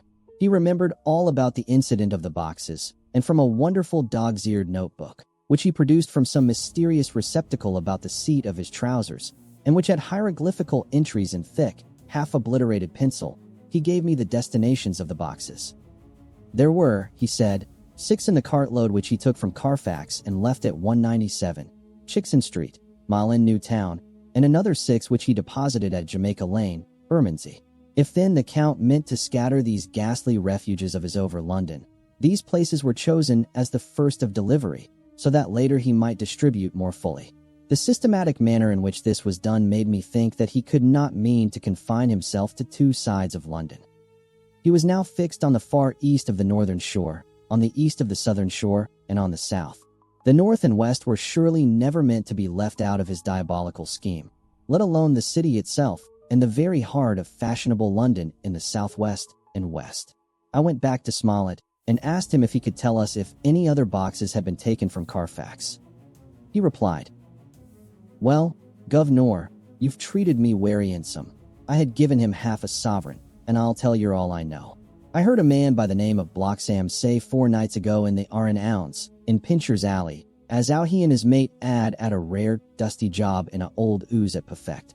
There ain't many such jobs as this air, and I'm thinking that maybe Sam Bloxham could tell ye summit. I asked if he could tell me where to find him. I told him that if he could get me the address, it would be worth another half sovereign to him. So he gulped down the rest of his tea and stood up, saying that he was going to begin the search then and there. At the door he stopped and said, "Look, governor, there ain't no sense in me keeping you 'ere. I may find Sam soon, or I mayn't. But anyhow, he ain't like to be in a way to tell you much tonight. Sam is a rare one when he starts on the booze. If you can give me an envelope with a stamp on it, and put your address on it, I'll find out where Sam is to be found and post it ye tonight. But ye better be up arter him soon in the morning, or maybe ye won't catch him, for Sam gets off main early, never mind the booze the night afore." This was all practical, so one of the children went off with a penny to buy an envelope and a sheet of paper, and to keep the change. When she came back, I addressed the envelope and stamped it, and when Smollett had again faithfully promised to post the address when found, I took my way to home. We're on the track anyhow. I am tired tonight and want sleep. Mina is fast asleep and looks a little too pale. Her eyes look as though she had been crying. Poor dear, I've no doubt it frets her to be kept in the dark, and it may make her doubly anxious about me and the others. But it is best as it is. It is better to be disappointed and worried in such a way now than to have her nerve broken. The doctors were quite right to insist on her being kept out of this dreadful business. I must be firm, for on me this particular burden of silence must rest. I shall not ever enter on the subject with her under any circumstances. Indeed, it may not be a hard task, after all, for she herself has become reticent on the subject, and has not spoken of the Count or his doings ever since we told her of our decision. October 2nd, evening. A long and trying and exciting day. By the first post, I got my directed envelope with a dirty scrap of paper enclosed, on which was written with a carpenter's pencil in a sprawling hand: Sam Bloxam, Corcoran's, 4, Potter's Court, Bartle Street, Walworth. Ours for the Depite. I got the letter in bed, and rose without waking Mina. She looked heavy and sleepy and pale, and far from well. I determined not to wake her, but that, when I should return from this new search, I would arrange for her going back to Exeter. I think she would be happier in our own home, with her daily tasks to interest her, than in being here amongst us, and in ignorance. I only saw Dr. Seward for a moment, and told him where I was off to, promising to come back and tell the rest so soon as I should have found out anything. I drove to Walworth and found, with some difficulty, Potter's Court. Mr. Smollett's spelling misled me, as I asked for Potter's Court instead of Potter's Court. However, when I had found the court, I had no difficulty in discovering Corcoran's lodging house. When I asked the man who came to the door for the Depite, he shook his head and said, "I dunno him. There ain't no such a person 'ere. I never 'eard of him in all my bloomin' days. Don't believe there ain't nobody of that kind livin' 'ere or anywheres." I took out Smollett's letter, and as I read it, it seemed to me that the lesson of the spelling of the name of the court might guide me. "What are you?" I asked. "I'm the deputy," he answered. I saw at once that I was on the right track. Phonetic spelling had again misled me. A half-crown tip put the deputy's knowledge at my disposal, and I learned that Mr. Bloxam, who had slept off the remains of his beer on the previous night at Corcoran's, had left for his work at Poplar at 5 o'clock that morning. He could not tell me where the place of work was situated, but he had a vague idea that it was some kind of a newfangled warehouse. And with this slender clue, I had to start for Poplar. It was 12 o'clock before I got any satisfactory hint of such a building, and this I got at a coffee shop, where some workmen were having their dinner. One of these suggested that there was being erected at Cross Angel Street a new cold storage building, and as this suited the condition of a newfangled warehouse, I at once drove to it. An interview with a surly gatekeeper and a surlier foreman, both of whom were appeased with the coin of the realm, put me on the track of Bloxam. He was sent for on my suggesting that I was willing to pay his day's wages to his foreman for the privilege of asking him a few questions on a private matter. He was a smart enough fellow, though rough of speech and bearing. When I had promised to pay for his information and given him an earnest, he told me that he had made 2 journeys between Carfax and a house in Piccadilly, and had taken from this house to the latter 9 great boxes, main heavy ones, with a horse and cart hired by him for this purpose. I asked him if he could tell me the number of the house in Piccadilly, to which he replied, "Well, governor, I forgets the number, but it was only a few doors from a big white church or something of the kind, not long built. It was a dusty old ooze, too, though nothing to the dustiness of the ooze we took the bloomin' boxes from." "How did you get into the houses if they were both empty?" There was the old party what engaged me a waitin' in the ooze at Purfleet. He helped me to lift the boxes and put them in the dray. Curse me, but he was the strongest chap I ever struck, and him a old feller, with a white mustache, one that thin you would think he couldn't throw a shatter. How this phrase thrilled through me. Why, he took up his end o' the boxes like they was pounds of tea, and me a puffin' and a blowin' afore I could up in mine anyhow, and I'm no chicken neither. How did you get into the house in Piccadilly? I asked. He was there too. He must have started off and got there afore me, for when I rung of the bell he kim and opened the door hisself and helped me to carry the boxes into the hall. The whole 9? I asked. Yes, there was 5 in the first load and 4 in the second. It was main dry work, and I don't so well remember how I got home. I interrupted him. Were the boxes left in the hall? Yes, it was a big hall, and there was nothing else in it. I made one more attempt to further matters. You didn't have any key? Never used no key nor nothing. The old gent, he opened the door hisself and shut it again when I drove off. I don't remember the last time, but that was the beer. And you can't remember the number of the house? No, sir. But you needn't have no difficulty about that. It's a I-un with a stone front with a bow on it, and I steps up to the door. I know them steps. Even had to carry the boxes up with 3 loafers what come round to earn a copper. The old gent give them shillings, and they seein' they got so much, they wanted more, but he took one of them by the shoulder and was like to throw him down the steps, till the lot of them went away cussin'. I thought that with this description I could find the house, so, having paid my friend for his information, I started off for Piccadilly. I had gained a new painful experience. The Count could, it was evident, handle the earth boxes himself. If so, time was precious, for, now that he had achieved a certain amount of distribution, he could, by choosing his own time, complete the task unobserved. At Piccadilly Circus I discharged my cab and walked westward. Beyond the Junior Constitutional I came across the house described, and was satisfied that this was the next of the lairs arranged by Dracula. The house looked as though it had been long untenanted. The windows were encrusted with dust, and the shutters were up. All the framework was black with time, and from the iron the paint had mostly scaled away. It was evident that up to lately there had been a large notice board in front of the balcony. It had, however, been roughly torn away, the uprights which had supported it still remaining. Behind the rails of the balcony I saw there were some loose boards, whose raw edges looked white. I would have given a good deal to have been able to see the notice board intact, as it would, perhaps, have given some clue to the ownership of the house. I remembered my experience of the investigation and purchase of Carfax, and I could not but feel that if I could find the former owner there might be some means discovered of gaining access to the house. There was at present nothing to be learned from the Piccadilly side, and nothing could be done, so I went round to the back to see if anything could be gathered from this quarter. The mews were active, the Piccadilly houses being mostly in occupation.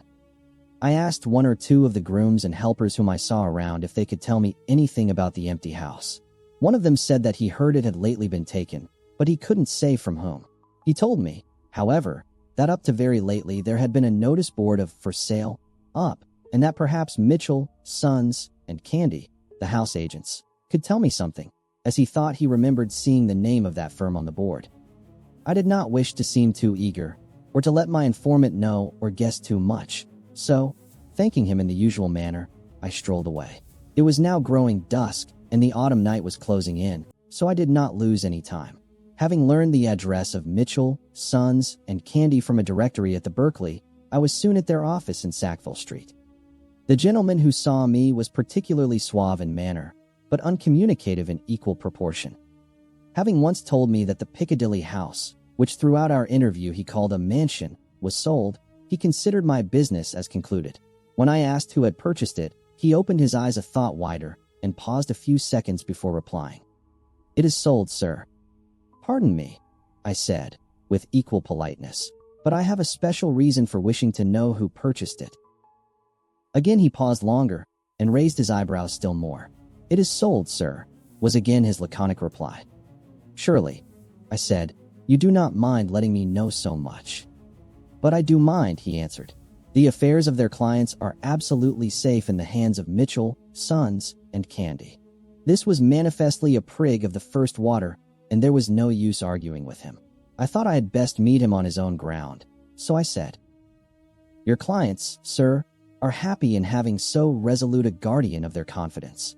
I am myself a professional man." Here I handed him my card. In this instance, I am not prompted by curiosity.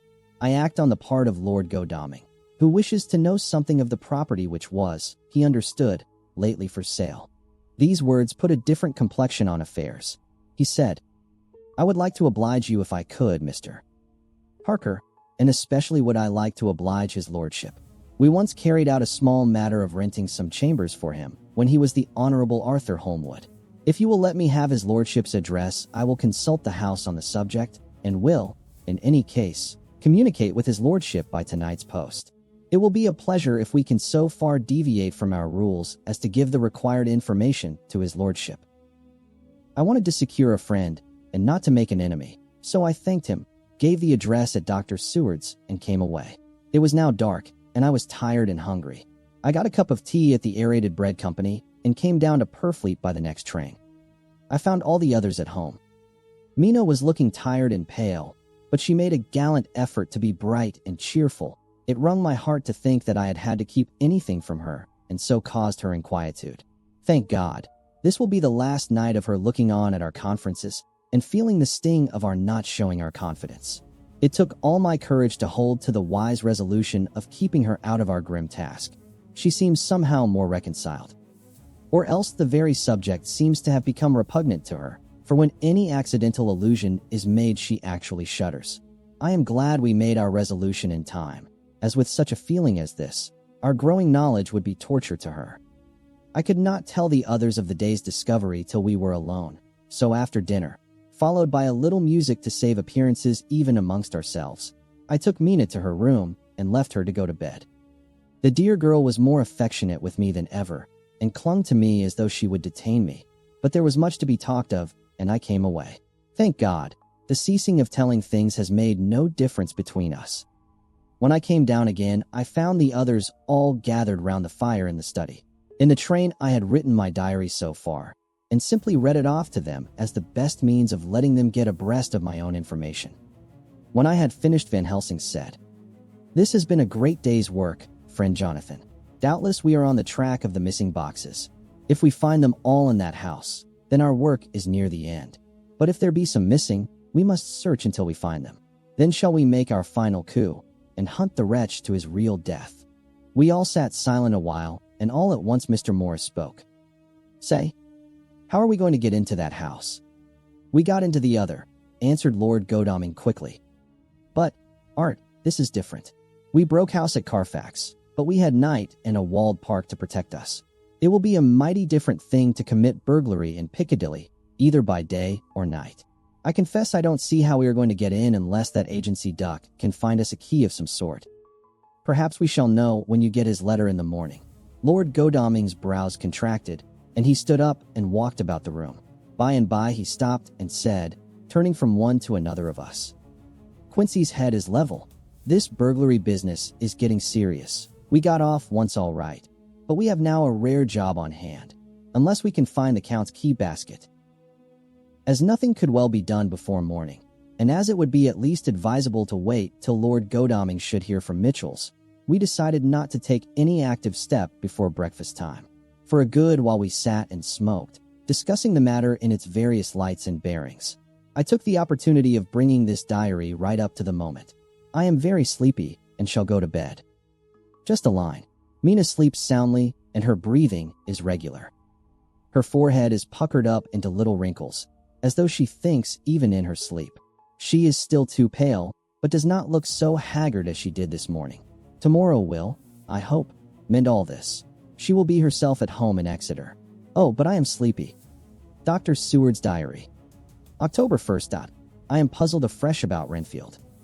His moods change so rapidly that I find it difficult to keep touch of them, and as they always mean something more than his own well-being, they form a more than interesting study.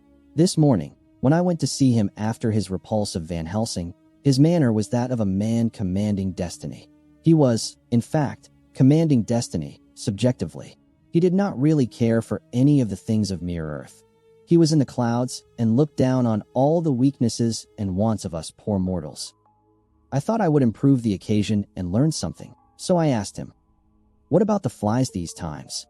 He smiled on me in quite a superior sort of way, such a smile as would have become the face of Malvolio, as he answered me. "The fly, my dear sir, has one striking feature. Its wings are typical of the aerial powers of the psychic faculties. The ancients did well when they typified the soul as a butterfly." I thought I would push his analogy to its utmost logically, so I said quickly, "Oh, it is a soul you are after now, is it?" His madness foiled his reason, and a puzzled look spread over his face as, shaking his head with a decision which I had but seldom seen in him, he said, oh no, I want no souls. Life is all I want." Here he brightened up. "I am pretty indifferent about it at present. Life is all right. I have all I want. You must get a new patient, doctor, if you wish to study zoophagy." This puzzled me a little, so I drew him on. "Then you command life. You are a god, I suppose?" He smiled with an ineffably benign superiority. "Oh no, far be it from me to arrogate to myself the attributes of the deity. I am not even concerned in his especially spiritual doings. If I may state my intellectual position, I am, so far as concerns things purely terrestrial, somewhat in the position which Enoch occupied spiritually." This was a poser to me. I could not at the moment recall Enoch's appositeness, so I had to ask a simple question, though I felt that by so doing I was lowering myself in the eyes of the lunatic. "And why with Enoch?" "Because he walked with God." I could not see the analogy, but did not like to admit it, so I harked back to what he had denied. "So you don't care about life, and you don't want souls. Why not?" I put my question quickly and somewhat sternly, on purpose to disconcert him. The effort succeeded. For an instant he unconsciously relapsed into his old servile manner, bent low before me, and actually fawned upon me as he replied, "I don't want any souls, indeed, I don't. I couldn't use them if I had them. They would be no manner of use to me. I couldn't eat them or—" He suddenly stopped and the old cunning look spread over his face, like a wind sweep on the surface of the water. "And doctor, as to life, what is it after all? When you've got all you require, and you know that you will never want, that is all. I have friends, good friends, like you, Dr. Seward." This was said with a leer of inexpressible cunning. "I know that I shall never lack the means of life." I think that through the cloudiness of his insanity he saw some antagonism in me, for he at once fell back on the last refuge of such as he, a dogged silence.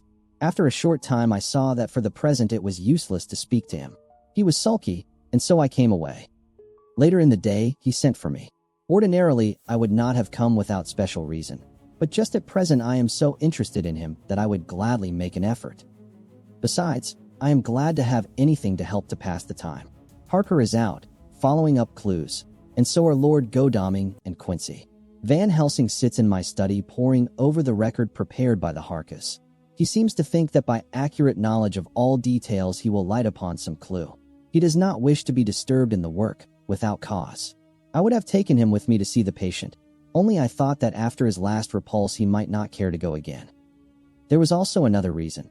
Renfield might not speak so freely before a third person as when he and I were alone. I found him sitting out in the middle of the floor on his stool, a pose which is generally indicative of some mental energy on his part. When I came in, he said at once, as though the question had been waiting on his lips, "What about souls?" It was evident then that my surmise had been correct. Unconscious cerebration was doing its work, even with the lunatic. I determined to have the matter out. "What about them yourself?" I asked. He did not reply for a moment, but looked all round him, and up and down, as though he expected to find some inspiration for an answer. "I don't want any souls," he said in a feeble, apologetic way. The matter seemed preying on his mind, and so I determined to use it, to be cruel only to be kind. So I said, "You like life, and you want life?" "Oh yes, but that is all right. You needn't worry about that." "But," I asked, "how are we to get the life without getting the soul also?" This seemed to puzzle him, so I followed it up. "A nice time you'll have some time when you're flying out there, with the souls of thousands of flies and spiders and birds and cats buzzing and twittering and meowing all round you. You've got their lives, you know, and you must put up with their souls." Something seemed to affect his imagination, for he put his fingers to his ears and shut his eyes, screwing them up tightly just as a small boy does when his face is being soaked. There was something pathetic in it that touched me. It also gave me a lesson, for it seemed that before me was a child. Only a child, though the features were worn and the stubble on the jaws was white. It was evident that he was undergoing some process of mental disturbance, and, knowing how his past moods had interpreted things seemingly foreign to himself, I thought I would enter into his mind as well as I could and go with him. The first step was to restore confidence, so I asked him, speaking pretty loud so that he would hear me through his closed ears. "Would you like some sugar to get your flies round again?" He seemed to wake up all at once, and shook his head. With a laugh he replied, "Not much. Flies are poor things, after all." After a pause he added, "But I don't want their souls buzzing round me, all the same." "Or spiders," I went on. "Below spiders.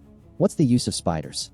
There isn't anything in them to eat, or—" He stopped suddenly, as though reminded of a forbidden topic. So. I thought to myself, this is the second time he has suddenly stopped at the word drink. What does it mean?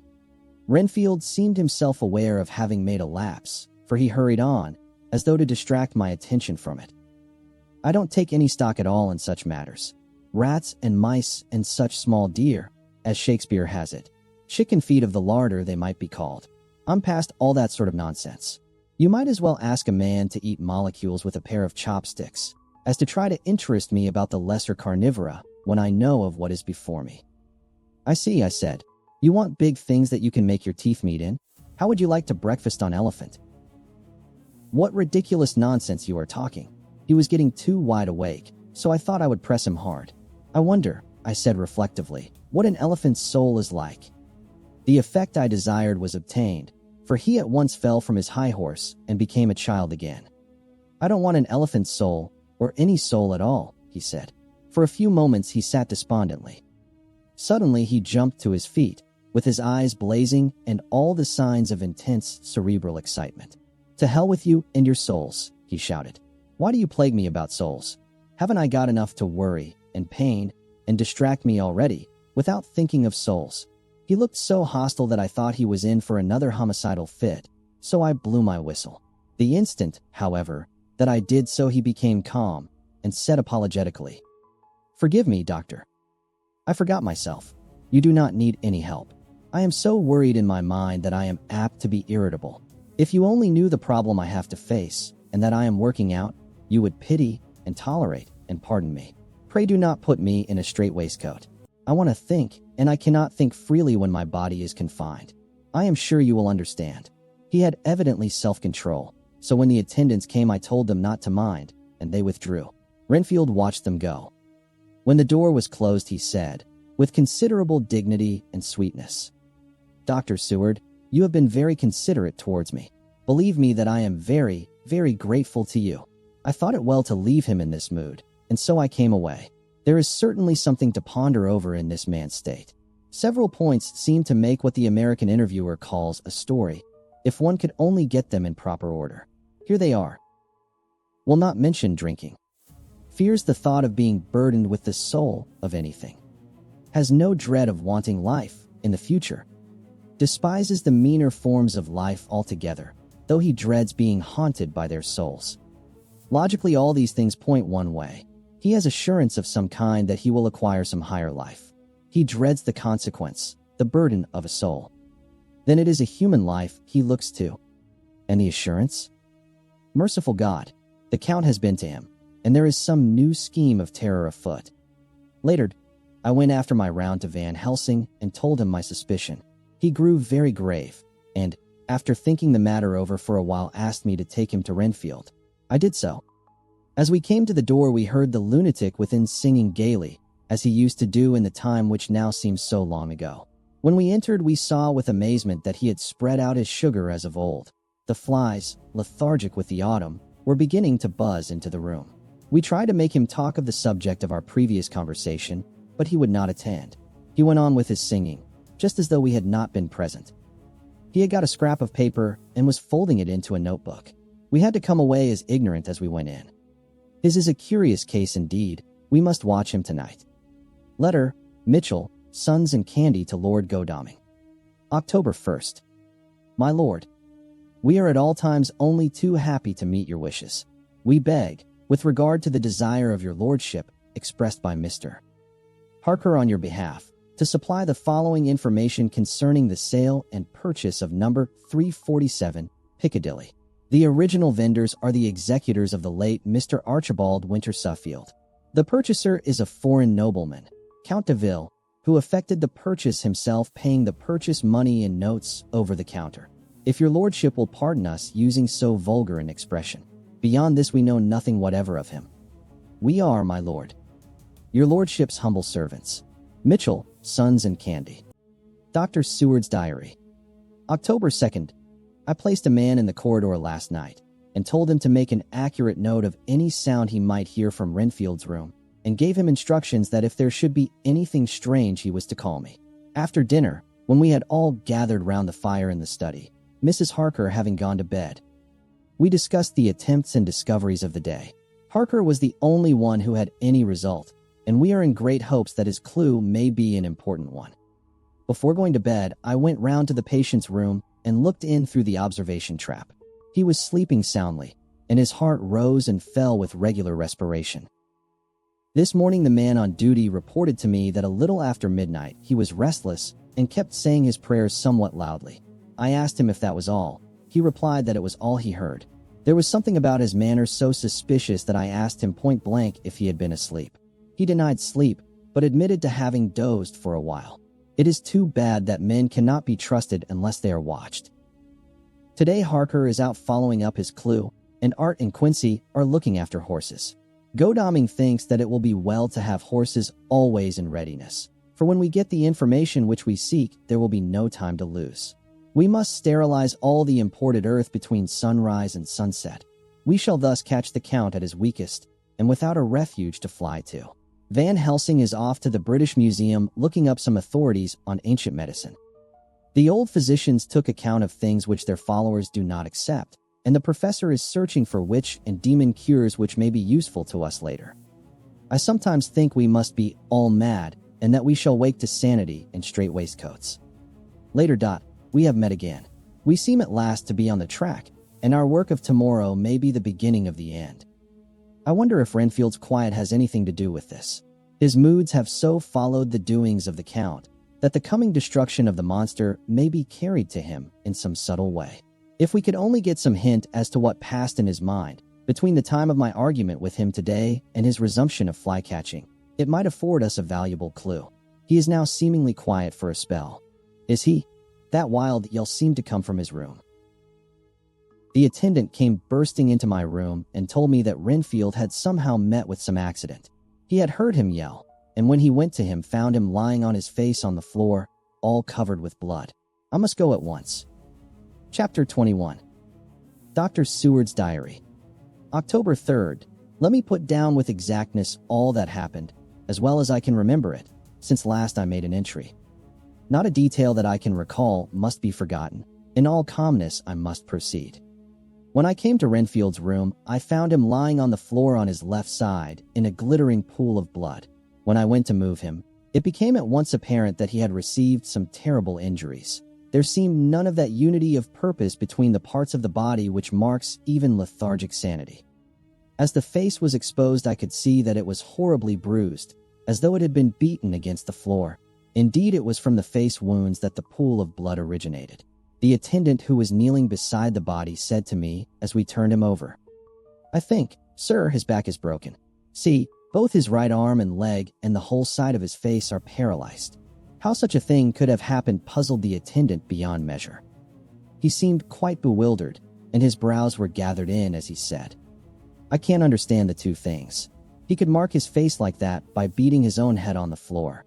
I saw a young woman do it once at the Eversfield Asylum before anyone could lay hands on her. And I suppose he might have broke his neck by falling out of bed if he got in an awkward kink. But for the life of me, I can't imagine how the two things occurred. If his back was broke, he couldn't beat his head, and if his face was like that before the fall out of bed, there would be marks of it. I said to him, 'Go to Dr. Van Helsing and ask him to kindly come here at once. I want him without an instant's delay.' The man ran off, and within a few minutes the professor, in his dressing gown and slippers, appeared. When he saw Renfield on the ground, He looked keenly at him a moment, and then turned to me. I think he recognized my thought in my eyes, for he said very quietly, manifestly for the ears of the attendant, "Ah, a sad accident. He will need very careful watching and much attention. I shall stay with you myself, but I shall first dress myself. If you will remain, I shall in a few minutes join you." The patient was now breathing stertorously, and it was easy to see that he had suffered some terrible injury. Van Helsing returned with extraordinary celerity, bearing with him a surgical case. He had evidently been thinking and had his mind made up, for, almost before he looked at the patient, he whispered to me, "Send the attendant away. We must be alone with him when he becomes conscious after the operation." So I said, "I think that will do now, Simmons. We have done all that we can at present. You had better go your round, and Dr. Van Helsing will operate. Let me know instantly if there be anything unusual anywhere." The man withdrew, and we went into a strict examination of the patient. The wounds of the face was superficial. The real injury was a depressed fracture of the skull, extending right up through the motor area. The professor thought a moment and said, "We must reduce the pressure and get back to normal conditions as far as can be. The rapidity of the suffusion shows the terrible nature of his injury. The whole motor area seems affected. The suffusion of the brain will increase quickly, so we must trephine at once, or it may be too late." As he was speaking, there was a soft tapping at the door. I went over and opened it and found in the corridor without Arthur and Quincy in pajamas and slippers. The former spoke. "I heard your man call up Dr. Van Helsing and tell him of an accident. So I woke Quincy, or rather called for him as he was not asleep. Things are moving too quickly and too strangely for sound sleep for any of us these times. I've been thinking that tomorrow night we'll not see things as they have been. We'll have to look back and forward a little more than we have done. May we come in?" I nodded and held the door open till they had entered. Then I closed it again. When Quincy saw the attitude and state of the patient and noted the horrible pool on the floor, he said softly, "My God, what has happened to him? Poor devil." I told him briefly and added that we expected he would recover consciousness after the operation, for a short time, at all events. He went at once and sat down on the edge of the bed, with Godalming beside him. We all watched in patience. "We shall wait," said Van Helsing, "just long enough to fix the best spot for trephining, so that we may most quickly and perfectly remove the blood clot, for it is evident that the hemorrhage is increasing." The minutes during which we waited passed with fearful slowness. I had a horrible sinking in my heart, and from Van Helsing's face I gathered that he felt some fear or apprehension as to what was to come. I dreaded the words that Renfield might speak.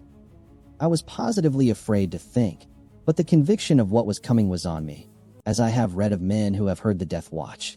The poor man's breathing came in uncertain gasps. Each instant he seemed as though he would open his eyes and speak, but then would follow a prolonged, stertorous breath, and he would relapse into a more fixed insensibility. Inured as I was to sick beds and death, this suspense grew and grew upon me. I could almost hear the beating of my own heart, and the blood surging through my temples sounded like blows from a hammer. The silence finally became agonizing. I looked at my companions, one after another, and saw from their flushed faces and damp brows that they were enduring equal torture. There was a nervous suspense over us all, as though overhead some dread bell would peal out powerfully when we should least expect it. At last there came a time when it was evident that the patient was sinking fast. He might die at any moment. I looked up at the professor and caught his eyes fixed on mine. His face was sternly set as he spoke. "There is no time to lose. His words may be worth many lives. I have been thinking so, as I stood here. It may be there is a soul at stake. We shall operate just above the ear." Without another word, he made the operation. For a few moments the breathing continued to be stertorous. Then there came a breath so prolonged that it seemed as though it would tear open his chest. Suddenly his eyes opened and became fixed in a wild, helpless stare. This was continued for a few moments. Then it softened into a glad surprise, and from the lips came a sigh of relief. He moved convulsively, and as he did so, said, "I'll be quiet, doctor. Tell them to take off the strait waistcoat. I have had a terrible dream, and it has left me so weak that I cannot move. What's wrong with my face? It feels all swollen, and it smarts dreadfully." He tried to turn his head, But even with the effort, his eyes seemed to grow glassy again, so I gently put it back. Then Van Helsing said in a quiet, grave tone, "Tell us your dream, Mr. Renfield." As he heard the voice, his face brightened through its mutilation, and he said, "That is Dr. Van Helsing. How good it is of you to be here. Give me some water, my lips are dry. And I shall try to tell you. I dreamed." He stopped and seemed fainting. I called quietly to Quincy, "The brandy. It is in my study. Quick." He flew and returned with a glass, the decanter of brandy, and a carafe of water. We moistened the parched lips, and the patient quickly revived. It seemed, however, that his poor injured brain had been working in the interval, for, when he was quite conscious, he looked at me piercingly with an agonized confusion which I shall never forget, and said, "I must not deceive myself. It was no dream, but all a grim reality." Then his eyes roved round the room. As they caught sight of the two figures sitting patiently on the edge of the bed, he went on, "If I were not sure already, I would know from them." For an instant his eyes closed, not with pain or sleep, but voluntarily, as though he were bringing all his faculties to bear. When he opened them, he said, hurriedly, and with more energy than he had yet displayed, "Quick, doctor, quick. I am dying. I feel that I have but a few minutes, and then I must go back to death, or worse. Wet my lips with brandy again. I have something that I must say before I die, or before my poor crushed brain dies anyhow. Thank you. It was that night after you left me, when I implored you to let me go away. I couldn't speak then, for I felt my tongue was tied. But I was as sane then, except in that way, as I am now. I was in an agony of despair for a long time after you left me. It seemed hours. Then there came a sudden peace to me. My brain seemed to become cool again, and I realized where I was. I heard the dogs bark behind our house, but not where he was." As he spoke, Van Helsing's eyes never blinked, but his hand came out and met mine and gripped it hard. He did not, however, betray himself. He nodded slightly and said, "Go on," in a low voice. Renfield proceeded.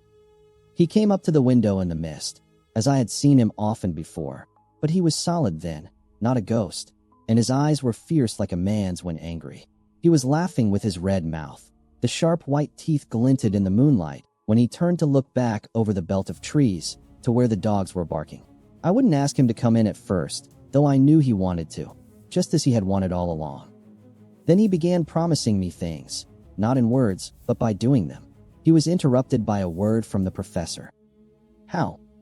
By making them happen, just as he used to send in the flies when the sun was shining. Great big fat ones with steel and sapphire on their wings, and big moths, in the night, with skull and crossbones on their backs. Van Helsing nodded to him as he whispered to me unconsciously. The Acherontia aetotropos of the Sphinges, what you call the death's head moth. The patient went on without stopping. Then he began to whisper, rats, rats, rats. Hundreds, thousands, millions of them, and every one a life, and dogs to eat them, and cats too. All lives, all red blood, with years of life in it, and not merely buzzing flies. I laughed at him, for I wanted to see what he could do. Then the dogs howled, away beyond the dark trees in his house. He beckoned me to the window. I got up and looked out, and he raised his hands, and seemed to call out without using any words. A dark mass spread over the grass, coming on like the shape of a flame of fire, and then he moved the mist to the right and left, and I could see that there were thousands of rats with their eyes blazing red, like his, only smaller. He held up his hand, and they all stopped, and I thought he seemed to be saying, all these lives will I give you, I, and many more and greater, through countless ages, if you will fall down and worship me.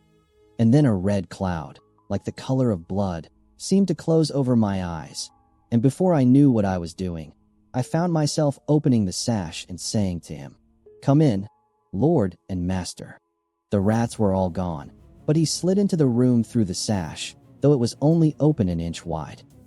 Just as the moon herself has often come in through the tiniest crack and has stood before me in all her size and splendor.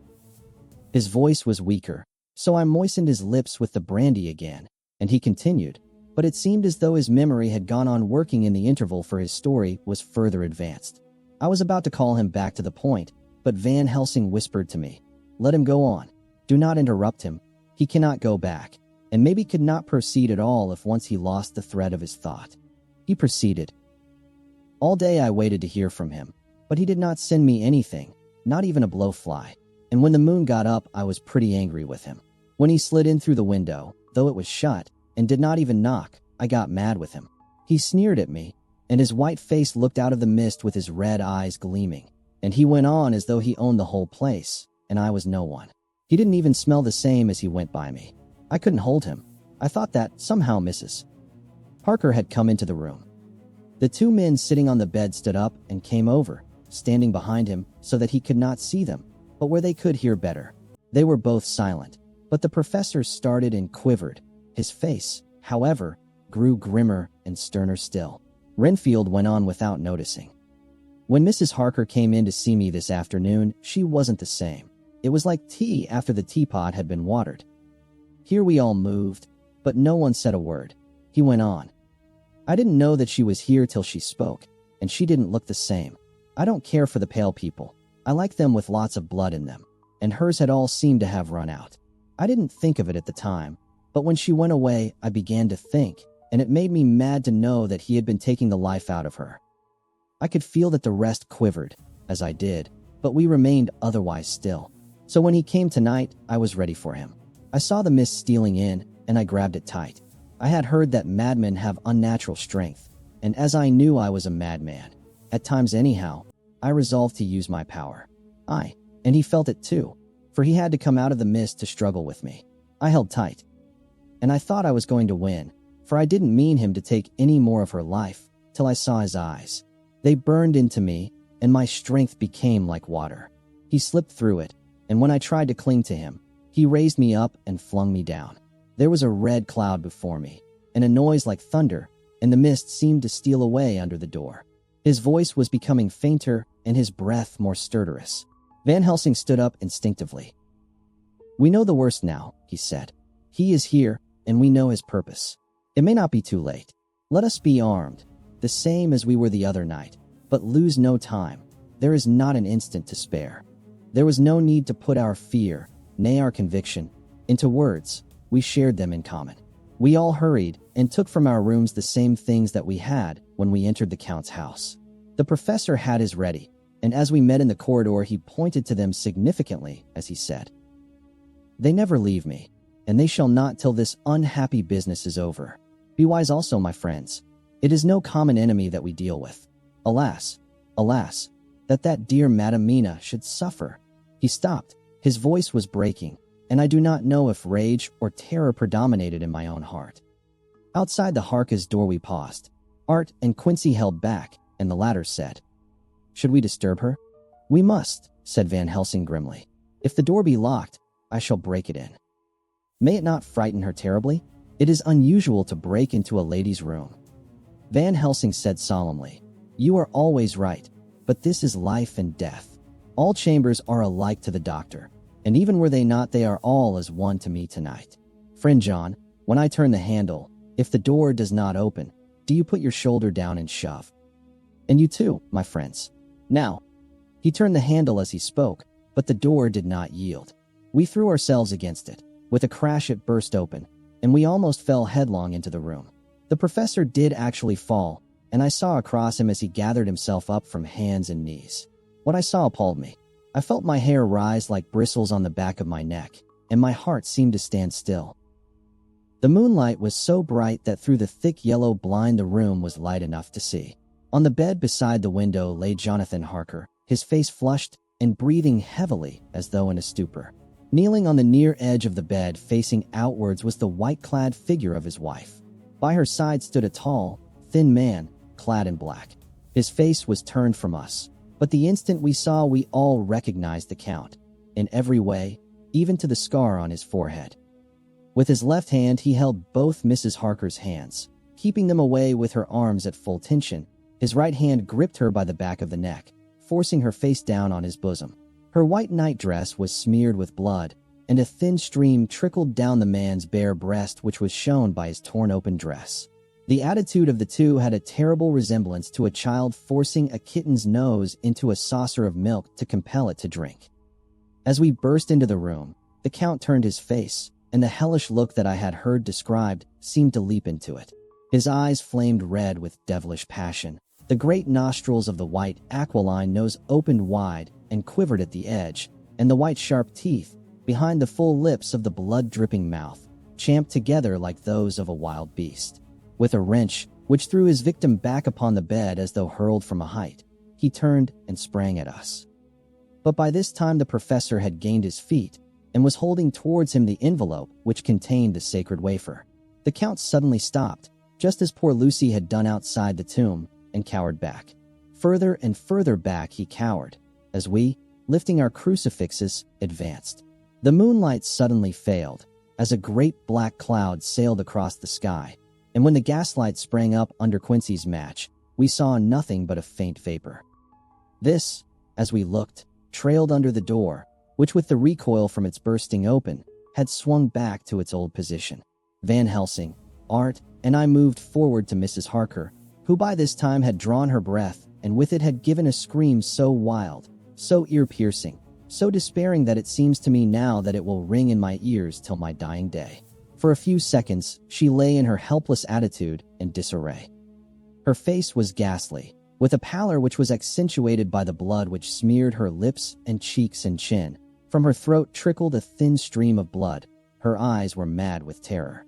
Then she put before her face her poor crushed hands, which bore on their whiteness the red mark of the Count's terrible grip, and from behind them came a low desolate wail, which made the terrible scream seem only the quick expression of an endless grief. Van Helsing stepped forward and drew the coverlet gently over her body, whilst Art, after looking at her face for an instant despairingly, ran out of the room. Van Helsing whispered to me, "Jonathan is in a stupor such as we know the vampire can produce. We can do nothing with poor Madame Mina for a few moments till she recovers herself. I must wake him." He dipped the end of a towel in cold water, and with it began to flick him on the face, his wife all the while holding her face between her hands and sobbing in a way that was heartbreaking to hear. I raised the blind and looked out of the window. There was much moonshine, and as I looked I could see Quincy Morris run across the lawn and hide himself in the shadow of a great yew tree. It puzzled me to think why he was doing this. But at the instant I heard Harker's quick exclamation as he woke to partial consciousness and turned to the bed. On his face, as there might well be, was a look of wild amazement. He seemed dazed for a few seconds, and then full consciousness seemed to burst upon him all at once, and he started up. His wife was aroused by the quick movement and turned to him with her arms stretched out, as though to embrace him. Instantly, however, she drew them in again, and putting her elbows together, held her hands before her face, and shuddered till the bed beneath her shook. "In God's name, what does this mean?" Harker cried out. "Dr. Seward, Dr. Van Helsing, what is it? What has happened? What is wrong? Mina, dear, what is it? What does that blood mean? My God, has it come to this?" And, raising himself to his knees, he beat his hands wildly together. "Good God, help us! Help her! Oh, help her!" With a quick movement, he jumped from bed and began to pull on his clothes, all the man in him awake at the need for instant exertion. "What has happened? Tell me all about it," he cried without pausing. "Dr. Van Helsing, you love Mina, I know. Oh, do something to save her. It cannot have gone too far yet. Guard her while I look for him." His wife, through her terror and horror and distress, saw some sure danger to him. Instantly forgetting her own grief, she seized hold of him and cried out, No, Jonathan, you must not leave me. I have suffered enough tonight, God knows, without the dread of his harming you. You must stay with me. Stay with these friends who will watch over you." Her expression became frantic as she spoke, and, he yielding to her, she pulled him down sitting on the bedside and clung to him fiercely. Van Helsing and I tried to calm them both. The professor held up his little golden crucifix and said with wonderful calmness, "Do not fear, my dear. We are here, and whilst this is close to you, no foul thing can approach. You are safe for tonight, and we must be calm and take counsel together." She shuddered and was silent, holding down her head on her husband's breast. When she raised it, his white nightrobe was stained with blood where her lips had touched, and where the thin, open wound in her neck had sent forth drops. The instant she saw it, she drew back, with a low wail, and whispered, amidst choking sobs, "Unclean, unclean. I must touch him or kiss him no more. Oh, that it should be that it is I who am now his worst enemy. and whom he may have most cause to fear. To this he spoke out resolutely. Nonsense, Mina. It is a shame to me to hear such a word. I would not hear it of you, and I shall not hear it from you. May God judge me by my deserts, and punish me with more bitter suffering than even this hour, if by any act or will of mine anything ever come between us. He put out his arms and folded her to his breast, and for a while she lay there sobbing. He looked at us over her bowed head, with eyes that blinked damply above his quivering nostrils. His mouth was set as steel. After a while her sobs became less frequent and more faint, and then he said to me, speaking with a studied calmness which I felt tried his nervous power to the utmost. And now, Dr. Seward, tell me all about it. Too well I know the broad fact. Tell me all that has been. I told him exactly what had happened, and he listened with seeming impassiveness. But his nostrils twitched and his eyes blazed as I told how the ruthless hands of the Count had held his wife in that terrible and horrid position, with her mouth to the open wound in his breast. It interested me, even at that moment, to see that, whilst the face of white-set passion worked convulsively over the bowed head, the hands tenderly and lovingly stroked the ruffled hair. Just as I had finished, Quincy and Godalming knocked at the door. They entered in obedience to our summons. Van Helsing looked at me questioningly. I understood him to mean if we were to take advantage of their coming to divert, if possible, the thoughts of the unhappy husband and wife from each other and from themselves. So on nodding acquiescence to him, he asked them what they had seen or done, to which Lord Godalming answered. I could not see him anywhere in the passage or in any of our rooms. I looked in the study, but, though he had been there, he had gone. He had, however, he stopped suddenly, looking at the poor drooping figure on the bed. Van Helsing said gravely, "Go on, friend Arthur. We want here no more concealments. Our hope now is in knowing all. Tell freely." So Art went on. He had been there, and though it could only have been for a few seconds, he made rare hay of the place. All the manuscript had been burned, and the blue flames were flickering amongst the white ashes. The cylinders of your phonograph, too, were thrown on the fire, and the wax had helped the flames. Here I interrupted. Thank God there is the other copy in the safe. His face lit for a moment, but fell again as he went on. I ran downstairs then, but could see no sign of him. I looked into Renfield's room, but there was no trace there except... Again he paused. "Go on," said Harker hoarsely. So he bowed his head and, moistening his lips with his tongue, added, "Except that the poor fellow is dead." Mrs. Harker raised her head. Looking from one to the other of us, she said solemnly, "God's will be done." I could not but feel that Art was keeping back something. But, as I took it that it was with a purpose, I said nothing. Van Helsing turned to Morris and asked, "And you, friend Quincy, have you any to tell?"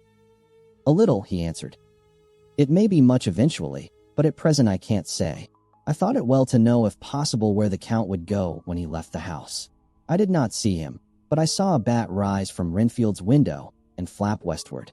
I expected to see him in some shape go back to Carfax, but he evidently sought some other lair. He will not be back tonight, for the sky is reddening in the east and the dawn is close. We must work tomorrow." He said the latter words through his shut teeth. For a space of perhaps a couple of minutes there was silence, and I could fancy that I could hear the sound of our hearts beating. Then Van Helsing said, placing his hand very tenderly on Mrs. Harker's head, "And now, Madam Mina, poor, dear Madam Mina, tell us exactly what happened.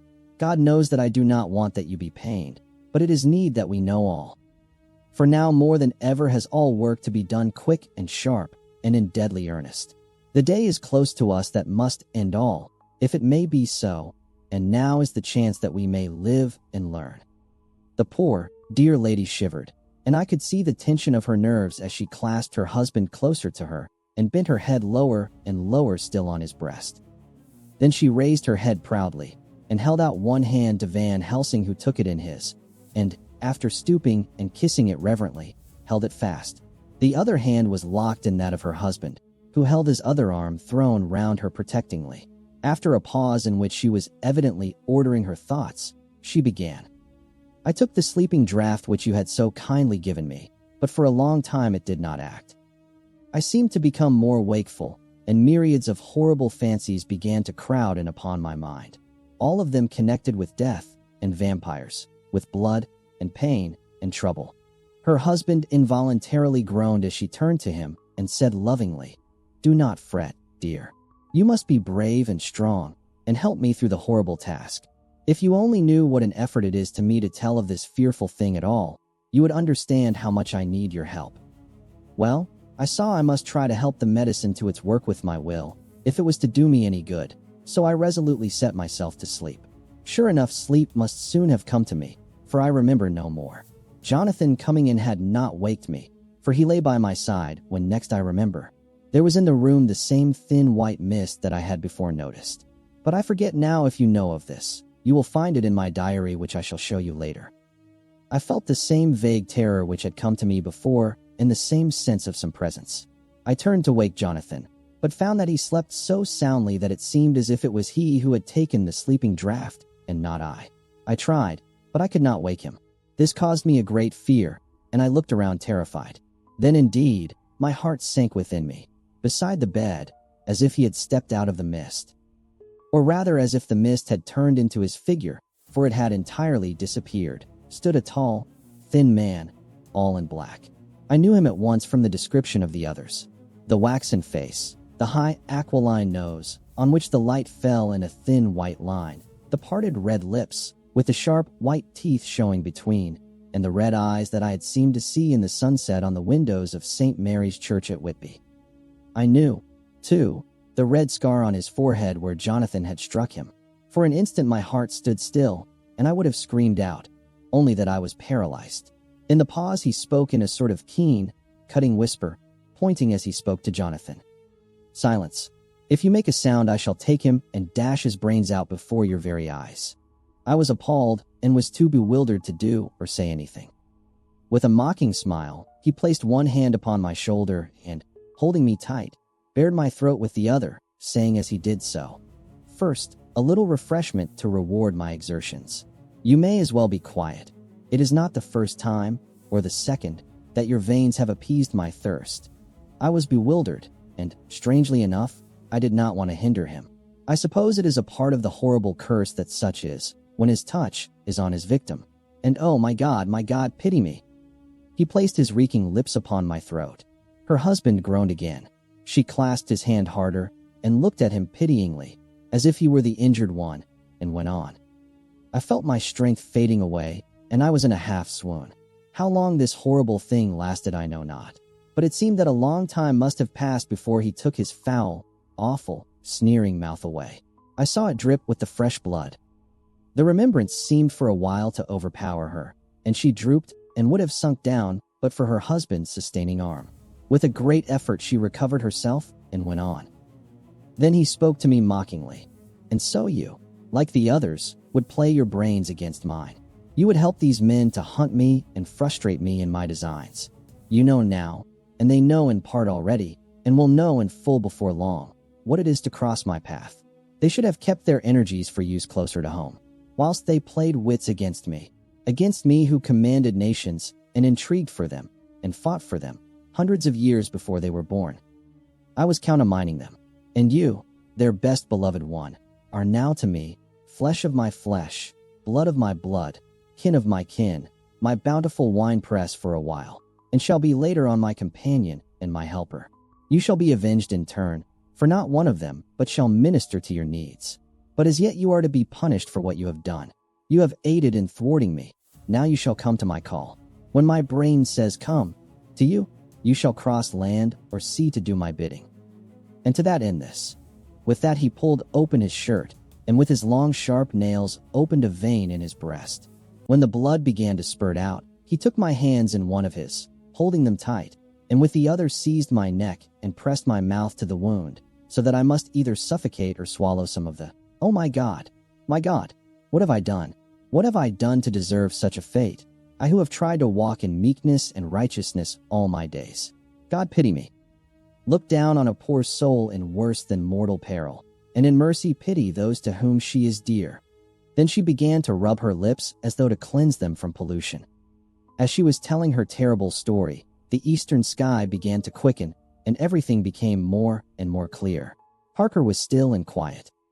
But over his face, as the awful narrative went on, came a gray look which deepened and deepened in the morning light, till when the first red streak of the coming dawn shot up, the flesh stood darkly out against the whitening hair. We have arranged that one of us is to stay within call of the unhappy pair till we can meet together and arrange about taking action. Of this I am sure. The sun rises today on no more miserable house in all the great round of its daily course. In these chapters of Dracula, the hunt turns from fear to fierce resolve. Mina bears the Count's mark, yet refuses to be only his victim. The men swear to fight not just for her life, but for her soul. Renfield's broken body warns them how close the darkness has come. They track the missing boxes of earth, map every route, and record every clue. Until one terrible truth emerges. Dracula is fleeing London by sea. Chapters 22 to 24 are the calm before the storm, and the last chance to stop the king vampire before he reaches his home soil. You're listening to Bram Stoker's Dracula, chapters 22 to 24. Chapter 22. Jonathan Harker's Journal. October 3rd. As I must do something or go mad, I write this diary. It is now 6 o'clock, and we are to meet in the study in half an hour and take something to eat. For Dr. Van Helsing and Dr. Seward are agreed that if we do not eat, we cannot work our best. Our best will be, God knows, required today. I must keep writing at every chance, for I dare not stop to think. All, big and little, must go down. Perhaps at the end the little things may teach us most. The teaching, big or little, could not have landed Mina or me anywhere worse than we are today. However, we must trust and hope. Poor Mina told me just now, with the tears running down her dear cheeks, that it is in trouble and trial that our faith is tested, that we must keep on trusting, and that God will aid us up to the end. The end? Oh my God! What end? To work. To work. When Dr. Van Helsing and Dr. Seward had come back from seeing poor Renfield, we went gravely into what was to be done. First, Dr. Seward told us that when he and Dr. Van Helsing had gone down to the room below, they had found Renfield lying on the floor, all in a heap. His face was all bruised and crushed in, and the bones of the neck were broken. Dr. Seward asked the attendant who was on duty in the passage if he had heard anything. He said that he had been sitting down. He confessed to half dozing. When he heard loud voices in the room, and then Renfield had called out loudly several times, "God! God! God!" After that there was a sound of falling, and when he entered the room he found him lying on the floor, face down, just as the doctors had seen him. Van Helsing asked if he had heard voices, or a voice, and he said he could not say, that at first it had seemed to him as if there were two, but as there was no one in the room it could have been only one.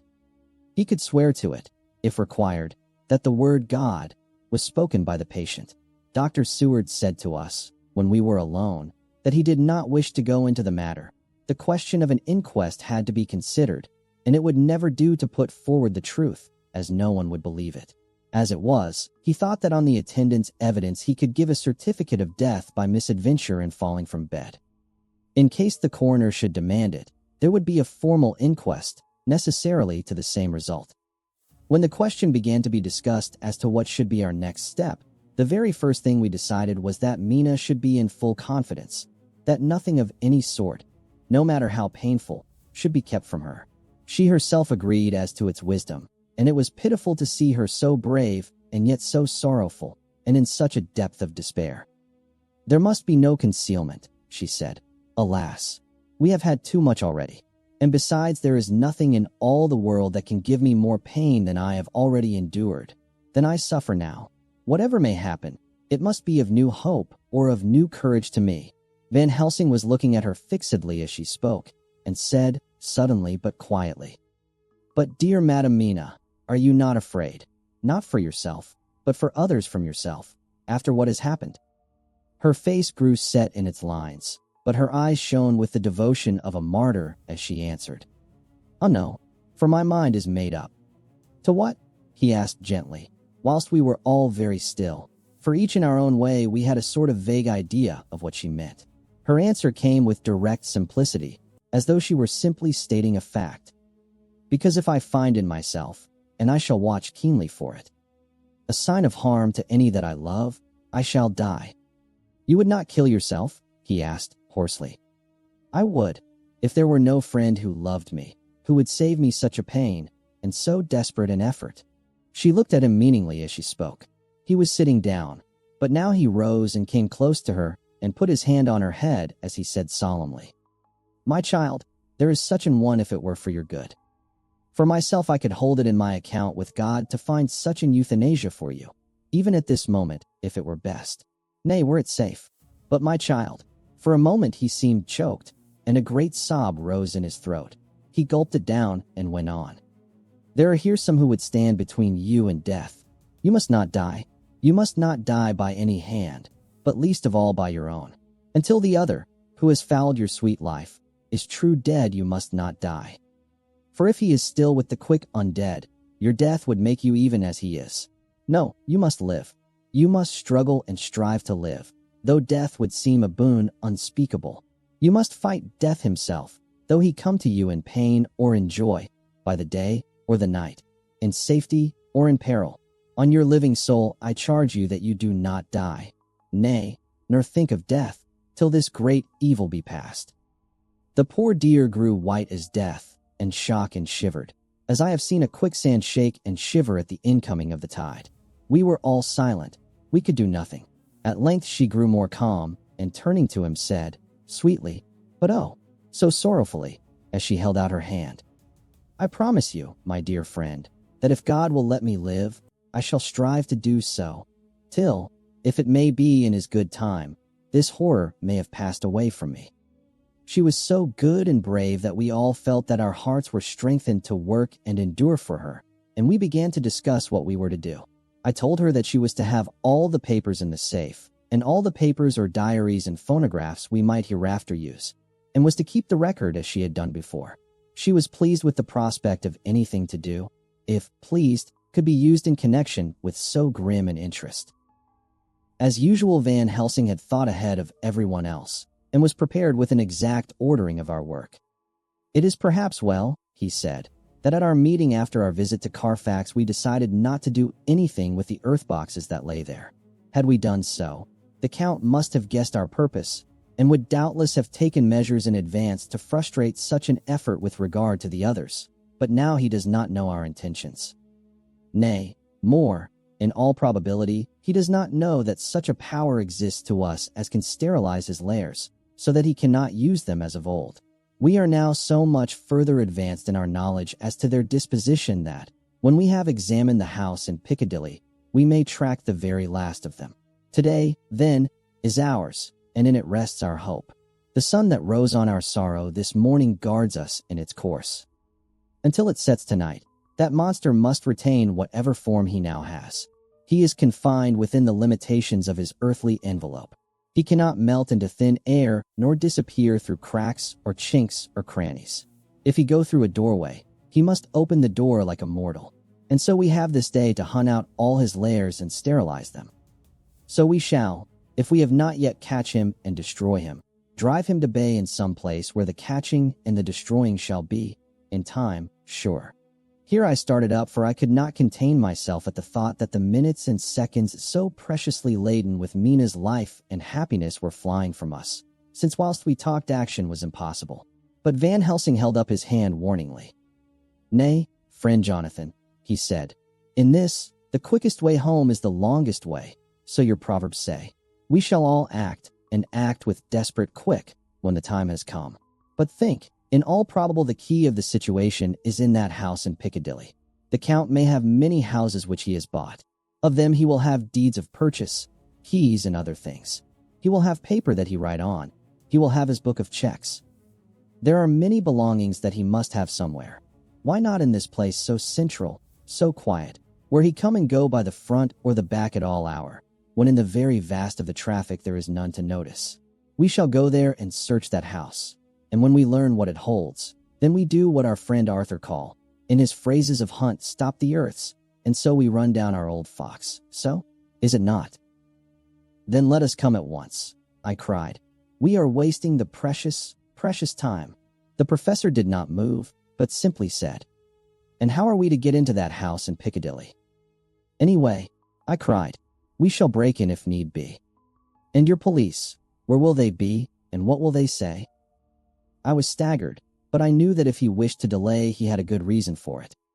So I said as quietly as I could, "Don't wait more than need be. You know, I am sure, what torture I am in.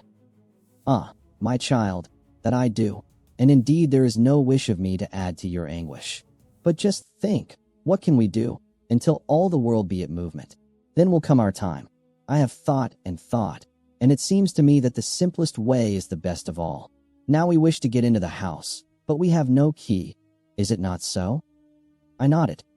"Now suppose that you were, in truth, the owner of that house, and could not still get in, and think there was to you no conscience of the housebreaker.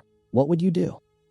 "I should get a respectable locksmith, and set him to work to pick the lock for me." "And your police, they would interfere, would they not?"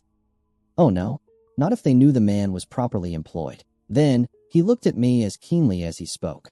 "All that is in doubt is the conscience of the employer, and the belief of your policeman as to whether or no that employer has a good conscience or a bad one. Your police must indeed be zealous men and clever. Oh, so clever, in reading the heart, that they trouble themselves in such matter. No, my friend Jonathan, you go take the lock off 100 empty house in this your London, or of any city in the world. And if you do it as such things are rightly done, and at the time such things are rightly done, no one will interfere. I have read of a gentleman who owned a so fine house in London, and when he went for months of summer to Switzerland and lock up his house, some burglar came and broke window at back and got in. Then he went and made open the shutters in front and walk out and in through the door before the very eyes of the police. Then he have an auction in that house and advertise it and put up big notice. And when the day come he sell off by a great auctioneer all the goods of that other man who owned them. Then he go to a builder and he sell him that house, making an agreement that he pull it down and take all away within a certain time. And your police and other authority help him all they can. And when that owner come back from his holiday in Switzerland, he find only an empty hole where his house had been. This was all done in regla, and in our work we shall be in regla too. We shall not go so early that the policemen who have then little to think of shall deem it strange, but we shall go after 10 o'clock, when there are many about, and such things would be done were we indeed owners of the house." I could not but see how right he was, and the terrible despair of Mina's face became relaxed a thought. There was hope in such good counsel. Van Helsing went on. "When once within that house we may find more clues. At any rate some of us can remain there, whilst the rest find the other places where there be more earth boxes, at Bermondsey and Mile End." Lord Godalming stood up. "I can be of some use here," he said. "I shall wire to my people to have horses and carriages where they will be most convenient." "Look here, old fellow," said Morris. "It is a capital idea to have all ready in case we want to go horsebacking. But don't you think that one of your snappy carriages with its heraldic adornments in a byway of Walworth or Mile End would attract too much attention for our purposes? It seems to me that we ought to take cabs when we go south or east, and even leave them somewhere near the neighborhood we are going to." "Friend Quincy is right," said the professor. "His head is what you call in plane with the horizon. It is a difficult thing that we go to do, and we do not want no peoples to watch us if so it may." Mina took a growing interest in everything, and I was rejoiced to see that the exigency of affairs was helping her to forget for a time the terrible experience of the night. She was very, very pale, almost ghastly, and so thin that her lips were drawn away, showing her teeth in somewhat of prominence. I did not mention this last, lest it should give her needless pain, but it made my blood run cold in my veins to think of what had occurred with poor Lucy when the Count had sucked her blood. As yet there was no sign of the teeth growing sharper, but the time as yet was short, and there was time for fear. When we came to the discussion of the sequence of our efforts and of the disposition of our forces, there were new sources of doubt. It was finally agreed that before starting for Piccadilly we should destroy the Count's lair close at hand. In case he should find it out too soon, we should thus be still ahead of him in our work of destruction, and his presence in his purely material shape, and at his weakest, might give us some new clue. As to the disposal of forces, it was suggested by the professor that, after our visit to Carfax, we should all enter the house in Piccadilly. That the 2 doctors and I should remain there, whilst Lord Godalming and Quincy found the lairs at Walworth and Mile End and destroyed them. It was possible, if not likely, the professor urged, that the Count might appear in Piccadilly during the day, and that if so, we might be able to cope with him then and there. At any rate, we might be able to follow him in force. To this plan, I strenuously objected, and so far as my going was concerned, for I said that I intended to stay and protect Mina. I thought that my mind was made up on the subject, but Mina would not listen to my objection. She said that there might be some law matter in which I could be useful, that amongst the Count's papers might be some clue which I could understand out of my experience in Transylvania. And that, as it was, all the strength we could muster was required to cope with the Count's extraordinary power. I had to give in, for Mina's resolution was fixed. She said that it was the last hope for her that we should all work together. As for me, she said, I have no fear. Things have been as bad as they can be, and whatever may happen must have in it some element of hope or comfort. Go, my husband. God can, if he wishes it, guard me as well alone as with anyone present. So I started up crying out, Then in God's name let us come at once, for we are losing time. The Count may come to Piccadilly earlier than we think.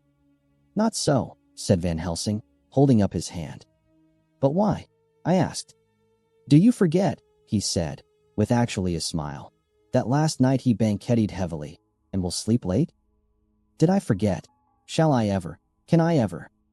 Can any of us ever forget that terrible scene? Mina struggled hard to keep her brave countenance, but the pain overmastered her, and she put her hands before her face and shuddered whilst she moaned. Van Helsing had not intended to recall her frightful experience. He had simply lost sight of her and her part in the affair in his intellectual effort. When it struck him what he said, he was horrified at his thoughtlessness and tried to comfort her.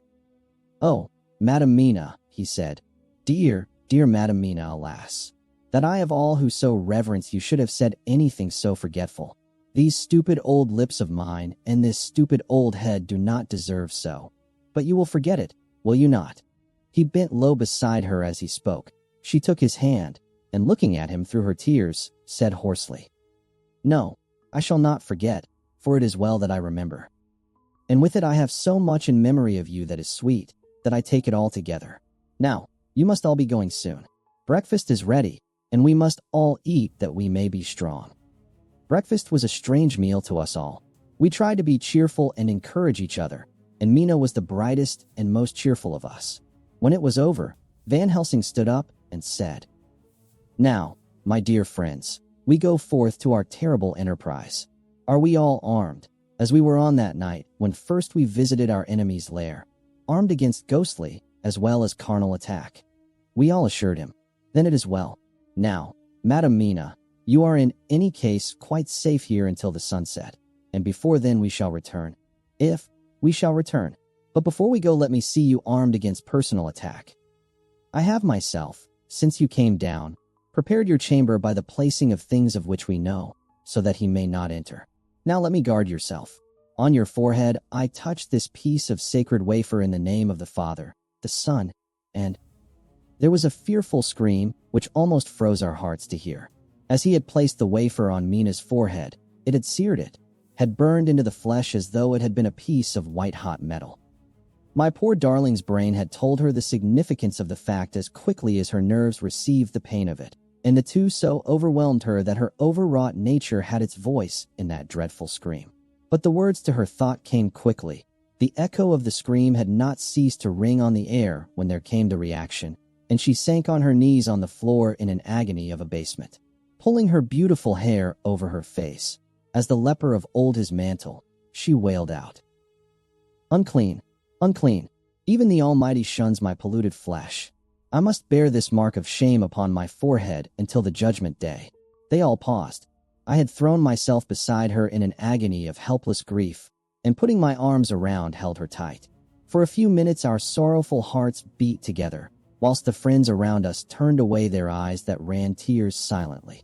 Then Van Helsing turned and said gravely, so gravely that I could not help feeling that he was in some way inspired, and was stating things outside himself. It may be that you may have to bear that mark till God himself see fit, as he most surely shall, on the judgment day, to redress all wrongs of the earth and of his children that he has placed thereon. And oh, Madam Mina, my dear, may we who love you be there to see, when that red scar, the sign of God's knowledge of what has been, shall pass away, and leave your forehead as pure as the heart we know. For so surely as we live, that scar shall pass away when God sees right to lift the burden that is hard upon us. Till then we bear our cross, as his Son did in obedience to his will. It may be that we are chosen instruments of his good pleasure, and that we ascend to his bidding as that other through stripes and shame, through tears and blood, through doubts and fears, and all that makes the difference between God and man. There was hope in his words, and comfort, and they made for resignation. Mina and I both felt so, and simultaneously we each took one of the old man's hands and bent over and kissed it. Then without a word we all knelt down together, and, all holding hands, swore to be true to each other. We men pledged ourselves to raise the veil of sorrow from the head of her whom, each in his own way, we loved, and we prayed for help and guidance in the terrible task which lay before us. It was then time to start. So I said farewell to Mina, a parting which neither of us shall forget to our dying day, and we set out. To one thing I have made up my mind. If we find out that Mina must be a vampire in the end, then she shall not go into that unknown and terrible land alone. I suppose it is thus that in old times one vampire meant many. Just as their hideous bodies could only rest in sacred earth, so the holiest love was the recruiting sergeant for their ghastly ranks. We entered Carfax without trouble and found all things the same as on the first occasion. It was hard to believe that amongst so prosaic surroundings of neglect and dust and decay there was any ground for such fear as already we knew. Had not our minds been made up, and had there not been terrible memories to spur us on, we could hardly have proceeded with our task. We found no papers or any sign of use in the house, and in the old chapel the great boxes looked just as we had seen them last. Dr. Van Helsing said to us solemnly as we stood before them, "And now, my friends, we have a duty here to do. We must sterilize this earth, so sacred of holy memories, that he has brought from a far distant land for such fell use. He has chosen this earth because it has been holy. Thus we defeat him with his own weapon, for we make it more holy still. It was sanctified to such use of man, now we sanctify it to God." As he spoke, he took from his bag a screwdriver and a wrench, and very soon the top of one of the cases was thrown open. The earth smelled musty and close, but we did not somehow seem to mind, for our attention was concentrated on the professor. Taking from his box a piece of the sacred wafer, he laid it reverently on the earth, and then shutting down the lid began to screw it home, we aiding him as he worked. One by one we treated in the same way each of the great boxes, and left them as we had found them to all appearance, but in each was a portion of the host. When we closed the door behind us, the professor said solemnly, "So much is already done. If it may be that with all the others we can be so successful, then the sunset of this evening may shine on Madame Mina's forehead all white as ivory and with no stain." As we passed across the lawn on our way to the station to catch our train, we could see the front of the asylum. I looked eagerly, and in the window of my own room saw Mina. I waved my hand to her, and nodded to tell that our work there was successfully accomplished. She nodded in reply to show that she understood. The last I saw, she was waving her hand in farewell. It was with a heavy heart that we sought the station and just caught the train, which was steaming in as we reached the platform. I have written this in the train. Piccadilly, 12:30 o'clock. Just before we reached Finchich Street, Lord Godalming said to me, "Quincy and I will find a locksmith. You had better not come with us in case there should be any difficulty, for under the circumstances it wouldn't seem so bad for us to break into an empty house. But you are a solicitor, and the Incorporated Law Society might tell you that you should have known better." I demurred as to my not sharing any danger even of odium, but he went on, "Besides, it will attract less attention if there are not too many of us. My title will make it all right with the locksmith, and with any policeman that may come along. You had better go with Jack and the professor and stay in the Green Park, somewhere inside of the house, and when you see the door opened and the smith has gone away, do you all come across. We shall be on the lookout for you, and shall let you in." "The advice is good," said Van Helsing, so we said no more. Godalming and Morris hurried off in a cab, we following in another. At the corner of Arlington Street, our contingent got out and strolled into the Green Park. My heart beat as I saw the house on which so much of our hope was centered looming up grim and silent in its deserted condition amongst its more lively and spruce-looking neighbors. We sat down on a bench within good view and began to smoke cigars so as to attract as little attention as possible. The minutes seemed to pass with leaden feet as we waited for the coming of the others. At length we saw a four-wheeler drive up. Out of it, in leisurely fashion, got Lord Godalming and Morris, and down from the box descended a thick-set working man with his rush-woven basket of tools. Morris paid the cabman, who touched his hat and drove away. Together the two ascended the steps, and Lord Godalming pointed out what he wanted done. The workman took off his coat leisurely and hung it on one of the spikes of the rail, saying something to a policeman who just then sauntered along. The policeman nodded acquiescence, and the man kneeling down placed his bag beside him. After searching through it, he took out a selection of tools which he produced to lay beside him in orderly fashion. Then he stood up, looked into the keyhole, blew into it, and turning to his employers, made some remark. Lord Godalming smiled, and the man lifted a good-sized bunch of keys. Selecting one of them, he began to probe the lock, as if feeling his way with it. After fumbling about for a bit, he tried a second, and then a third. All at once the door opened under a slight push from him, and he and the two others entered the hall. We sat still. My own cigar burnt furiously, but Van Helsing's went cold altogether. We waited patiently as we saw the workman come out and bring in his bag. Then he held the door partly open, steadying it with his knees, whilst he fitted a key to the lock. This he finally handed to Lord Godalming, who took out his purse and gave him something. The man touched his hat, took his bag, put on his coat, and departed. Not a soul took the slightest notice of the whole transaction. When the man had fairly gone, we three crossed the street and knocked at the door. It was immediately opened by Quincy Morris, beside whom stood Lord Godalming lighting a cigar. "The place smells so vilely," said the latter as we came in. It did indeed smell vilely, like the old chapel at Carfax, and with our previous experience it was plain to us that the Count had been using the place pretty freely. We moved to explore the house, all keeping together in case of attack. For we knew we had a strong and wily enemy to deal with, and as yet we did not know whether the Count might not be in the house. In the dining room, which lay at the back of the hall, we found 8 boxes of earth. 8 boxes only out of the 9 which we sought.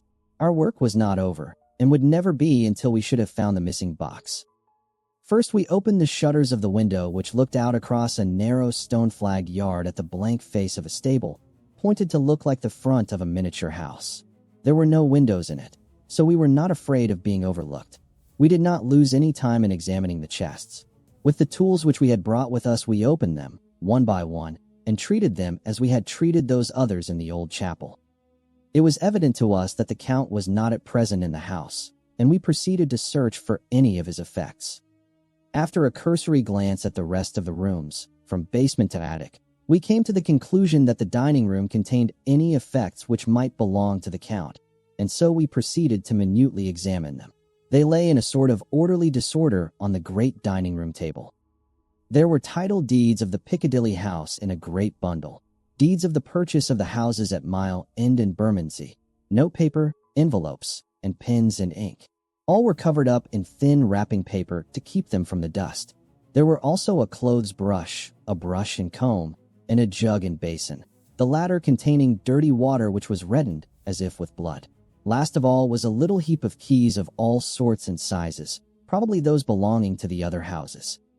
When we had examined this last find, Lord Godalming and Quincy Morris, taking accurate notes of the various addresses of the houses in the east and the south, took with them the keys in a great bunch and set out to destroy the boxes in these places.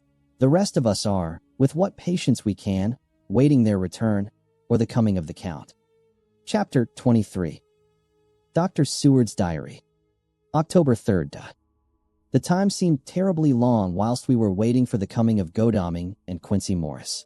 The professor tried to keep our minds active by using them all the time. I could see his beneficent purpose by the side glances which he threw from time to time at Harker. The poor fellow is overwhelmed in a misery that is appalling to see. Last night he was a frank, happy-looking man, with strong, youthful face, full of energy, and with dark brown hair. Today he is a drawn, haggard old man, whose white hair matches well with the hollow burning eyes and grief-written lines of his face. His energy is still intact. In fact, he is like a living flame. This may yet be his salvation, for, if all go well, it will tide him over the despairing period. He will then, in a kind of way, wake again to the realities of life. Poor fellow, I thought my own trouble was bad enough, but his. The professor knows this well enough, and is doing his best to keep his mind active. What he has been saying was, under the circumstances, of absorbing interest. So well as I can remember, here it is. I have studied, over and over again since they came into my hands, all the papers relating to this monster, and the more I have studied, the greater seems the necessity to utterly stamp him out. All through there are signs of his advance. Not only of his power, but of his knowledge of it. As I learned from the researches of my friend Arminius of Budapest, he was in life a most wonderful man. Soldier, statesman, and alchemist, which latter was the highest development of the science knowledge of his time. He had a mighty brain, a learning beyond compare, and a heart that knew no fear and no remorse. He dared even to attend the scholomance, and there was no branch of knowledge of his time that he did not essay. Well, in him the brain powers survived the physical death, though it would seem that memory was not all complete. In some faculties of mind he has been, and is, only a child, but he is growing, and some things that were childish at the first are now of man's stature. He is experimenting, and doing it well, and if it had not been that we have crossed his path he would be yet. He may be yet if we fail, the father or furtherer of a new order of beings, whose road must lead through death, not life. Harker groaned and said, "And this is all arrayed against my darling. But how is he experimenting? The knowledge may help us to defeat him. He has all along, since his coming, been trying his power, slowly but surely. That big child brain of his is working. Well, for us, it is, as yet, a child brain. For had he dared, at the first, to attempt certain things he would long ago have been beyond our power. However, he means to succeed, and a man who has centuries before him can afford to wait and to go slow. Festina lente may well be his motto." "I fail to understand," said Harker wearily. "Oh, do be more plain to me. Perhaps grief and trouble are dulling my brain." The professor laid his hand tenderly on his shoulder as he spoke. "Ah, my child, I will be plain. Do you not see how, of late, this monster has been creeping into knowledge experimentally? How he has been making use of the zoophagus patient to effect his entry into friend John's home? For your vampire, though in all afterwards he can come when and how he will, must at the first make entry only when asked thereto by an inmate. But these are not his most important experiments. Do we not see how at the first all these so great boxes were moved by others? He knew not then, but that must be so. But all the time that so great child brain of his was growing, and he began to consider whether he might not himself move the box. So he began to help, and then, when he found that this be all right, he try to move them all alone. And so he progress, and he scatter these graves of him, and none but he know where they are hidden. He may have intend to bury them deep in the ground, so that he only use them in the night, or at such time as he can change his form. They do him equal well. And none may know these are his hiding place. But, my child, do not despair. This knowledge come to him just too late. Already all of his lairs but one be sterilized as for him, and before the sunset this shall be so. Then he have no place where he can move and hide. I delayed this morning that so we might be sure. Is there not more at stake for us than for him? Then why we not be even more careful than him? By my clock it is 1 hour, and already, if all be well, friend Arthur and Quincy are on their way to us. Today is our day, and we must go sure, if slow, and lose no chance. See, there are 5 of us when those absent ones return." Whilst he was speaking we were startled by a knock at the hall door, the double postman's knock of the telegraph boy. We all moved out to the hall with one impulse, and Van Helsing, holding up his hand to us to keep silence, stepped to the door and opened it. The boy handed in a dispatch. The professor closed the door again, and, after looking at the direction, opened it and read aloud. "Look out for D. He is just now, 12:45, come from Carfax hurriedly and hastened towards the south. He seems to be going the round and may want to see you, Mina." There was a pause, broken by Jonathan Harker's voice. "Now, God be thanked, We shall soon meet." Van Helsing turned to him quickly and said, "God will act in his own way in time. Do not fear, and do not rejoice as yet, for what we wish for at the moment may be our undoings."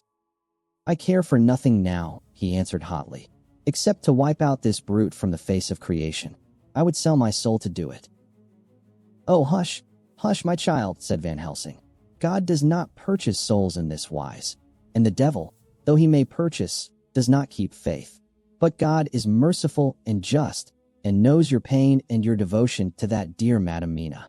Think you, how her pain would be doubled, did she but hear your wild words?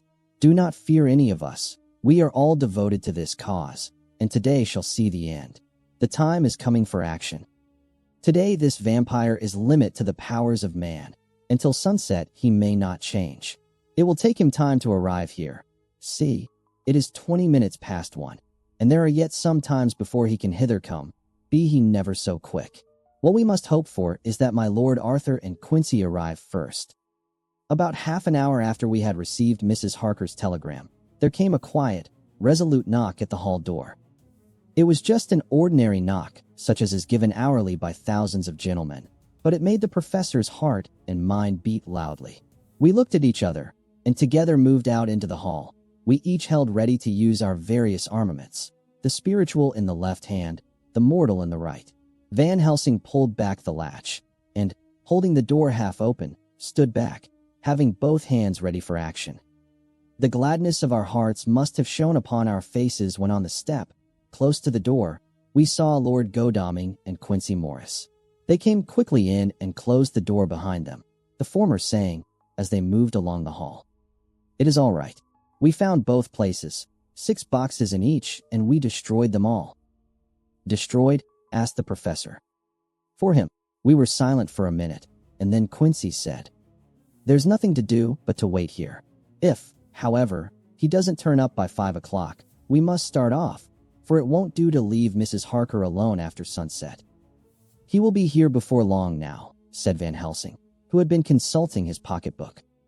Nota bene, in Madam's telegram, he went south from Carfax. That means he went across the river, and he could only do so at slack of tide, which should be something before 1 o'clock. That he went south has a meaning for us. He is as yet only suspicious, and he went from Carfax first to the place where he would suspect interference least. You must have been at Bermondsey only a short time before him. That he is not here already shows that he went a mile in next. This took him some time, for he would then have to be carried over the river in some way. Believe me, my friends, we shall not have long to wait now. We should have ready some plan of attack, so that we may throw away no chance. Hush, there is no time now. Have all your arms. Be ready." He held up a warning hand as he spoke, for we all could hear a key softly inserted in the lock of the hall door. I could not but admire, even at such a moment, the way in which a dominant spirit asserted itself. In all our hunting parties and adventures in different parts of the world, Quincy Morris had always been the one to arrange the plan of action, and Arthur and I had been accustomed to obey him implicitly. Now, the old habit seemed to be renewed instinctively.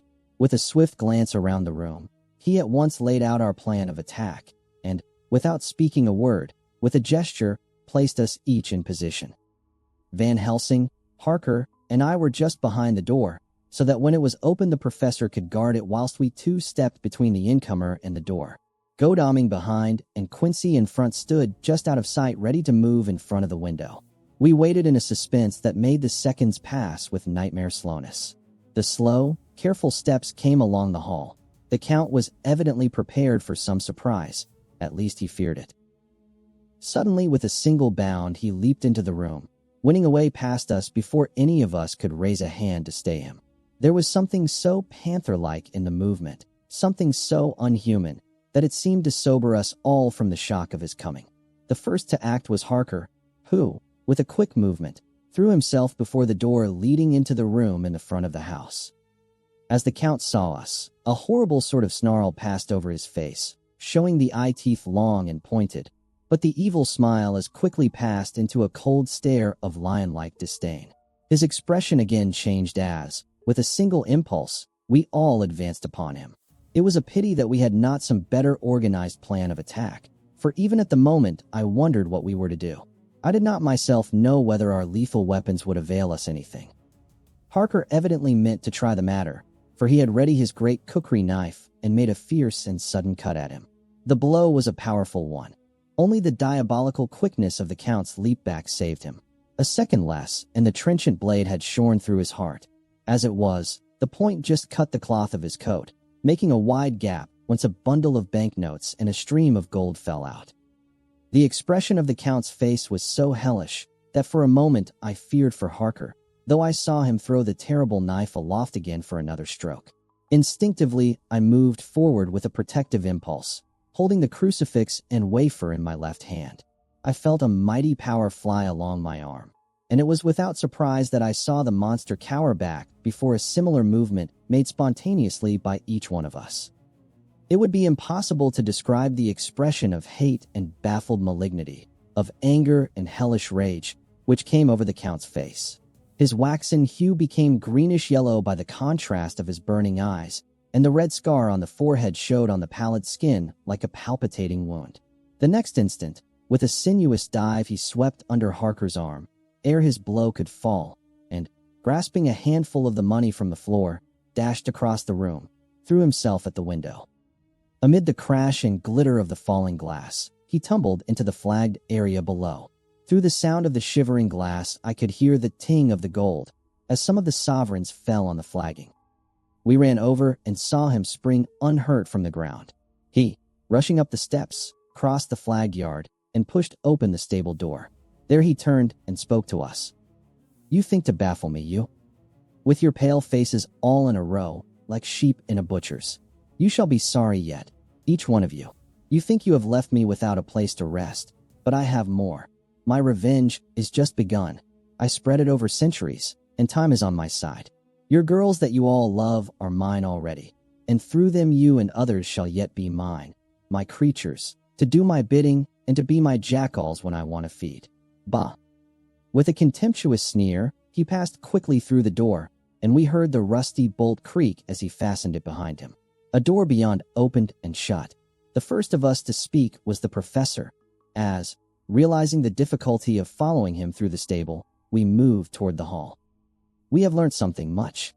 Notwithstanding his brave words, he fears us. He fear time. He fear want. For if not, why he hurry so? His very tone betray him, or my ears deceive. Why take that money? You follow quick. You are hunters of wild beasts, and understand it so.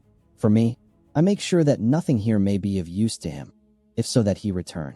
As he spoke, he put the money remaining into his pocket, took the title deeds in the bundle as Harker had left them, and swept the remaining things into the open fireplace, where he set fire to them with a match. Godalming and Morris had rushed out into the yard, and Harker had lowered himself from the window to follow the Count.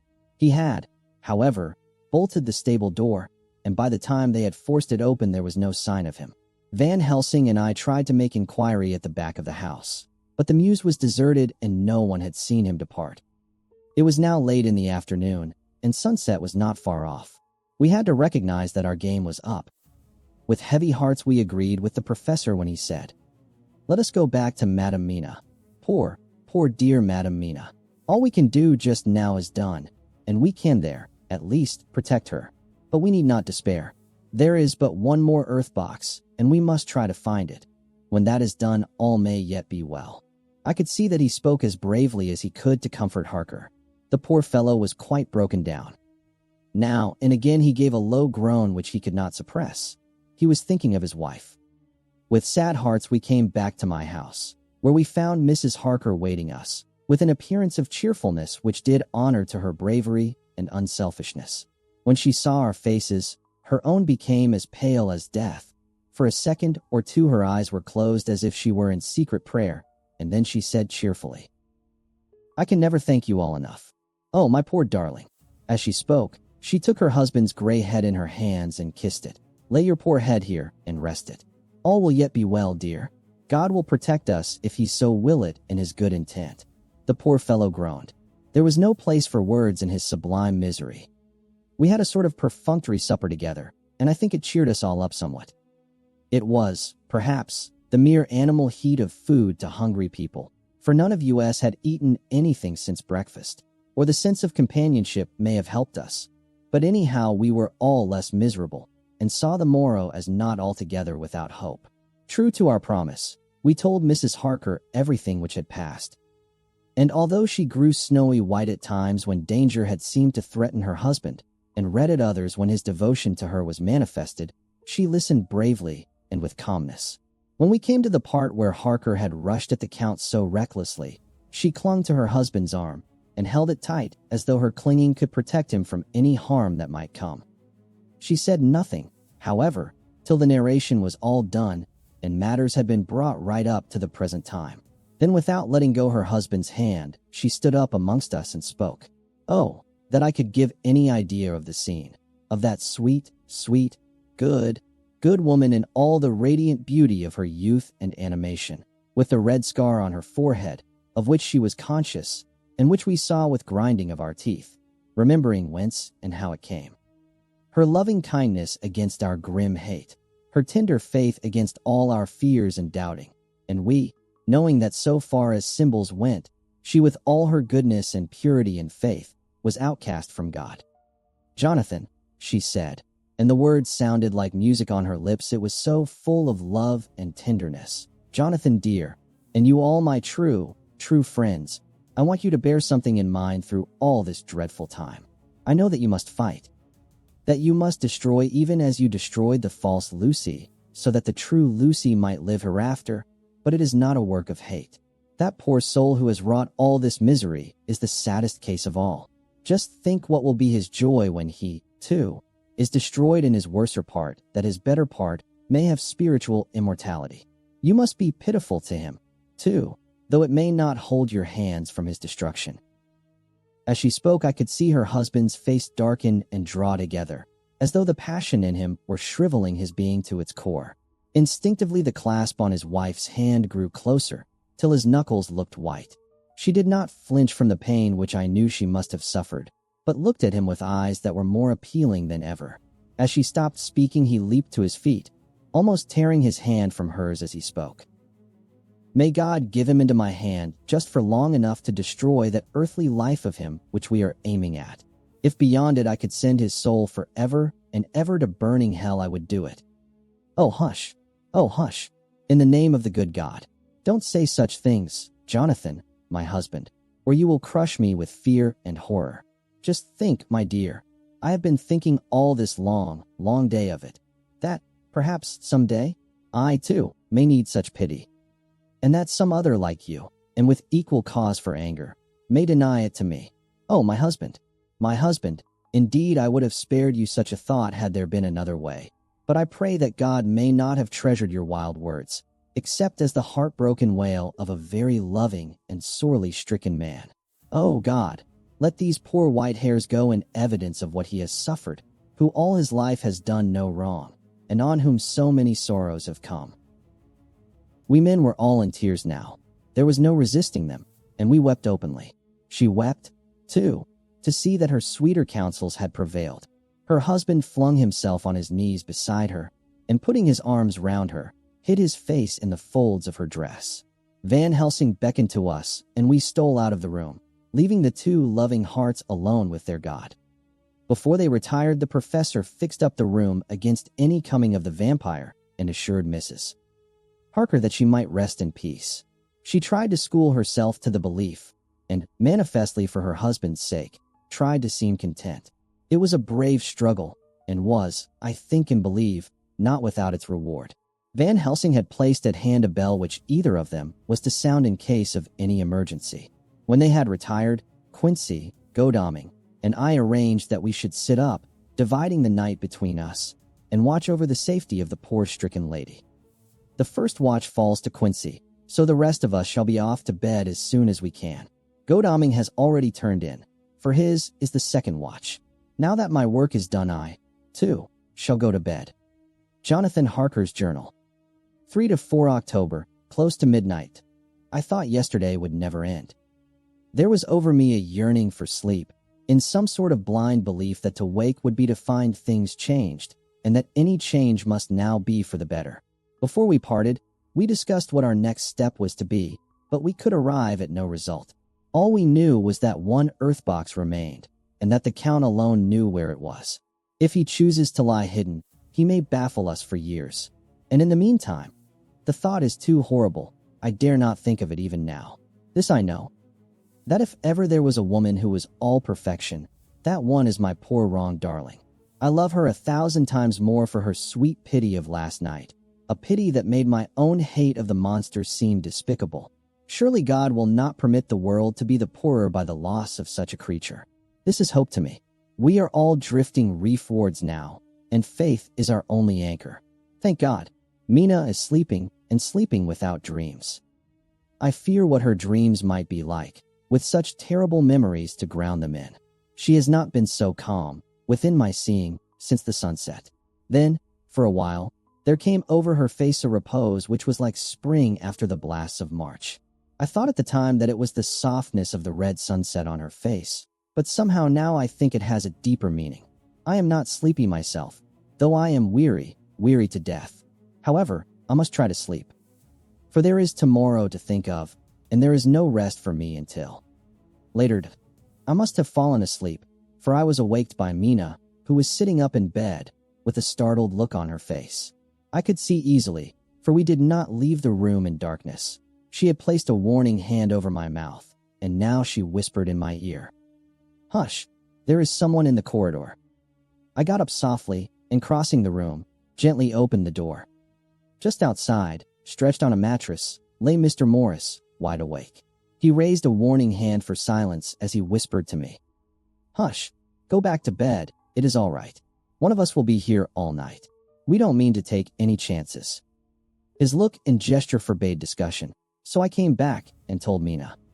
She sighed, and positively a shadow of a smile stole over her poor, pale face as she put her arms round me and said softly, "Oh, thank God for good, brave men."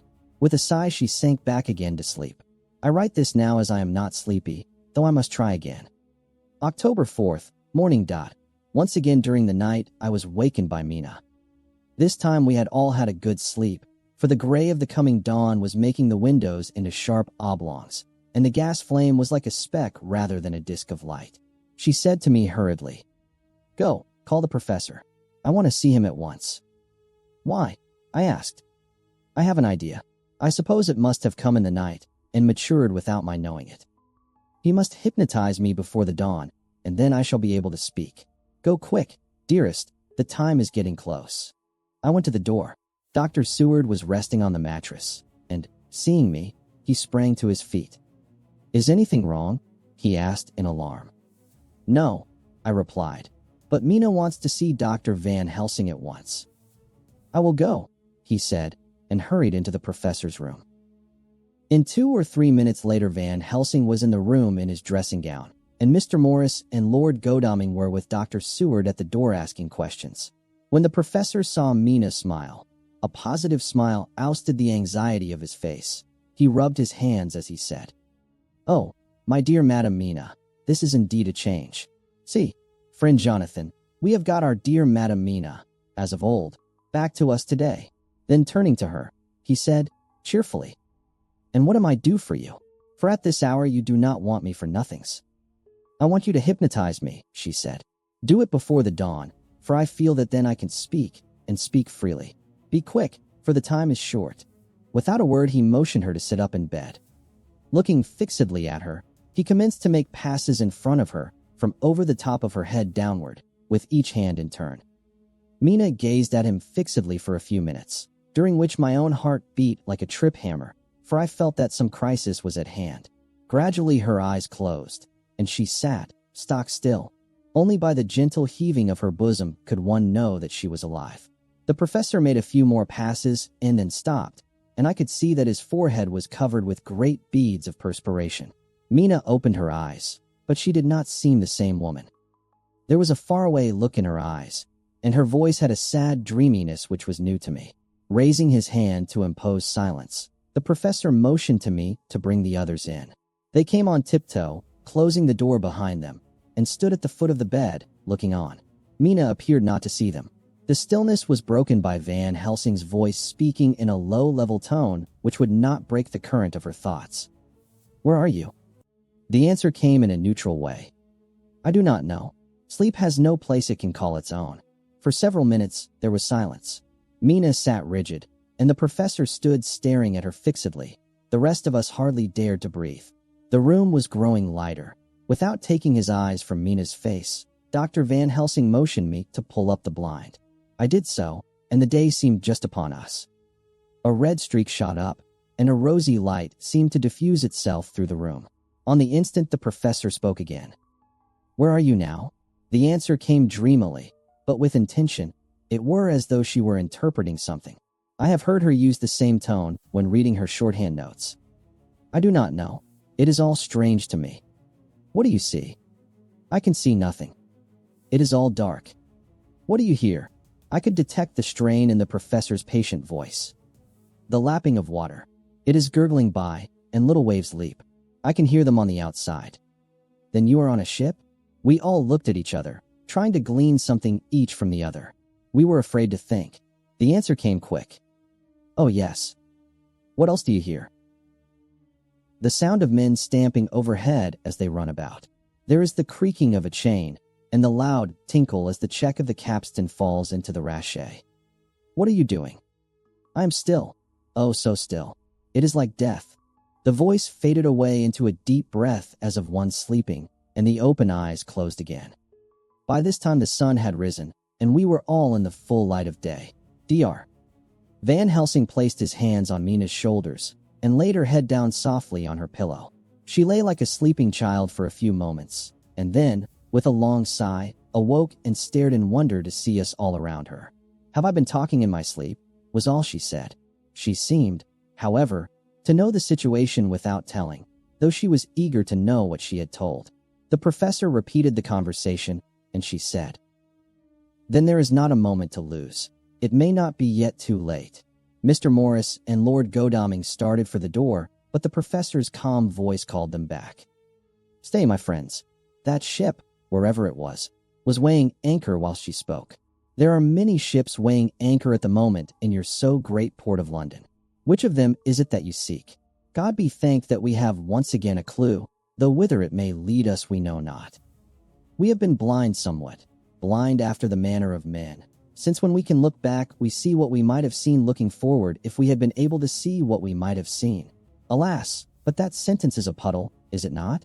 We can know now what was in the Count's mind when he seized that money, though Jonathan's so fierce knife put him in the danger that even he dread. He meant escape. Hear me, escape. He saw that with but one earth-box left, and a pack of men following like dogs after a fox, this London was no place for him. He have take his last earth-box on board a ship, and he leave the land. He think to escape, but no, we follow him. Tally-ho, as friend Arthur would say when he put on his red frock. Our old fox is wily, oh, so wily, and we must follow with wile. I, too, am wily, and I think his mind in a little while. In meantime we may rest, and in peace, for there are waters between us which he do not want to pass, and which he could not if he would, unless the ship were to touch the land, and then only at full or slack tide. See, and the sun is just rose, and all day to sunset is to us. Let us take bath, and dress, and have breakfast which we all need, and which we can eat comfortably since he be not in the same land with us. Mina looked at him appealingly as she asked, But why need we seek him further, when he has gone away from us? He took her hand and patted it as he replied, Ask me nothings as yet. When we have breakfast, then I answer all questions. He would say no more, and we separated to dress. After breakfast Mina repeated her question. He looked at her gravely for a minute, and then said sorrowfully, Because my dear Madam Mina, now more than ever must we find him even if we have to follow him to the jaws of hell. She grew paler as she asked faintly, Why? Because, he answered solemnly, he can live for centuries, and you are but mortal woman. Time is now to be dreaded, since once he put that mark upon your throat. I was just in time to catch her as she fell forward in a faint. Chapter 24. Dr. Seward's phonograph diary, spoken by Van Helsing. This to Jonathan Harker. You are to stay with your dear Madam Mina. We shall go to make our search, if I can call it so, for it is not search, but knowing, and we seek confirmation only. But do you stay and take care of her today? This is your best and most holiest office. This day nothing can find him here. Let me tell you that so you will know what we foreknow already, for I have tell them. He, our enemy, have gone away. He have gone back to his castle in Transylvania. I know it so well, as if a great hand of fire wrote it on the wall. He have prepared for this in some way, and that last earthbox was ready to ship somewheres. For this he took the money. For this he hurry at the last, lest we catch him before the sun go down. It was his last hope, save that he might hide in the tomb that he think poor Miss Lucy, being as he thought like him, keep open to him. But there was not of time. When that fail he makes straight for his last resource. His last earthwork, I might say did I wish double entente. He is clever. Oh, so clever. He know that his game here was finish, and so he decide he go back home. He find ship going by the route he came, and he go in it. We go off now to find what ship and whither bound. When we have discovered that, we come back and tell you all. Then we will comfort you and poor dear Madam Mina with new hope. For it will be hope when you think it over, that all is not lost. This very creature that we pursue, he take hundreds of years to get so far as London, and yet in one day, when we know of the disposal of him, we drive him out. He is finite, though he is powerful to do much harm, and suffers not as we do. But we are strong, each in our purpose. And we are all more strong together. Take heart afresh, dear husband of Madam Mina. This battle is but begun, and in the end we shall win. So sure as that God sits on high to watch over his children. Therefore be of much comfort till we return. Van Helsing. Jonathan Harker's Journal. October 4th. When I read to Mina Van Helsing's message in the phonograph, the poor girl brightened up considerably. Already the certainty that the Count is out of the country has given her comfort, and comfort is strength to her. For my own part, now that his horrible danger is not face to face with us, it seems almost impossible to believe in it. Even my own terrible experiences in Castle Dracula seem like a long-forgotten dream, here in the crisp autumn air in the bright sunlight. Alas, how can I disbelieve? In the midst of my thought my eye fell on the red scar on my poor darling's white forehead. Whilst that lasts, there can be no disbelief, and afterwards the very memory of it will keep faith crystal clear. Mina and I fear to be idle, so we have been over all the diaries again and again. Somehow, although the reality seems greater each time, the pain and the fear seem less. There is something of a guiding purpose manifest throughout, which is comforting. Mina says that perhaps we are the instruments of ultimate good. It may be. I shall try to think as she does. We have never spoken to each other yet of the future. It is better to wait till we see the professor and the others after their investigations. The day is running by more quickly than I ever thought a day could run for me again. It is now 3 o'clock. Mina Harker's Journal. October 5th, 5 p.m. Our meeting for report. Present, Professor Van Helsing, Lord Godalming, Dr. Seward, Mr. Quincy Morris, Jonathan Harker, Mina Harker. Dr. Van Helsing described what steps were taken during the day to discover on what boat and whither bound Count Dracula made his escape. As I knew that he wanted to get back to Transylvania, I felt sure that he must go by the Danube mouth, or by somewhere in the Black Sea, since by that way he come. It was a dreary blank that was before us. Omni ignotum pro magnifico, and so with heavy hearts we start to find what ships leave for the Black Sea last night. He was in sailing ship, since Madam Mina tell of sails being set. These not so important as to go in your list of the shipping in the Times. And so we go, by suggestion of Lord Godalming, to your Lloyd's, where a note of all ships that sail, however so small. There we find that only one Black Sea-bound ship go out with the tide. She is the Czarina Catherine, and she sail from Doolittle's wharf for Varna, and thence on to other parts, and up the Danube. So, said I, this is the ship whereon is the Count. So off we go to Doolittle's wharf, and there we find a man in an office of wood so small that the man looked bigger than the office. From him we inquire of the goings of the Czarina Catherine. He swear much, and he red face and loud of voice, but he good fellow all the same. And when Quincy give him something from his pocket which crackle as he roll it up, and put it in a so small bag which he have hid deep in his clothing, he still better fellow and humble servant to us. He come with us, and ask many men who are rough and hot. These be better fellows too, when they have been no more thirsty. They say much of blood and bloom, and of others which I comprehend not. though I guess what they mean, but nevertheless they tell us all things which we want to know. They make known to us among them how last afternoon at about 5 o'clock comes a man so hurry, a tall man, thin and pale, with high nose and teeth so white, and eyes that seem to be burning, that he be all in black, except that he have a hat of straw which suit not him or the time, that he scatter his money in making quick inquiry as to what ship sails for the Black Sea and for where. Some took him to the office and then to the ship, where he will not go aboard but halt at short end of gangplank, and ask that the captain come to him. The captain come, when told that he will be pay well, and though he swear much at the first he agreed to term. Then the thin man go, and someone tell him where horse and cart can be hired. He go there, and soon he come again, himself driving cart on which a great box. This he himself lift down, though it takes several to put it on truck for the ship.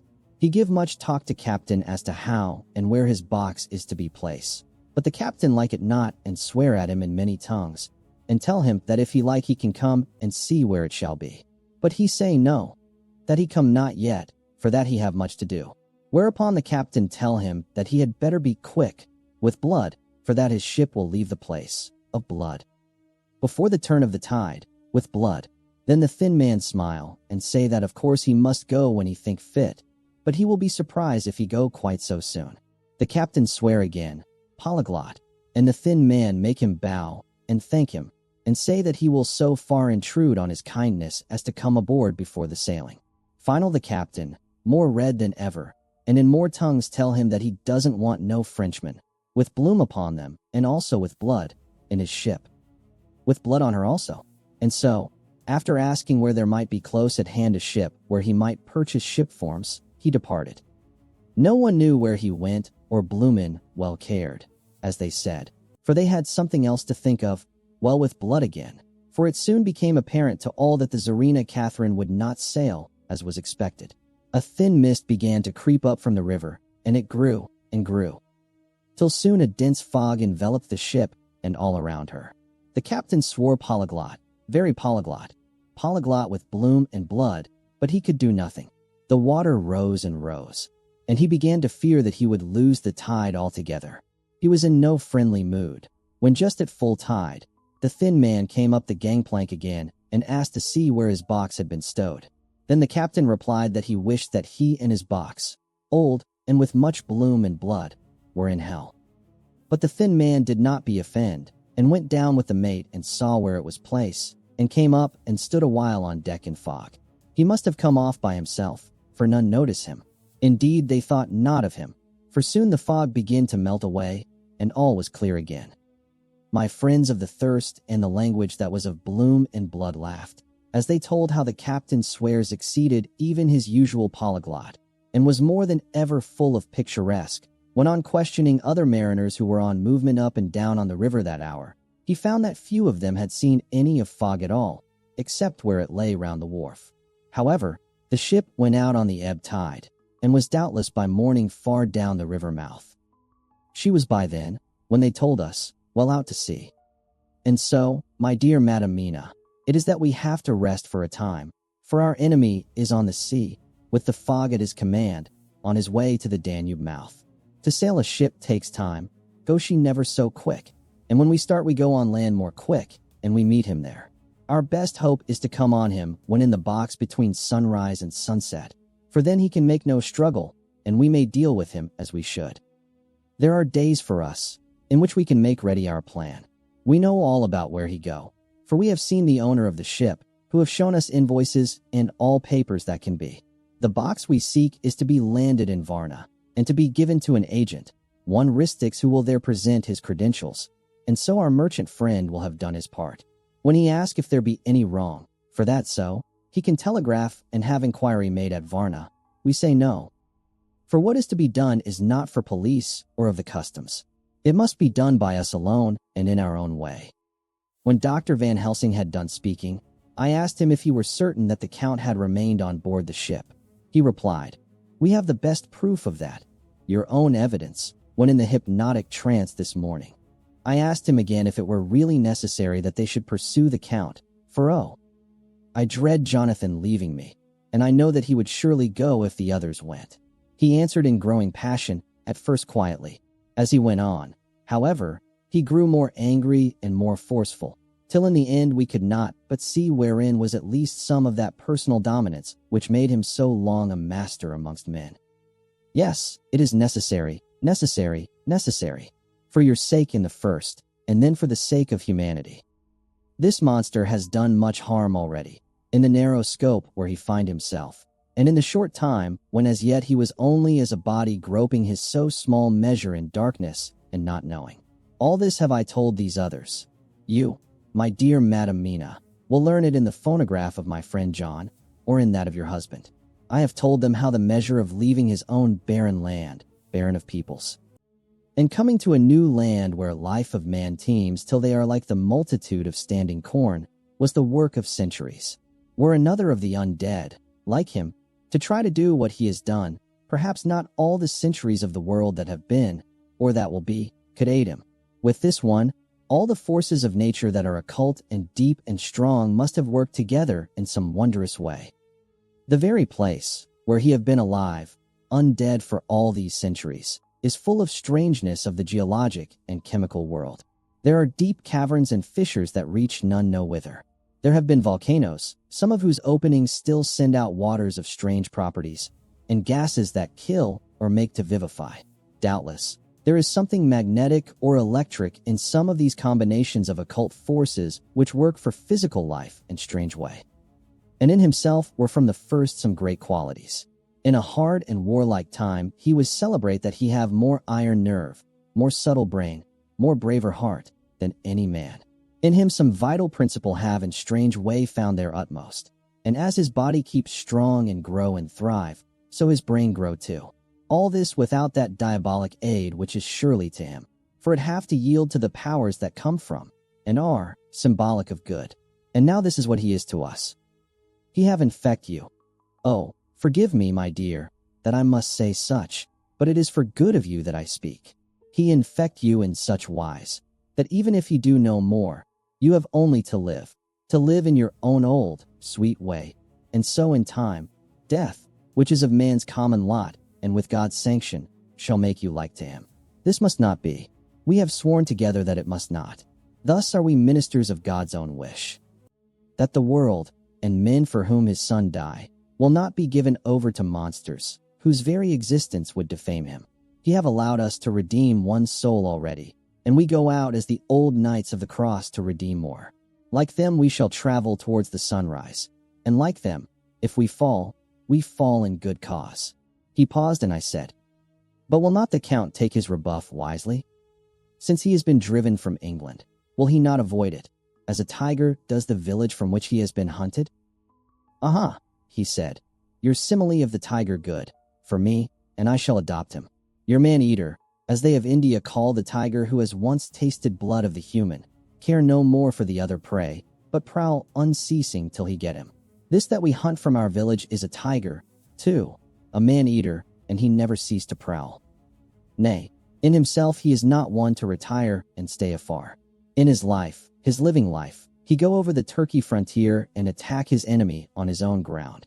He be beaten back, but did he stay? No. He come again, and again, and again. Look at his persistence and endurance. With the child brain that was to him, he have long since conceived the idea of coming to a great city. What does he do? He find out the place of all the world most of promise for him. Then he deliberately set himself down to prepare for the task. He find in patience just how is his strength and what are his powers. He study new tongues. He learn new social life, new environment of old ways, the politic, the law, the finance, the science, the habit of a new land, and a new people who have come to be since he was. His glimpse that he have had, what his appetite only, and in keen his desire. Nay, it help him to grow as to his brain. For it all proved to him how right he was at the first in his surmises. He have done this alone, all alone, from a ruined tomb in a forgotten land. What more may he not do when the greater world of thought is open to him? He that can smile at death, as we know him, who can flourish in the midst of diseases that kill off whole peoples. Oh, if such an one was to come from God, and not the devil, what a force for good might he not be in this old world of ours? But we are pledged to set the world free. Our toil must be in silence. and our efforts all in secret. For in this enlightened age, when men believe not even what they see, the doubting of wise men would be his greatest strength.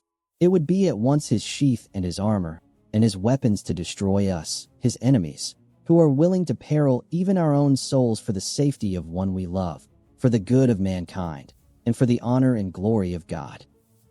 After a general discussion, it was determined that for tonight nothing be definitely settled, that we should all sleep on the facts and try to think out the proper conclusions.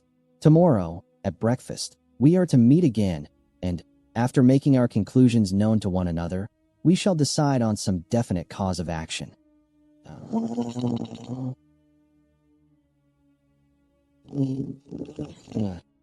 I feel a wonderful peace and rest tonight. It is as if some haunting presence were removed from me. Perhaps. My surmise was not finished, could not be, for I caught sight in the mirror of the red mark upon my forehead, and I knew that I was still unclean. Dr. Seward's Diary. October 5th. We all rose early, and I think that sleep did much for each and all of us. When we met at early breakfast, there was more general cheerfulness than any of us had ever expected to experience again.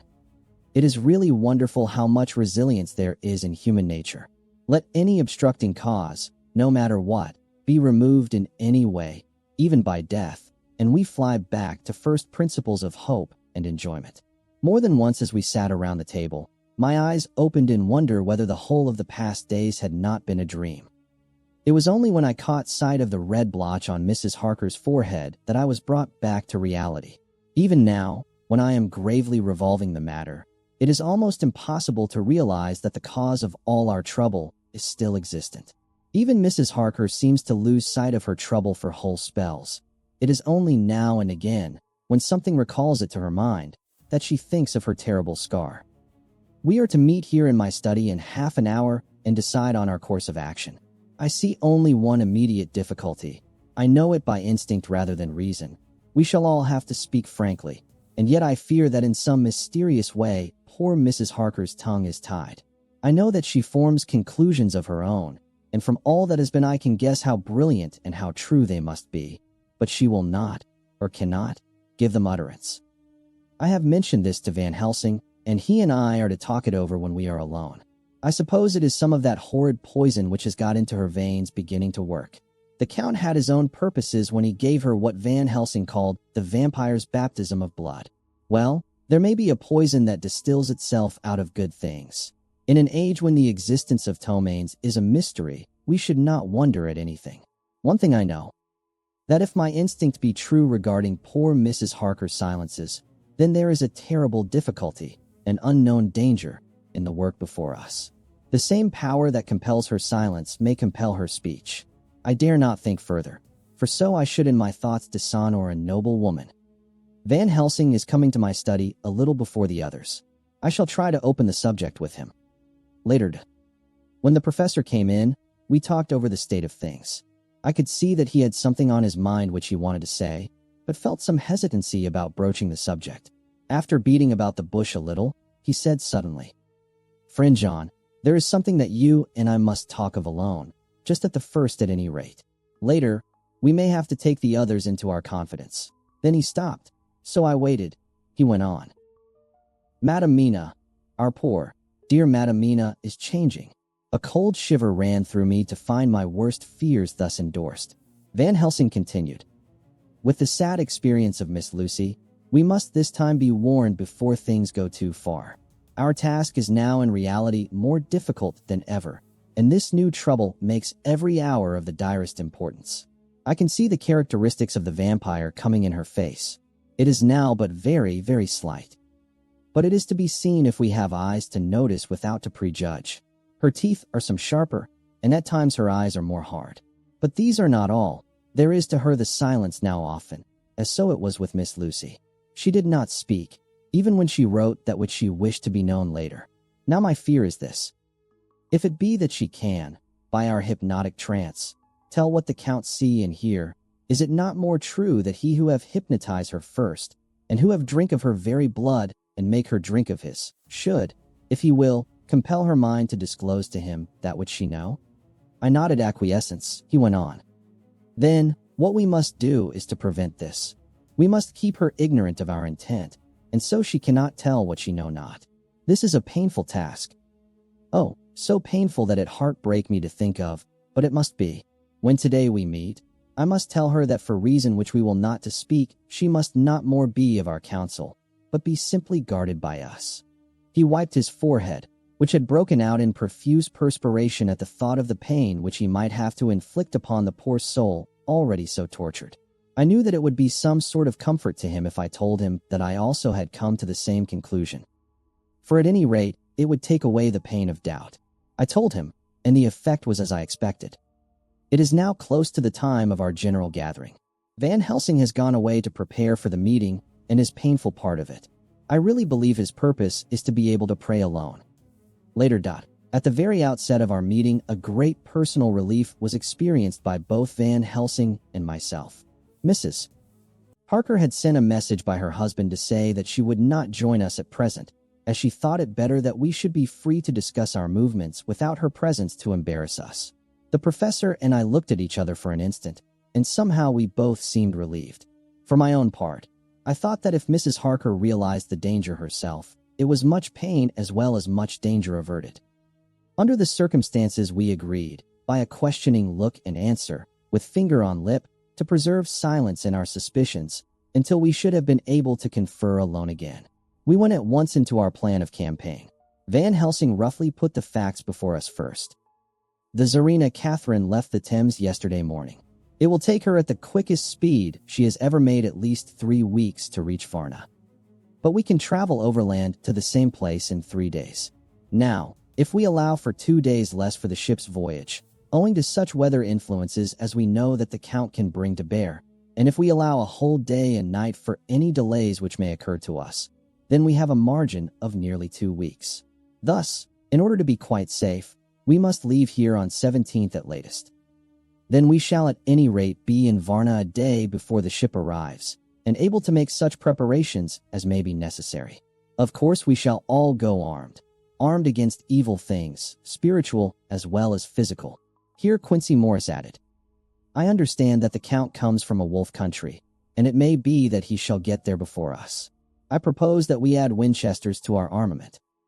I have a kind of belief in a Winchester when there is any trouble of that sort around. Do you remember, Art, when we had the pack after us at Tobolsk? What wouldn't we have given then for a repeater apiece?" "Good," said Van Helsing. "Winchesters it shall be." Quincy's head is level at all times, but most so when there is to hunt. Metaphor be more dishonor to science than wolves be of danger to man. In the meantime, we can do nothing here. And as I think that Varna is not familiar to any of us, why not go there more soon? It is as long to wait here as there. Tonight and tomorrow we can get ready, and then, if all be well, we four can set out on our journey." "We four?" said Harker interrogatively, looking from one to another of us. "Of course," answered the professor quickly. "You must remain to take care of your so sweet wife." Harker was silent for a while, and then said in a hollow voice, "Let us talk of that part of it in the morning. I want to consult with Mina." I thought that now was the time for Van Helsing to warn him not to disclose our plans to her, but he took no notice. I looked at him significantly and coughed. For answer, he put his finger on his lips and turned away. Jonathan Harker's Journal.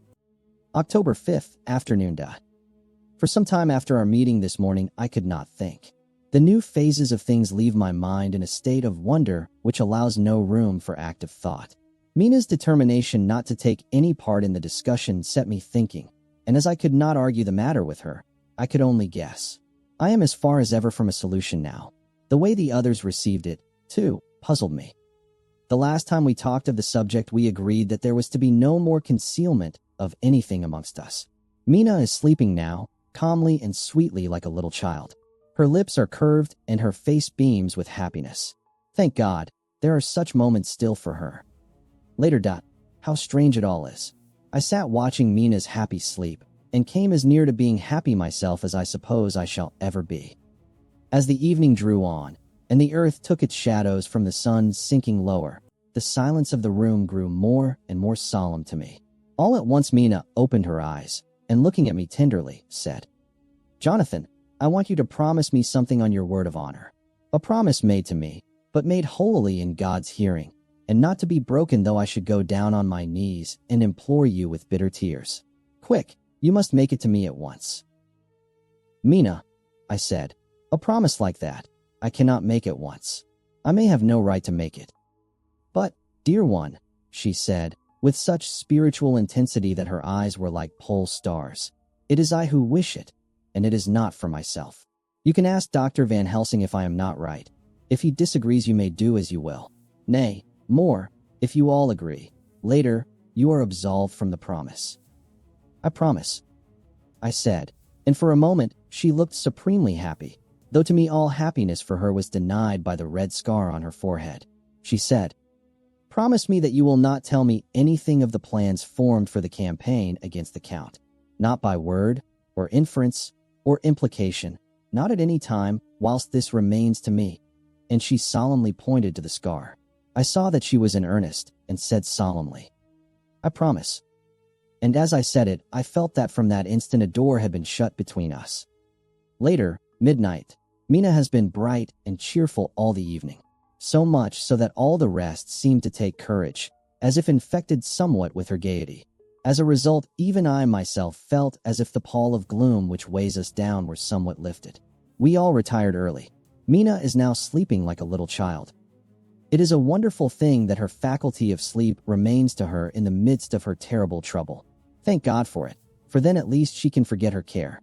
Perhaps her example may affect me as her gaiety did tonight. I shall try it. Oh, for a dreamless sleep. October 6th, morning. Another surprise.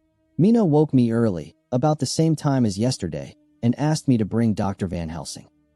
I thought that it was another occasion for hypnotism, and without question went for the professor. He had evidently expected some such call, for I found him dressed in his room. His door was ajar, so that he could hear the opening of the door of our room. He came at once. As he passed into the room, he asked Mina if the others might come, too. "No," she said quite simply. "It will not be necessary. You can tell them just as well. I must go with you on your journey."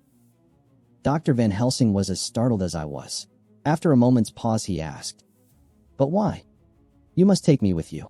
I am safer with you, and you shall be safer, too." "But why, dear Madam Mina? You know that your safety is our solemnest duty. We go into danger, to which you are, or may be, more liable than any of us from circumstances, things that have been." He paused, embarrassed. As she replied, she raised her finger and pointed to her forehead. "I know. That is why I must go. I can tell you now, whilst the sun is coming up, I may not be able again. I know that when the Count wills me, I must go.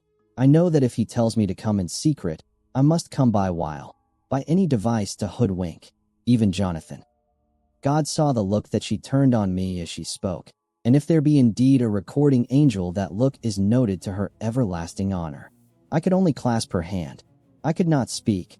My emotion was too great for even the relief of tears. She went on, "You men are brave and strong. You are strong in your numbers, for you can defy that which would break down the human endurance of one who had to guard alone. Besides, I may be of service, since you can hypnotize me, and so learn that which even I myself do not know." Dr. Van Helsing said very gravely, "Madam Mina, you are, as always, most wise. You shall with us come, and together we shall do that which we go forth to achieve." When he had spoken, Mina's long spell of silence made me look at her. She had fallen back on her pillow asleep. She did not even wake when I had pulled up the blind and let in the sunlight which flooded the room. Van Helsing motioned to me to come with him quietly. We went to his room, and within a minute Lord Godalming, Dr. Seward, and Mr. Morris were with us also. He told them what Mina had said, and went on. "In the morning we shall leave for Varna. We have now to deal with a new factor, Madam Mina. Oh, but her soul is true. It is to her an agony to tell us so much as she has done, but it is most right, and we are warned in time. There must be no chance lost, and in Varna we must be ready to act the instant when that ship arrives." "What shall we do exactly?" asked Mr. Morris laconically. The professor paused before replying. "We shall at the first board that ship. Then, when we have identified the box, we shall place a branch of the wild rose on it. This we shall fasten, for when it is there none can emerge. So at least says the superstition. And to superstition must we trust at the first, It was man's faith in the early, and it have its root in faith still. Then, when we get the opportunity that we seek, when none are near to see, we shall open the box, and all will be well. I shall not wait for any opportunity, said Morris. When I see the box, I shall open it and destroy the monster, though there were 1,000 men looking on, and if I am to be wiped out for it the next moment. I grasped his hand instinctively and found it as firm as a piece of steel. I think he understood my look. I hope he did. Good boy, said Dr. Van Helsing. Brave boy. Quincy his own man. God bless him for it. My child, believe me, none of us shall lag behind or pause from any fear. I do but say what we may do, what we must do. But, indeed, we cannot say what we shall do. There are so many things which may happen, and their ways and their ends are so various that until the moment we may not say. We shall all be armed, in all ways, and when the time for the end has come, our effort shall not be lack. Now let us today put all our affairs in order. Let all things which touch on others dear to us, and who on us depend, be complete, for none of us can tell what, or when, or how, the end may be. As for me, my own affairs are regulate, and as I have nothing else to do, I shall go make arrangements for the travel. I shall have all tickets and so forth for our journey. There was nothing further to be said, and we parted. I shall now settle up all my affairs of earth, and be ready for whatever may come. Later, it is all done, my will is made, and all complete. Mina, if she survive, is my sole heir. If it should not be so, then the others who have been so good to us shall have remainder. It is now drawing towards the sunset. Mina's uneasiness calls my attention to it. I am sure that there is something on her mind, which the time of exact sunset will reveal. These occasions are becoming harrowing times for us all, for each sunrise and sunset opens up some new danger, some new pain, which, however, may in God's will be means to a good end. I write all these things in the diary since my darling must not hear them now, but if it may be that she can see them again, they shall be ready. She is calling to me. And so the hunt leaves the safety of London's lamps and turns toward the dark, open sea. If you've been listening in the quiet hours tonight, thank you for walking this road with Jonathan, Mina, and the others. The story isn't finished. Dracula is still out there, racing for his home soil, to follow the chase all the way to its end. Continue with the next chapters in the Dracula playlist here on Whispered Pages. If this journey kept you in the shadows a little longer tonight, you can support the channel by liking this video, subscribing, and sharing it with another lover of Gothic stories. Until our next night in the dark together, sleep lightly. You've been listening to Bram Stoker's Dracula on Whispered Pages.